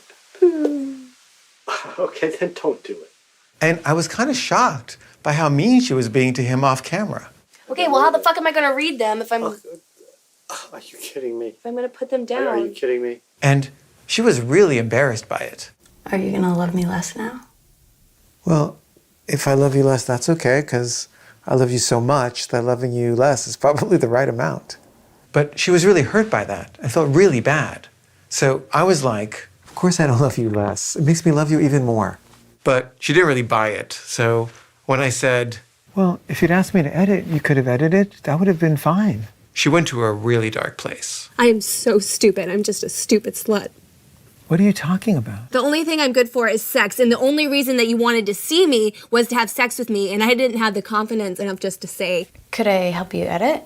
I just really wanted you to like me, and I wanted to edit at your house. That was all that I wanted. I didn't want to have sex with you. Really? No, I just wanted to edit. So let's edit. No, I want to edit at your house. And instead this other woman is editing at your house and you want to kiss her and she's at your house. I didn't totally understand why it was so important for Ashley to be able to edit at my house. But Mandy made it really clear that this was not going to happen. I will stab that fucking bitch if she comes over. I will kill her. So anyway, I made plans to see Ashley again the next night. But then Mandy said, Oh no, you've got to spend time with me. So I spent that night with Mandy, even though I'd rather be with Ashley. And I figured now that I've spent the night with Mandy, I'll be allowed to see Ashley the next night. And then Ashley texts me. So I tell Mandy, and Mandy just starts crying. And she's like going into a dark place. And I'm trying to stay there, and I'm holding her foot and thinking, okay, I'm just gonna make you feel better, and then I'm gonna go. But she's just getting worse and worse and more upset. And she says finally, Just go, okay? Just go. Just get out of here. but like, I don't like being told what to do, so I'm like, well, I'm not gonna go if you tell me to go. I'm gonna stay if you tell me to go. Just go! Just get out of here! I'm not gonna leave you. Get out! You can't just talk to me like Get out! I can't go if you talk to me that way. Out! Just I'm not. get out! I'm not. Just go! Get out of here! You want all the time. Get out of here! I'm not. Ah! And she's like freaking out. Ah! Ah! Fine! If you won't go, I'll get out of here. I'll go. Wait, when are you coming back? I have to go see Ashley. But she won't tell me and just leaves. And she's done this like before, and she's often gone for like hours. So I'm waiting for like 20 minutes, and then she finally comes back and says, Okay, get out right now. okay, What are you doing? Get out! my socks on. Put your socks on outside. So she throws my shoes outside, pushes me out the door, and locks it with a lock that I don't have the key for, so I can't get back in. And she says, Don't come back! Ever! Not tomorrow, not the next day, never! Mandy, we have children. This doesn't make any sense. I don't care! Get out! But she won't like open the door. And so I'm like, okay, I'm gonna leave, but I don't have my phone. Mandy, I need my phone. And then she finally like opens the door, throws me my phone, and slams it again. But she didn't give me my earbuds. Mandy, I need my earbuds. Just go around the block. I'm too upset. So I go around the block, and I'm like, why am I walking around the block so she can give me my earbuds? So finally, I just go back. Mandy, can I have my earbuds now? Mandy? Can I? And I leave, I get in a cab, and I realize she gave me the wrong earbuds. So I couldn't even listen to music on the way there, and I'm just upset. Oh, I forgot the whole important part, which is this.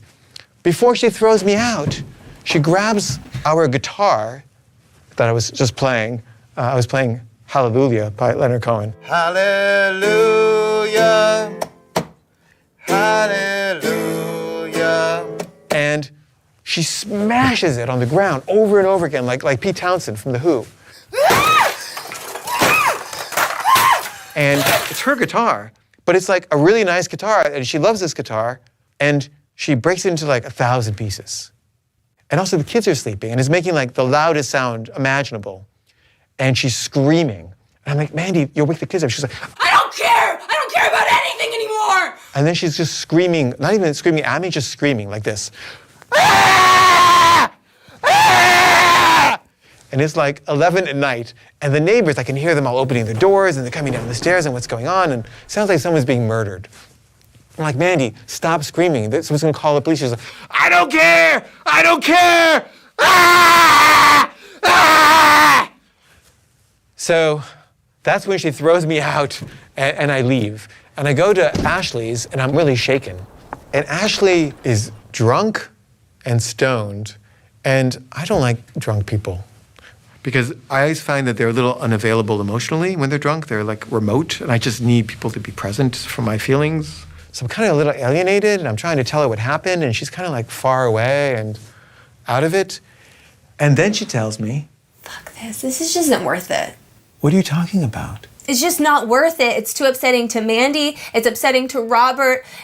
Like, no, I think we should just stop seeing each other. Seriously? Yes, it's not good for me. It's not good for my skin. So while Ashley was in Georgia, she got a really bad case of acne.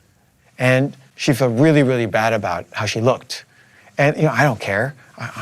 I'm just in love with her. I'm in love with her spirit, her soul, her mind. I don't care. But she cares. I think it's because of the stress of the relationship and the show. I don't know. I don't know why she has acne. Maybe it is because of the show. I don't want to talk about this anymore. I'm tired and I need to go to bed. I've got to get up early tomorrow. What are you saying? You want me to leave? Yes, I want you to leave. Okay. I guess I'll leave. And I'm just like, oh my God, like, I thought this was gonna save me. It's clearly not. And I get a cab and I go home, and Mandy's unlocked the door so I can get in. And I go to bed. And the next morning I wake up and Mandy says, It's over, Kaveh.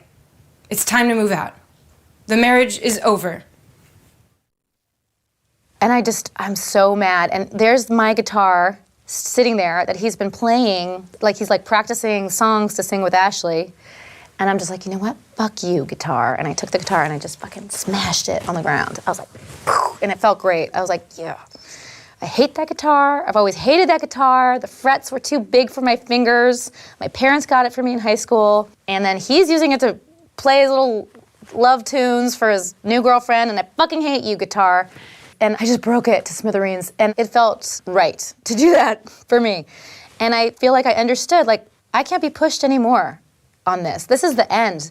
Like, my insides are telling my outsides that this is the limit.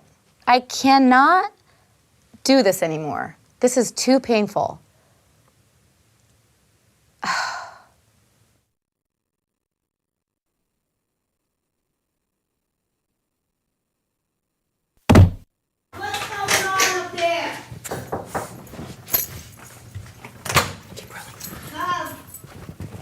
we're just shooting a scene, Grace. But you gotta break my damn door.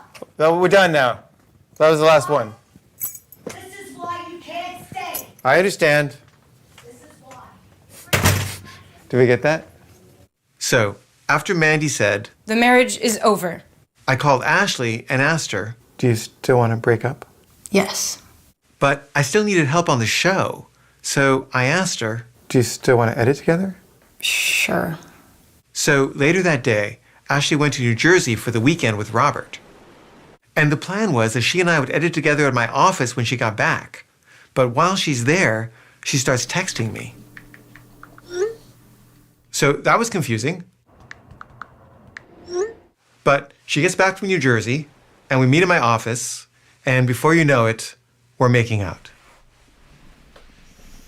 And we make out for a long time, and then we finally start editing, and within a few minutes, there's a knock at the door. The building's closing. What? I thought it was open till midnight. No, that's regular school hours. This is summer hours. It closes at 7. So we can't edit. What do you want to do? I don't know. You want to go to my place? We could get stoned. And I'm like, okay. So we go to Ashley's place, and we get stoned, and we make out some more. And then we try to edit. But she has like 17 roommates, and she lives in, it's like a communal housing situation. And, it was hard to find a place to edit. And, people were resenting that I was taking up this shared communal space. So we ended up editing in her room, which is just a closet with like no windows. And the only place we could edit was on the bed. And, the hard drives kept disconnecting because it was like bouncy. And it's really frustrating. So we just get stoned again and have sex. But we keep trying to edit at her house. And we get to this scene. Don't go out with Ashley. And Ashley gets upset. So I follow her to her room, and she's crying on the bed. And when I ask her what's wrong, she says, I don't want to be in this show anymore. Everyone's going to hate me. no, they won't. And if they do, so what? People are going to say that I'm a homewrecker, that I broke up the parents of your children, I destroyed your family. No, they're not. They're going to hate me. I'm the one who's going out with a 24-year-old. No, they're going to hate me.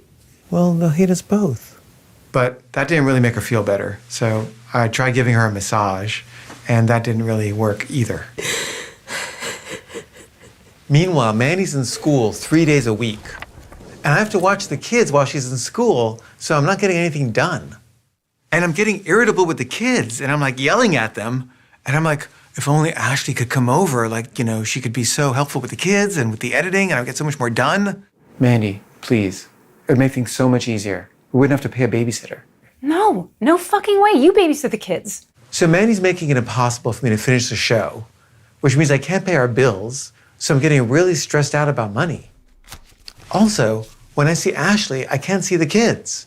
And when I see the kids, I can't see Ashley. And I'm starting to resent not being able to integrate Ashley into my life. And then Mandy says, You know what would be great for the show? what? You should let Jamie interview you. So Jamie hosts a live interview show at this hipster bar in Brooklyn. You guys could have a conversation about honesty. Okay. Anyway, I wasn't sure what her motives were, but Ashley said, We should all get stoned together after the show. that's a great idea. Maybe Jamie could help talk Mandy into letting you come over. So I sent Jamie a text.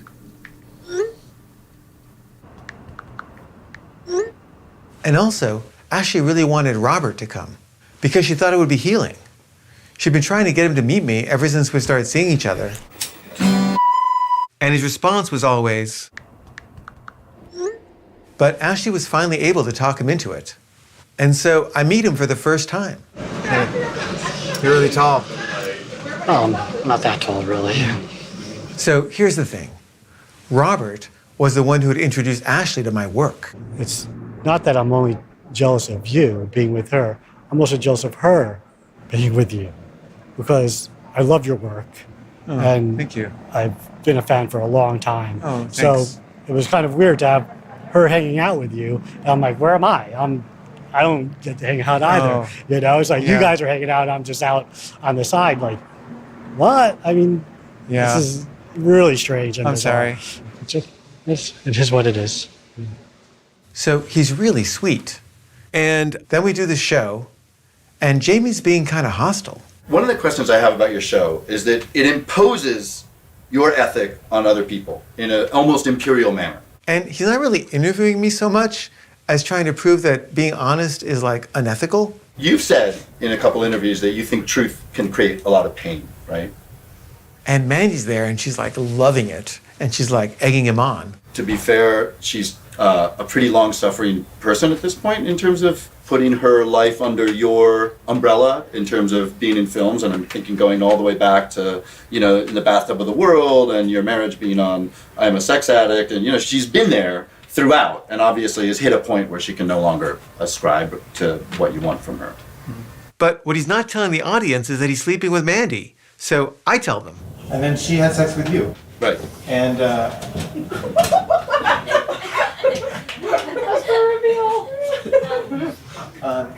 and what did that, but what got unleashed from that? I mean, that loosened a bunch of stuff in your relationship, right? it was great, it was great. It was helpful. Yeah. So after the live interview thing, we go to this community garden that Jamie's a member of to get stoned.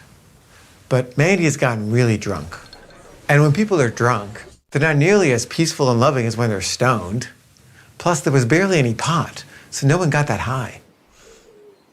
And then Mandy starts yelling at Ashley. You came into my fucking family. I didn't come into your fucking family. I know, you came Mandy. into my fucking family. I'm not trying to come into your family. You I'm not even trying. Well, you didn't. Maybe you're not trying, but you fucking did. You fucking did. You slept with him. I wasn't even done with him. And you fucking are having like a relationship and you're fucking in love. You weren't done with him. You're fucking sleeping with his friend. I was not. You were sleeping with his friend. I didn't sleep with him until you slept with his friend. And Robert is alienated, and Jamie is like, It's a beautiful night. Can't we just enjoy the garden and just keep it light and have a nice time? Right? and Ashley is like hating Jamie. She still like resents him for the way he treated me during the interview. It reminds me a little bit of a cult, right? And even the way you're dressed right now is like a little culty, and it's nice. It's a nice white culty thing. And Robert's like, what am I even doing here? And I feel bad for him. And finally, him and Ashley leave together, and then Maddie and I leave together. And then in the cab on the way back, Maddie starts being less drunk, and she tells me, all my friends think I'm being really restrained in all this. how are you being restrained? You just yelled at her. You won't let her in the house, and you let her meet the kids. My friends would, kill her. Well, you wanted to kill her too. Also, they're just hearing your side of it. Like, what are you telling them that's making them say that? She's 24. That is so unfair. It's not because of her age. It's not like she's 24, I want to be with her. I just liked her and fell in love. It's not about age. And we have a really good talk. And then Father's Day is coming up, and I'm like, this is my chance to get Mandy to give in a little. So I say to her, here's what I want for Father's Day. I want to go somewhere with the kids and with Ashley. She's going to meet them soon anyway. You know, as soon as I move out, why can't I just have her meet them before I move out? No fucking way! I'm afraid that I will kill you and I will go to jail if you meet the kids, if you fucking bring Ashley around the kids on Father's Day. How could you even fucking ask me that? And Ashley's like, Don't worry about it. I don't need to meet the kids if it's going to cause problems between you and Mandy. but I want you to meet the kids. I want them to meet you. Like, I need to integrate you into my life. I can't keep doing this. So Mandy's like, Move out and then you can do whatever you want. but I keep trying to explain to her, we can't afford to move out. We don't have enough money to pay our rent. How are we going to pay for 2 apartments? When there's a will, there's a way. And she just refuses to work. I'm in school. I can't work. But you have to leave. And she tells me later when she's stoned that one of the reasons she wanted me to move out was because Jamie had said, No one's going to sleep with you until you're not in the show. It's like having an STD. So I'm trying to figure out how I'm going to be able to pay for 2 apartments. And then I get an email from Slut Machine, who I hadn't heard from since she had come to the class web show screening. So I'm like, thank God. And I go to Viceland the next day. Kaveh, everybody here totally fell in love with the show about the class. Oh, thank you. Yeah. It's great. We love it. So this is supposed to be the same Viceland guy who came to the Metrograph screening. But the actor playing that guy moved to Scotland. So I ended up replacing him with this other guy because they both have similar hair. The only problem is that it's not really like Viceland's audience to have the content be about kids that young. Oh, come on, it's Viceland, man. White males 30 to 35. Oh. Yeah. So sort of in that vein, we still would love to work with you, but we kind of need to push for that audience, and we think that we can get a show greenlit by you if it were to take place in like a bar. You want to make a show about a bar? Because our marketing people think a show about a bar would kill. But it's in a bar. Yeah, I mean, I don't drink. I don't go to bars. I don't like bars, but I need money, so I'm breaking up with my wife. So maybe, sure, I'll do it. Awesome. Well, then we're really excited to see your style like in that setting. Cool. How much do you guys pay? I mean, I don't really know. I don't think it's very much. Yeah, how much is not very much? 10,000? Okay, sure. Okay, great. So $10,000 isn't enough to get an apartment in New York and live for a year, but it might be enough to get an office, and maybe I could live at the office. It's not legal, but how would they know? So I find an office that's $1,000 a month, which is enough to live there for a year almost. The only problem is there's no bathroom, but there is a bathroom down the hallway, and there's no kitchen, but it's not that far from my house, so maybe I could go home and make food sometimes. And Mandy's like, Yeah, do it. Get an office. Get the hell out of here. Then you can work with Ashley as much as you want. In your office, so long as you're not here. so I make plans to take the office space for $1,000 a month. And I'm talking to my sister on the phone, and she's like, What are you talking about? It's illegal. yeah, if they catch me. Well, that's crazy. There's no kitchen, there's no bathroom. Why would you do that? It's a waste of money. Well, I can't afford to get a real apartment. Well, how much does it cost to get a real apartment? I don't know. It's like $2,500 or something. Well, there might be some money from the settlement that you can use. So our stepfather died recently. He died from this kind of cancer that you get from asbestos. And he got it from being in the Navy, where they made him like do all this asbestos stuff. And so the families of people who get cancer from asbestos for being in the Navy, usually they're entitled to a settlement from the government to help pay for all the medical costs and to, compensate the families. It's not a lot, but it might be enough for you to be able to cover the difference between the office amount and the apartment amount. I mean, if it's possible, I'd much rather get an apartment. So I was looking for an apartment that was near the kids, but also big enough to shoot this camera dress. So here's the thing. I was having to shoot these at Bric, but the TV studio is never available. And it's impossible to set the lights up in the same way each time so that the different camera addresses match. So sometimes it looks like this, sometimes it looks like this, and sometimes it looks like this. And sometimes it sounds like this, sometimes it sounds like this, and sometimes it sounds like this. In short, nothing ever matches. So anyway, I'm trying to find the perfect apartment, and everything sucks. And then I finally find one that seems perfect. 540 square feet. And Mandy says, Great. Get out of here. so I make an offer on the apartment, but the landlord says she wants to meet in person before signing the lease. And she asks me, So how many people are you going to have over?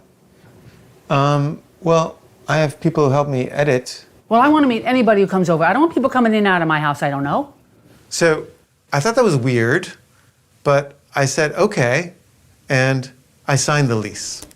So I start packing up my stuff, and then we start fighting about how we're going to divide up our possessions. Mandy, I need to take the DSLR because I need to start shooting camera addresses at my new apartment. No, that's my camera.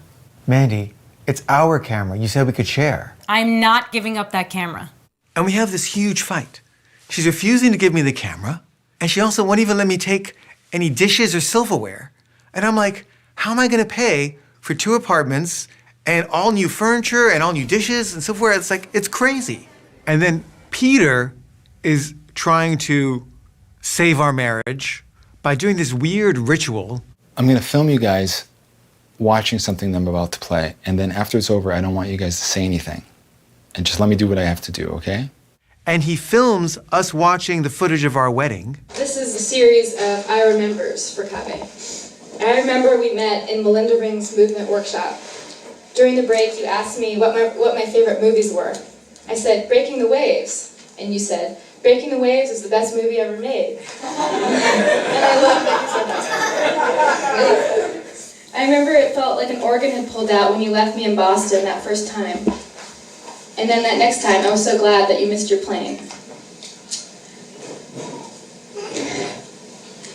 I remember the first time in in San Francisco, how we slept on the floor because we didn't have any furniture the first night when we moved in together.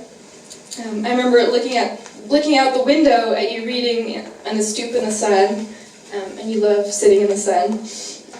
I remember watching The Daily Show with you and watching you laugh, your wide grinning face. How can I ever describe your face?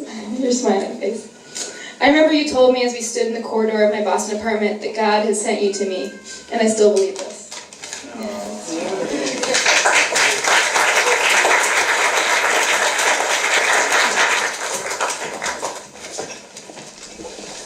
I remember the first time I saw you. I thought you were pretty, but I couldn't see how beautiful you were yet. I remember the night I fell in love with you. It was on the phone, and I suddenly knew that you were the one I'd been searching for all my life. I remember that first summer, how happy I was. I was so happy that I was driving too fast. And when the policeman pulled me over to give me a ticket, I told him I was speeding because I was in love. And that I didn't mind paying the ticket. That's how in love I was. I remember the drive across country. I kept gazing at your face in the car. You told me to stop, but I never loved anyone that much.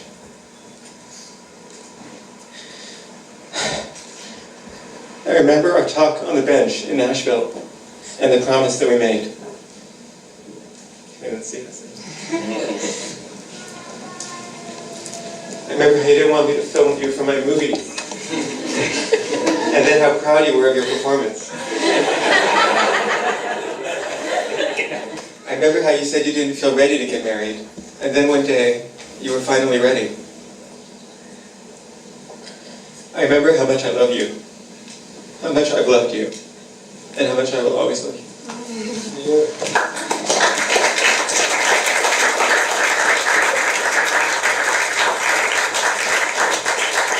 And then he takes the tape of us watching the footage of our wedding, and he puts it in our hands and says, The filming of this show broke the bond of holy matrimony.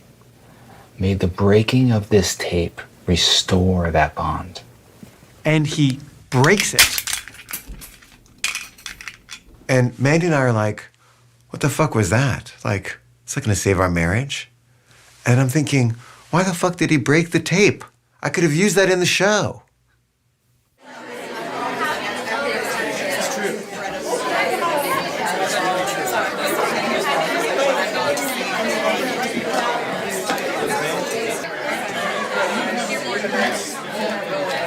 The self-reflexivity is exhausting.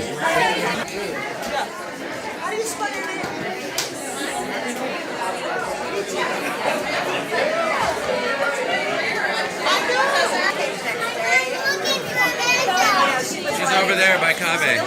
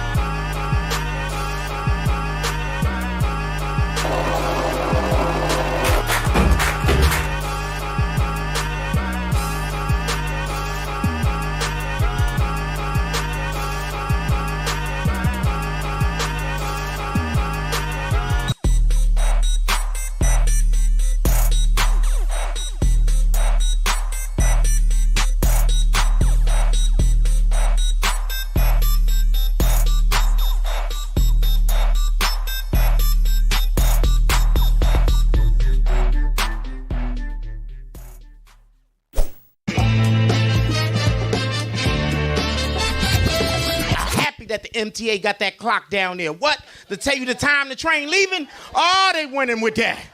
What? Right? You see that still take 2 minutes? I'll be dancing on the platform. What's wrong? We out of here in 2 minutes. Stop playing. You know what I mean? I ain't got time for that. I dance for everything. You know what I mean? 2 minutes, we gone. Because back in the days, I'm an old school player. Train ain't had no clock. Train took long, you had to do this.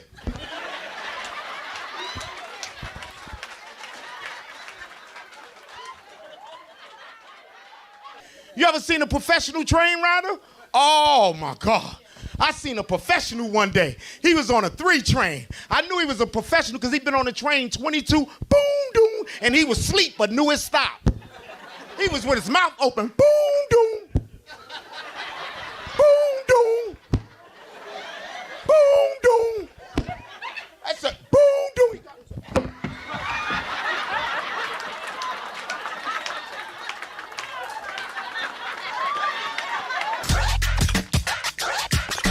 Then you got the lady that want to get it on the bus with every kid she gave birth to. And whatever she bought for Walmart is getting on that motherfucking bus. What size it is? Excuse me. Let's get Tashawn. Tashawn, get your black ass over here. Help your brother bring that damn couch on this bus. Excuse me.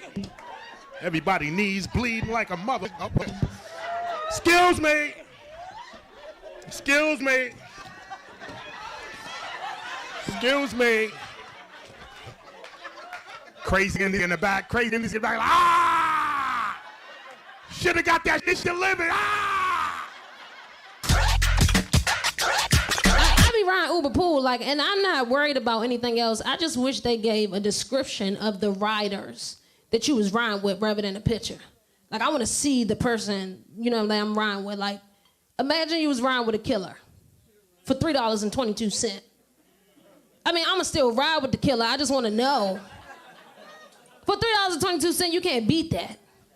But I got in the Uber Pool last week, and a van pulled up outside. A van. I was like, a van is outside? Like, I never seen a van in a good scenario, so I didn't know if I should do it or not, but I was like, for $3. I'm gonna go get in the car. And when I went to get in the car, the van door slid open and it was 5 other people in the van. I was like, this is not an Uber Pool, sir. This is an Uber field trip. Where are we going? We went to somebody's house, somebody's job. We was taking pictures on Snapchat. The lady in the back put out a bottle of Hennessy. She started passing out shots. I was like, for $3? Drop me off last. This is a good time. You can't beat this. The security makes no sense at the airport. Next time you go to the airport, I want you to look for this.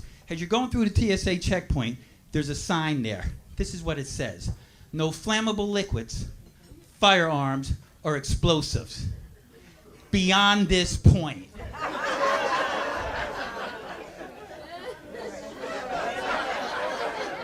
I called the guy over. I go, dude, let me talk to you. Are you telling me I could have been walking around this airport with a gallon of gasoline, a Luger, and a stick of dynamite? If I turn it in right now, I can get on that plane. But I can't have more than 3 ounces of shampoo? Really? Your security sucks.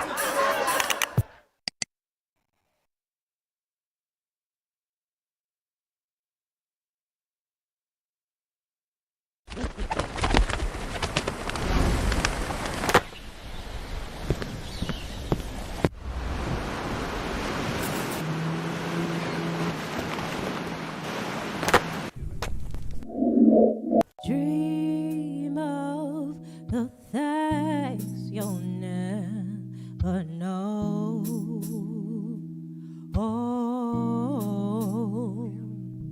dream of the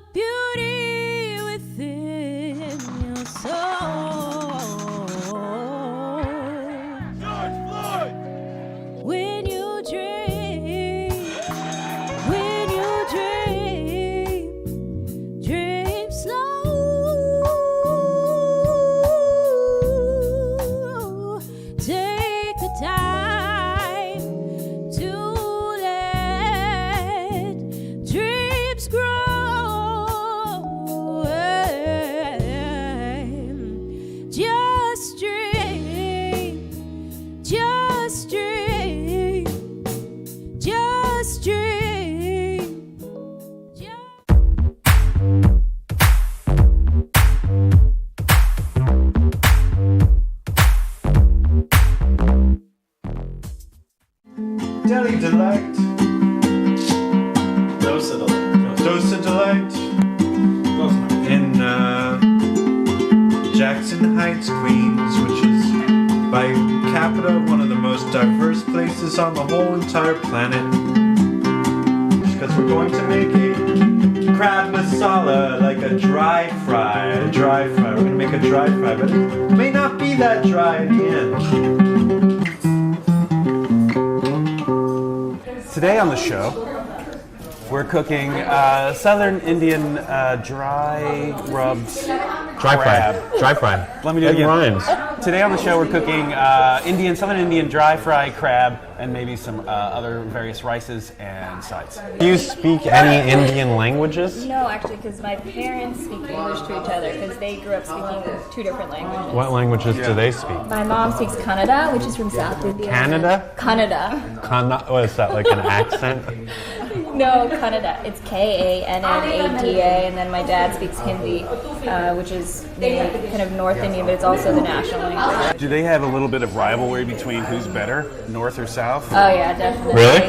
I mean, with food, because they both like to cook, so it's so different. Who is better? Yeah, who is the better cook, your mother or your father? They're the same. Who do you love more, your mother or your father? If you had to choose which one to murder. Chitra, Mira thought it'd be interesting if you would explain to us, like, that weird, not weird, but unusual to us Westerners, hand movements that the Indians do. What the fuck is that? It's very subtle. I feel like Subtle. it definitely it has meaning to it, but it's another way of conveying. But what is it? I feel like it's a language in itself. It's just kind of like how other cultures have like an eye roll gesture or like. I feel like it's kind of like okay, like it's kind of. People will use it to convey another message, right? Yeah. They're conveying a message of what they're saying is not what they mean. Yeah, well, no, I think that it's what people are saying, but it conveys the same message. It strengthens. Like this? Like this? So can people talk to each other by just What moving does their it heads? mean? What does it mean? I feel Go to the house. I need to go to the house. I'm sorry I brought you here today. Oh my. Doses. So what is this real quick? So this is sambar, it's a Okay. lentil, and then this is coconut and mint chutney. Okay. And then this is? This is the dosa. So actually dosa and idli are kind of related because they're both made from rice and lentils that are ground and then fermented. Except this is, so in India it's easier actually to ferment the batter. But what I do the flora here, or just the temperature? I guess the temperature. Fermentation happens quicker when it's hotter, Yeah, exactly. but not boiling, because then you kill You it. killed it. So this is like a big, giant, savory crepe. Yeah. And it's then- filled with stuff. Yeah, it's filled with a potato curry. So if you don't stick your finger in it like this, how do you? You know You guys are gonna share that. That's for you. I washed my hands yesterday. I like to dip it into the the sambar and then Hands, into both the, of them. So that's the a lot. This does have a little Yeah. bit of a donut thing though going on. Mhm. I mean, very much. Can you get away with double dipping? Matt, you can't have it. This is North Indian, so this is a tamarind, and then this is the mint chutney. And those are typically North, or they are North. Yeah. Is Southern Indian also, like there's a lot more coconut in it because of the terrain and what's growing, and then also, isn't it spicier? People say that it's spicier, but I think that it varies from house to house. And this is a different type of dosa. This is made from semolina. You'll have a hot skillet, and you just take with your hand the batter, and you kind of just throw it onto the skillet until it forms into the dosa. All right, tell us your name. Ashok Awasthi. Oh, okay. And are you the owner of? Yes, I'm the owner. Okay, great. So how long have you been here? The restaurant has been here for the last 30 years. So do you prefer in Northern or Southern Indian cuisine? I like both of them, Southern and Northern Indian food. And here in the restaurant, you have both Northern and Indian. Is Yes. that right? Yes. You're the cook at home. My wife is the cook. So go on. So even though you own a restaurant, she's still the better cook. Yeah, I hope cooking. She is a good cook. That's great. Yeah. I think she's better, but she's a good cook. Do you know the phrase "butter makes it better"? Mm-hmm. Say Taste-wise, it. yes. Well, fat Yes. is what makes food good. Fat is Yeah. delicious. Butter Butter, always oil. makes it better, Yes. I agree with you. And thanks for having us here. Yeah, Today we're in Jackson Heights and we're gonna buy some blue crab at a Chinese grocer, and then we're gonna go to an Indian grocer and buy some spices there. And we have an expert Indian chef with us named Chithra Agarwal, who has a company called New York Deli, Brooklyn Deli, spelled D-E-L-H-I. Go ahead. Hi, we're at an Asian supermarket and we're gonna buy crabs. I think the ones that we're gonna get are back there. I usually go 1 crab per 2 people, so Okay. maybe like 5 crabs. Let's do it. I think crabs are just lice that are on your pubes. Yeah, they are. They actually have no relation to underwater things. These crabs aren't alive, right? The crabs were alive. They were alive. They were And alive. So these are the gills that are poking out. This is something called crab butter, which is basically the fat of the crab. It's considered a delicacy by some. So what you're looking for is that this is dirty and not soft. Yeah. Oh, that one's missing some legs. Let's skip. We're also looking for the apron to be pretty narrow there and not wide. These are male crabs, which is, you generally want to eat male crabs and not female crabs. Is it because the female crabs are bitter? No, female crabs are actually sweeter. Oh. Asshole. Yeah, how do they make that? That's like a flake type. Yeah. It looks like. Yeah. Thank you. Great. Thank It you. looks like crystal meth. A little bit, right, Sam? Thank you. You know what it looks like. How would you know? Only from the You're from- TV show. You're from Texas? Yeah, what else do you have to do in Texas? I guess that's what the code word, like, do you party? That means, like, do you take crystal meth? Oh. I've heard that. So we were going to go shopping at Patel's, but we ran into a friend of ours, Jeff Orlick, who you do tours of the neighborhood. Every year we have the Momo Crawl. Okay. Which is, there's about... Slow down. 23, right now, currently, there's about 23 places that sell Momos. I mean, so we're rocking right now, this is Little India, but... Momos aren't from India. Momos are close. They're in India now. They are. They came So- from Tibet. they're went to Tibetan. Nepal. India has them now, and it's like, it's exploding. And they're a dumpling. They are just a dumpling. Is it an Italian slang for like someone who's not so bright, a momo? Do you know that? Maybe not. I don't know that one. I Oh. should know that one. So this is the Amdo truck. These guys are actually the winners of the Golden Momo trophy for last year's for the 2015 Momo crawl. You guys are making momos? Yeah. So it's the ground beef. What's in it? Ground beef. Garlic. Is garlic in it? No, not garlic. Oil. The green onions. Green onion. And beef. Actually, this meat is important. Of course. Yeah. How long have you guys had this truck? We've been here like over 2 years. Any proper way to eat a momo? Some people shotgun it. You can eat the top, and then shotgun the juice because it's gonna be really juicy. Shotgun beer. Sydney, you said you didn't eat meat. I guess. Every year I make a trophy for the Momo crawl. Okay. And this is an 80-year-old crystal that I got from a thrift shop in Forest Hills. And then this is just like a steamer, and then it's a giant Momo on top. It's a little rough around this edge, but whatever. You couldn't Photoshop that, man? I could have Photoshopped that to make it look better. It's like shit. The best. Yeah, they were voted the best Momo by, it was very controversial, do you know that? Yeah. Because there was like a school of kids, and they all voted for you guys. Yeah. And that like took them over the top. On this So people were momo upset. crawl, Yeah. did you bribe him? You had to bribe for that? Where's Matt Rubenall? I'm right here. You want to get in here and thank now what? thank our guest? This is like now history. Like you go to Little Italy, and that's like 80 years ago. This is living history. I mean, people are gonna be talking about this neighborhood in 40 years as like where we came when we were Nepalis and Tibetans growing up. This was like, this is, it will be, was like where we all came. It's totally changing. So it's like really important that you guys come here and see history in the making. It's awesome. It's like Mean Streets right now. Exactly. Right? Like It's a very Scorsese's tough first neighborhood, film yeah. right now. Right here. I got mugged 2 minutes ago.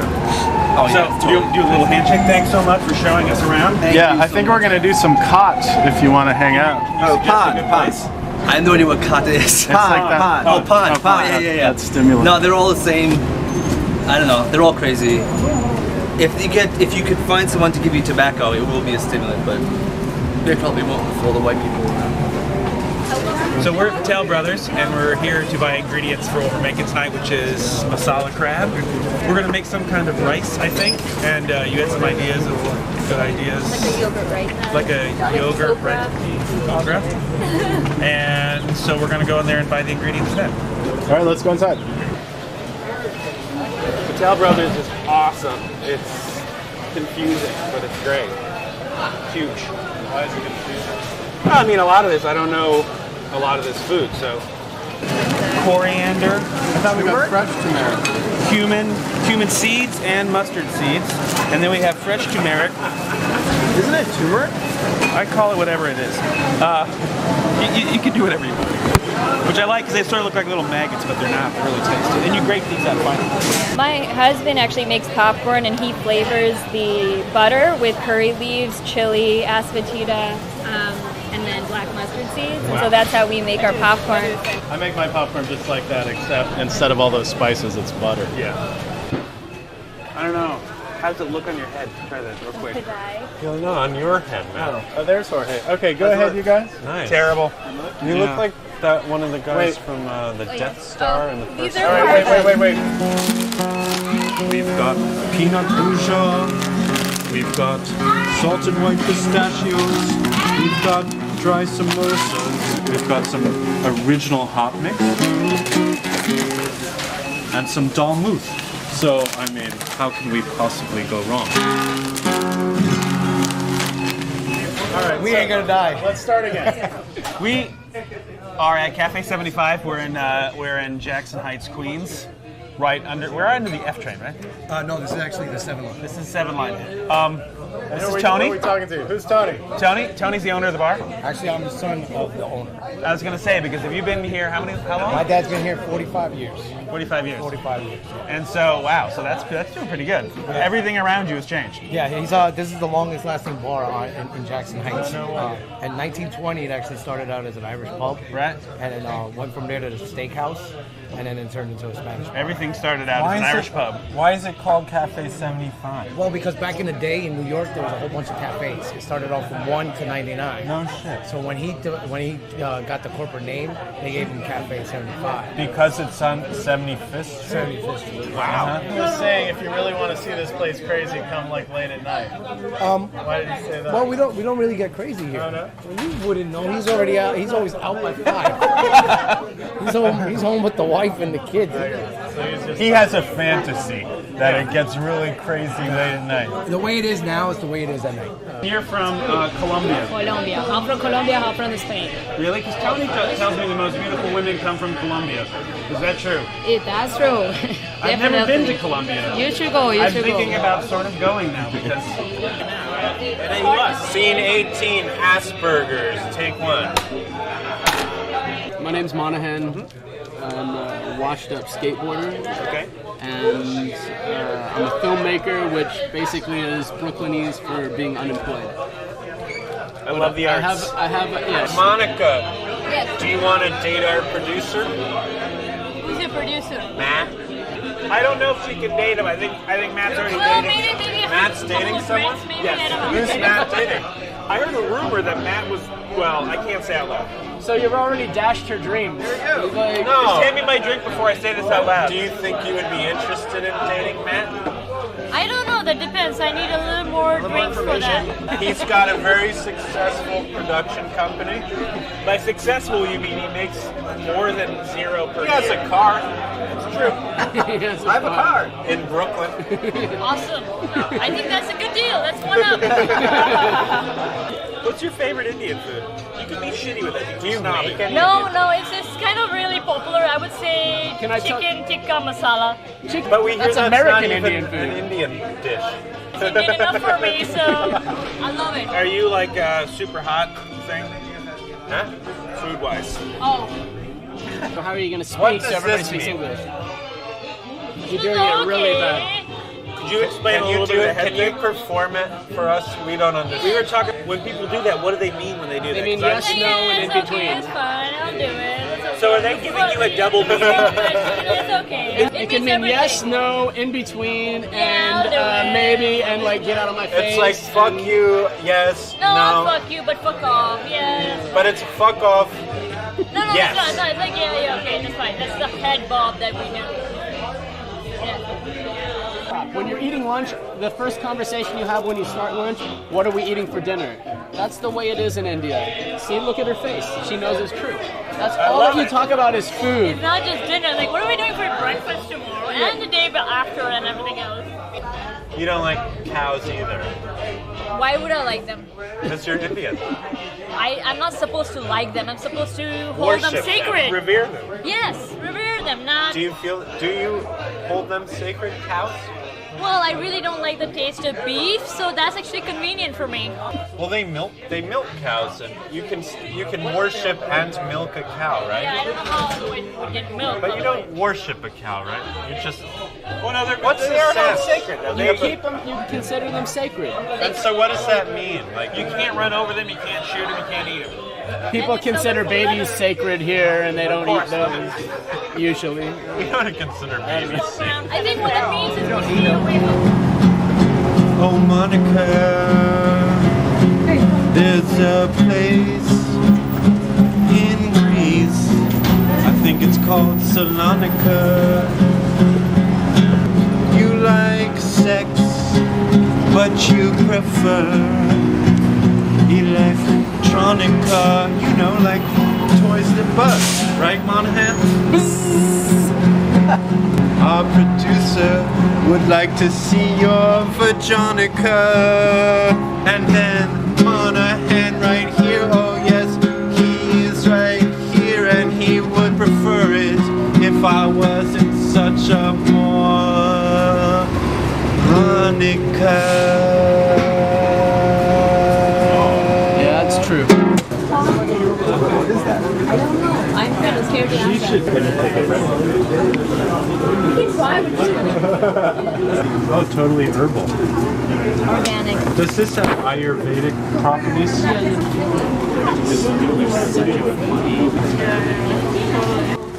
What's it taste like? It tastes sort of like a air freshener. Yeah, like India. Welcome back, kind of thing? Yeah. Welcome back. So we left the bar, miraculously, and we're now back at the house, and we've prepped some stuff to start cooking. So look at the camera. What we're going to do right now is we're going to take the crabs out and prep those by killing them, cleaning them out, and then cutting them up, starting the marsala, crab. Marsala? Masala? Starting what about an Indian can help us? You don't know. Masala? With a head bob. We're doing crabs Marseille. And Chitra's back with us, Yes. right? She's gonna show us what we're doing wrong. She started with the rice. What did you do with the rice? So I just added a little bit of turmeric to it, so it's yellow rice, and then we're just gonna fry it up with some spices and coconut and lemon and peanuts. Yum. So, cup and a half of water per cup of rice. Yeah, a little bit of. Do you boil the water and then put the rice in? I boiled the rice and the water, and then also with the turmeric. Up and Mira's then- Ooh, we're doing crabs. Hey, I'm just going to rip the head, the top shell, like an animal off. Mira, tell us what you're doing. I'm taking the top shell off. This knife is a little bit dull. No, it's actually, I'm not using the sharp end. It's got a No. little bit more force. So, when you pick out crabs, you want to find a male, and this is the apron. Oh, that's his cock? And looks like a cock, kind of. And on a female, it would be much wider. Oh, really? Wider cock. Yeah, girls have bigger cocks. And you want to than look guys. for a crab that has some wear on it, so it means that it's not freshly malted. If it's freshly malted, they're usually like 20% water, so then they're not actually all that delicious. Then you're also we'll look at the claws afterwards to see So how it's how noticeably worn they are. wider, the apron Yes. on a woman? It's dead. It's dead now. It's dead now. Yeah. We'll take off the rubber bands and see. Wow. So now it's in half. I think it's probably dead now, right? Sam, do you think it's dead? Well, she's cutting off the rubber band. It's a sharp that rubber knife. band's dead. But you know.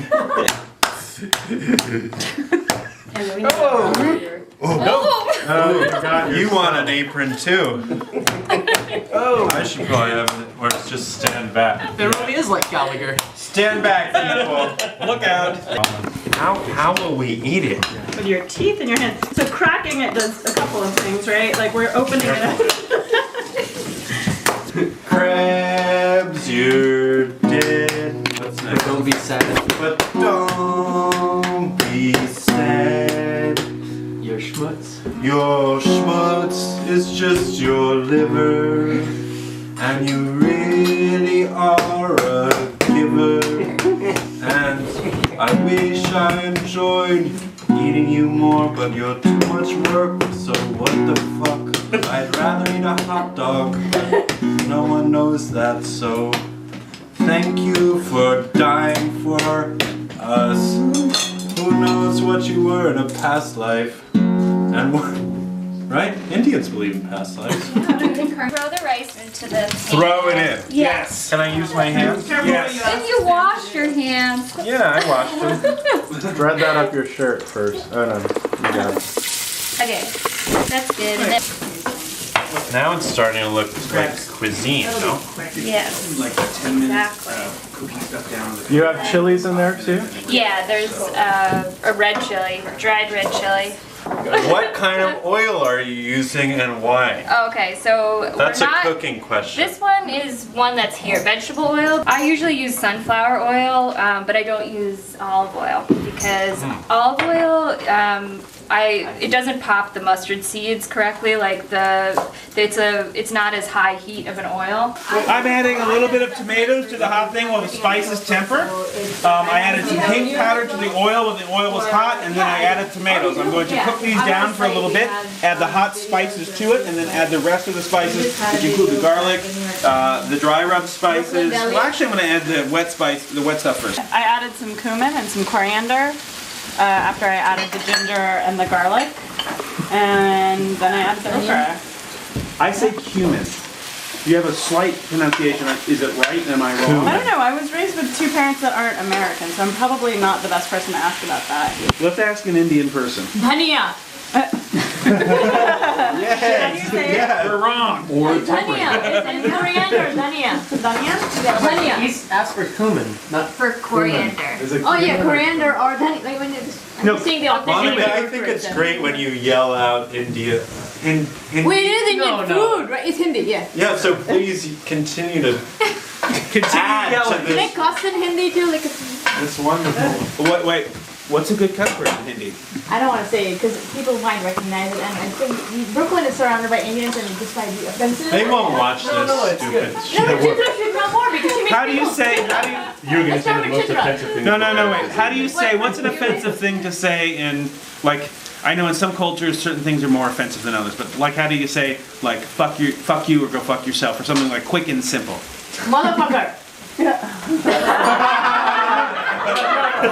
She should start. She should start. She's the Indian chef here. She should start. Benchod. That's sister fucker. Well, yeah, but that's better. That's even better. Benchod is even. No, that's benchod, not benchod. I said benchod.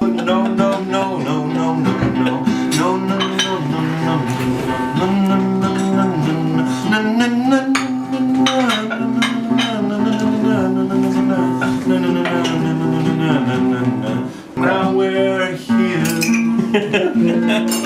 about to eat some crab meat.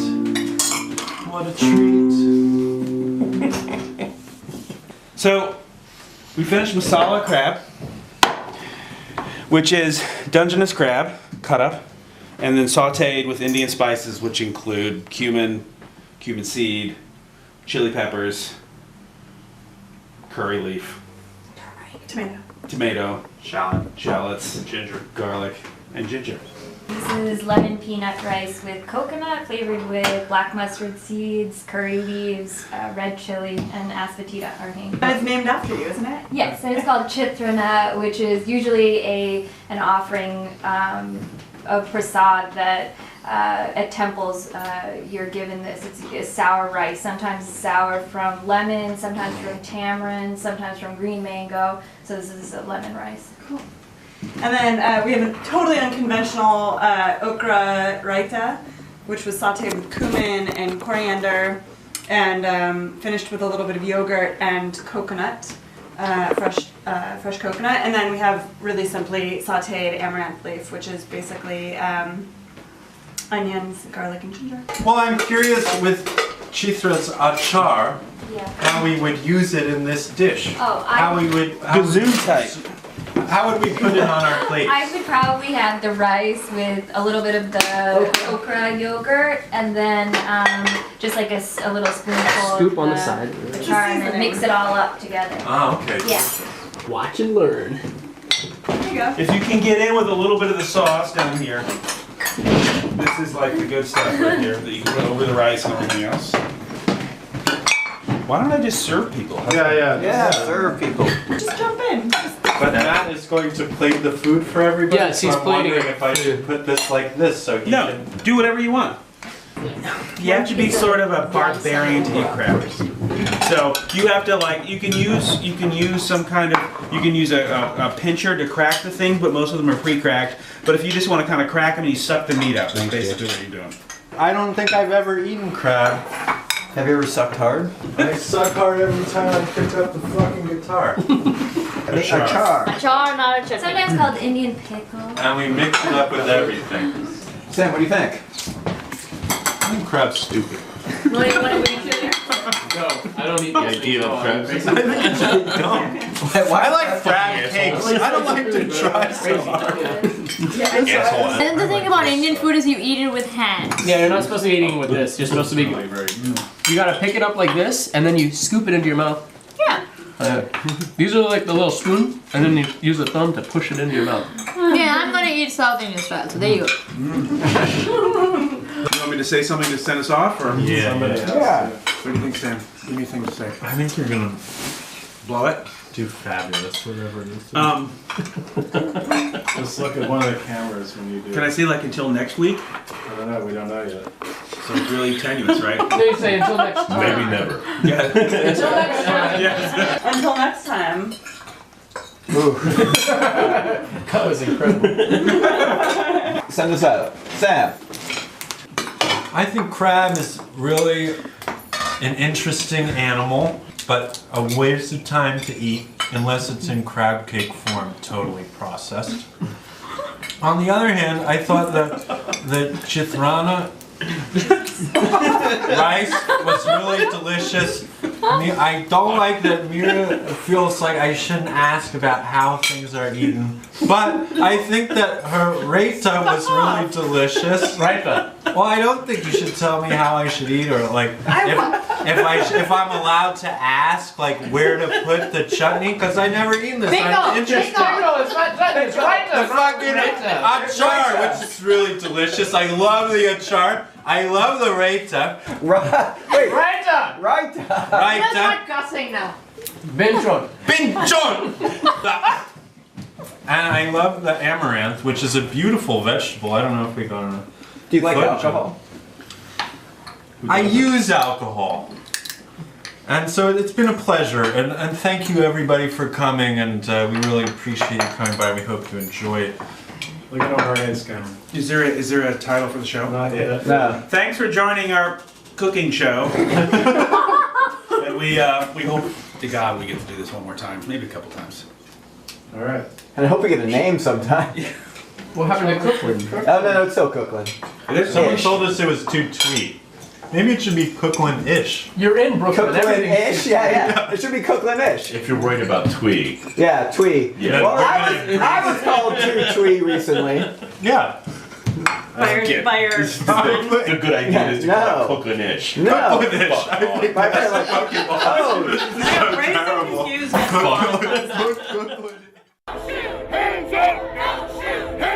For a blink moment in time, people are aware of what they're feeling every day. If you're going to restore and sustain a democracy, there must be an informed and engaged citizenry. I spent 2 years in immigration detention. You know how much they spent to feed me for one whole day? How much? 75 cents. Immigrants as a whole, migration as a whole, is associated with lower rates of crime. Immigrants make our communities safer. What causes climate change, the selling and burning of fossil fuels, benefits most the power elite. And so they have a disincentive to address it, and they have an incentive to deny it. They're not going to funnel more money into our schools. They're not going to do it unless they have to, right? And the way they have to is by our participation, our organization, us taking accountability for our actions.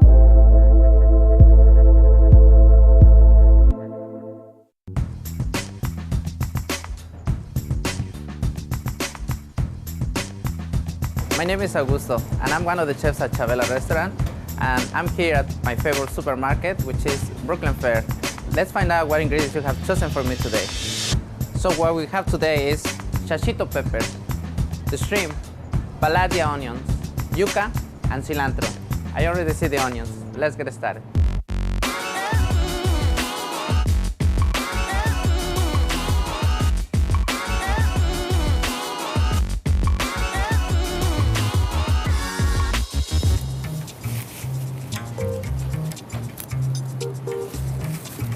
This is the yuca. A nice way to find a good yuca is to go for the white one on the root. The one is getting darker, might be getting a little more dry, the other ones. Yuca is normally coated on wax, which is something to prevent of the yuca to get dry. As you can see, they have a big variety of peppers. We're gonna start with poblano pepper. When you roast it, you can get a really nice flavor. Over here we have the chachito peppers, which are the ones you have chosen for me today. It's really, really sweet, so don't be afraid of bite it like that. Finally, we got the shrimps.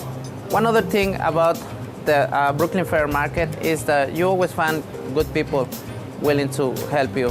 So today we're gonna choose eagle shrimp because it has the peel on it, and I'm gonna show you how to utilize everything on the dish.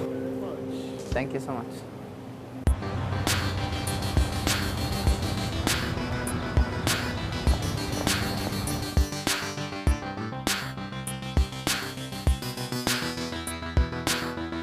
Hi, so we are here back at Chavela's restaurant, one of the greatest restaurants in Crown Heights.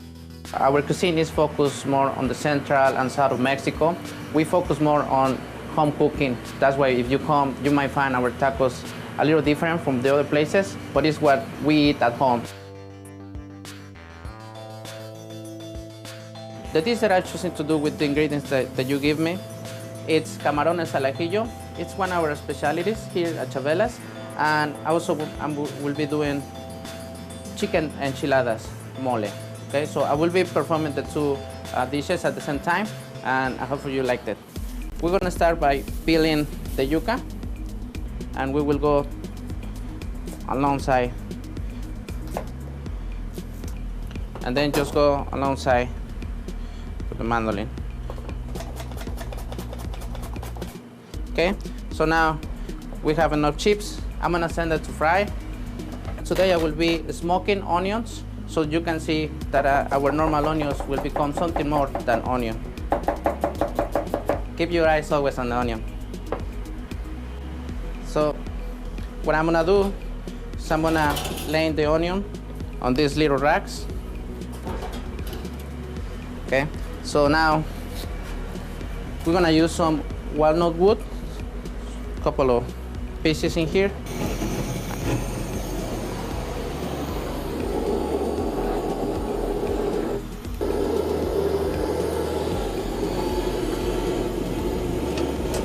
So we're just gonna cover it, and we're gonna create some sort of a breathing hole in order to keep the smoke on. And then we're gonna proceed to do the rest. The next thing that I'm gonna work on, it's gonna peel some shrimps, because I wanna do the base. And as you can see it, we're gonna peel it, and then we're gonna discard the little vein on the back. And then we're gonna start doing our base. So we're gonna start by heating some oil. We're gonna put our shrimp shells. We're gonna deglaze it with a little white wine. and we will let it simmer for a couple of minutes. So now we're gonna go ahead and peel our shrimp. You're always gonna get the back of the shrimp, slightly peeling it. When I first came to this country, I came because I want to try something new.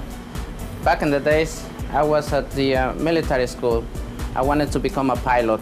But when I came here, I saw a big opportunity. I started working as a dishwasher, and when I became a sous chef, I decided to drop out of school and keep this career, which is a chef. I don't know if I did the right choice, but I'm happy with it. We're gonna start doing the other dish, which is the chicken mole enchiladas.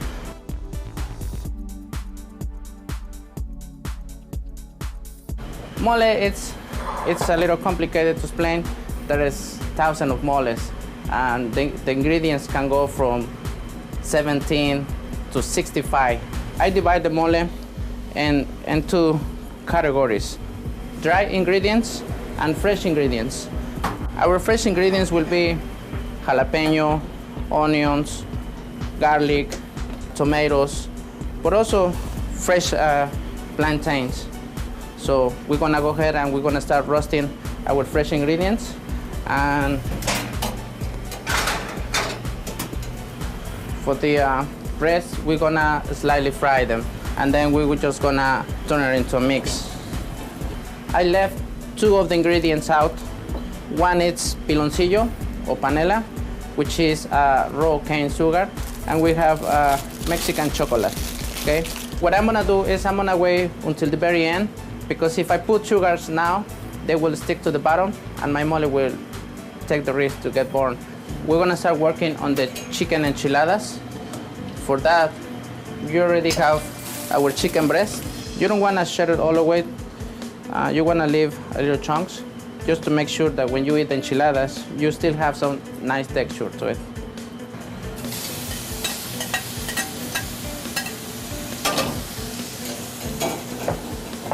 I like to use some of the chicken stock because somehow we need some liquid to moisturize the chicken. We have our mole that has been blended. We're just gonna use some of the mole to cut the chicken. So our chicken mole is ready. We're gonna let it dry and let the chicken absorb the mole, the flavor of the mole. So we're getting close to plate the dish that with the ingredients that you have chosen for me. First ingredient, which is the shrimp. As you can see, we have the cilantro, onions, which I already smoked, and the fourth ingredient, it's yuca. We have done yuca chips. In this little bowl, I'm gonna do a little rubber, which is a little bit of oregano, salt, and paprika. So we're just gonna go and slightly season it. The last ingredient that I haven't done anything yet, which I'm about to do, is the shashito pepper. I'm just gonna slightly roast it, and I'm just gonna put a little bit of vinegar to it. Again, I'm gonna use my one of my favorite tools, which is the blowtorch. And like so, just gonna slightly roast it. By doing this, I'm gonna make sure that you're gonna get something fresh, but also it'll get this charky flavor from charring it. That will do it. I'm gonna slightly slide those peppers so I can use them as a garnish on the dish. So the next thing is gonna be just go ahead and cook the shrimp. So we're gonna start some olive oil. I'm gonna put some guajillo shredded pepper. The next thing will be garlic. So the onions have been smoked, and the reason to smoke the onions is to give a little smoke contrast to the dish as well. So now, this is where our shrimp meets the pan.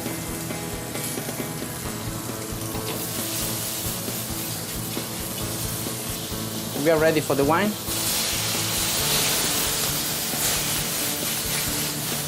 We're gonna dump some of the base. This is the consistency that I'm looking for. So just gonna toss some of the cilantro, which is another ingredient that you have chosen for me. It's ready to go.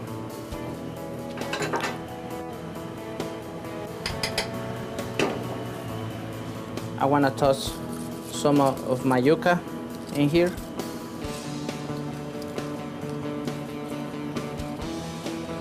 And then we're just gonna finish it with some of the shashito pepper.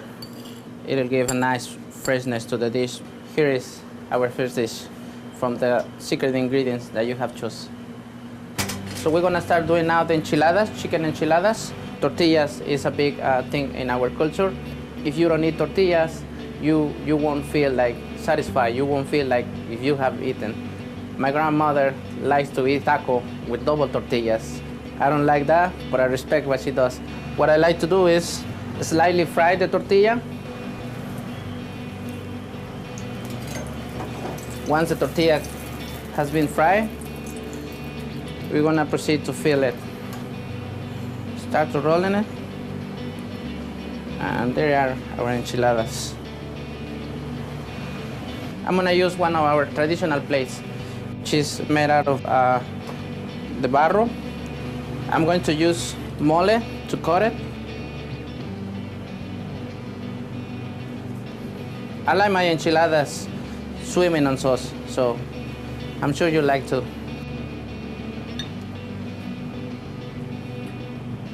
And then we're just gonna go to our final touch, which is garnishing the enchiladas. Our second dish, enchiladas de pollo, Chabela style. Shredded chicken, roll it in tortilla, top it with mole, garnish it with crema, queso fresco, lettuce, and onion rings. And obviously, we accompany this with black beans and Mexican rice. Hi, I'm Maura, and I work in the neighborhood, and I'm about to try a dish by Chef Augusto. This is the camarones al ajil, prepared by Chef Augusto, and I'm gonna try it.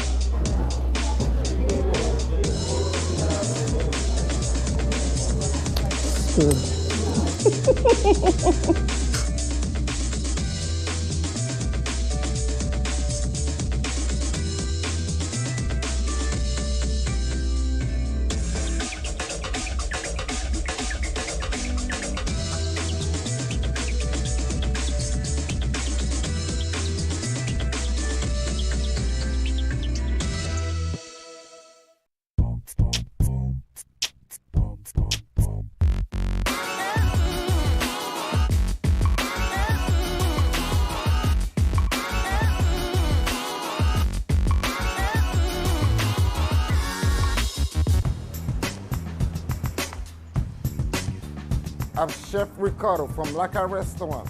We're here at Green Grape with Chef Fule. We're gonna cook with 5 surprise ingredients. Let me see what I have to pick.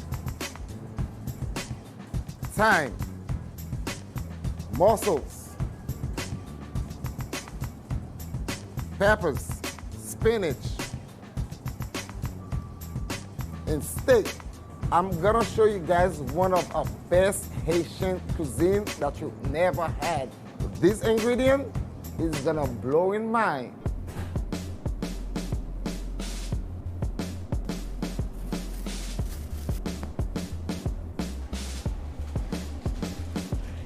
Thank you. Thank you, sir. We are back at Lakai with a 5 ingredient. I'm gonna show you guys one of Haitian best meal that you ever had. We're gonna start first with the appetizer, which is a morceau au sel. It's gonna be garlic, thyme, lemons, peppers. Let's get to it though. We're gonna dice those peppers. When I say morceaux au sel, it means it's like salty. It's cooking technique. What I'm doing right now is like home cooking. Something easy you guys, everybody could do.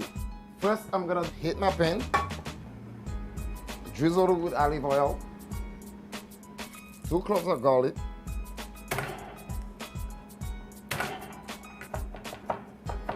nicely slice it, add your peppers,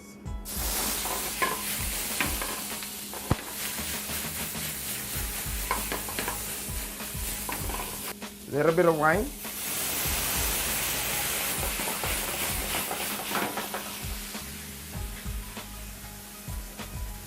I just already cleaned from the market mussels.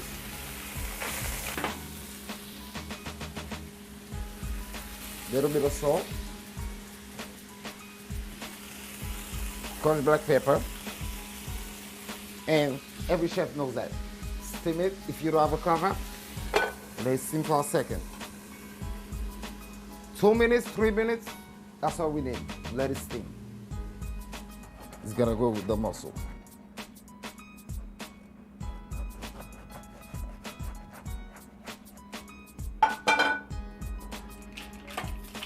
And voila.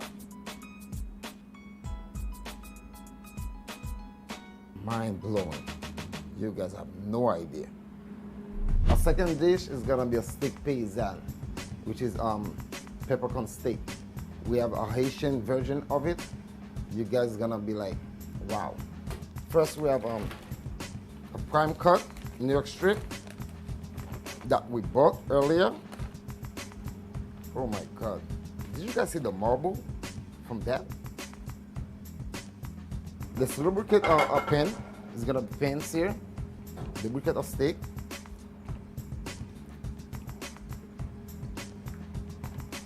Salt it, both sides.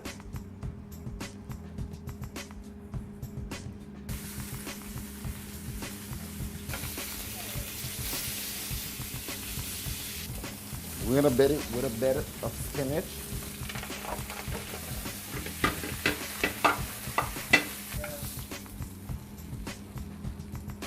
Right now, I'm keeping it warm. Then what I'm gonna do is a peppercorn sauce. I'm gonna deglaze the pan and make sure like all the flavor contrast together. The heavy cream, Haitian way, we make sure we season everything.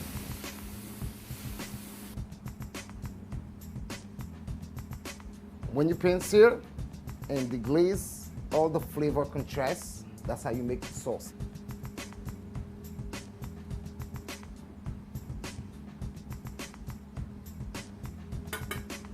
With the 5 ingredients, the mussels and peppers and thyme, I make a mussel goselle. Beautiful. With a steak and spinach, I make a steak paysan.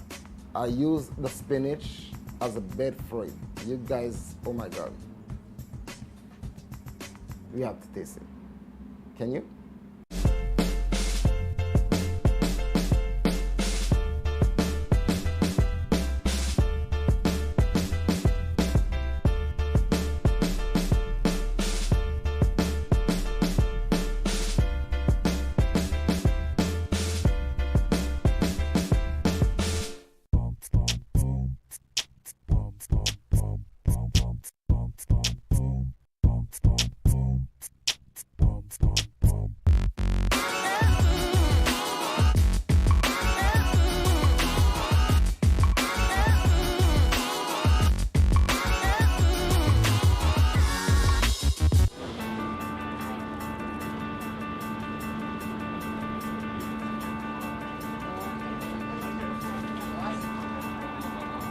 Hi, I'm Chef John Keller, AKA Chef John Cooks, and I'm here at the Union Square Market. And what we're gonna do is I'm gonna pick 5 random ingredients out of this bag, and we're gonna go back to Cherry Izakaya in Brooklyn, Williamsburg, and I'm gonna cook a meal. So let's see what is in my fate. Okra, nice. Squash blossoms. Candy cane beets, watercress, and survey says duck. All right, let's go make a great meal and head out to BK.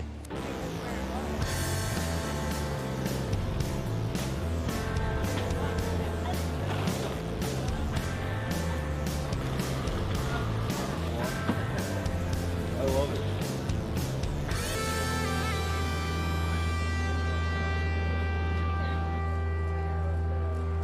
We just got back from the Union Square Market where I had my 5 mystery ingredients. We're at Cherry Izakaya in Williamsburg, Brooklyn, on North 8th between Bedford and Barry. One of my favorite things is exactly what we're doing today. Going to a farmer's market, I have no idea what I'm gonna cook. We come back and we figure it out. So what I have here is a nice mallard duck. Here's a breastbone right here. So what I'm gonna do, I'm gonna take my knife and I'm gonna follow right along this breastbone. And you'll almost actually feel the knife against the bone.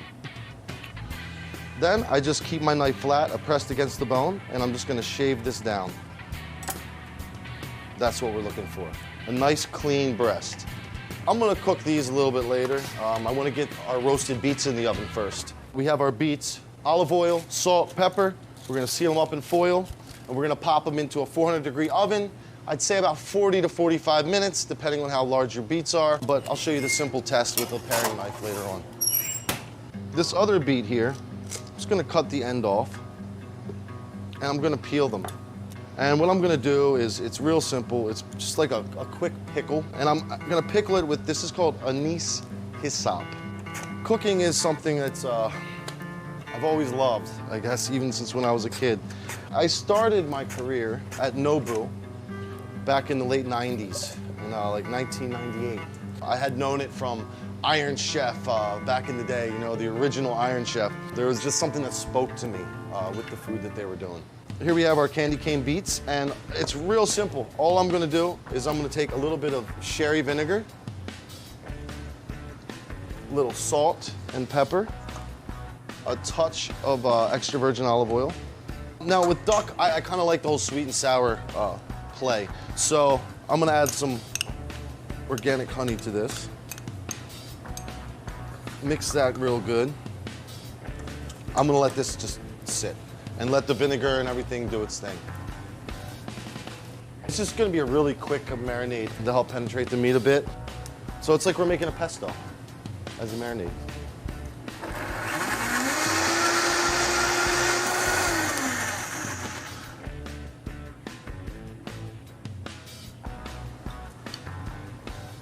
I don't want to get it on the skin because the skin will burn.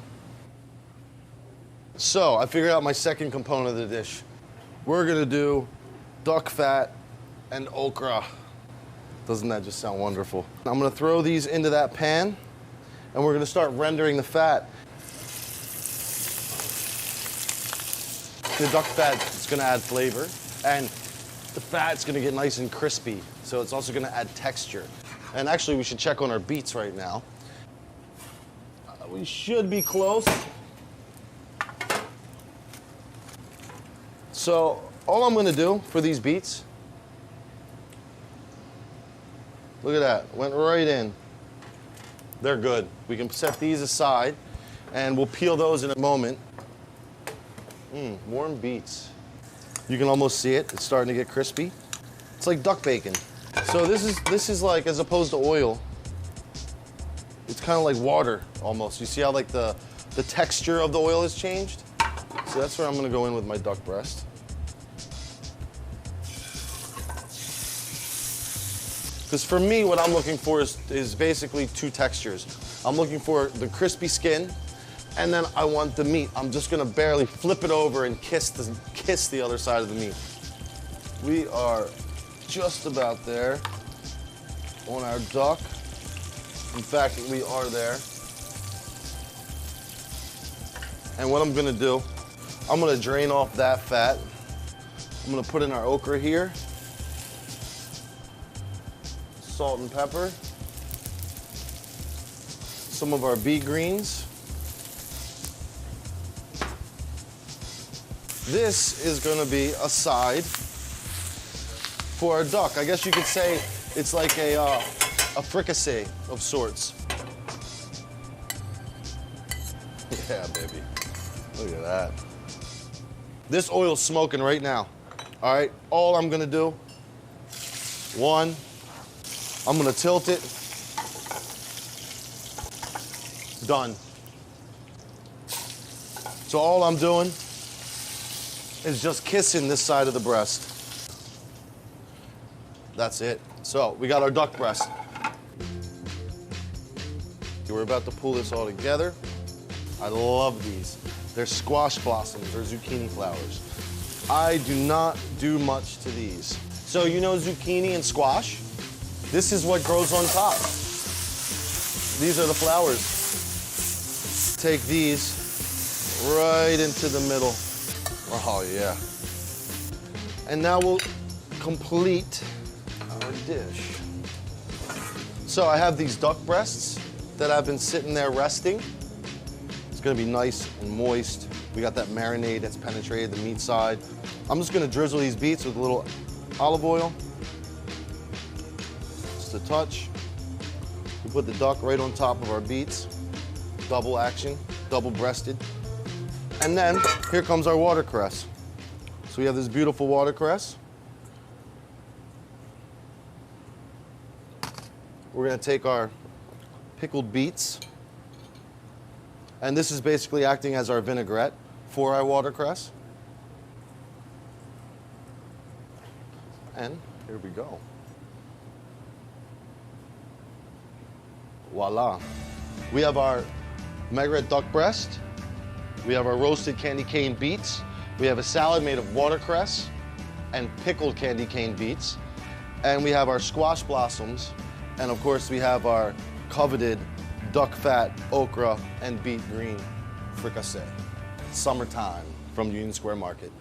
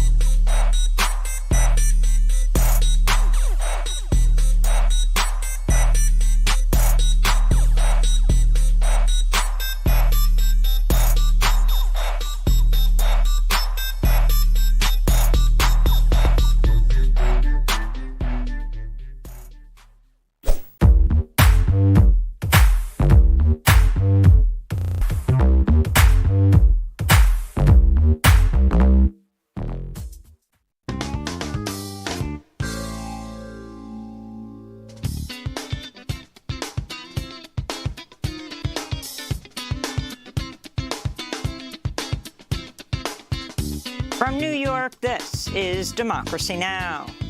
What I support on Roe v. Wade. That was the law of the land for 50 years. He celebrated when it fell down, and I would fight to reestablish on Roe v. Wade. I want women, doctors, local political leaders, letting the democracy that's always allowed our nation to thrive, to put the best ideas forward so states can decide for themselves. In one of the most watched races in the country, Pennsylvania Senate candidates John Fetterman and Dr. Mehmet Oz faced off in their only debate ahead of the November 8th election.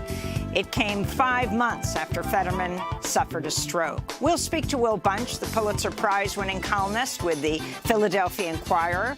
We'll also talk to Bunch and a student about Penn State, the attempt by a right-wing student group to bring Proud Boys founder Gavin McInnes to campus Monday night. Penn State officials initially approved the event, but authorities canceled it right before the talk, citing a, quote, threat of escalating violence. Proud Boys maced protesters and journalists.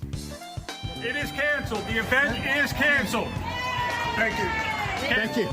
And with the midterms less than 2 weeks away, we go to Georgia to speak with Latasha Brown, co-founder of Black Voters Matter. All that and more coming up.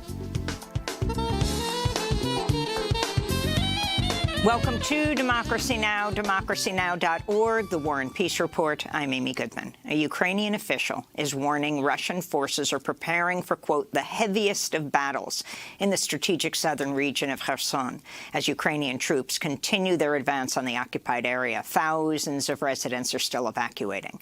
On Tuesday, President Biden warned Russia against using nuclear or radioactive weapons in Ukraine following Moscow's unsupported allegation that Ukrainians could deploy a dirty bomb.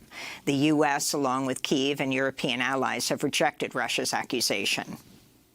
Russia would be making an incredibly serious mistake if we're to use a tactical nuclear weapon. I'm not guaranteeing you that it's a false flag operation yet. We don't know.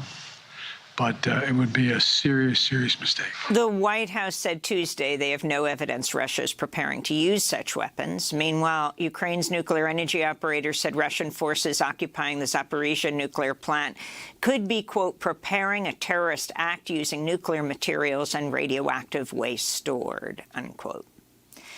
The Congressional Progressive Caucus has withdrawn a letter to the White House just 1 day after sending it, which urged the Biden administration to pursue direct negotiations with Russia for a ceasefire in Ukraine. The letter, signed by 30 liberal lawmakers, sparked a swift backlash among a number of Democrats for undermining support for Ukraine and for fracturing the Democratic response to the war ahead of November's midterms, as some Republicans are calling into question how much the U.S. should be sending to Ukraine. Progressive Caucus Chair Pramila Jayapal said in a statement Tuesday, quote, the letter was drafted several months ago, but unfortunately was released by staff without vetting. The letter has been conflated with GOP opposition to support for the Ukrainians' just defense of their national sovereignty. As such, it is a distraction at this time, she said. A Russian court Tuesday rejected an appeal by WNBA basketball star Brittany Griner upholding her 9-year sentence on drug smuggling charges. Griner was arrested in February when airport customs officials found a small amount of cannabis oil in her luggage. The ruling increases pressure on the Biden administration to free Griner through negotiations. According to CNN, Griner's attorneys say a prisoner exchange is likely her best option. In Harrisburg, Pennsylvania, John Fetterman and Mehmet Oz faced off Tuesday in their only debate in the race for U.S. Senate. The men sparred over abortion, the economy, and fracking. Fetterman also addressed his health as he recovers from a stroke last May. During a heated exchange over reproductive rights, Republican candidate Dr. Mehmet Oz offered this response on who should be involved in abortion decisions. I want women, doctors, local political leaders, letting the democracy that's always allowed our nation to thrive, to put the best ideas forward so states can decide for themselves. Here in New York, Governor Kathy Hochul squared off with Republican Congressmember Lee Zeldin in their only gubernatorial debate. Governor Hochul called out Zeldin's positions on abortion rights, gun control, and his support of Donald Trump's efforts to overturn the 2020 presidential election. Basically heard Lee Zeldin say he would vote once again to overturn a presidential election. I think that's something everybody should know. And the fact that he sent text messages to the chief of staff of the White House to lay out the strategy on how to subvert public opinion and try to carve it into this idea that there's a big lie out there. And I think that's deeply troubling. Ahead of Tuesday's New York debate, climate activists shut down traffic on Park Avenue as they called on Governor Hochul to tax the rich and pass a Green New Deal. Police arrested some of the activists who were protesting in front of BlackRock headquarters. In Washington, D.C., activists from the group Rise St. James held a funeral procession in memory of those who lost their lives to cancer and other illnesses that have been plaguing residents of St. James Parish, Louisiana, which has been dubbed Cancer Alley.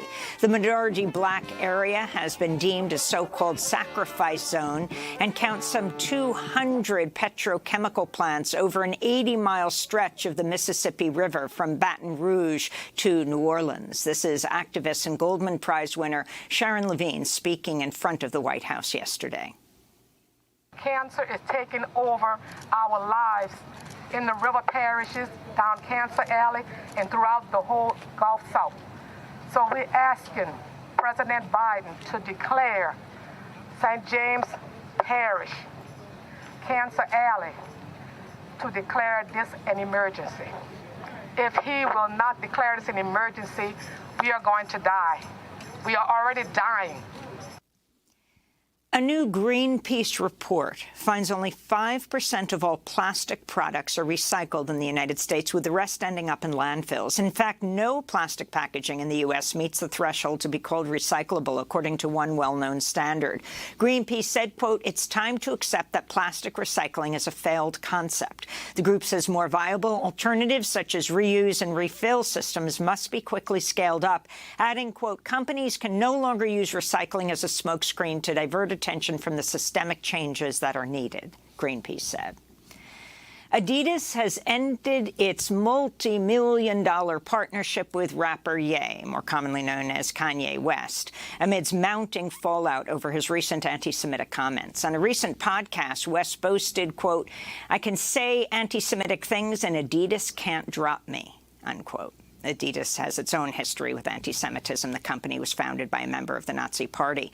The rapper has also repeated anti-Semitic conspiracy theories. In recent days, West also has been dropped by his talent agency, CAA, and The Gap has pulled the remaining products from his Yeezy collaboration with retail. Earlier this month, Twitter locked West's account after he posted he was, quote, "going DEFCON 3 on Jewish people." After Ye was locked out by both Twitter and Instagram for violating its rules, the right-wing social media platform Parler announced it's being purchased by Kanye West. A few weeks ago, Kanye West was pictured with African-American conservative pundit Candace Owens at his Paris fashion show, both of them wearing shirts emblazoned with the phrase, "White Lives Matter." He also said George Floyd died of a fentanyl overdose, not police brutality. Meanwhile, in Los Angeles, members of a hate group hung banners over a busy freeway overpass Sunday as they gave the Nazi salute. One of the banners read, "Kanye is right about the Jews." Several organizations have said the anti-Semitic hate group Goyim Defense League is behind the overpass stunt.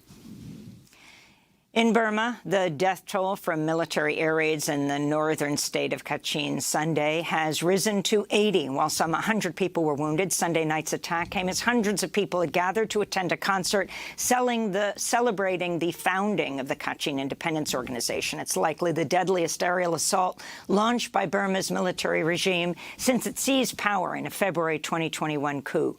Human rights advocates have accused the Burmese military junta of war crimes and have called on the international community to ban the sale of weapons and airplane fuel to Burma.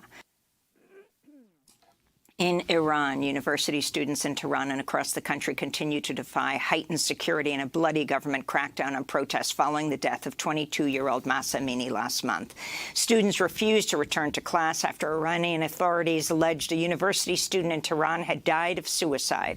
Authorities have been repeatedly accused of covering up the killing of student protesters by Iranian security forces. Student-led protests were held at a number of universities in Tehran on Tuesday on the eve of planned ceremonies commemorating 40 days since the death of Mahsa Amini while in the custody of the so-called morality police. Mourners and protesters gathered at a grave today in her home city of Saqqez to mark the somber anniversary. It's also the end of the traditional mourning period in Iran. Protesters shouted, "Woman, life, freedom, and death to the dictator." Iranian security forces had reportedly threatened Amini's family if they held a ceremony, saying they should worry for their son's life. At least 215 people, including 27 children, have been killed by Iranian security forces since protests began. Thousands of others have been arrested, it's believed. In Uganda, at least 11 people, most of them children, have died in a fire that engulfed a dormitory at the Salama School for the Blind in the district of Mukono while students were asleep. Police have launched an investigation into the blaze. And writer, historian, and activist Mike Davis has died at the age of 76. He authored a number of books, including Planet of Slums, Ecology of Fear, and City of Courts, a searing look at his hometown of Los Angeles. In 2020, Democracy Now! Spoke to Mike Davis during the height of the pandemic.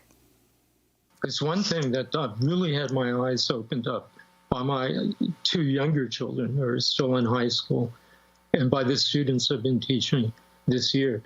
They will not vote unless there's absolutely radical, serious structural change in the Democratic platform and that they can believe in. And this is something that, as I say, I mean, we need to fight like hell for that. In August, with just months to live, Mike Davis told The Guardian, quote, "What keeps us going ultimately is our love for each other and our refusal to bow our heads to accept the verdict, however all-powerful it seems. It's what ordinary people have to do. You have to love each other. You have to defend each other. You have to fight," he said. Mike Davis died Tuesday at his home in San Diego from complications related to esophageal cancer. And those are some of the headlines. This is Democracy Now!, democracynow.org, The War and Peace Report. I'm Amy Goodman. In Pennsylvania, Senate candidates Democrat John Fetterman and Republican Mehmet Oz faced off Tuesday night in their first and only debate ahead of the November 8th election to fill the seat held by Republican Senator Pat Toomey, who's retiring at the end of the term. The Pennsylvania race will likely help decide which party controls the Senate. Fetterman's the lieutenant governor of Pennsylvania, who's running as a progressive populist. Oz is a well-known television doctor who's worth at least $76 million. He's been endorsed by Donald Trump. Much of the race has been focused on Fetterman's health. Just days before the Democratic primary in May, Fetterman suffered a stroke, forcing him to cancel public appearances for months. He still suffers from auditory processing issues. On Tuesday night, a closed captioning system was set up so Fetterman could read the questions and his opponent's responses. During his opening statement, Fetterman discussed his stroke. And let's also talk about the elephant in the room. I had a stroke. He's never let me forget that. And I might miss some words during this debate, mush two words together, but it knocked me down, but I'm going to keep coming back up. And this campaign is all about, to me, is about fighting for everyone in Pennsylvania that ever got knocked down, that needs to get back up, and fighting for all forgotten communities all across Pennsylvania. One of the most heated portions of the debate between John Fetterman and Mehmet Oz centered on the issue of reproductive rights. This is Dr. Oz talking about his support for the overturning of Roe v. Wade. There should not be involvement from the federal government in how states decide their abortion decisions. As a physician, I've been in the room when there's some difficult conversations happening. I don't want the federal government involved with that at all. I want women, doctors, local political leaders, letting the democracy that's always allowed our nation to thrive to put the best ideas forward so states can decide for themselves. Meanwhile, John Fetterman reiterated his support for reproductive rights. What I support on Roe v. Wade. That was the law of the land for 50 years. He celebrated when it fell down, and I would fight to reestablish on Roe v. Wade. That's what I run on. That's what I believe, and I've always believed that the choice belongs women and their doctors, and he believes that the choice should be with him or Republican legislators all across this nation. For more, we're joined in Philadelphia by Will Bunch, Pulitzer Prize-winning journalist, national columnist for the Philadelphia Inquirer. Will, welcome back to Democracy Now! So let's start off the significance of this race. I mean, it's one of the most watched races in the country right now. Could determine the balance of the U.S. Senate, and then talk about this debate last night. Yes, well, it absolutely could. I mean, if you look at the polls, right now, if all the races went the way the polls are predicting, we'd be at or close to another 50-50 Senate.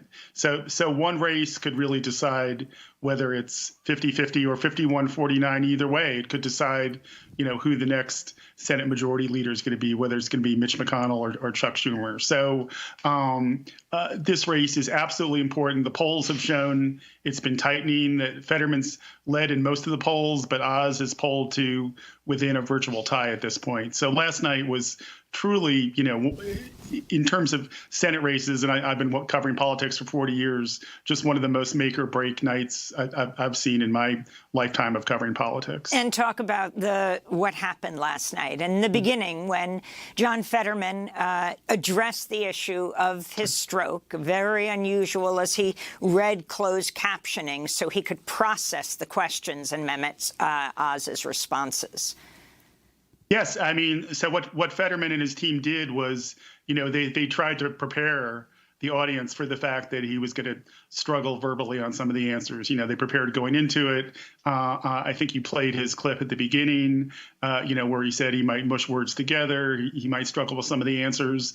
That having said, I mean, I think, no matter where you come down politically, it was a very hard night for John Fetterman in terms of where he was at with his stroke recovery and trying to deal with a format like this. A lot of people pointed out the format of the debate last night, which was really built around very short answers and meant to have a kind of a rapid fire give and take, was probably the worst possible format for him. I mean, he struggled with it. He clearly struggled with some of his answers. And, again, it's really kind of falls on the electorate to some point of how do you view that. I mean, most doctors say, Fetterman has shown that he is recovering from this stroke.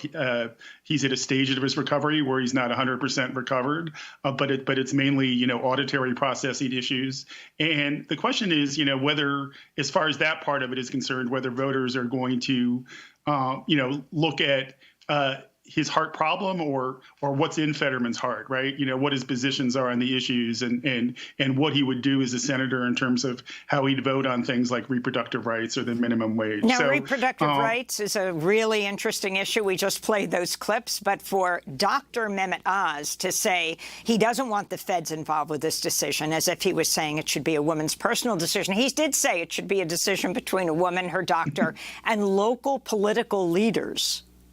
Yeah, I mean, what was fascinating was, for all the focus on Fetterman's performance, absolutely the worst gaffe of the night was from Mehmet Oz. The fact that line where he said, an abortion is a decision between a woman, her doctor, and local elected officials. I mean, Pennsylvanians are going to see that moment on a loop nonstop between now and November 8th, because that is just going to be a highly unpopular position. The vast majority of voters in Pennsylvania, as in the rest of the country, do not want anyone else involved in that very private decision about reproductive rights. Doctors' offices are going to have to get bigger. Doctors' offices are going to have to get bigger in order to fit the doctor, the person who is pregnant, and the local elected officials all into that little office as they make their decision. The reaction.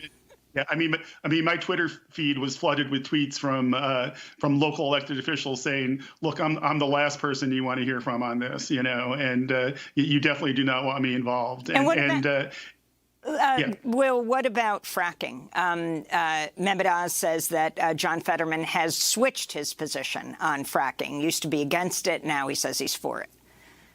I mean, to me, to be honest, the whole fracking thing was the most disappointing part of the debate for a couple, because I think it's a very important issue. I mean, basically both both candidates, in terms of what they said last night, gave a full-on endorsement of fracking, and there was basically no mention of climate change at all in the debate from either the moderators, which was bad, or from either candidate. I thought the second worst moment of the debate, aside from Oz's abortion gaffe, was an answer he gave on the minimum wage, where he basically said he would do nothing legislatively to raise the minimum wage, and this is a huge issue in Pennsylvania because the state minimum wage here is only $7.25, just like the national, and so we really depend on Washington to bail us out on that. And he said he wouldn't do anything, but he also said the cure is just more fracking, which will create these magical high-paying jobs, which hasn't been the case since the 2000s, and and there was no mention of climate change throughout the debate. I wish, to me, I think the most disappointing moment on substance for Fetterman was the fact that he didn't give a more nuanced answer on fracking, that he had a chance to address climate change and at least say that he supports more environmental regulation on fracking, which he does. The truth is the majority of Pennsylvanians oppose fracking, which is, I think, poorly understood by most political experts. So that was a bit of a disappointment, that moment. I want to go to the part of the debate last night in Pennsylvania where John Fetterman and Mehmet Oz sparred over President Biden's plan to offer student debt relief to millions of borrowers. This is Dr. Oz. John Fetterman's approach, however, is not to deal with the unnecessarily high costs, but just to pay it. So if you want to pay students who didn't pay their loans back, basically what John Fetterman and Joe Biden are arguing for is for plumbers who didn't go to college and couldn't, for a bunch of reasons, afford it, to pay the bills of lawyers who went to graduate school and haven't paid their debt back. I don't think that's right for the American people. Let me just ask specifically, with the plan to ease student loan debt, the debt forgiveness of $10,000, $20,000 for Pell Grant recipients, do you support that position? I do absolutely support that. I believe, like I said, it's about helping young learners, be able to get a better start, getting off in the start of their life. And I do believe that, and I believe a majority of Americans support that as well, too. That last answer, John Fetterman. Well, Will Bunch, you've written a whole book on this subject, After the Ivory Tower Falls, how college broke the American dream and blew up our politics and how to fix it. You look at how Americans came to owe $1.7 billion in student loans. Put what they're saying in context. Yeah, well, I mean, the bottom line is this. Both of them could have and should have given a few more specifics, but Fetterman supports student debt relief, and Mehmet Oz opposes student debt relief. I mean, again, if you want to focus on the issues, I think that's the important takeaway for voters. Oz's answer was not good. I mean, he gave kind of the standard Republican trope about, or not trope. College administrators are somewhat overpaid, but even addressing that problem is only a drop in the bucket when you're talking about the debt crisis, which is $1.7 trillion, which is just an astronomical figure. He also said a line which I thought should have gotten more attention, which is he thought his solution to making college more affordable was to have more electronic classes, which, if you remember the height of the COVID era, that was the biggest complaint from students and administrators was, the sterileness of trying to do college online. And yet Oz was proposing this as an answer for college as opposed to, embracing liberal education and what that can do for our young people. So I thought Oz's answer was terrible. I mean, I would have liked to have seen more specifics again from Fetterman, but I think Fetterman's, again, his heart is in the right direction in that he wants student debt relief and he wants to make college affordable for more people. You have this latest news this week. The Republican-led states, a number of them, are attempting to stop Biden from implementing his plan of debt relief for some people.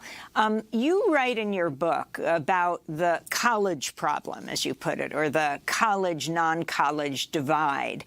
How do you see the college divide impacting the midterms and also the presidential election in 2024?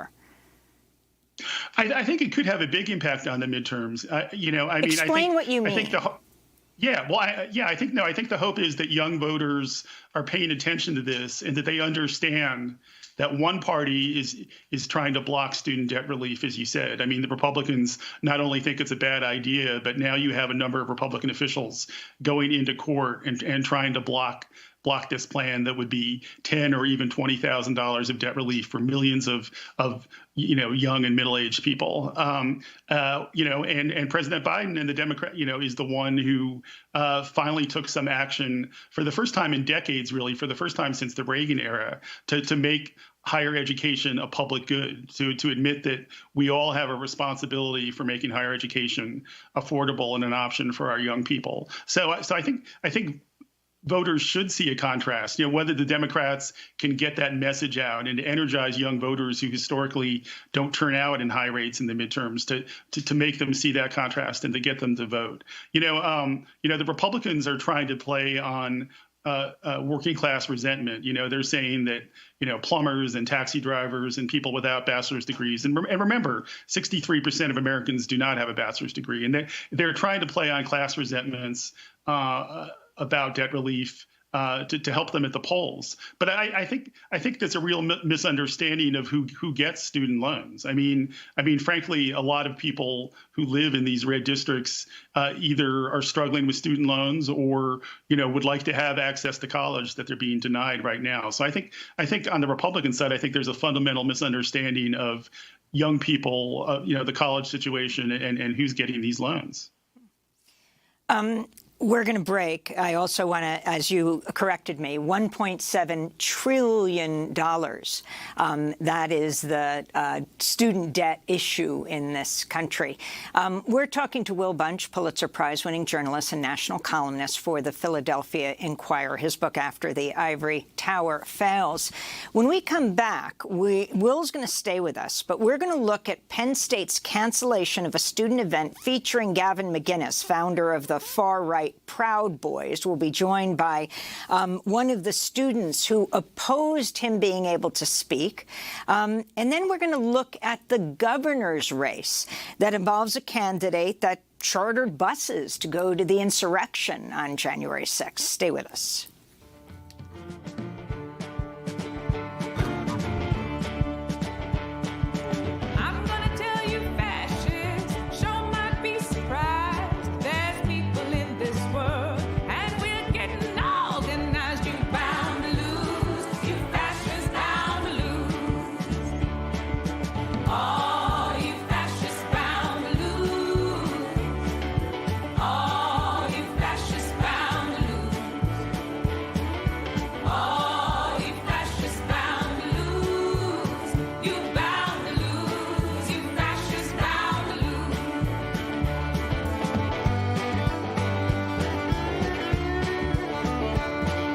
All You Fascists Bound to Lose by Rhiannon Giddens and the Resistance Revival Chorus. This is Democracy Now!, democracynow.org. I'm Amy Goodman. Penn State University canceled a speaking event Monday night with Gavin McInnes, founder of the far-right Proud Boys, citing the, quote, threat of escalating violence.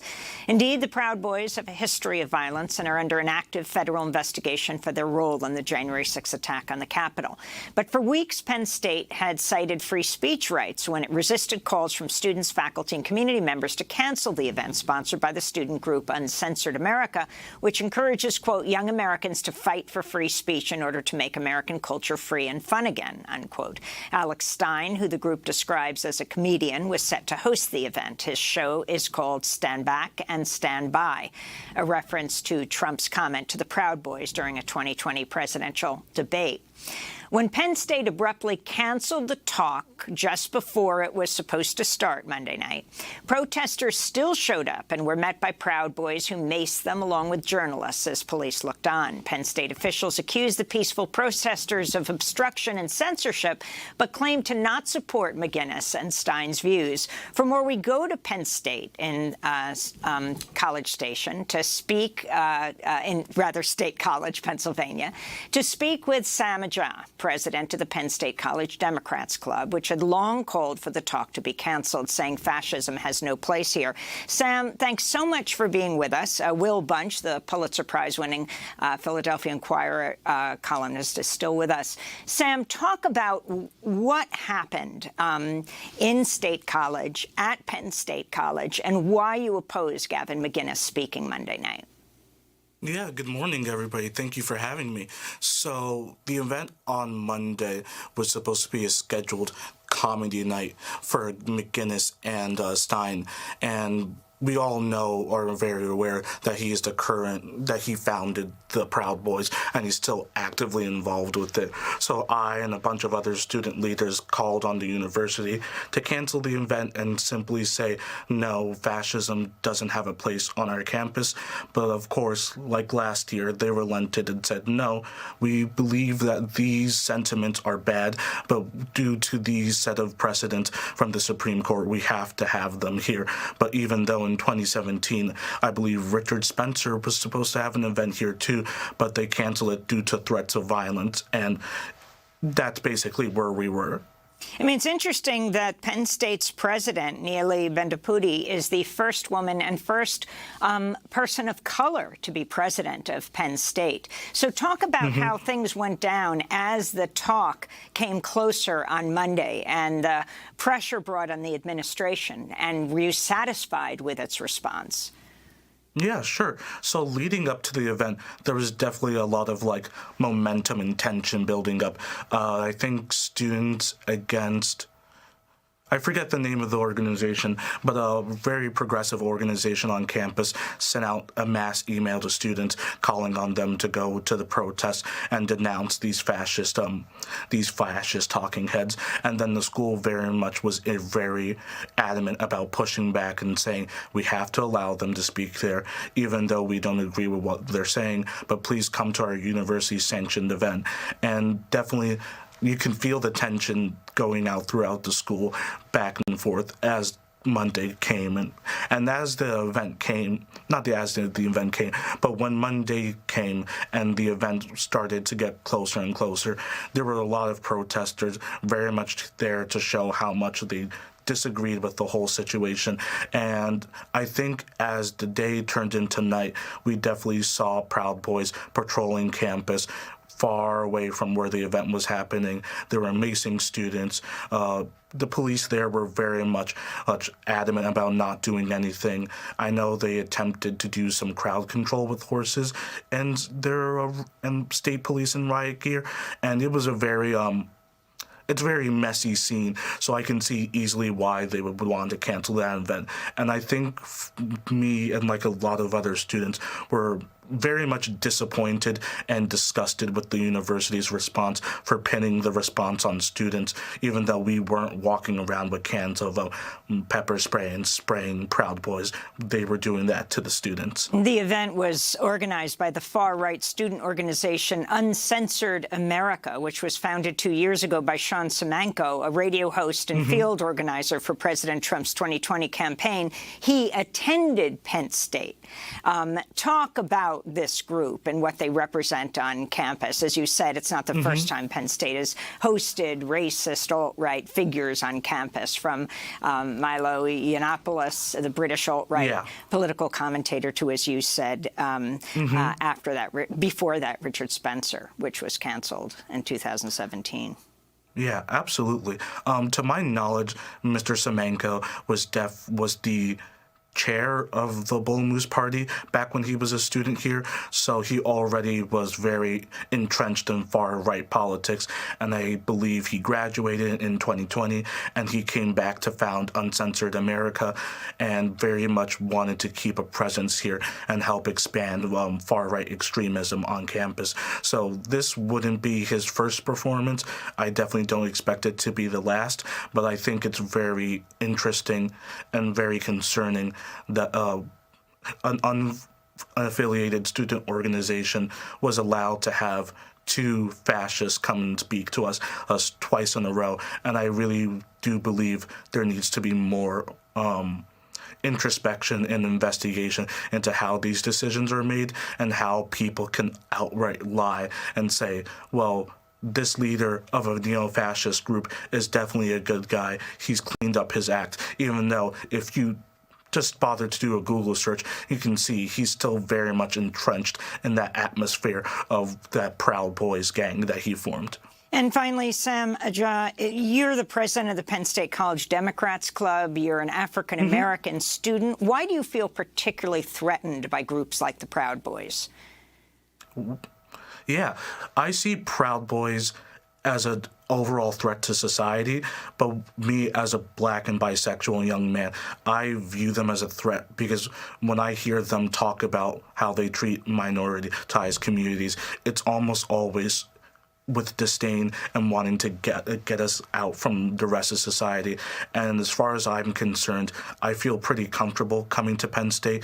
I've met a lot of amazing communities here, and to hear that as a portion of those fascists and those ideologies were going to come to my campus and start saying and espousing hateful rhetoric here was really something that filled me with a lot of anger and a lot of other students, because the university has been trying time and time again to say that they support minoritized communities, but it seems like year after year they're given a test and they keep failing that litmus test and expect us to still have faith in them.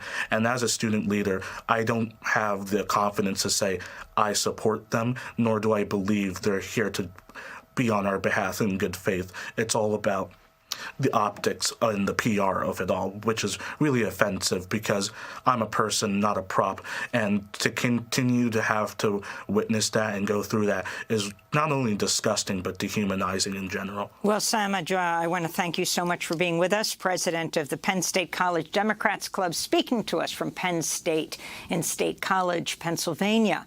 I wanted to bring Will Bunch back into this conversation. You have written about this story at Penn State as well as the rise of the far right across the country. We talked with you in the first segment about the senatorial debate last night. We didn't talk about the gubernatorial debate because it's not happening. But in Pennsylvania, the Republican gubernatorial candidate, Doug Mastriano, who attended the January 6th Stop the Steal rally and helped arrange buses for pro-Trump protesters to go as well, he later worked with former President Trump's legal team to overturn the 2020 election results. Talk about this race that is playing out in Pennsylvania, and then overall, not only about Mastriano, but the power of the Proud Boys and other such groups across the country now. Yes, I mean, you know, when people say the phrase democracy's on the ballot in 2022, I mean, nowhere is that more true than Pennsylvania. I mean, you accurately described Mastriano's background as an election denier and somebody who was very much an active participant in January 6th, and in fact is still being looked at and investigated for his role in that. But, you know, it goes much deeper than that. I mean, one thing is that Pennsylvania is a state where as governor, he would be choosing the Secretary of State. In other words, the person who oversees the 2024 elections in Pennsylvania would be chosen by Governor Mastriano if he wins. And he would pick somebody who shares his, you know, big lie 2020 election denial philosophy. So that's pretty alarming. The other thing is Mastriano has run with a full-on embrace of Christian nationalism. I mean,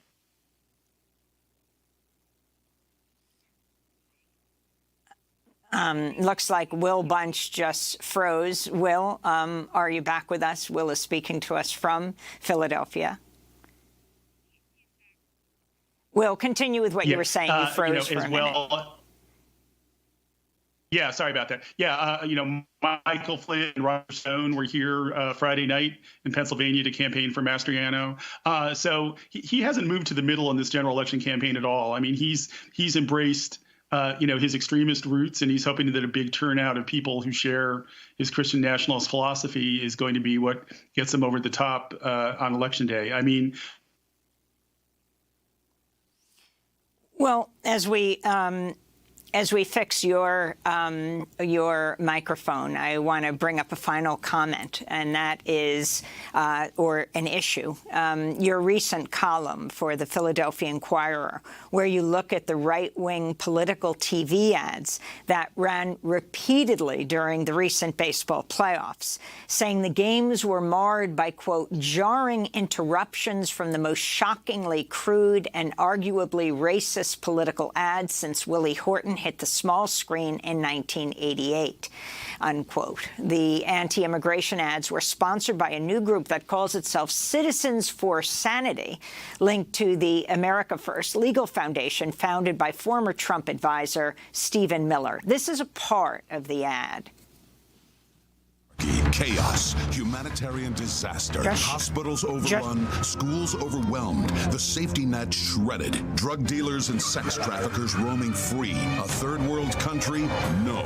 Arizona. Joe Biden and Mark Kelly have thrown open the southern border.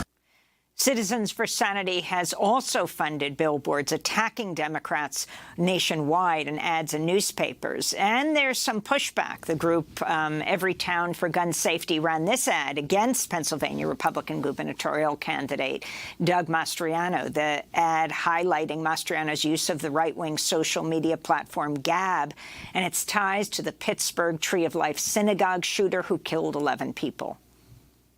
Before murdering 11 worshipers at this synagogue, multiple gunshots are heard from the lobby. The shooter posted his manifesto on Gab, a site for extremists who promote violence, white supremacy, and anti-Semitism. Doug Mastriano paid thousands to the same site to recruit supporters. Mastriano is a far-right conspiracy theorist who compared gun safety measures to Nazi Germany. Doug Mastriano is just too extreme for Pennsylvania. So if you could comment on both of these, Will Bunch, that ad we just played on Mastriano, and before that, the ads that played during the playoffs of baseball.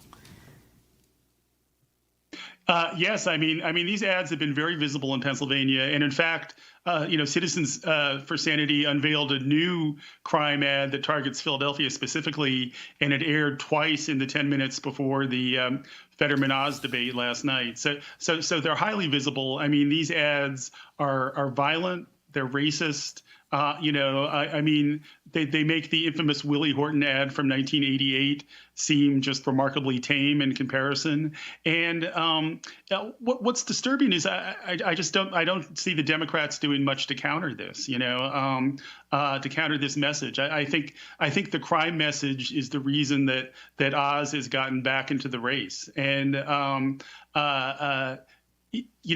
using this crime issue as a bludgeon, I think the Republicans have very successfully kind of muted the things that we're talking about and what the message of that Mastriano ad, which is about, democracy being on the ballot, the threat from far-right extremism. The Republicans are going for a certain kind of middle-class voter that is going to see the threat to democracy as abstract, but is going to see the fear that's engendered by these ads as being very real. So, the Democrats are running out of time, but I hope they find a way to counter this Republican messaging on crime, because I'm really worried that it's proving to be very effective so far, certainly here in Pennsylvania. Well, Will Bunch, I want to thank you so much for being with us. Pulitzer Prize-winning national columnist for the Philadelphia Inquirer, speaking to us from Philadelphia. We will link to your columns. When we come back, we'll look at record early voter turnout in Georgia with Latasha Brown, co-founder of Black Voters Matter and Black Voters Matter Funds. Stay with us.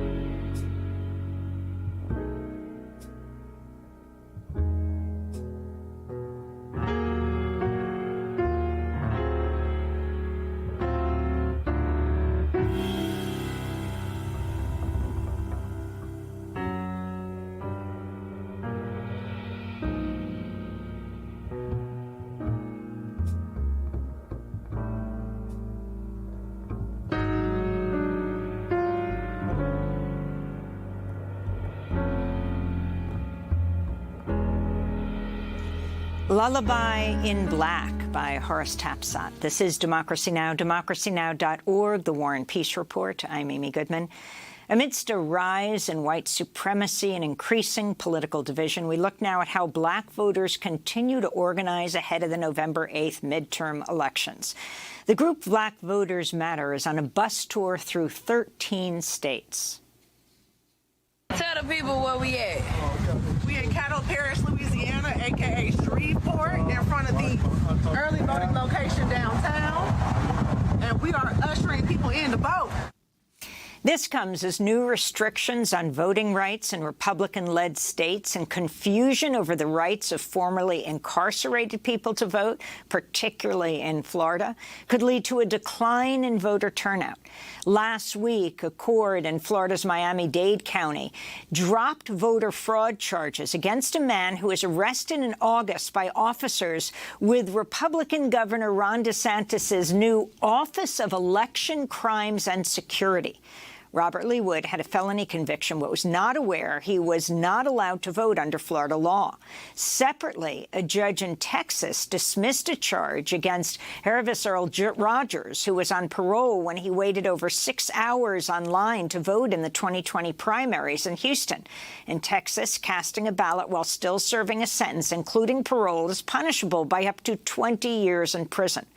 For more, we go to Georgia, where voters shattered turnout records in the first week of in-person early voting for tightly contested races for Senate and governor this week and last week. Black voters comprised 35% of all those who turned out to vote on the first day. For more, we're joined in Atlanta by Latasha Brown, co-founder of Black Voters Matter. Latasha, welcome back to Democracy Now! So just give us a lay of the land and what you're taking on right now and these shattering numbers of early voting in your state, Georgia. You know, we started, as you said, we started early voting last week. What we have seen is we've seen record turnout. We've broken all records around midterms elections. And what we're seeing is people are coming out. The interesting thing is that for weeks, there were headlines to say that there was going to be what we're going to do with a Black depressed vote, that Black voters weren't excited about this election. You know, I often say that part of what happened is, if you came to Georgia, you may not have seen the bells and the whistles, but people are very resolved and people are very determined. That's what we've been seeing as we've been going out throughout these streets, really organizing people, that folks have not forgotten that Brian Kemp passed his SB 202 bill, which quite frankly was a blueprint of voter suppression. You know, this is not a fact that when Black folks are coming out, what we're seeing that we're actually overperforming our numbers, right? Not because of voter suppression doesn't exist, but in spite of it, that part of what they did not anticipate is that we would get teed off because of this voter suppression bill. We would organize ourselves. We would study the race. I think this is indicative that organizing works. And what we're seeing is there are pro-democracy groups that are on the ground doing the work to make sure that we actually get people informed, make sure that we get people mobilized, and make sure that we're encouraging people to vote.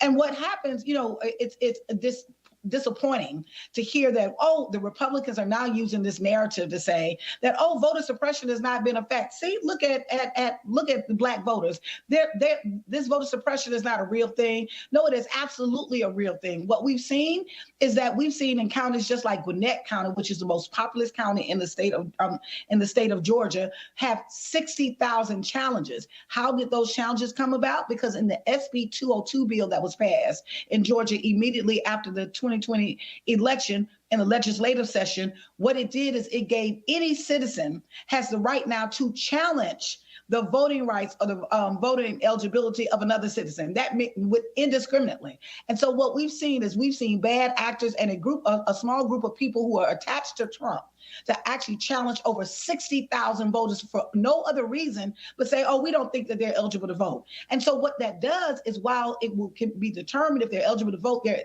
determined that they're eligible to vote, it backs up these voting boards in these counties. And what it does, it is literally we're expending an enormous amount of resources, of time and energy, not just mobilizing people and getting them and inform them about this election, but now we also have to combat voter suppression. And that's why we need to know how dangerous what is happening, that it is impactful, but we're just simply determined and literally dealing with and navigating around the barriers as much as possible. Latasha Brown, you and Cliff Albright, co-founders of Black Voters Matter, just have an op-ed piece published in The Hill this morning that's headlined, "Democrats Need Black Voters, Time to Campaign and Spend Accordingly."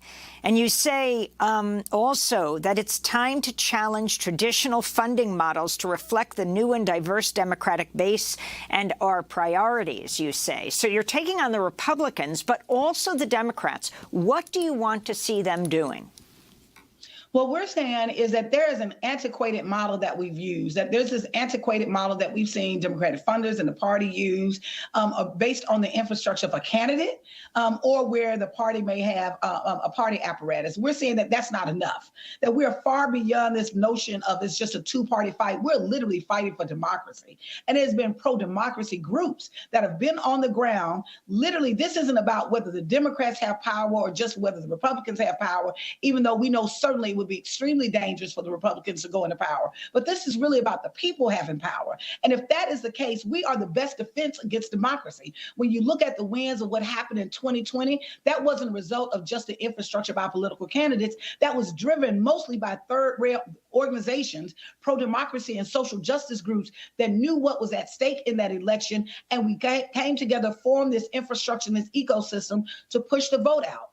Here we're seeing right now that we're in many ways in the state of Georgia, groups are actually scrapping for resources in one of the most significant elections that we are having. Why is it where there are billions of dollars in this election and you're seeing those pro-democracy groups do not have the resources that are needed and are being creative, trying to pool resources, because what we see is there's a consulting class that is primarily white men in DC, in the Beltway, that literally are being the consultants, political consultants on these political campaigns, and they're advising candidates to put all of their money in television, and that supports these white media conglomerates, right? Which is extremely problematic for a number of reasons. Number one reason is young voters and many communities of color, but particularly young voters, are not watching television, the traditional television outlets. We're looking at programs that are more progressive. We're looking at programs like Democracy Now! We're looking at Netflix and YouTube and getting news from different sources.